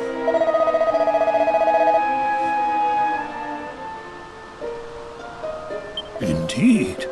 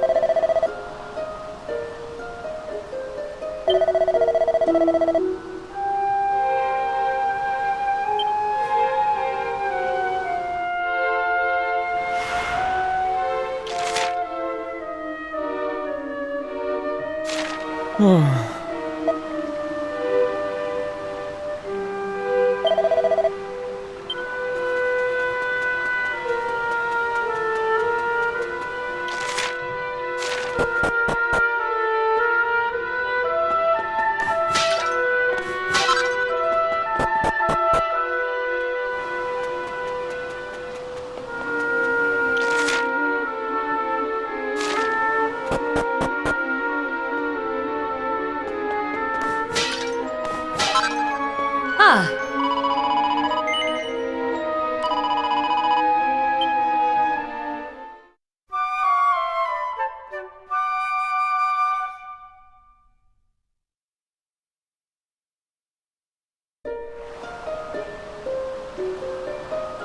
Ah!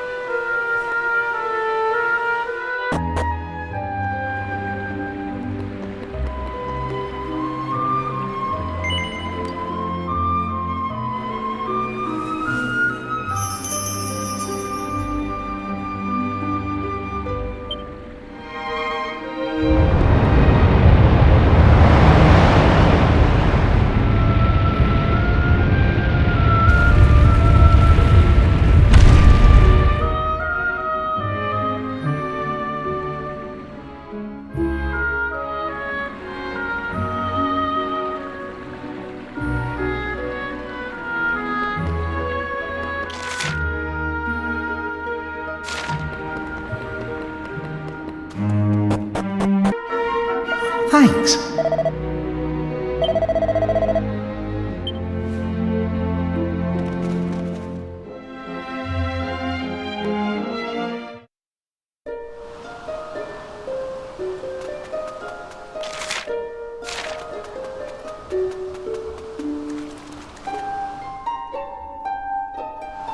Ah!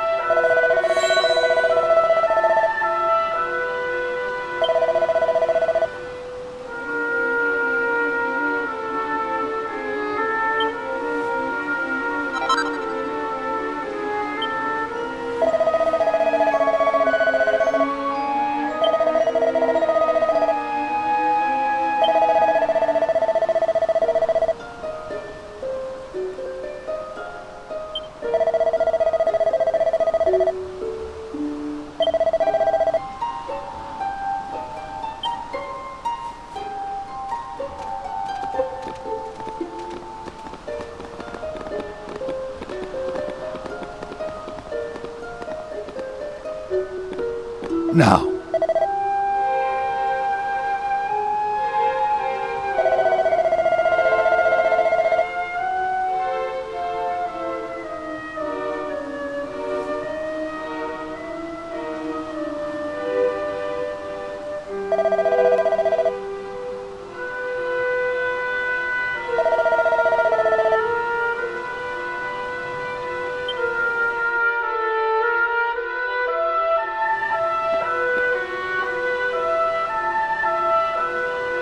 Countless generations of roamers have given their all to fulfill our clan's duty. It is all we have lived for since time immemorial. No roamer has been allowed to follow their own path.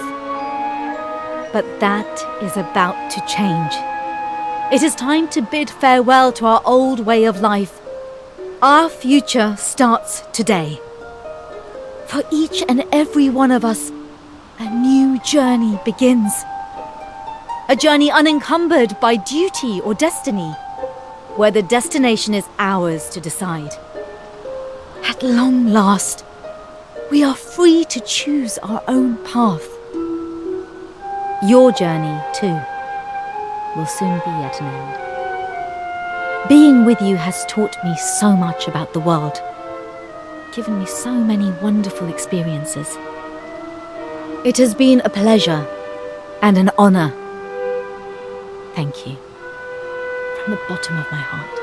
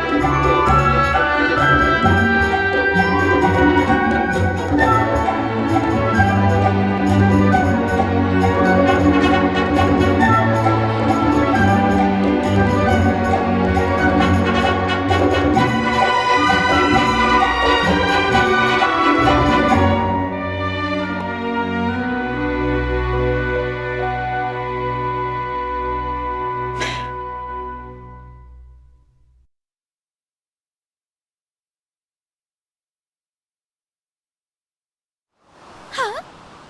What the? Nothing's happening!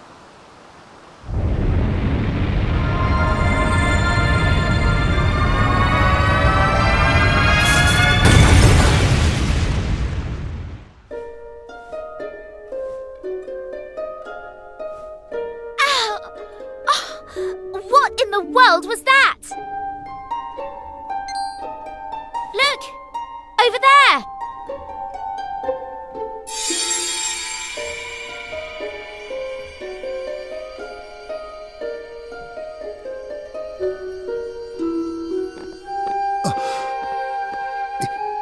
Is this... Are you the Almighty? Oh, how long I have waited for this moment. I am indeed the Almighty. I created this world and all that is in it. I am all-knowing, all-seeing. And I have reawoken at last, my beloved children. You once were lost, but now you are found. Your work is done, your destiny fulfilled. You need roam no longer. I have returned to bring peace upon the world. What the?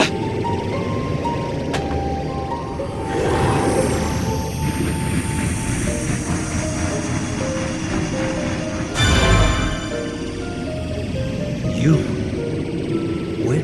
When did you?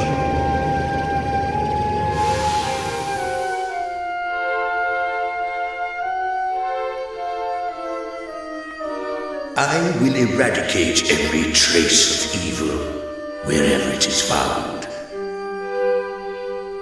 And I will govern with benevolence and magnanimity.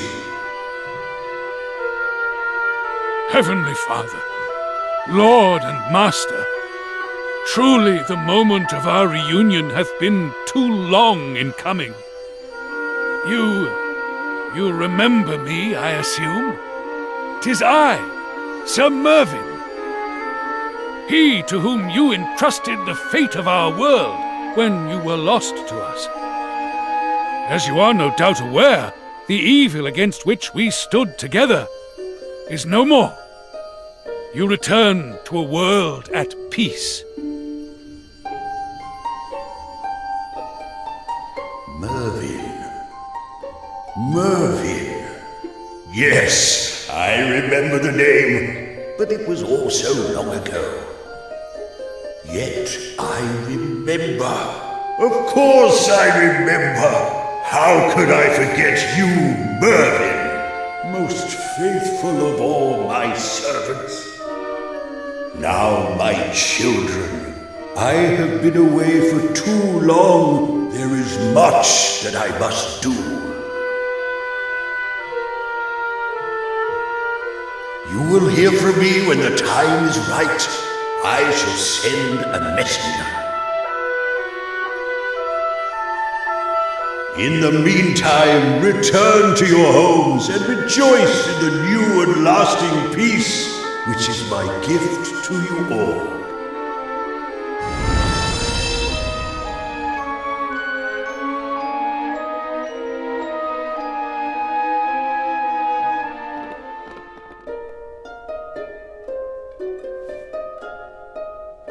Goodness! I was a little scared there for a moment. That explosion! I thought it was the end of us. And then there was all that black smoke. What was that? Well, whatever it was attacked the Almighty, so I'd say it was pretty evil stuff. I can't believe it was lurking inside my turban. Anyway, I guess the big guy got a bit of a rude awakening. He seemed pretty chilled, though. Kinda different to what I expected, to be honest. Oh, he was certainly every bit as imposing as I always imagined. And an entrance so grand as that must surely have been witnessed across the world. Celebrations will soon be springing up everywhere. And I too intend to rejoice. Our duty is at an end, and our destiny fulfilled. The Almighty is returned to us, and we are free to live in peace and happiness at last. I mean to continue to roam the world, witnessing the happiness this day has brought, and offering prayers that it may continue for all time. I would ask that you take care of Aisha while I am gone. Rambaro! What are you saying? Come now, Aisha. It is clear to all of us how much you have come to rely on your new friends. Your place is by their side, and your home, well, it is with them. The restoration of the Almighty will have rung out around the world, I am sure. All will have felt it, including your own family. You must return home to them and celebrate your victory. Now, be on your way.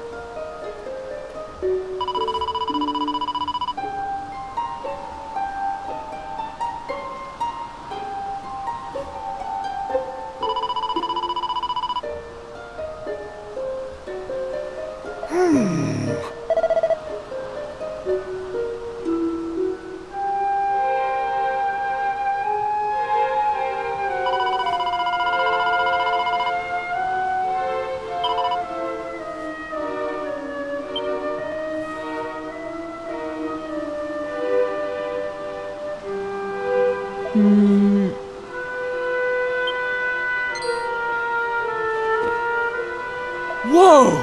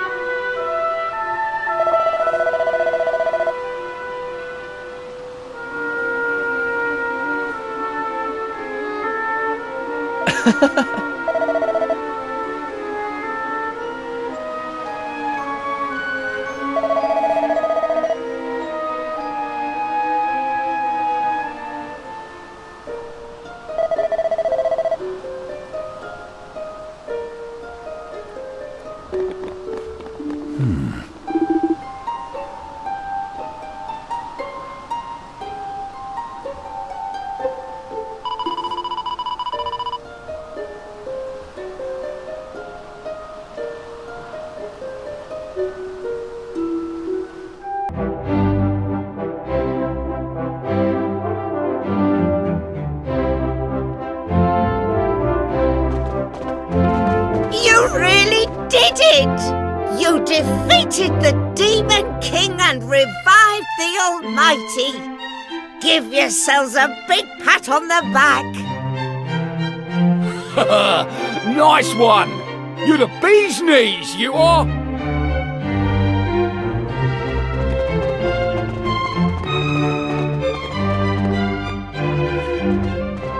Oh, thank you so much. Now we have true peace in the world, just like my brother always wanted.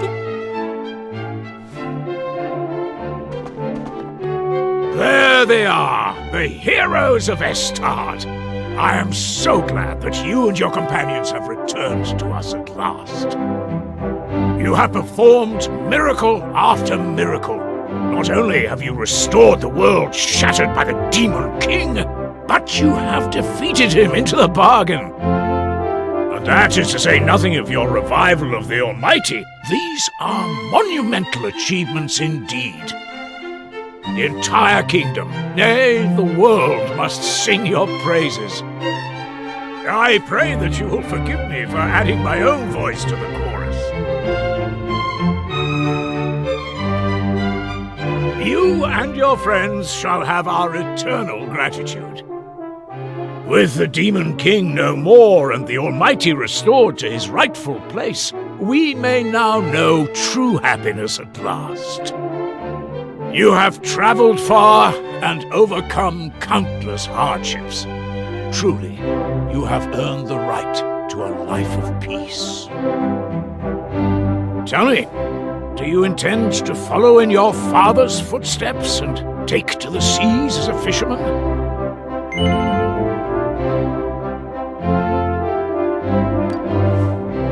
Is that so? I have no doubt that Pollock will be overjoyed.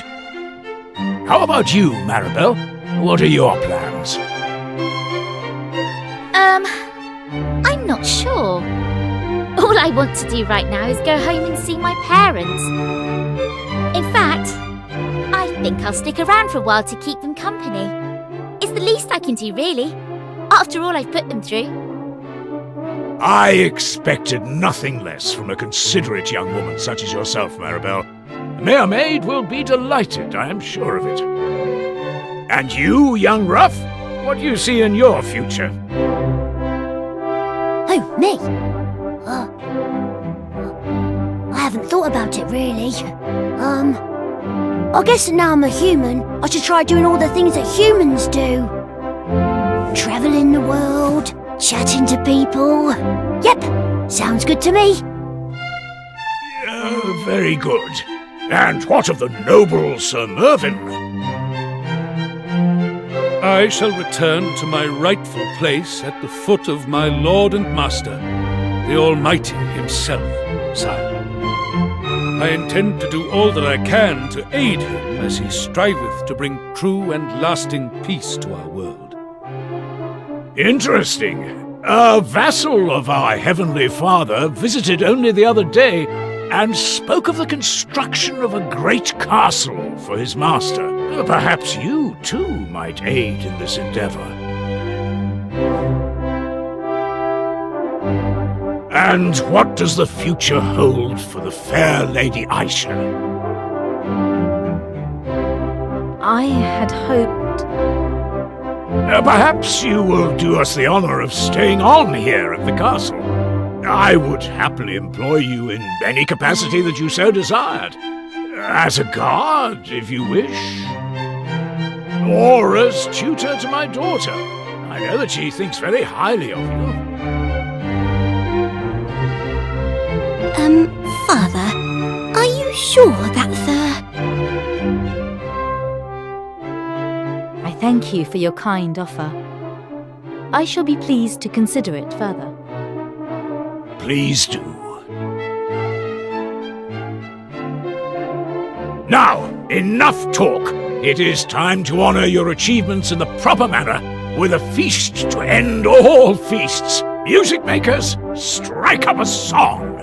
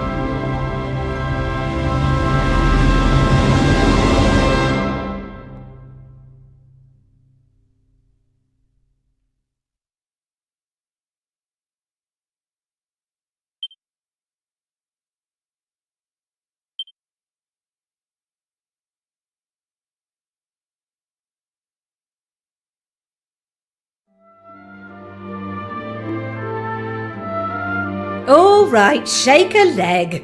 Or are you planning on sleeping all day? Come on, lazy bones. The sun's been up for hours. Now, young man, you don't think I'm going to let you laze about till dinner time, do you? You promised you'd help your father. Or have you forgotten? Come on, up you get. I'm sure he'll have plenty to keep you busy.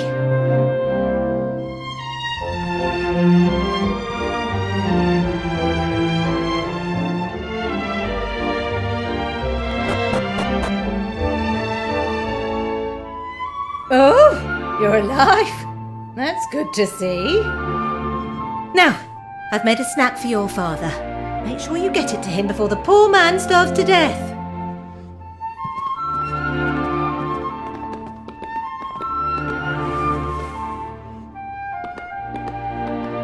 You know how he likes his pilchard sandwiches. Don't make him wait.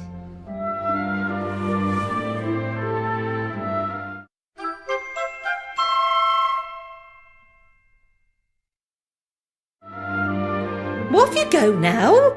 Don't dawdle, and make sure your father gets that sandwich.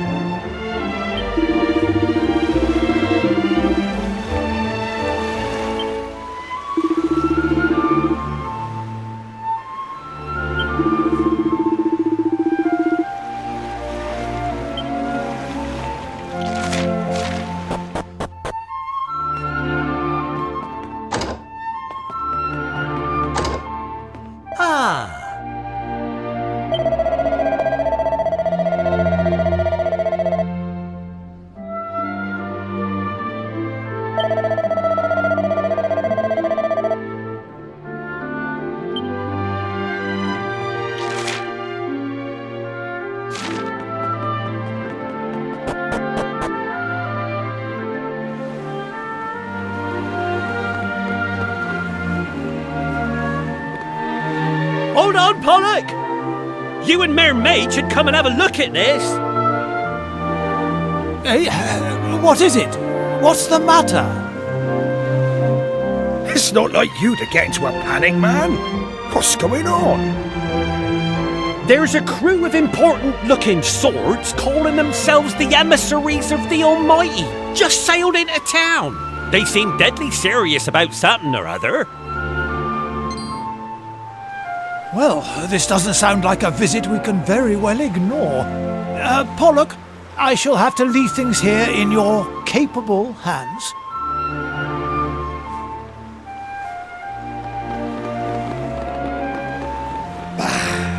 And here we are, all ready to set sail.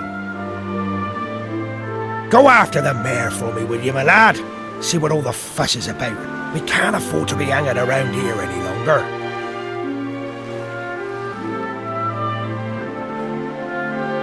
Right!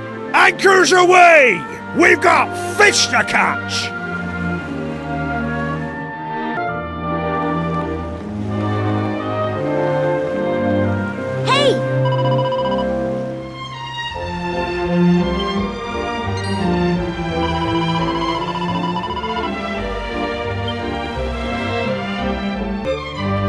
Thanks.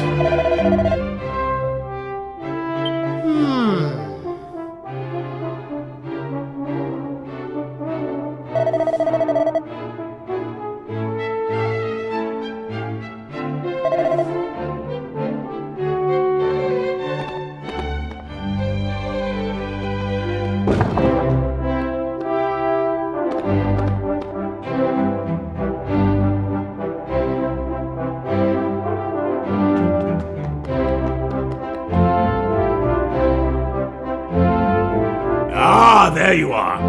I had a feeling it would not be long before you made an appearance here at the castle. I knew that you would not be able to stay away once news of the emissaries of the Almighty reached you.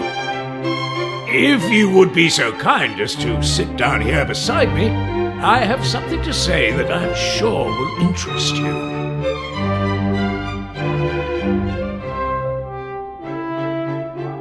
Honored emissaries, this is the young man about whom I spoke at such length. If I'm to visit the Cathedral of Light, I will require the protection of this brave young hero, and of my most dependable bodyguard, Aisha. I trust that you will have no objections to their accompanying me? None at all. I am sure the Almighty will be intrigued to meet them. But Master Neffel, our vessel is small and can carry only 2 more passengers at most. Fear not, we have a vessel of our own, and a swift one at that. That is good to hear, for your presence is required as soon as circumstances allow. Well, I take it you will join me on this voyage? Splendid! I'm glad to hear it. We must depart now if we are to reach the cathedral in time. I trust that you will join us there shortly. We shall indeed, and please forgive me for the meager repast. There is no need to apologize. It was more than sufficient. But please, you must make haste. I believe you are the last of the leaders to be summoned. You need not worry on that front. I rather think we might even arrive there before yourselves.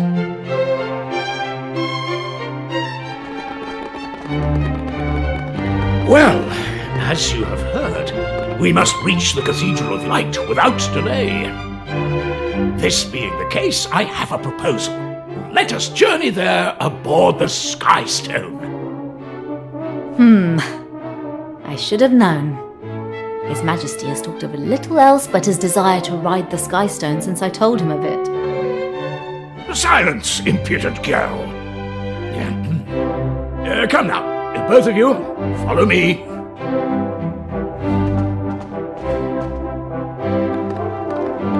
I will shortly be making my way to the Cathedral of Light, the abode of the Almighty himself.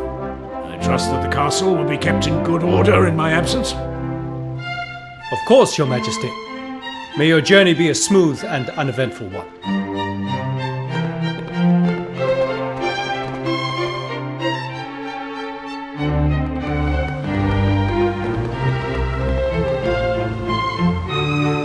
Yes, this spot should be perfect. Well, are you ready to depart? You must summon the Skystone right away. I am right in thinking that you can command it to appear at will, am I not? Will you do so for your king?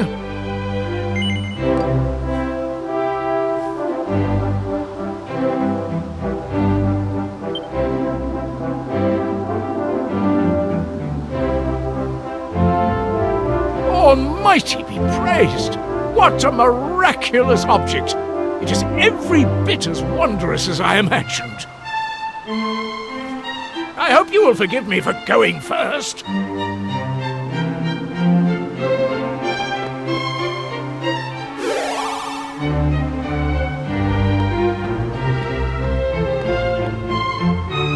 Well, here goes.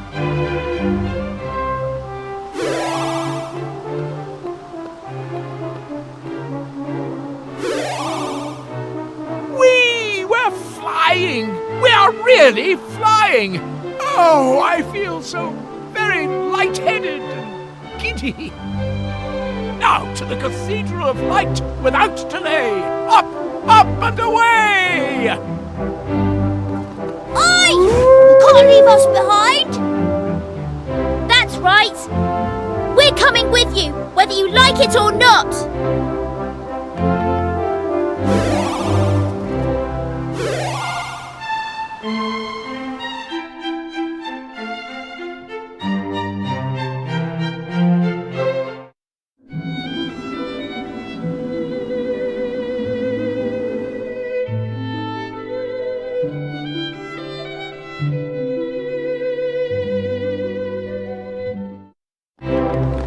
Oh.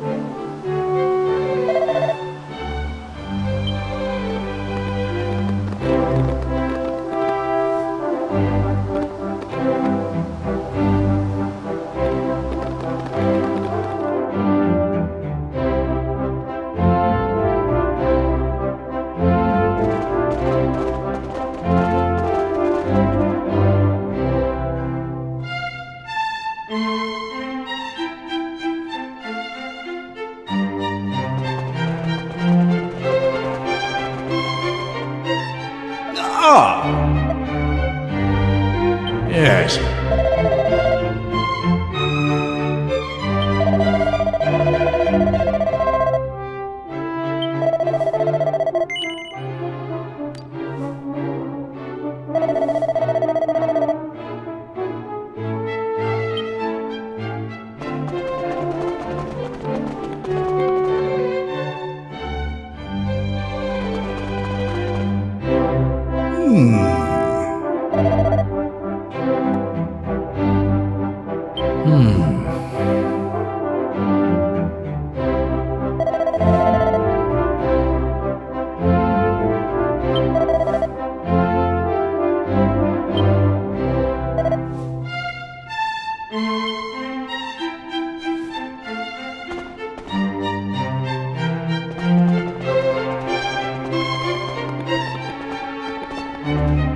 I beg your pardon.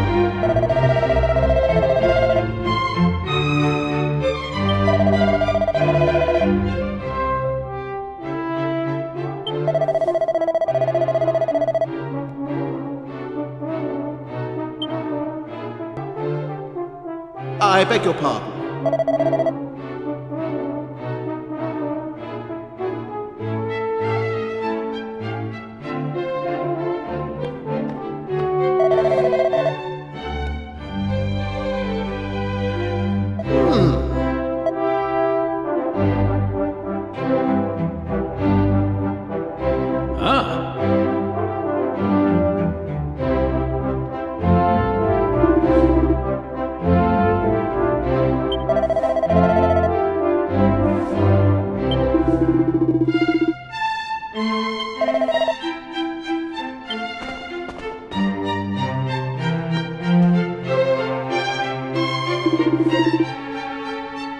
Understood.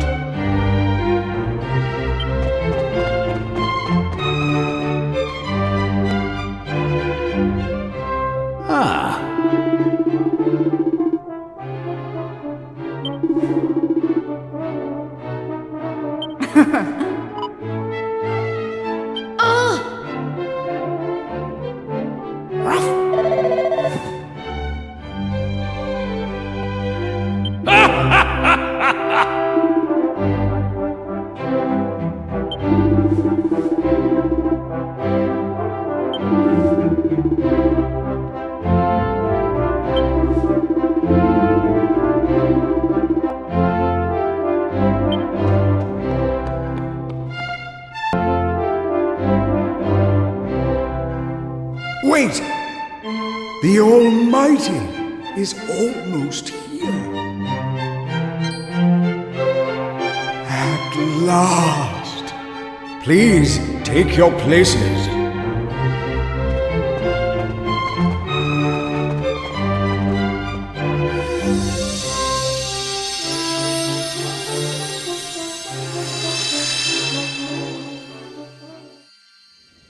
I am the Almighty, I am all-knowing, all-seeing.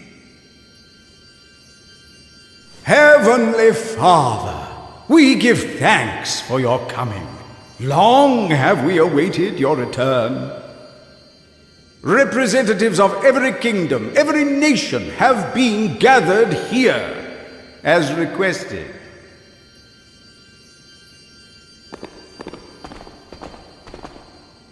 Monsieur Almighty, I have here your old comrade, the one beside whom you fought against the monstrous hordes, Sir Lizelot.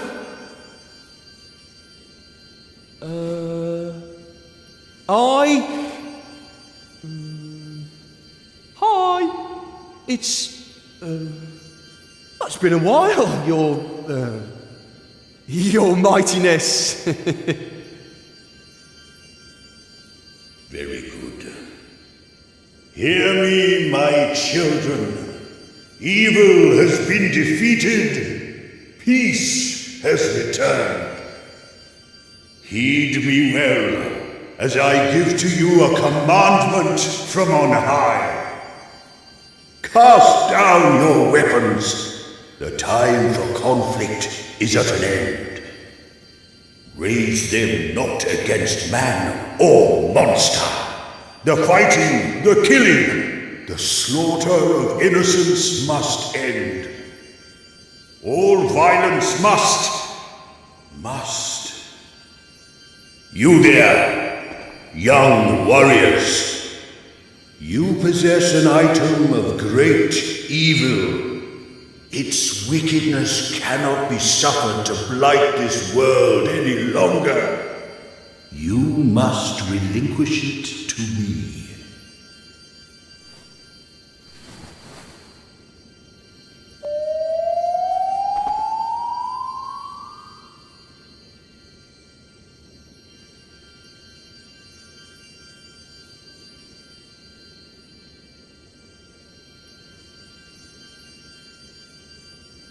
Very good. Now heed me well, my children, as I give unto you one final commandment. I must be your only God. You must worship no other beside me, lest you incur my wrath. Heed me, or repent.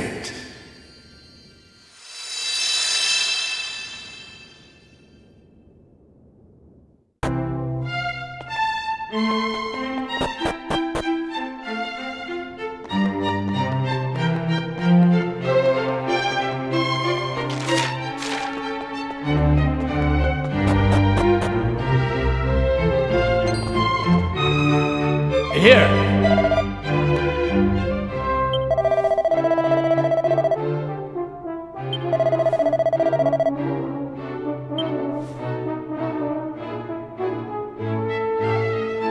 Understood.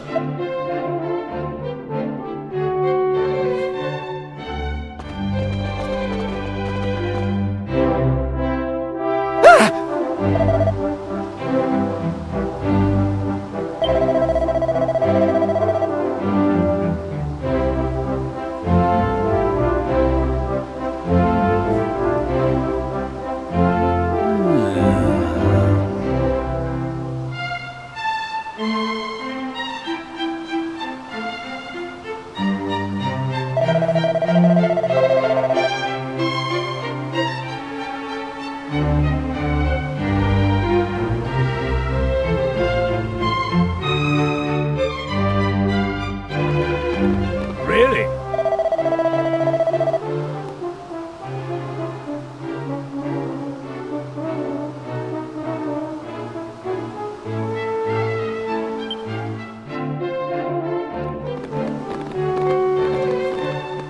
Ayo?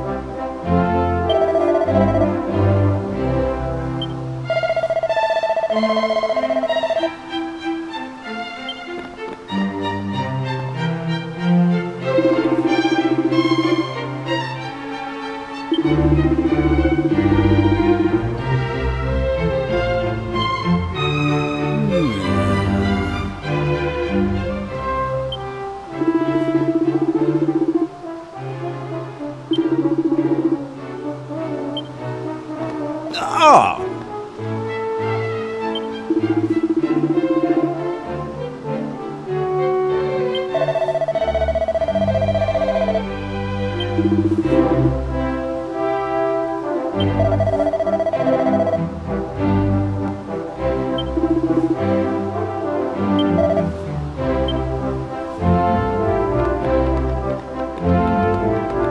I clear?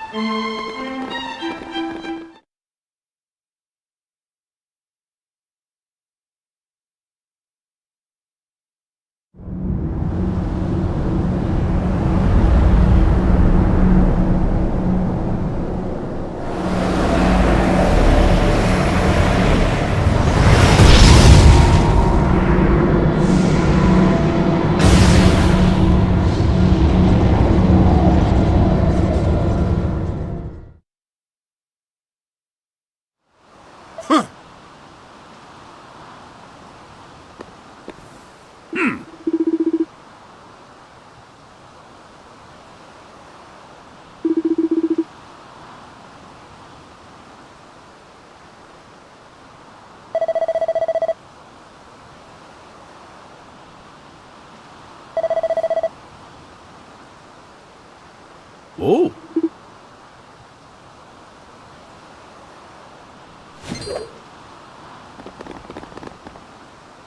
Huh. Ah.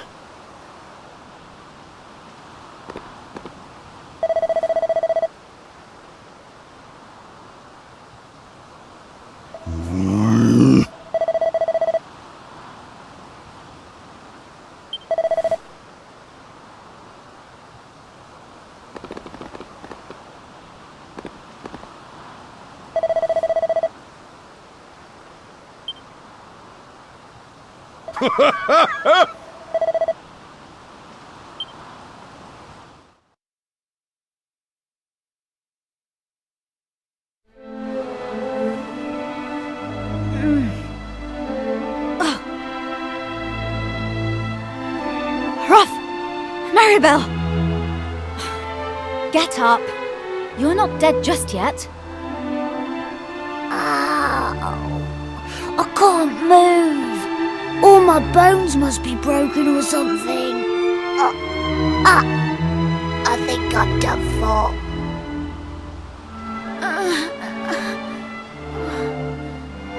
Just leave me here. Tell my parents I love them. What nonsense. If you can speak, you can walk. Get up and try, will you? I'm telling you, my bones are all smashed to pieces.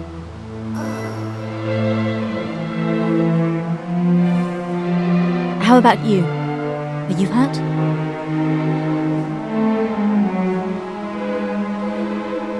What just happened anyway? Could it have been...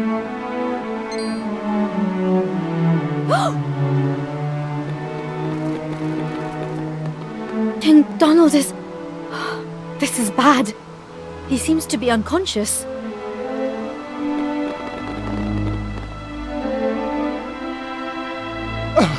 What is going on? There was a terrible noise, and then the earth began to shake. King Donald! Men, don't just stand there. Take His Majesty to his chambers this instant.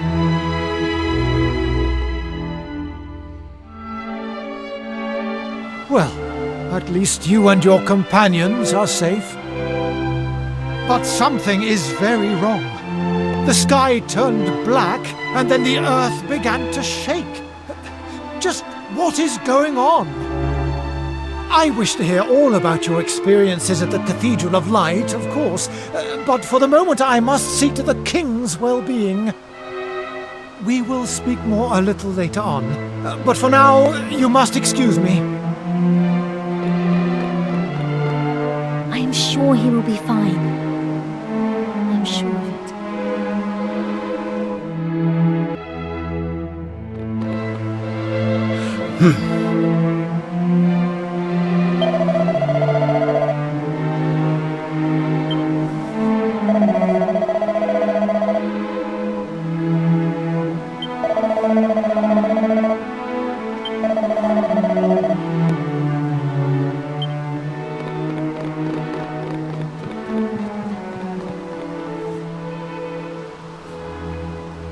Okay, so...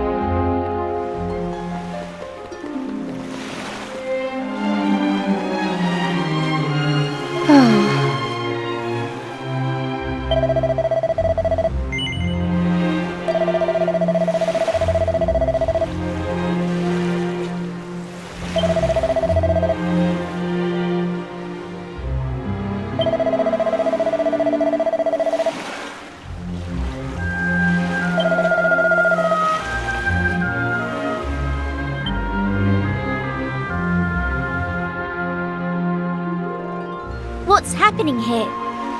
It's bad, isn't it? Properly bad, I mean.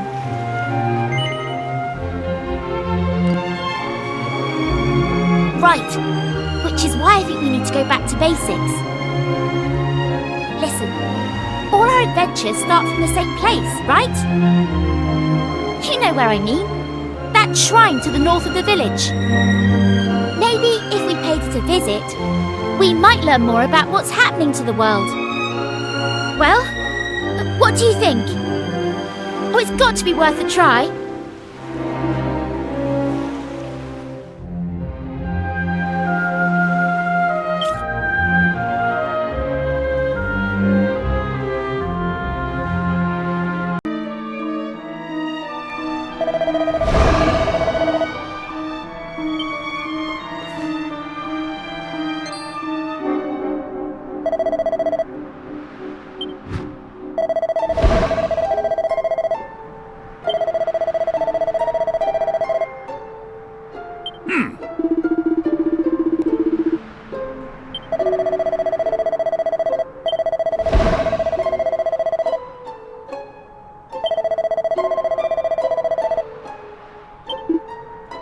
If I may.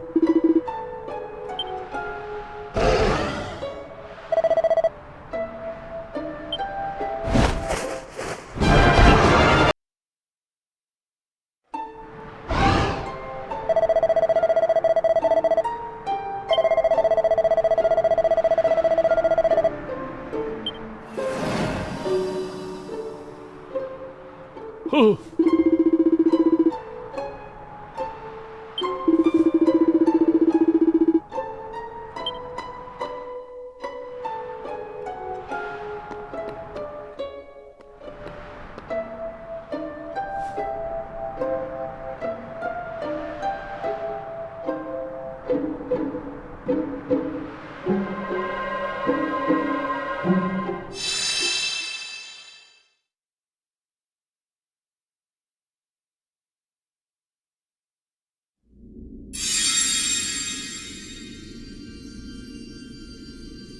Sir Mervyn! Is everything all right? You found the guiding light, I assume? I have indeed located the guiding light. Be at the ready. I will send it to thee now.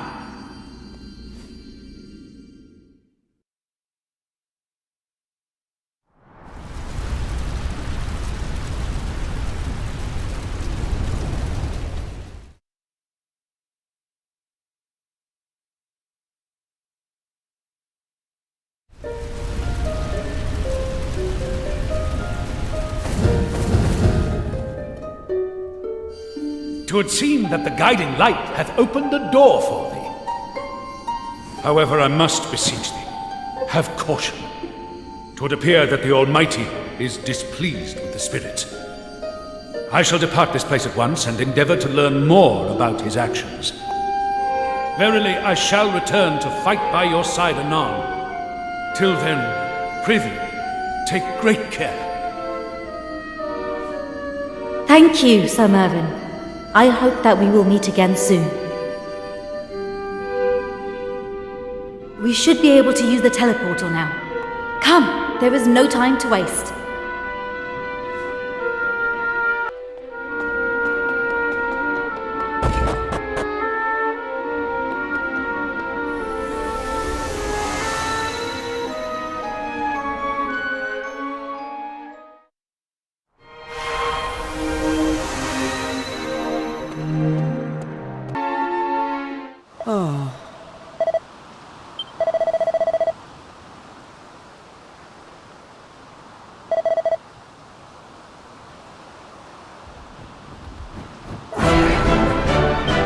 Huh?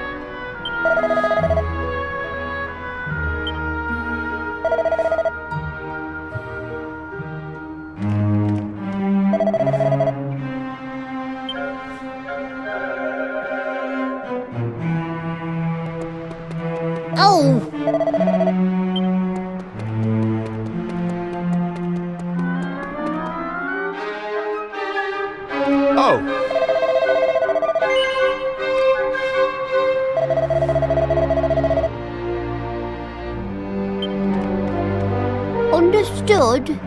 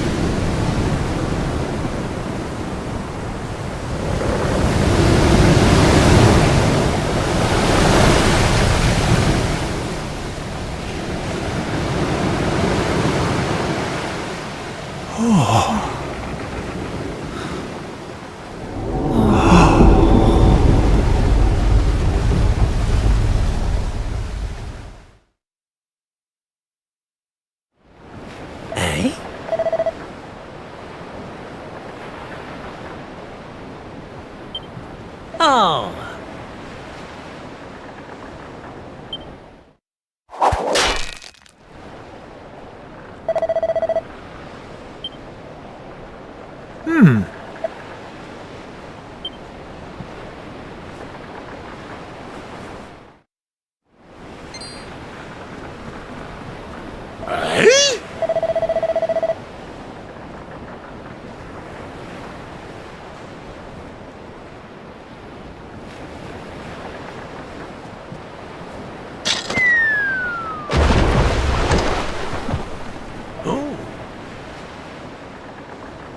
Aye, aye.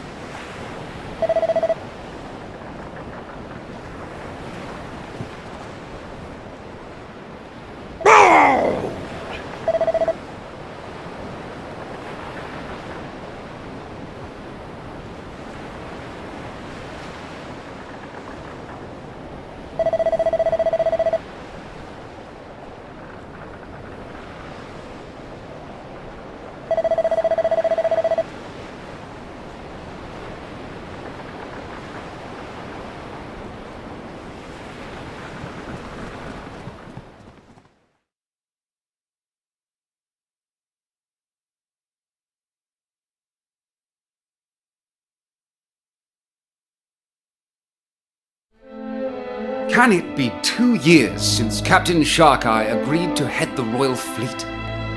What he and his crew have achieved is truly remarkable.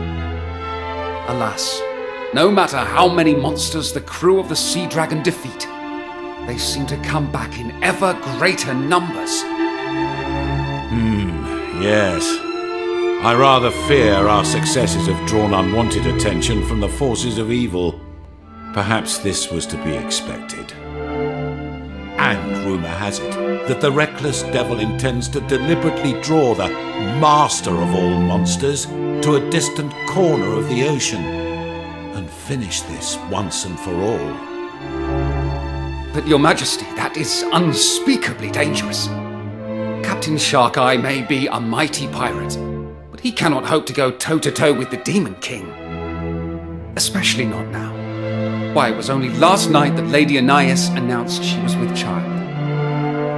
I share your concerns, believe me. Alas, he's not a man whose mind can be changed. Ha! Ye know me better than my own dear mother, Your Majesty.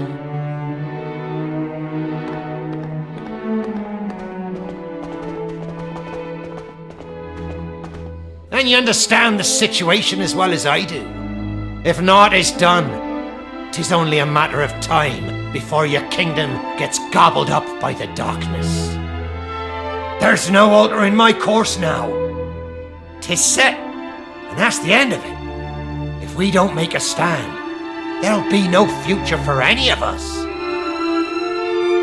It seems we cannot change your mind. Well then, on behalf of myself and my subjects, let me express my utmost gratitude to you. Ah, ye silver-tongued devil, ye! I can see why they made ye captain of this fair realm. Now listen! We're having ourselves a little shindig on the Sea Dragon this evening to celebrate Anais' news. Be there? Or I'll kill all the lot of ye!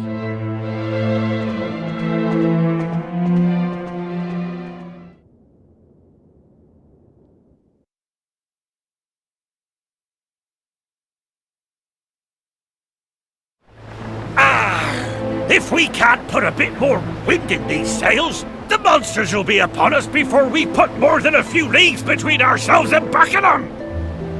Set a course to the southwest. Avast rigging! Time to put an end to your daydreaming and get to work. Send all except the fighting men below decks. Aye, aye, Mr. Tar. Captain Sharkeye. I'm here as a representative of the Kingdom of Buckingham. Myself and my men wish to fight alongside you in your final battle, and we will not take no for an answer. Ha ha! If there's one thing I've learned these past few years, it's that you Buckingham boys are a stubborn bunch. You're welcome along on this voyage, though I've an idea you'll be regretting your pig-headedness before our journey's through.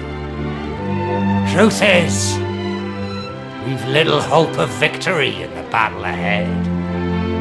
After all, the Demon King possesses a power beyond all reckoning. But even should he best us, we'll not go down without landing a broadside or two. We can but try. And if you Buckingham boys are of a mind to join us on the road to hell, far be it from me to stop ye. We've nothing to fear, Captain. The water spirit'll see that we don't perish. We'll send those monsters to Davy Jones's locker, and ye'll be back in Buckingham at Lady Annias' side in no time. Ha ha! That's the spirit, shipmate! Now, I'd best be going above, casting a weather eye over the waves.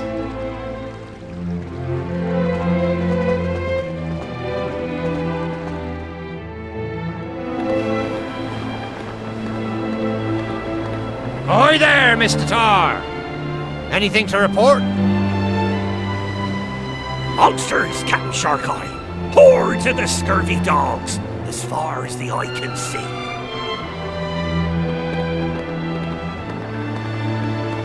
Ha ha! Just as I predicted.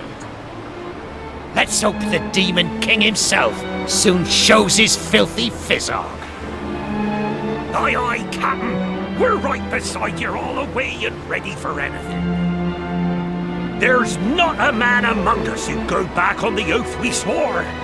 The spirit marked ye, Captain. She marked ye out for greatness. Tar, lad, the mark upon my skin, tain't complete.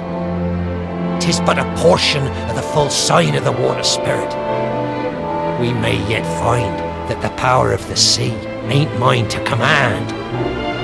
But even should it prove to be so, I'll lead my men to a glorious end! We'll throw mud in that demonic dog's eye before we go. I'll see to that. Belay there, Captain! I'll not hear such talk! You'll be back in Buckingham with your beloved Annias before you know it. We all will.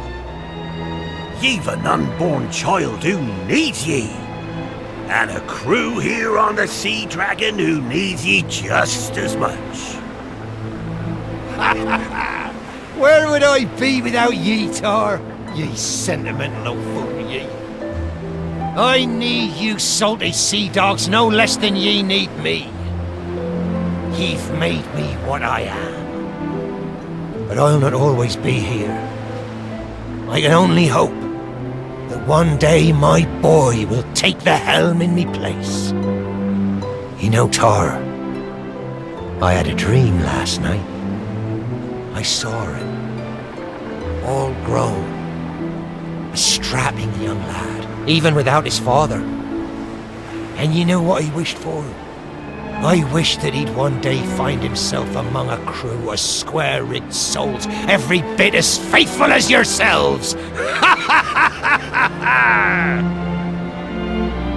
Yeah, that's enough talk of dreams and the like. No good will come of it. Make ready to engage the enemy! Aye, aye, Captain! The men are all at battle stations. Avast, ye scurvy dogs! All hands on deck! Prepare to fire on my command! Don't let 'em catch ye unawares now, boys! Ready! Aim! Fire!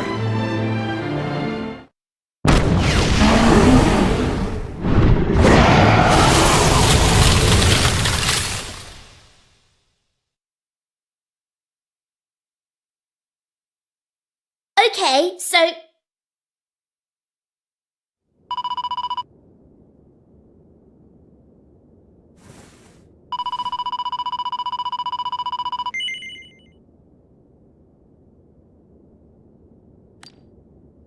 Oh!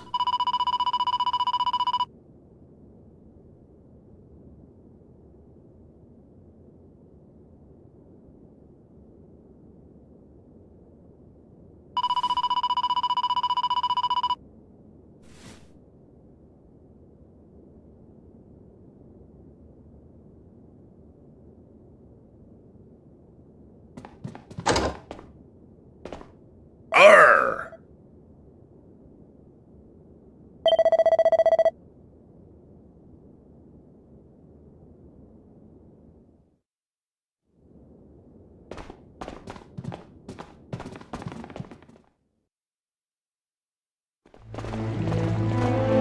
Coming, short guy! I brought you the boy and his crew, as requested. Very good, Mr. Riggin. Now back to your post. Aye, aye, Captain.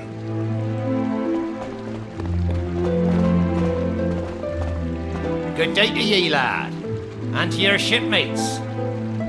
Let me start by apologising for the welcome ye received.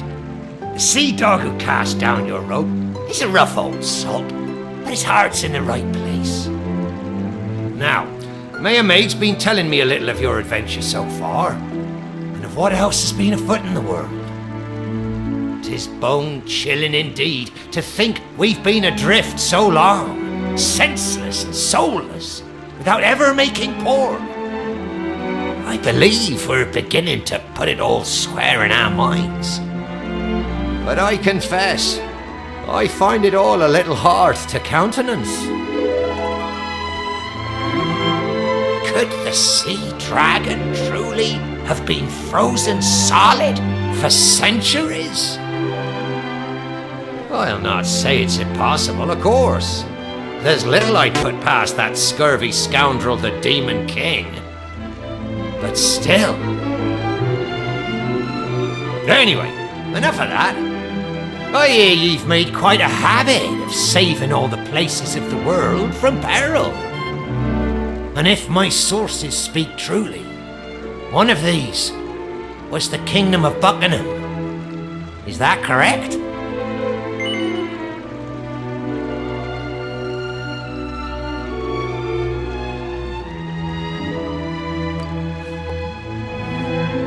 Then the king would have given ye a little something by way of thanks. The sea serpent saber. 'Tis a unique trinket, to be sure. 'Twas gifted to our ancestors by the very water spirit herself. I entrusted it to Buckingham's care on the morning myself and the lads set off for our final battle. I've no doubt that he passed it on to ye, knowing that somehow, someday, our paths might cross. Would ye be so kind as to show it to me? A glimpse of it'll go a long way to proving that what ye've all been telling me's the truth.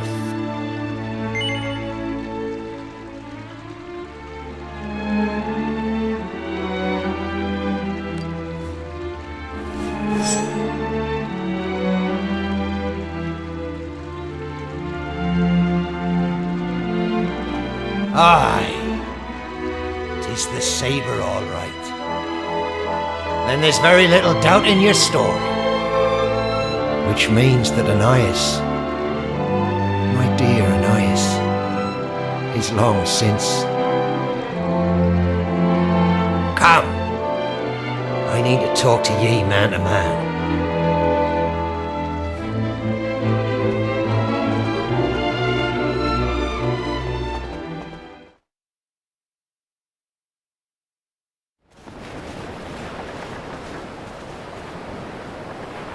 It seems we know now what brought us this far.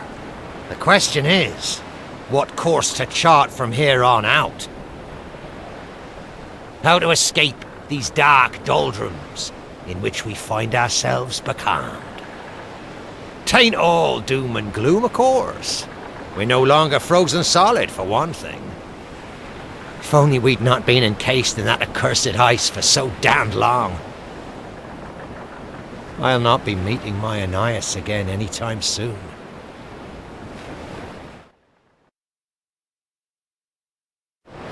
Do me a favour. Hold the sabre aloft once more.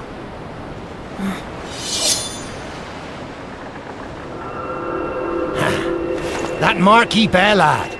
'Tis the watermark, there's no doubt. Which can only mean...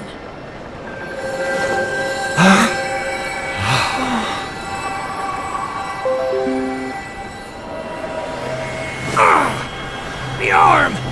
It burns!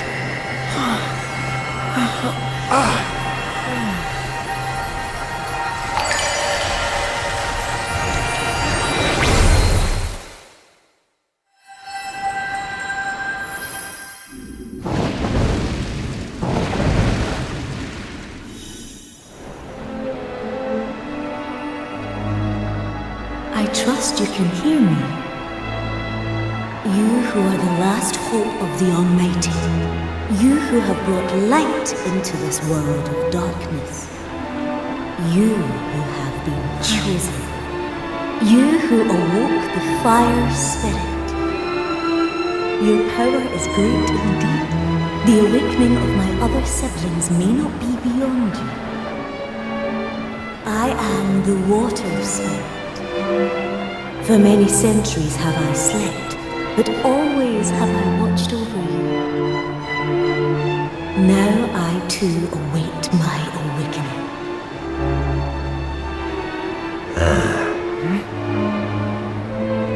Fire, earth, wind, wake first my fellow spirits from their slumber. When you have done so, come to Rainbow Cove, sea serpent saber in hand. Summon the power of all three spirits and call to me. Water brings life, earth nurtures it, wind carries it, and fire allows it to flourish. And when all is ended, life returns to water. The four great spirits shall free you from this world of darkness.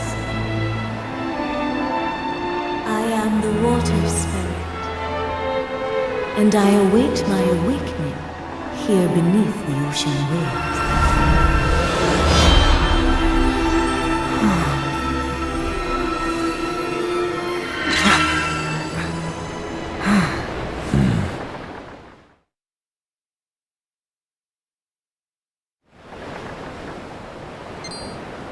What's this? The mark on my arm is up and disappeared. And it's as I thought. As me dreams suggested. You are my heir, my duty, the one myself and my crew were unable to fulfill. 'Tis yours now. The watermark on your arm. 'Tis complete now. And your course is clear. You're to do as the water spirit said, and track down the wind and earth spirits. There isn't a moment to lose. The flames we saw burning in the Shrine of Mysteries should lead ye to them. Fire, wind, earth, and water.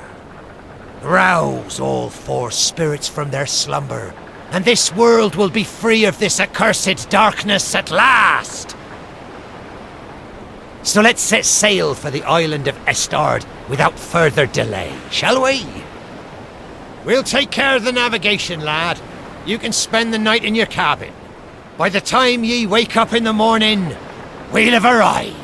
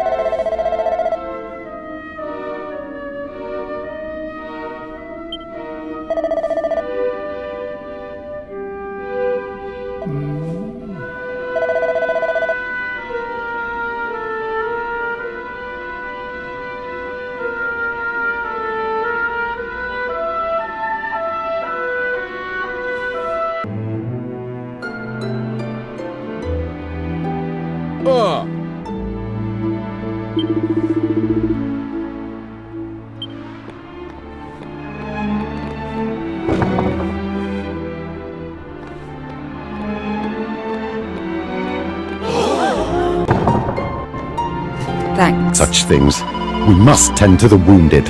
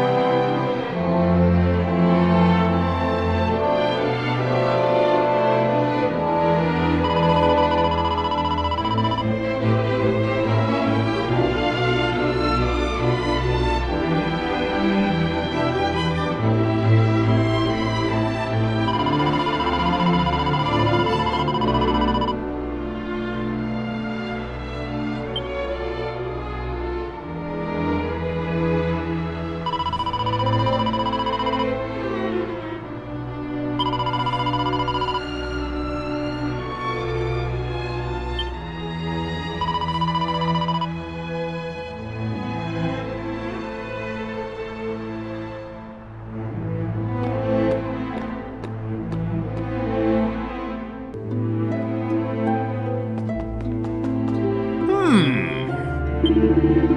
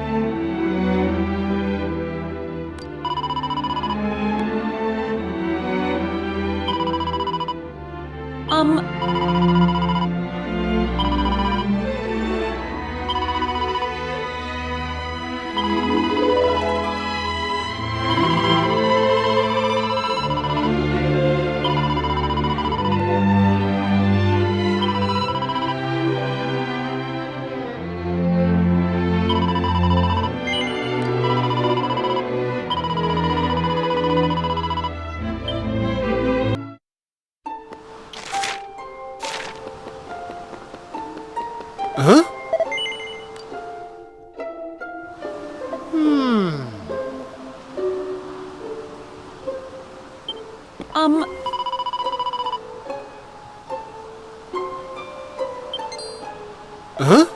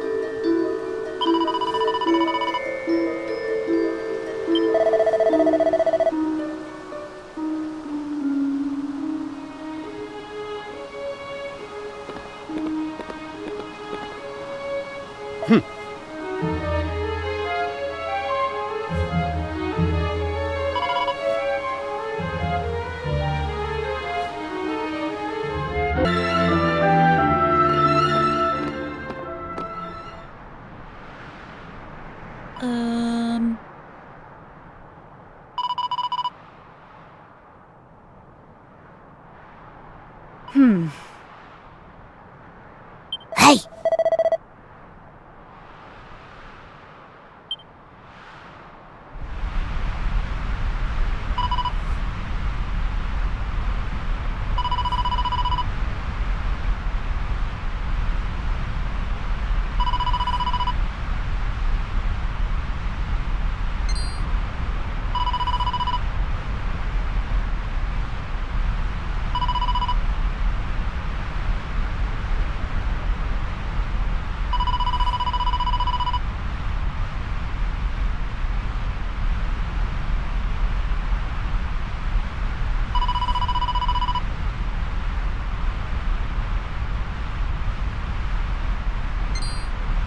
Huh?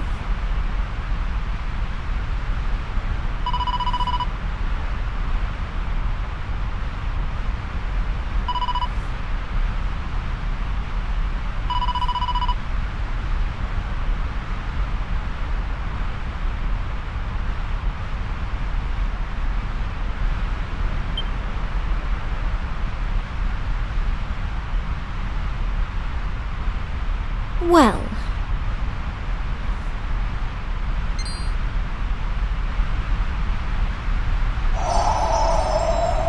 Huh?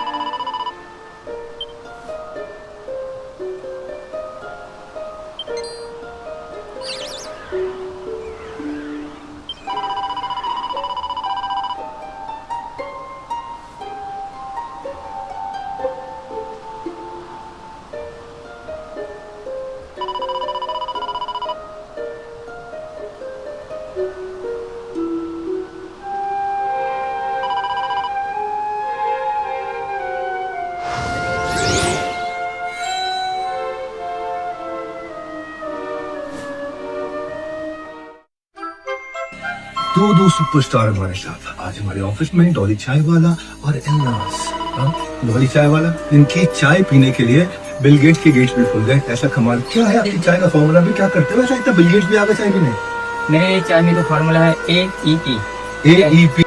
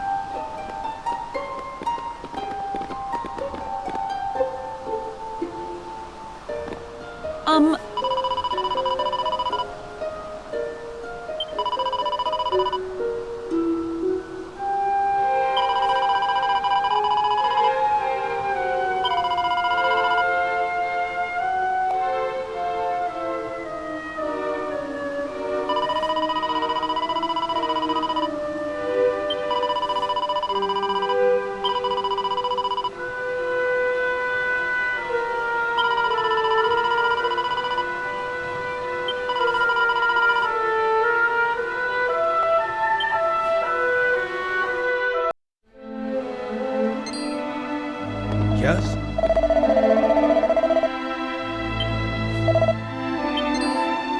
Whoa!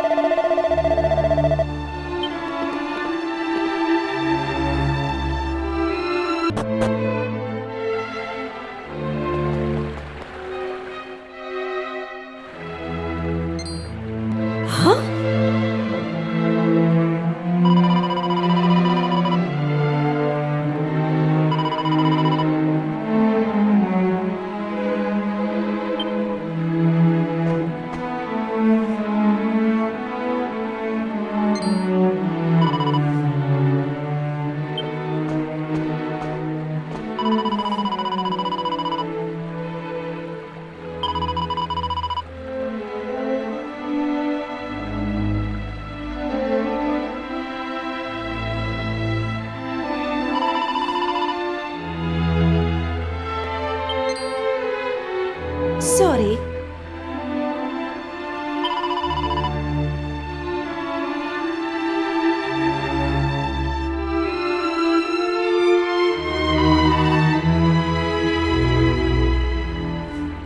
Right.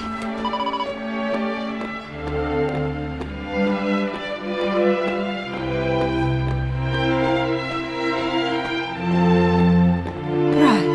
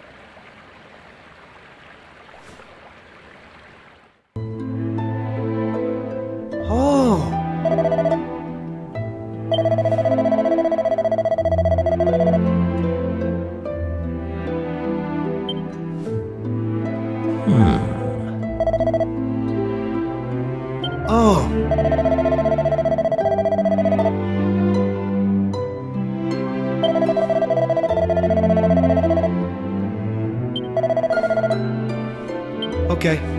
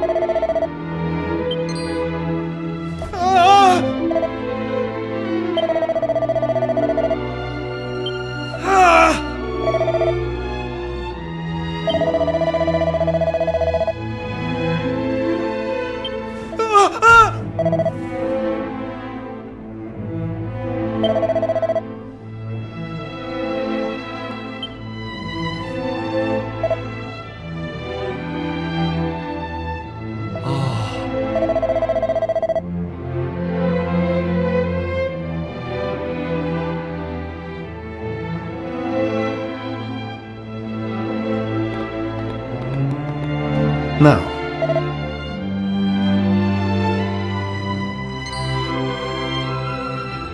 Oh!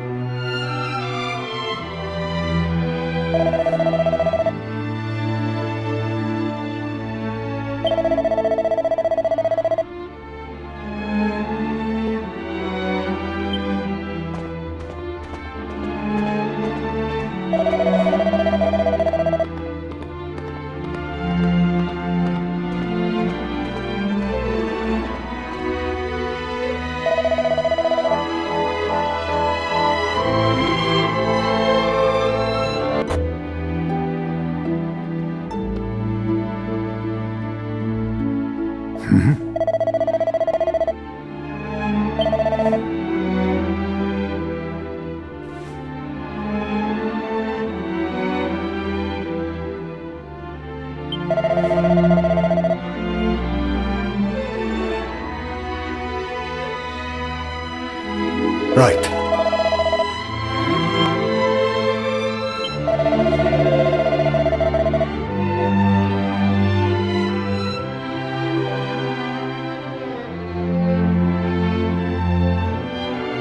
Curses!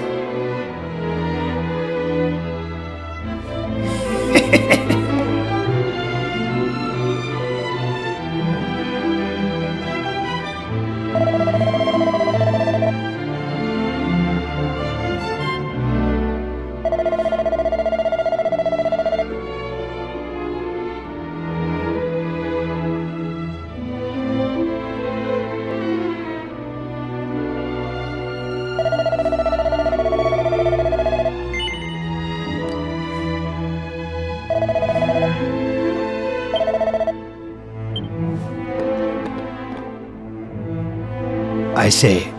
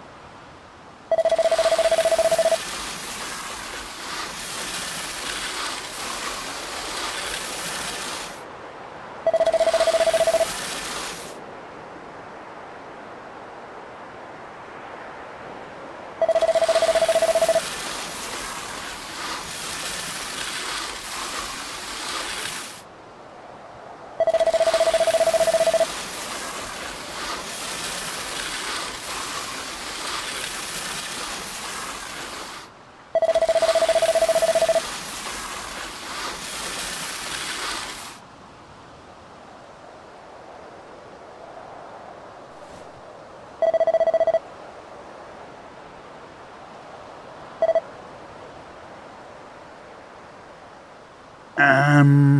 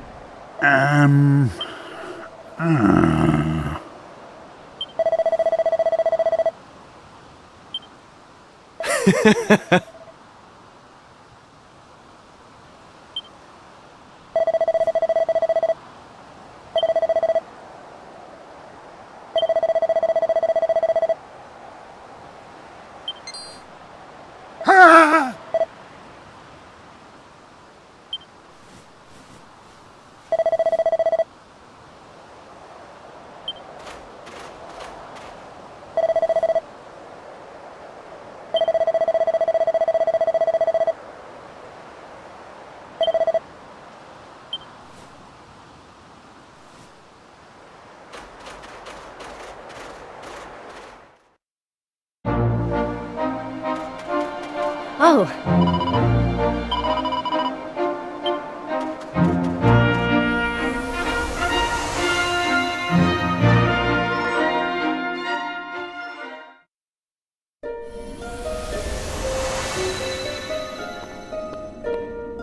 Hey.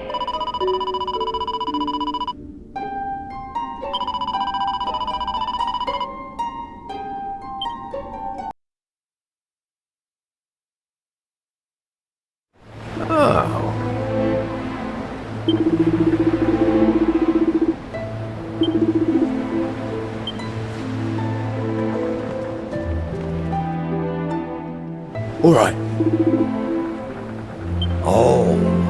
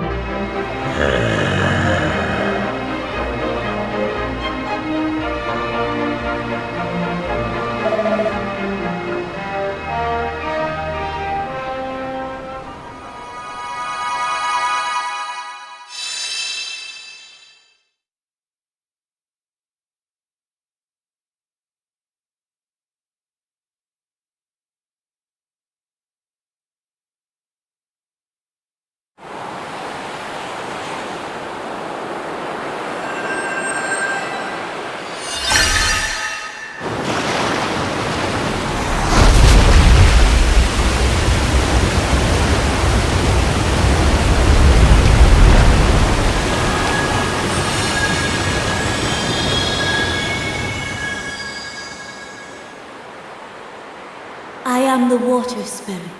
For centuries have I watched over you. Watched and waited for this day, when your light would shine upon me at last.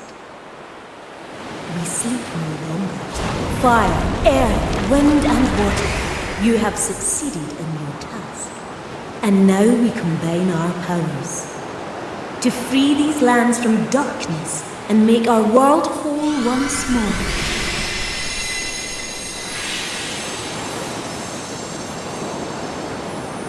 The lands that were once plunged into darkness have now been restored.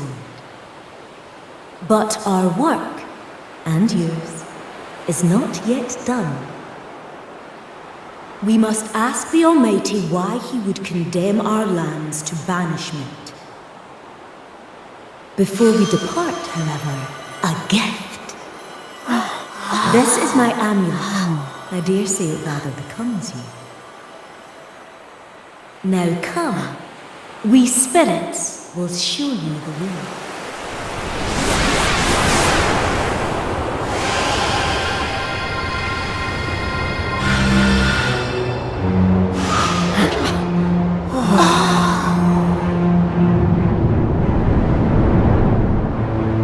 Almighty One, Heavenly Father, heed our call. The power that plunged our realms into darkness, it was yours, was it not? Then perhaps you are not the Almighty at all.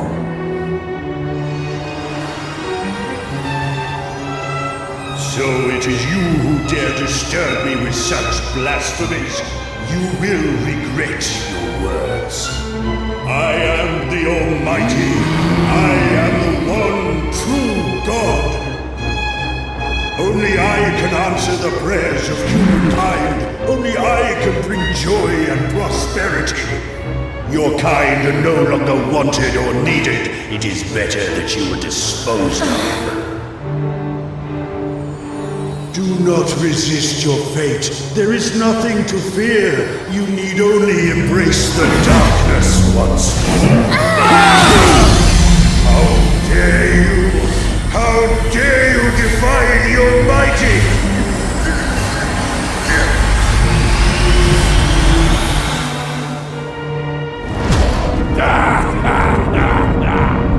I thought the spirits were the Almighty's humble servants. This changes nothing.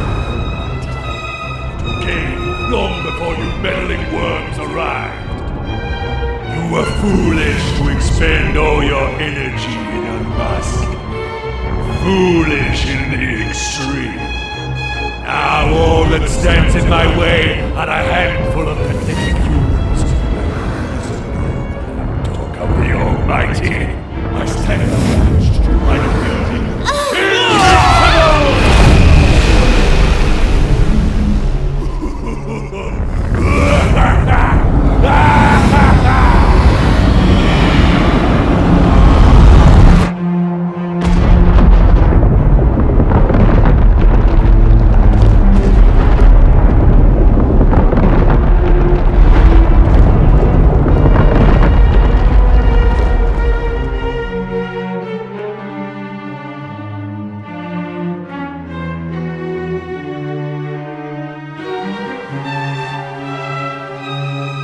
Watch this.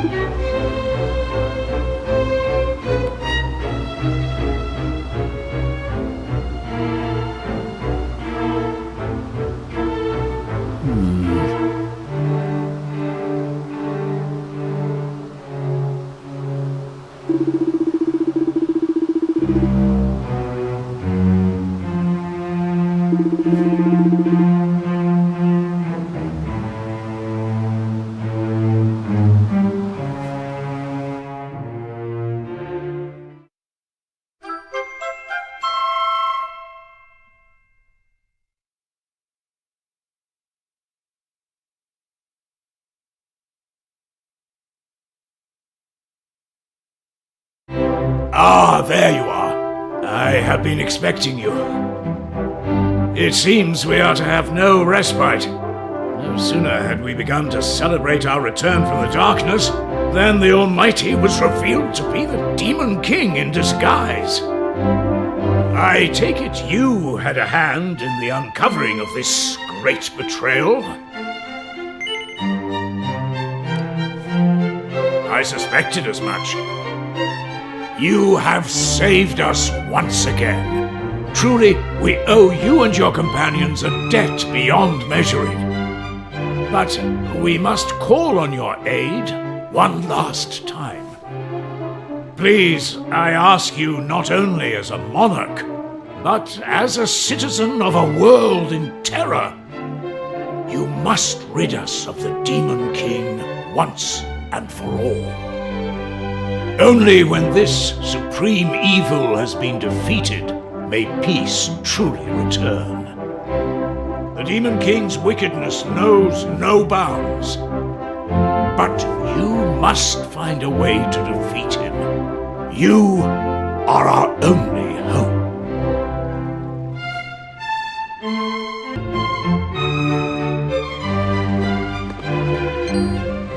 Blow me down, lad. Ye couldn't have timed it better. There's something I need to discuss with you and King Donald. Follow me.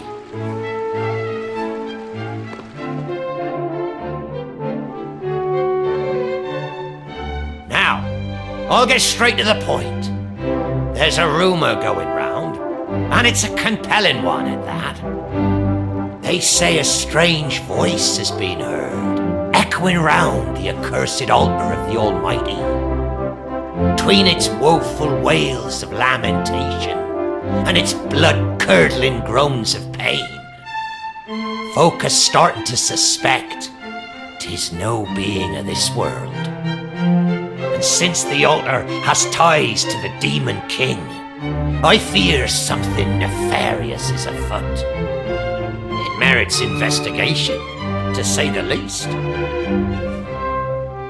Yes, indeed, Captain Sharkeye. The altar of the Almighty and the Demon King are inextricably linked. What's more, I believe the roamers are currently in that vicinity. And if the roamers are there, then perhaps Kiefer is involved. In light of which, I can hardly turn a blind eye to this development. I'm sorry to burden you with this task while you make your preparations for the epochal battle ahead, but I must ask you to investigate the situation at the altar. Well, I'd best head back to the old sea dragon and continue me watch from out on the waves. Till next we meet, Your Majesty.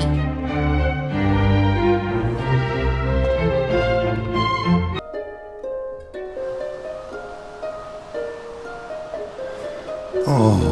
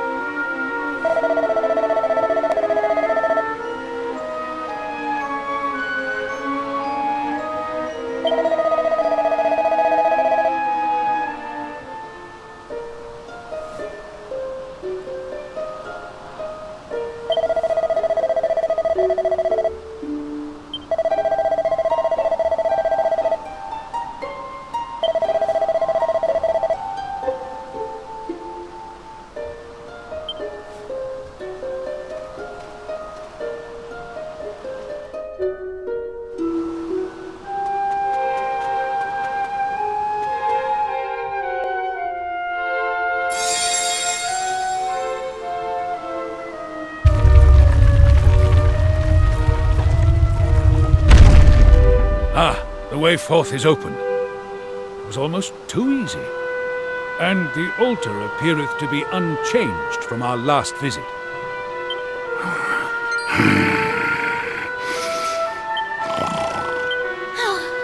Why am I not surprised? There's definitely something down there. You just had to get involved in this nonsense, didn't you? If we end up tangling with some horrible monster, I'm holding you accountable. You think that sounded like a monster? It wasn't scary at all. Maribel's a scaredy cat. Want to come over here and say that, you little... Enough. You can argue to your heart's content when our work here is done. For now, let us be on our way.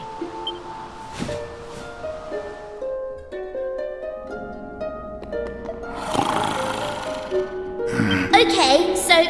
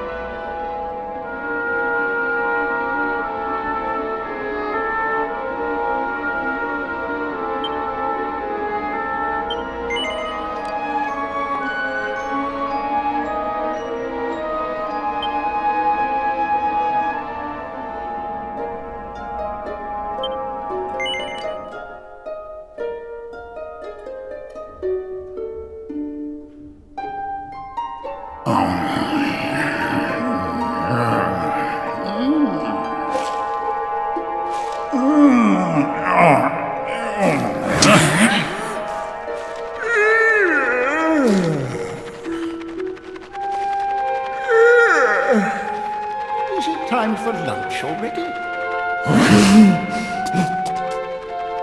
I told you, there's nothing to be scared of. Hey, old fella, what you doing in a place like this?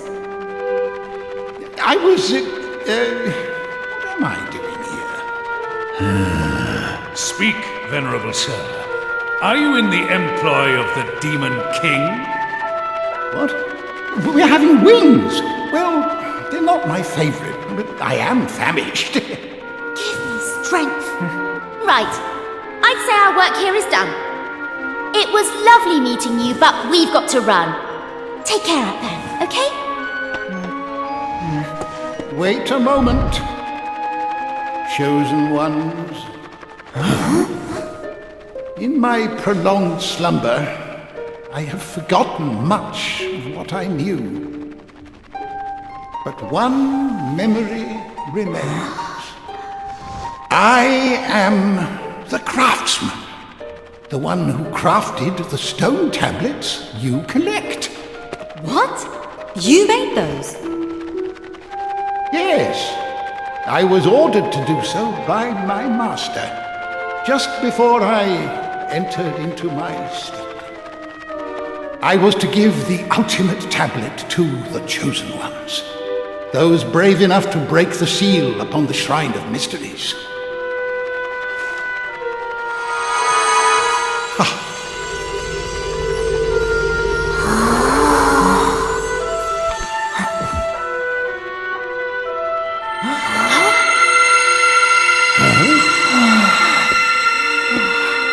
What manner of mischief is this? I must admit that I myself have forgotten what to do with this, but perhaps you have an inkling? Go ahead. Proceed as you see fit. Memories are beautiful because they can never change. Wouldn't you agree, son of Pollock? I'm so very, very tired. I must return to my slumber. Perhaps never again to wake.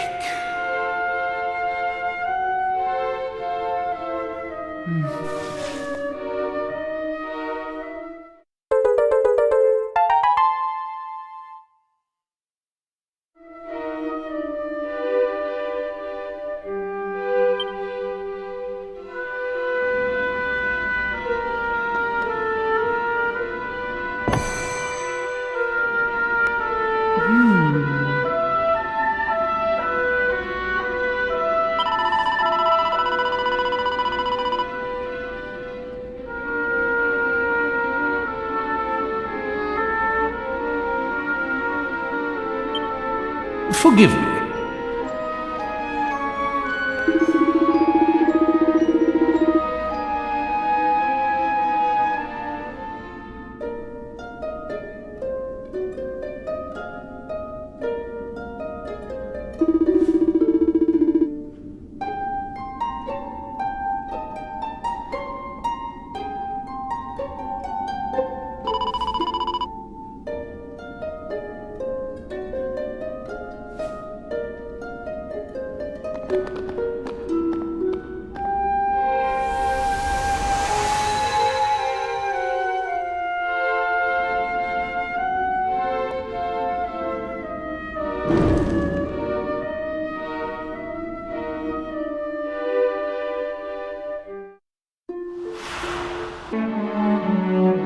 Stop!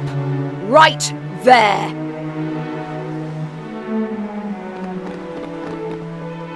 Explain yourselves! What are you doing here?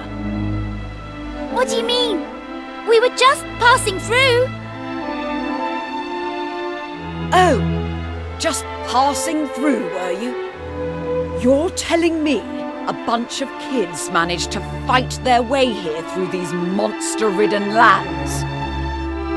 Now, they're only children. There's no need for the third degree.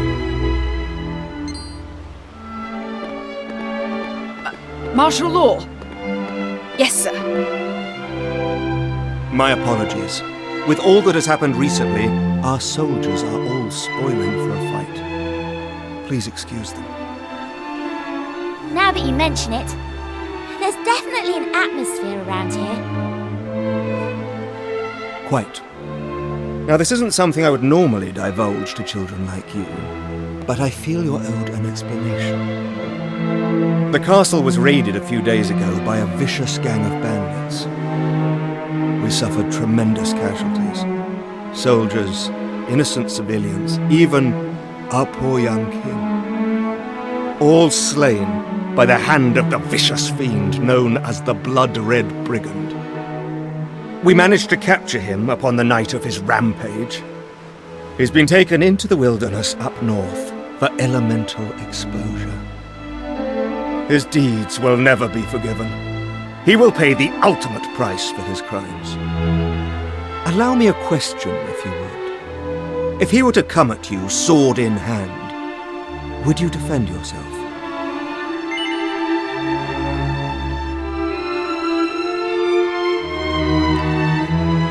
That's the spirit.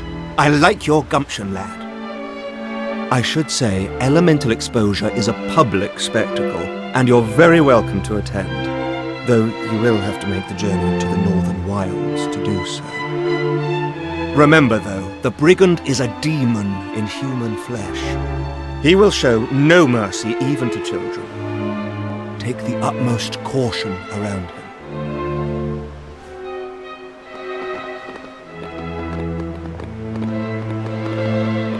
Oh, and I should mention, these green flames are kept here to ward away monsters. The instant one goes out, the monsters descend. Please keep your distance. That is the only rule we ask outsiders to keep. And now I've said my piece, I hope you enjoy your time in the castle. Goodbye.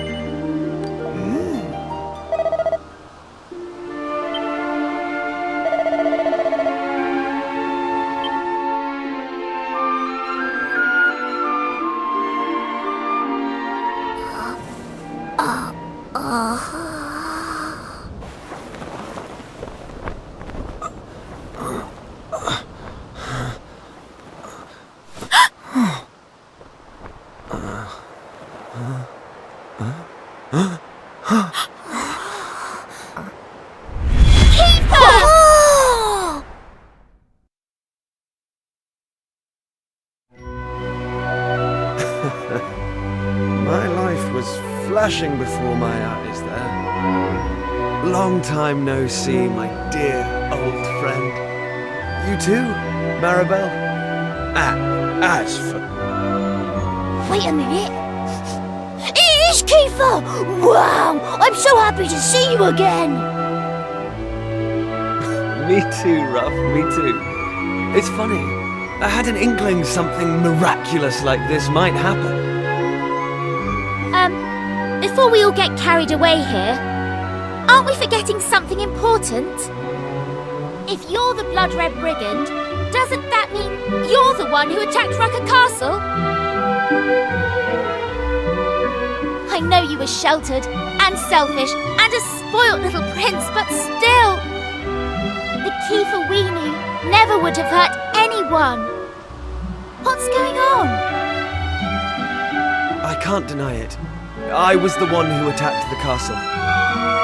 But I had my reasons. Listen, you trust me, don't you?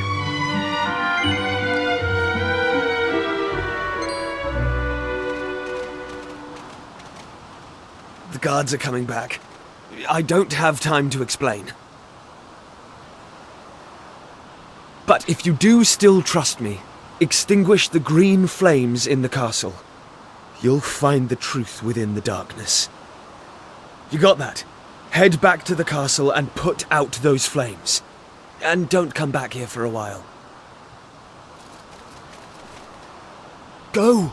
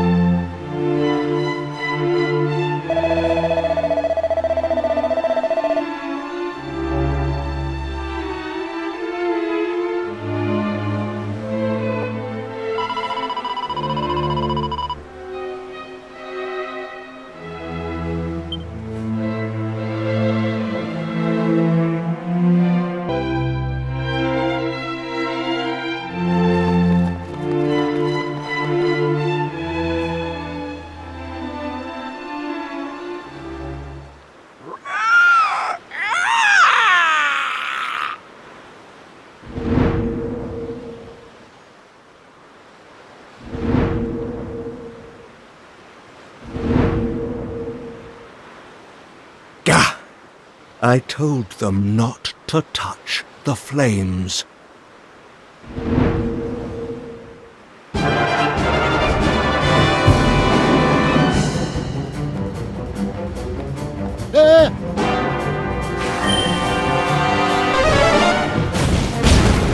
Why? Marshal? This was no accident. Some wretched fool has doused the flames and shown the humans who we really are. You will find them and exterminate them.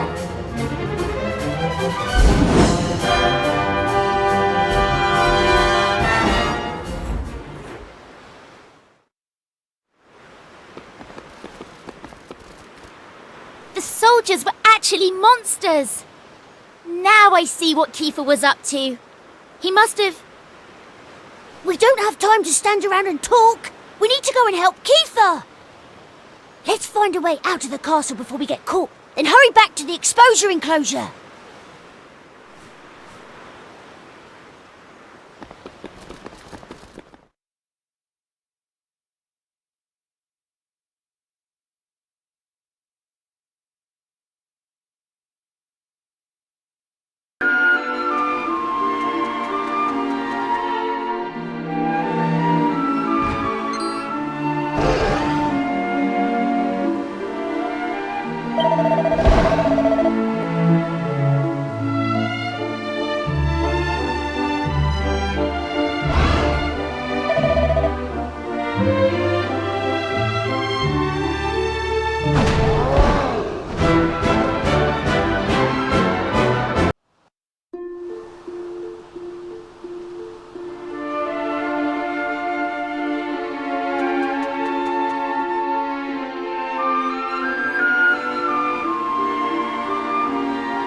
Well, did you do as I asked? We did. We saw everything. What's going on in that castle? And who were you fighting there? There isn't time to tell the whole tale, but the long and short of it is the monsters commandeered Rucker Castle some time ago. When we roamers stayed the night there, we had no idea what a grave mistake we were making. Every last one of us was captured and locked away in a miserable little cell. That's when we overheard. They had received orders from the Demon King himself to eliminate our clan, because our mission is to revive the Almighty. I did the only thing I could to buy enough time for the others to escape.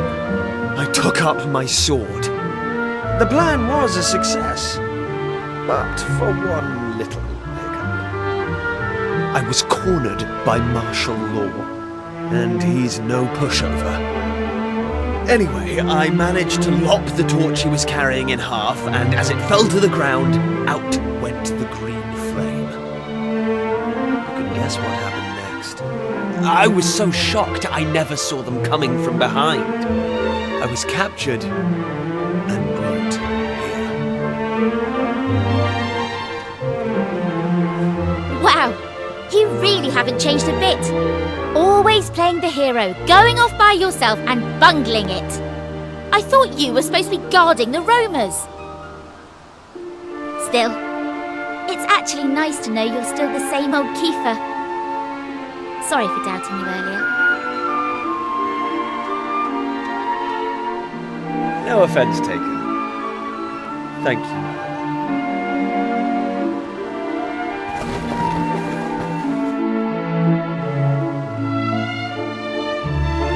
Right, I think it's time we made ourselves scarce. First of all, though, let's see to any injuries.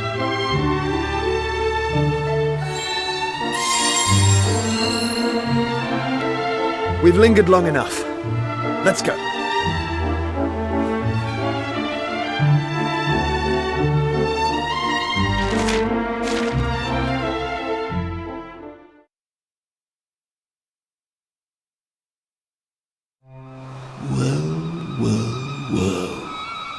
If it isn't the children who extinguished my flames. You don't lack for courage, I'll give you that.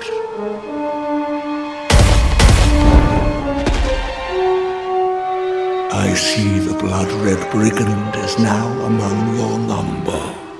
Suddenly, it all becomes clear.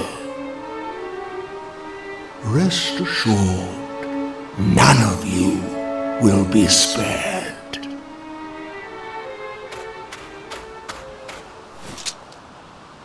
Haha! This is the stuff! You and me battling side by side again. I might not be the young man I once was, but at least I have plenty of experience now. In fact, I can't wait to tell you all about my adventures.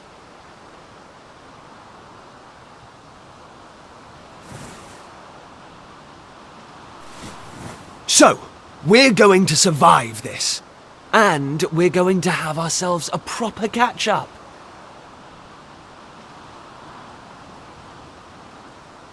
Enough of your mawkish twaddle. Those who defy the Demon King shall know no mercy! You all die today!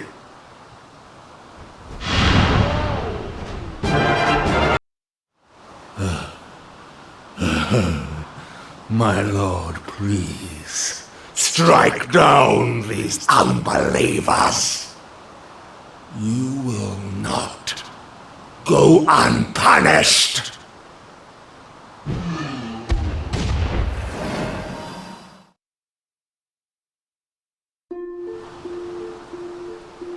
I'm impressed. You lot certainly haven't been slacking off. I can't believe how strong you've become. Slacking off wasn't an option after you disappeared. We've had to hold our own against all sorts of nasty creatures while you've been away. Look, I was young when I made that choice. Never mind. That's not important. I never could have defeated Law on my own. Thank you. And thank you for still believing in me. Right.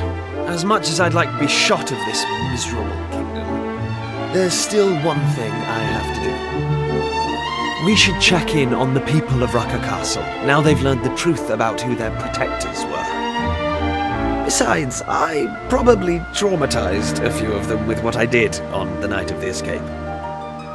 Will you come with me to the castle? I want to set things right.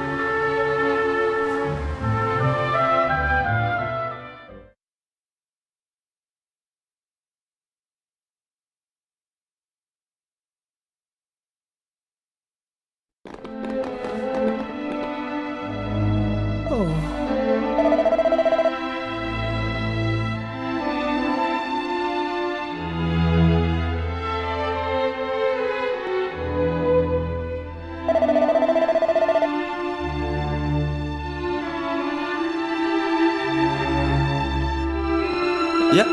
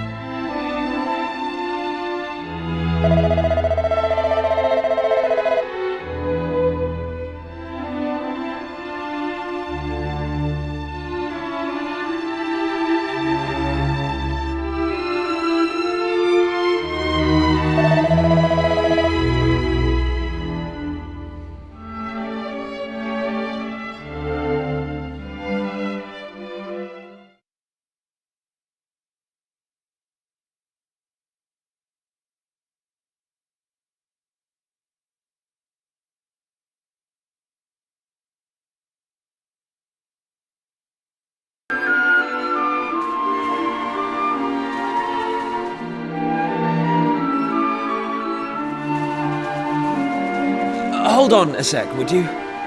Before you head back home, let me ask you something. What's happening right now, in your own time? Things can't be all that great if there's a teleportal connecting you here, to me again.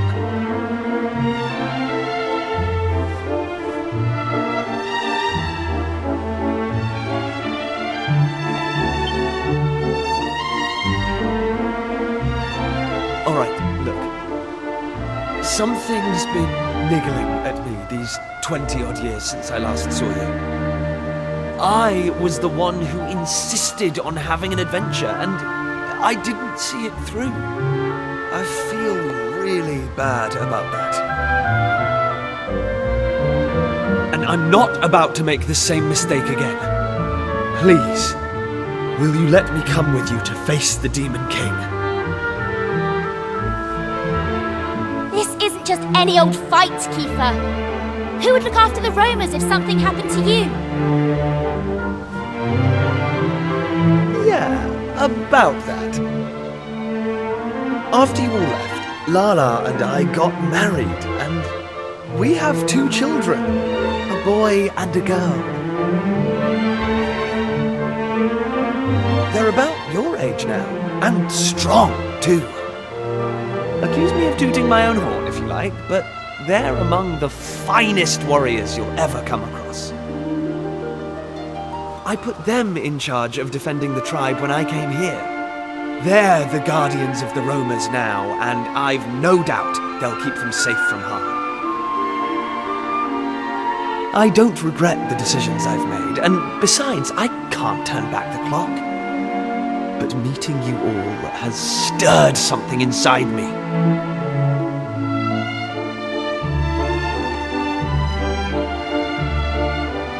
Please, let me fight with you again. One last time.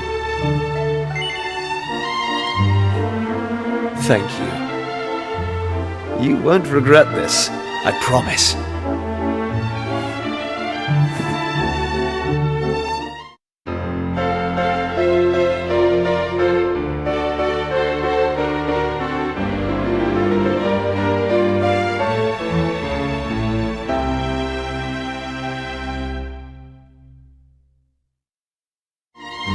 There's no time to waste. Here's to one last adventure.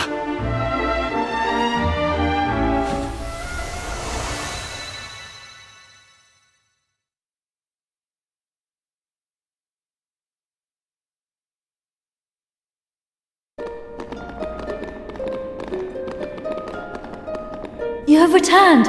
I'm so glad to see you all.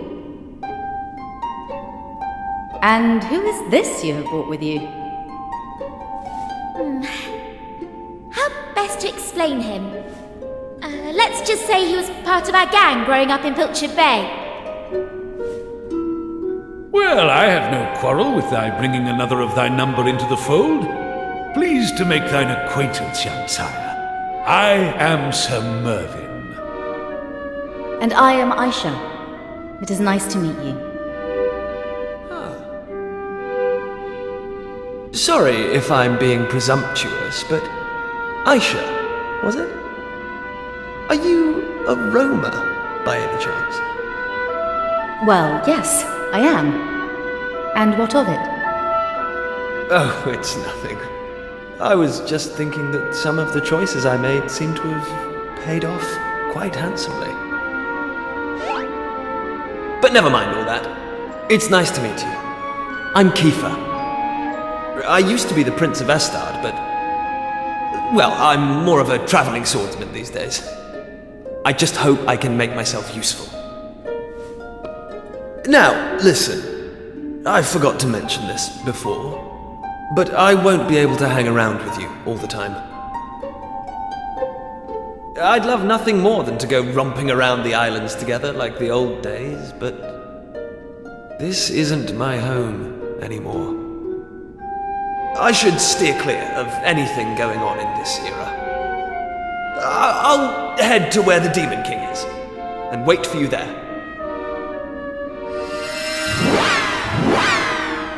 Hold on How does he expect to get to the Cathedral of Blight without the Sky Stone? You'd think he'd have learned not to rush into things after all this time. But no, still as headstrong as ever. You mentioned Kiefer was a friend from your hometown. But why would an adult like him play with mere children? I feel like I know him from somewhere.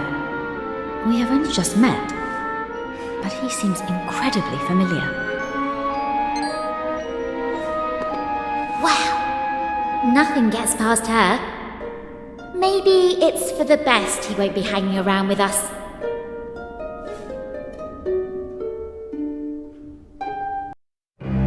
Hey!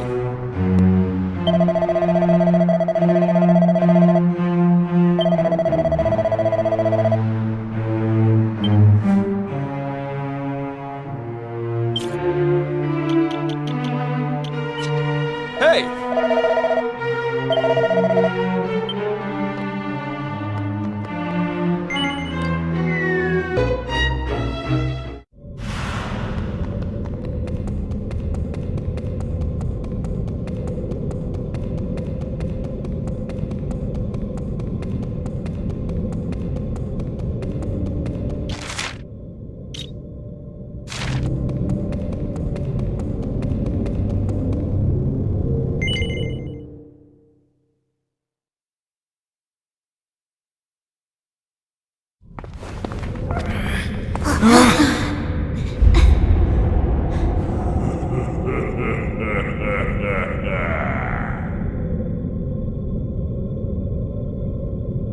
I am the Demon King, ultimate incarnation of evil, and lord of all monsters.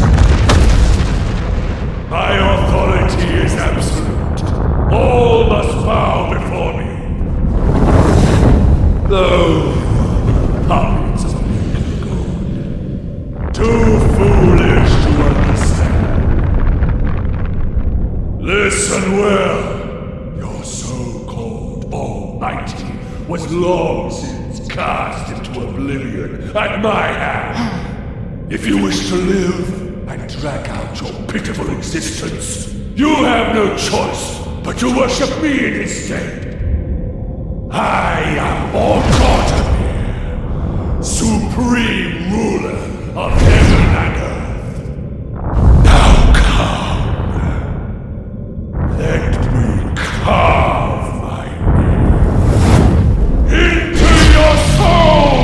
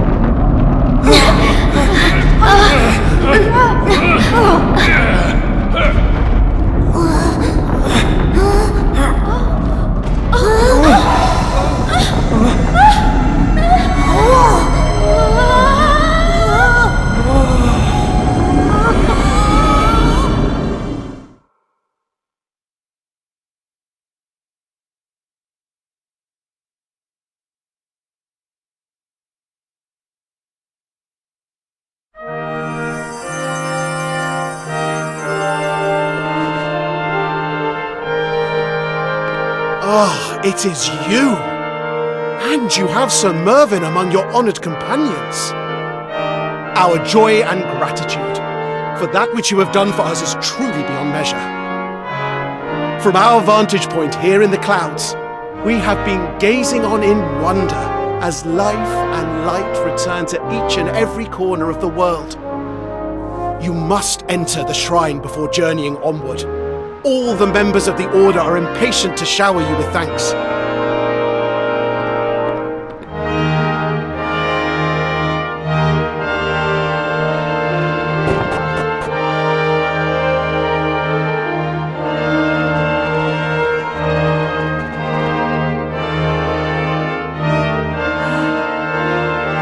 Truly, I am at a loss for words. How can I possibly express to you the profound peace and joy I feel? When first you became guardians of the flame of hope, 'twas naught but a guttering candle. But now it has grown into an incandescent blaze that illumines the world entirely. And how have you achieved this? Why, through the sweat of your brow and your indomitable spirit. 'Twas not the Almighty, nor any miracle that returned peace to our world. 'Twas you.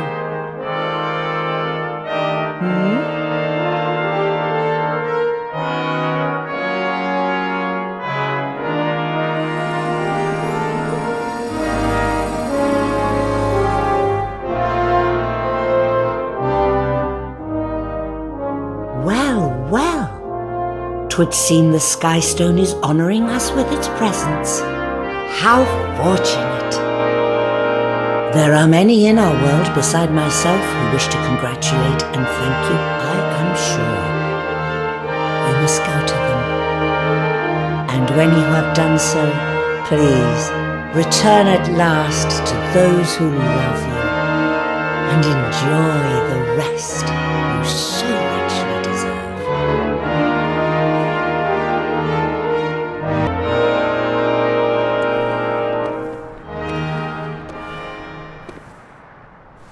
Dearest friends, it paineth me to say it, but the time for our parting hath arrived.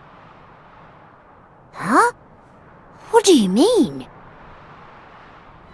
Words can scarce express my gratitude for the great adventure we have shared. But I am not of this time.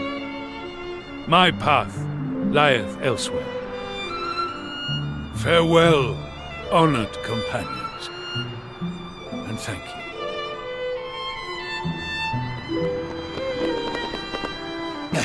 I must speak with you, Sir Mervyn. Something strange is occurring. The sacred stones in the depths of the shrine, they are calling for you. Very well. I shall be with thee presently. Friends, I am honored to have been able to join you on this greatest of all adventures. You understand why I must leave you, do you not?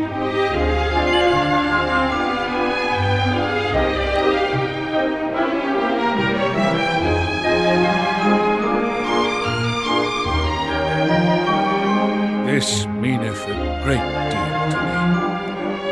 Now go forth, friends, and know that I am always with you.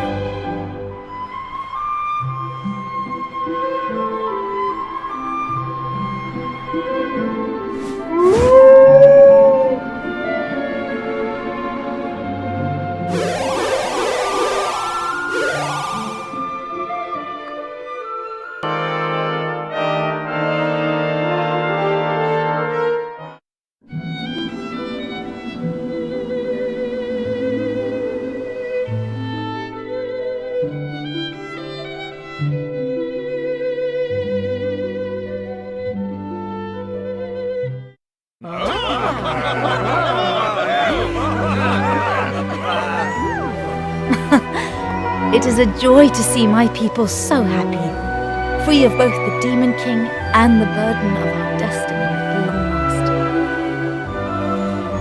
So this is the future, huh? And we made it possible.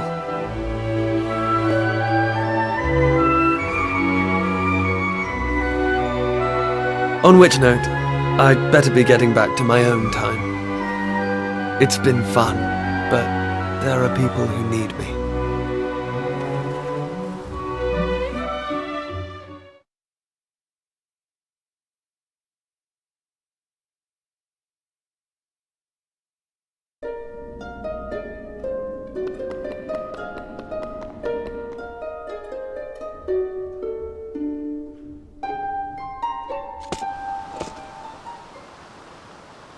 Thanks for coming to see me off. I'll be all right from here.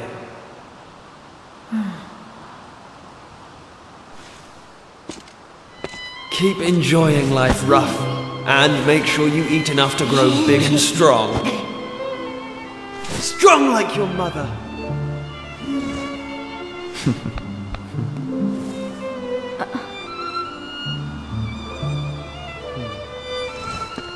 The roamer's destiny has been fulfilled. It's time to live your own life, Aisha.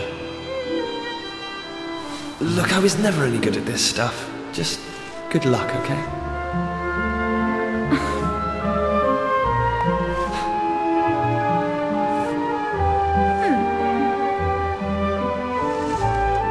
Try not to be too hard on the others, Maribel.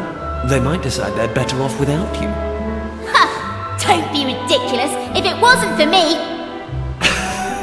Are you joking? There's never a dull moment with you around, Maribel. Thank you.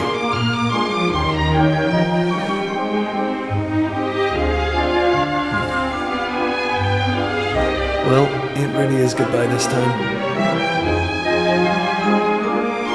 But look, nothing's going to change. Whatever happens, wherever we go,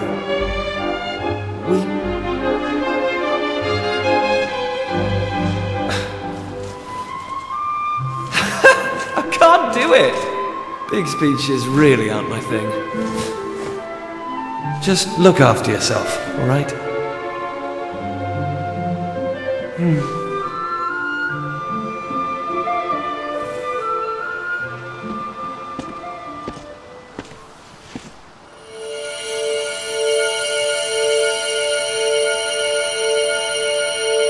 So long, everyone!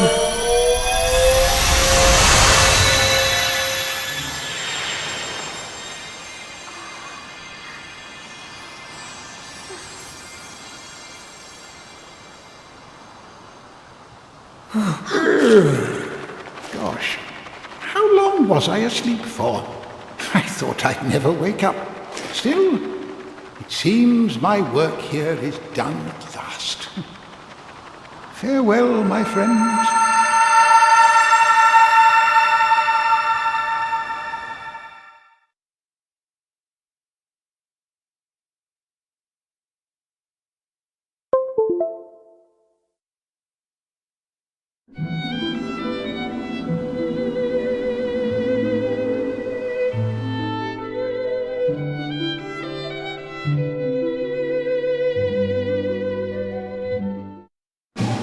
Ahoy there, shipmate. 'Tis a fine thing indeed to see ye looking so well. I've been waiting here for ye ever since we heard the news. 'Tis my duty and my honour to lead ye to Captain Sharkeye. This way, if you please.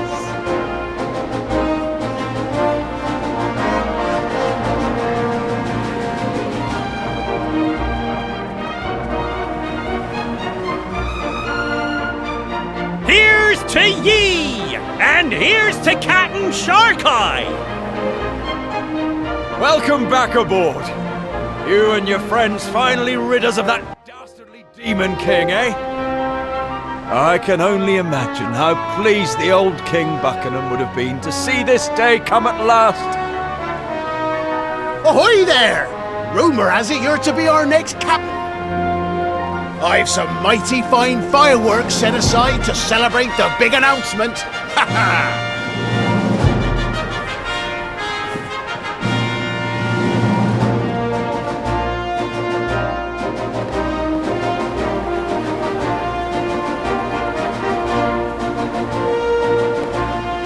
So, ye made it back from that accursed Cathedral of Blight in one piece, did ye? And ye saved the world from the clutches of the Demon King while ye were at it! That was no small feat, lad. We here aboard the Sea Dragon have been mighty impressed with your antics. Mighty impressed. So much so that we're of a mind to make ye our next captain.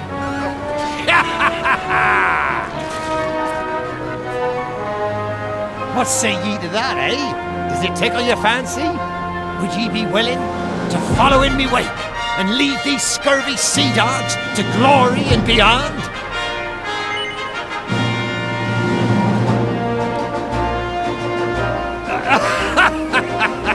I didn't doubt ye'd answer any other way. But alas, I ask merely for the fun of it. I cannot, in good conscience, allow ye to take my place. After all, ye've a father with a ship of his own. Aye, a fine man named Pollock. I'll not deprive him of a worthy successor. Ah, but it pleases me greatly to know that the thought of becoming a pirate didn't fill ye with horror, lad. I'm too young and handsome to be seeking a replacement just yet, anyhow!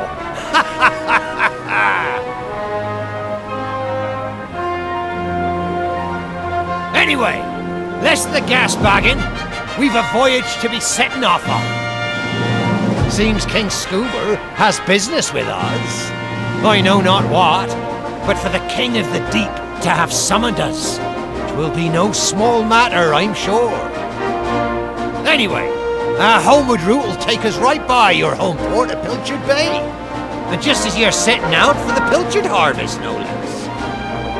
I imagine the festivities will be a fine sight to see from the deck of the Sea Dragon. So let's not say our farewells just yet. Our paths will cross again upon the ocean waves soon enough.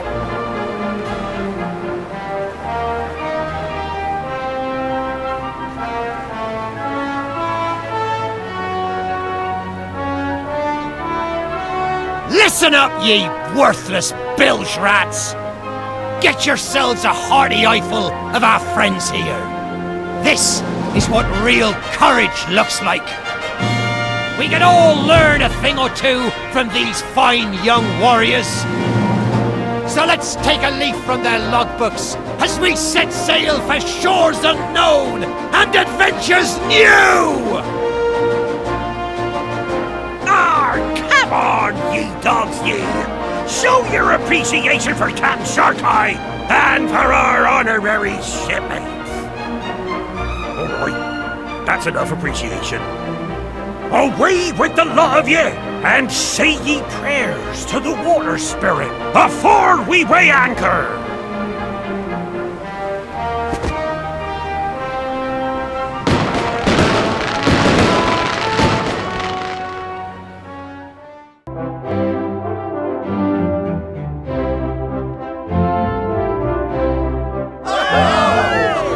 You were never going to give up, were you? We owe you the most profound debt of gratitude, we really do. Ah, there you are. It's a real honor to be in the presence of heroes like you. Thank you for everything you've done for us.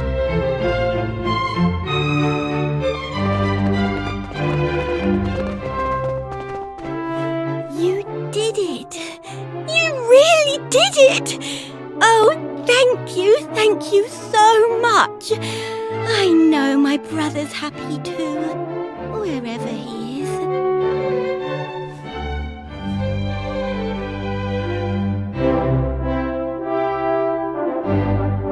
You have returned. I must congratulate you on your victory. The scale of your achievement is almost beyond imagining. Without your extraordinary efforts, our world would have remained mired in darkness and despair. Or perhaps we would still have been worshipping a false god in the form of that wretch, the Demon King. Regardless, if it were not for you, the future of mankind would be bleak indeed. You are the saviors not only of this kingdom, but of this entire world. And to think it all began with such a trifling matter, with my foolish son's purloining of his mother's precious ring. I was incandescent with rage. I doubt I've ever shouted so much in my life. I had convinced myself that my poor attempts at parenting had produced a reckless rogue, unfit for the throne. But little did I know where it would all lead, that the events of that day would set in motion the wheels of our salvation. I did not raise a reckless rogue, after all.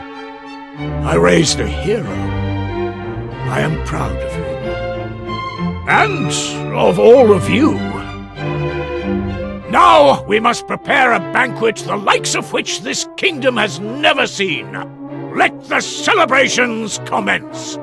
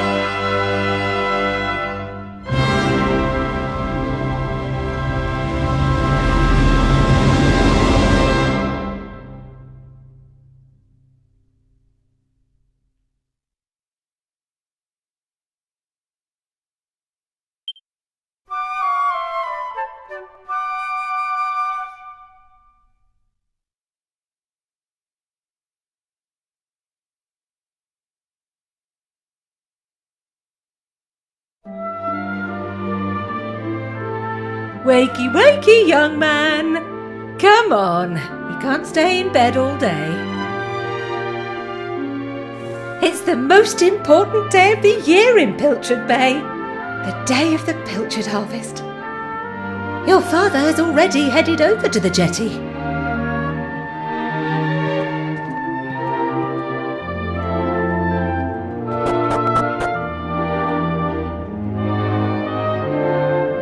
All set? It wouldn't do for a fisherman to sleep in, you know. Not on your big day.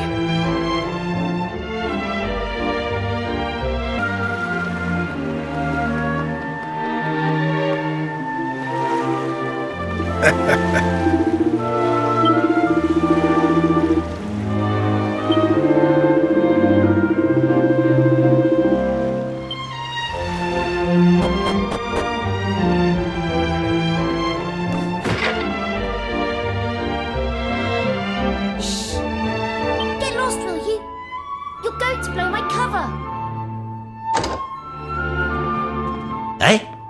Who's that over there?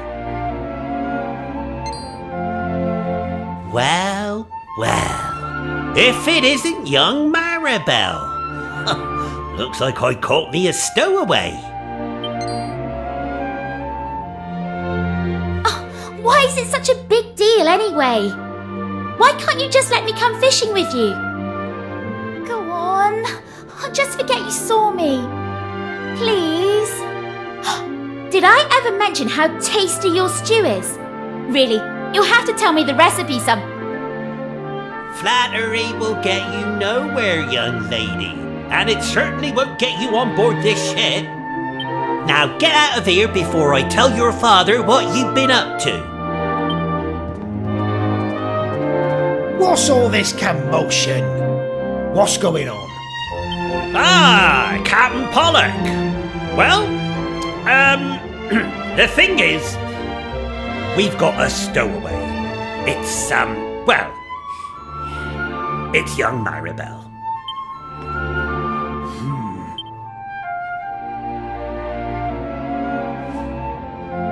All right, girl. But just this once, you hear? Yes! Right. Now that's settled, it's time to set sail. Come on, lad. Less of your slacking.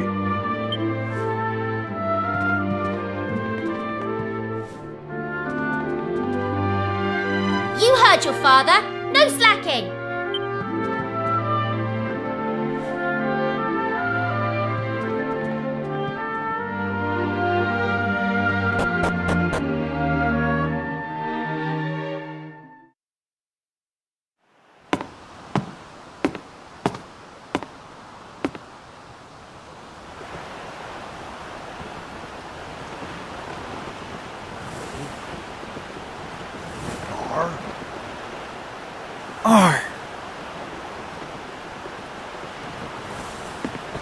All right, lads. Anchors away.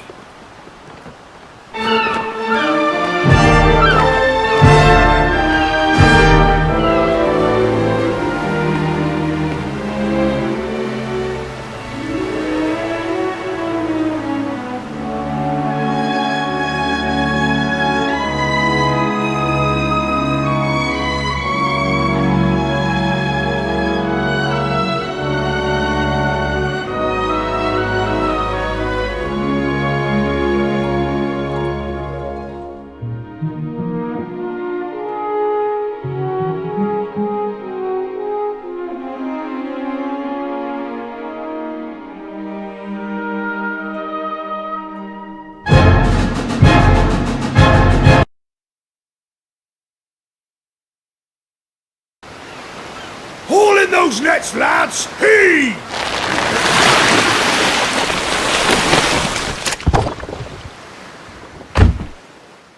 Hello, old friend. Since we said goodbye, I've been traveling the world with the roamers, trying to build the future I'd seen. To be honest, though, I've lost track of time a bit since we parted ways. So if you're reading this, there's a favour I want to ask you. Something I want you to tell my old man. Tell him his boy did his duty, saw it through to the end. And remember, we'll always be pals, no matter what. Your friend, Kiefer.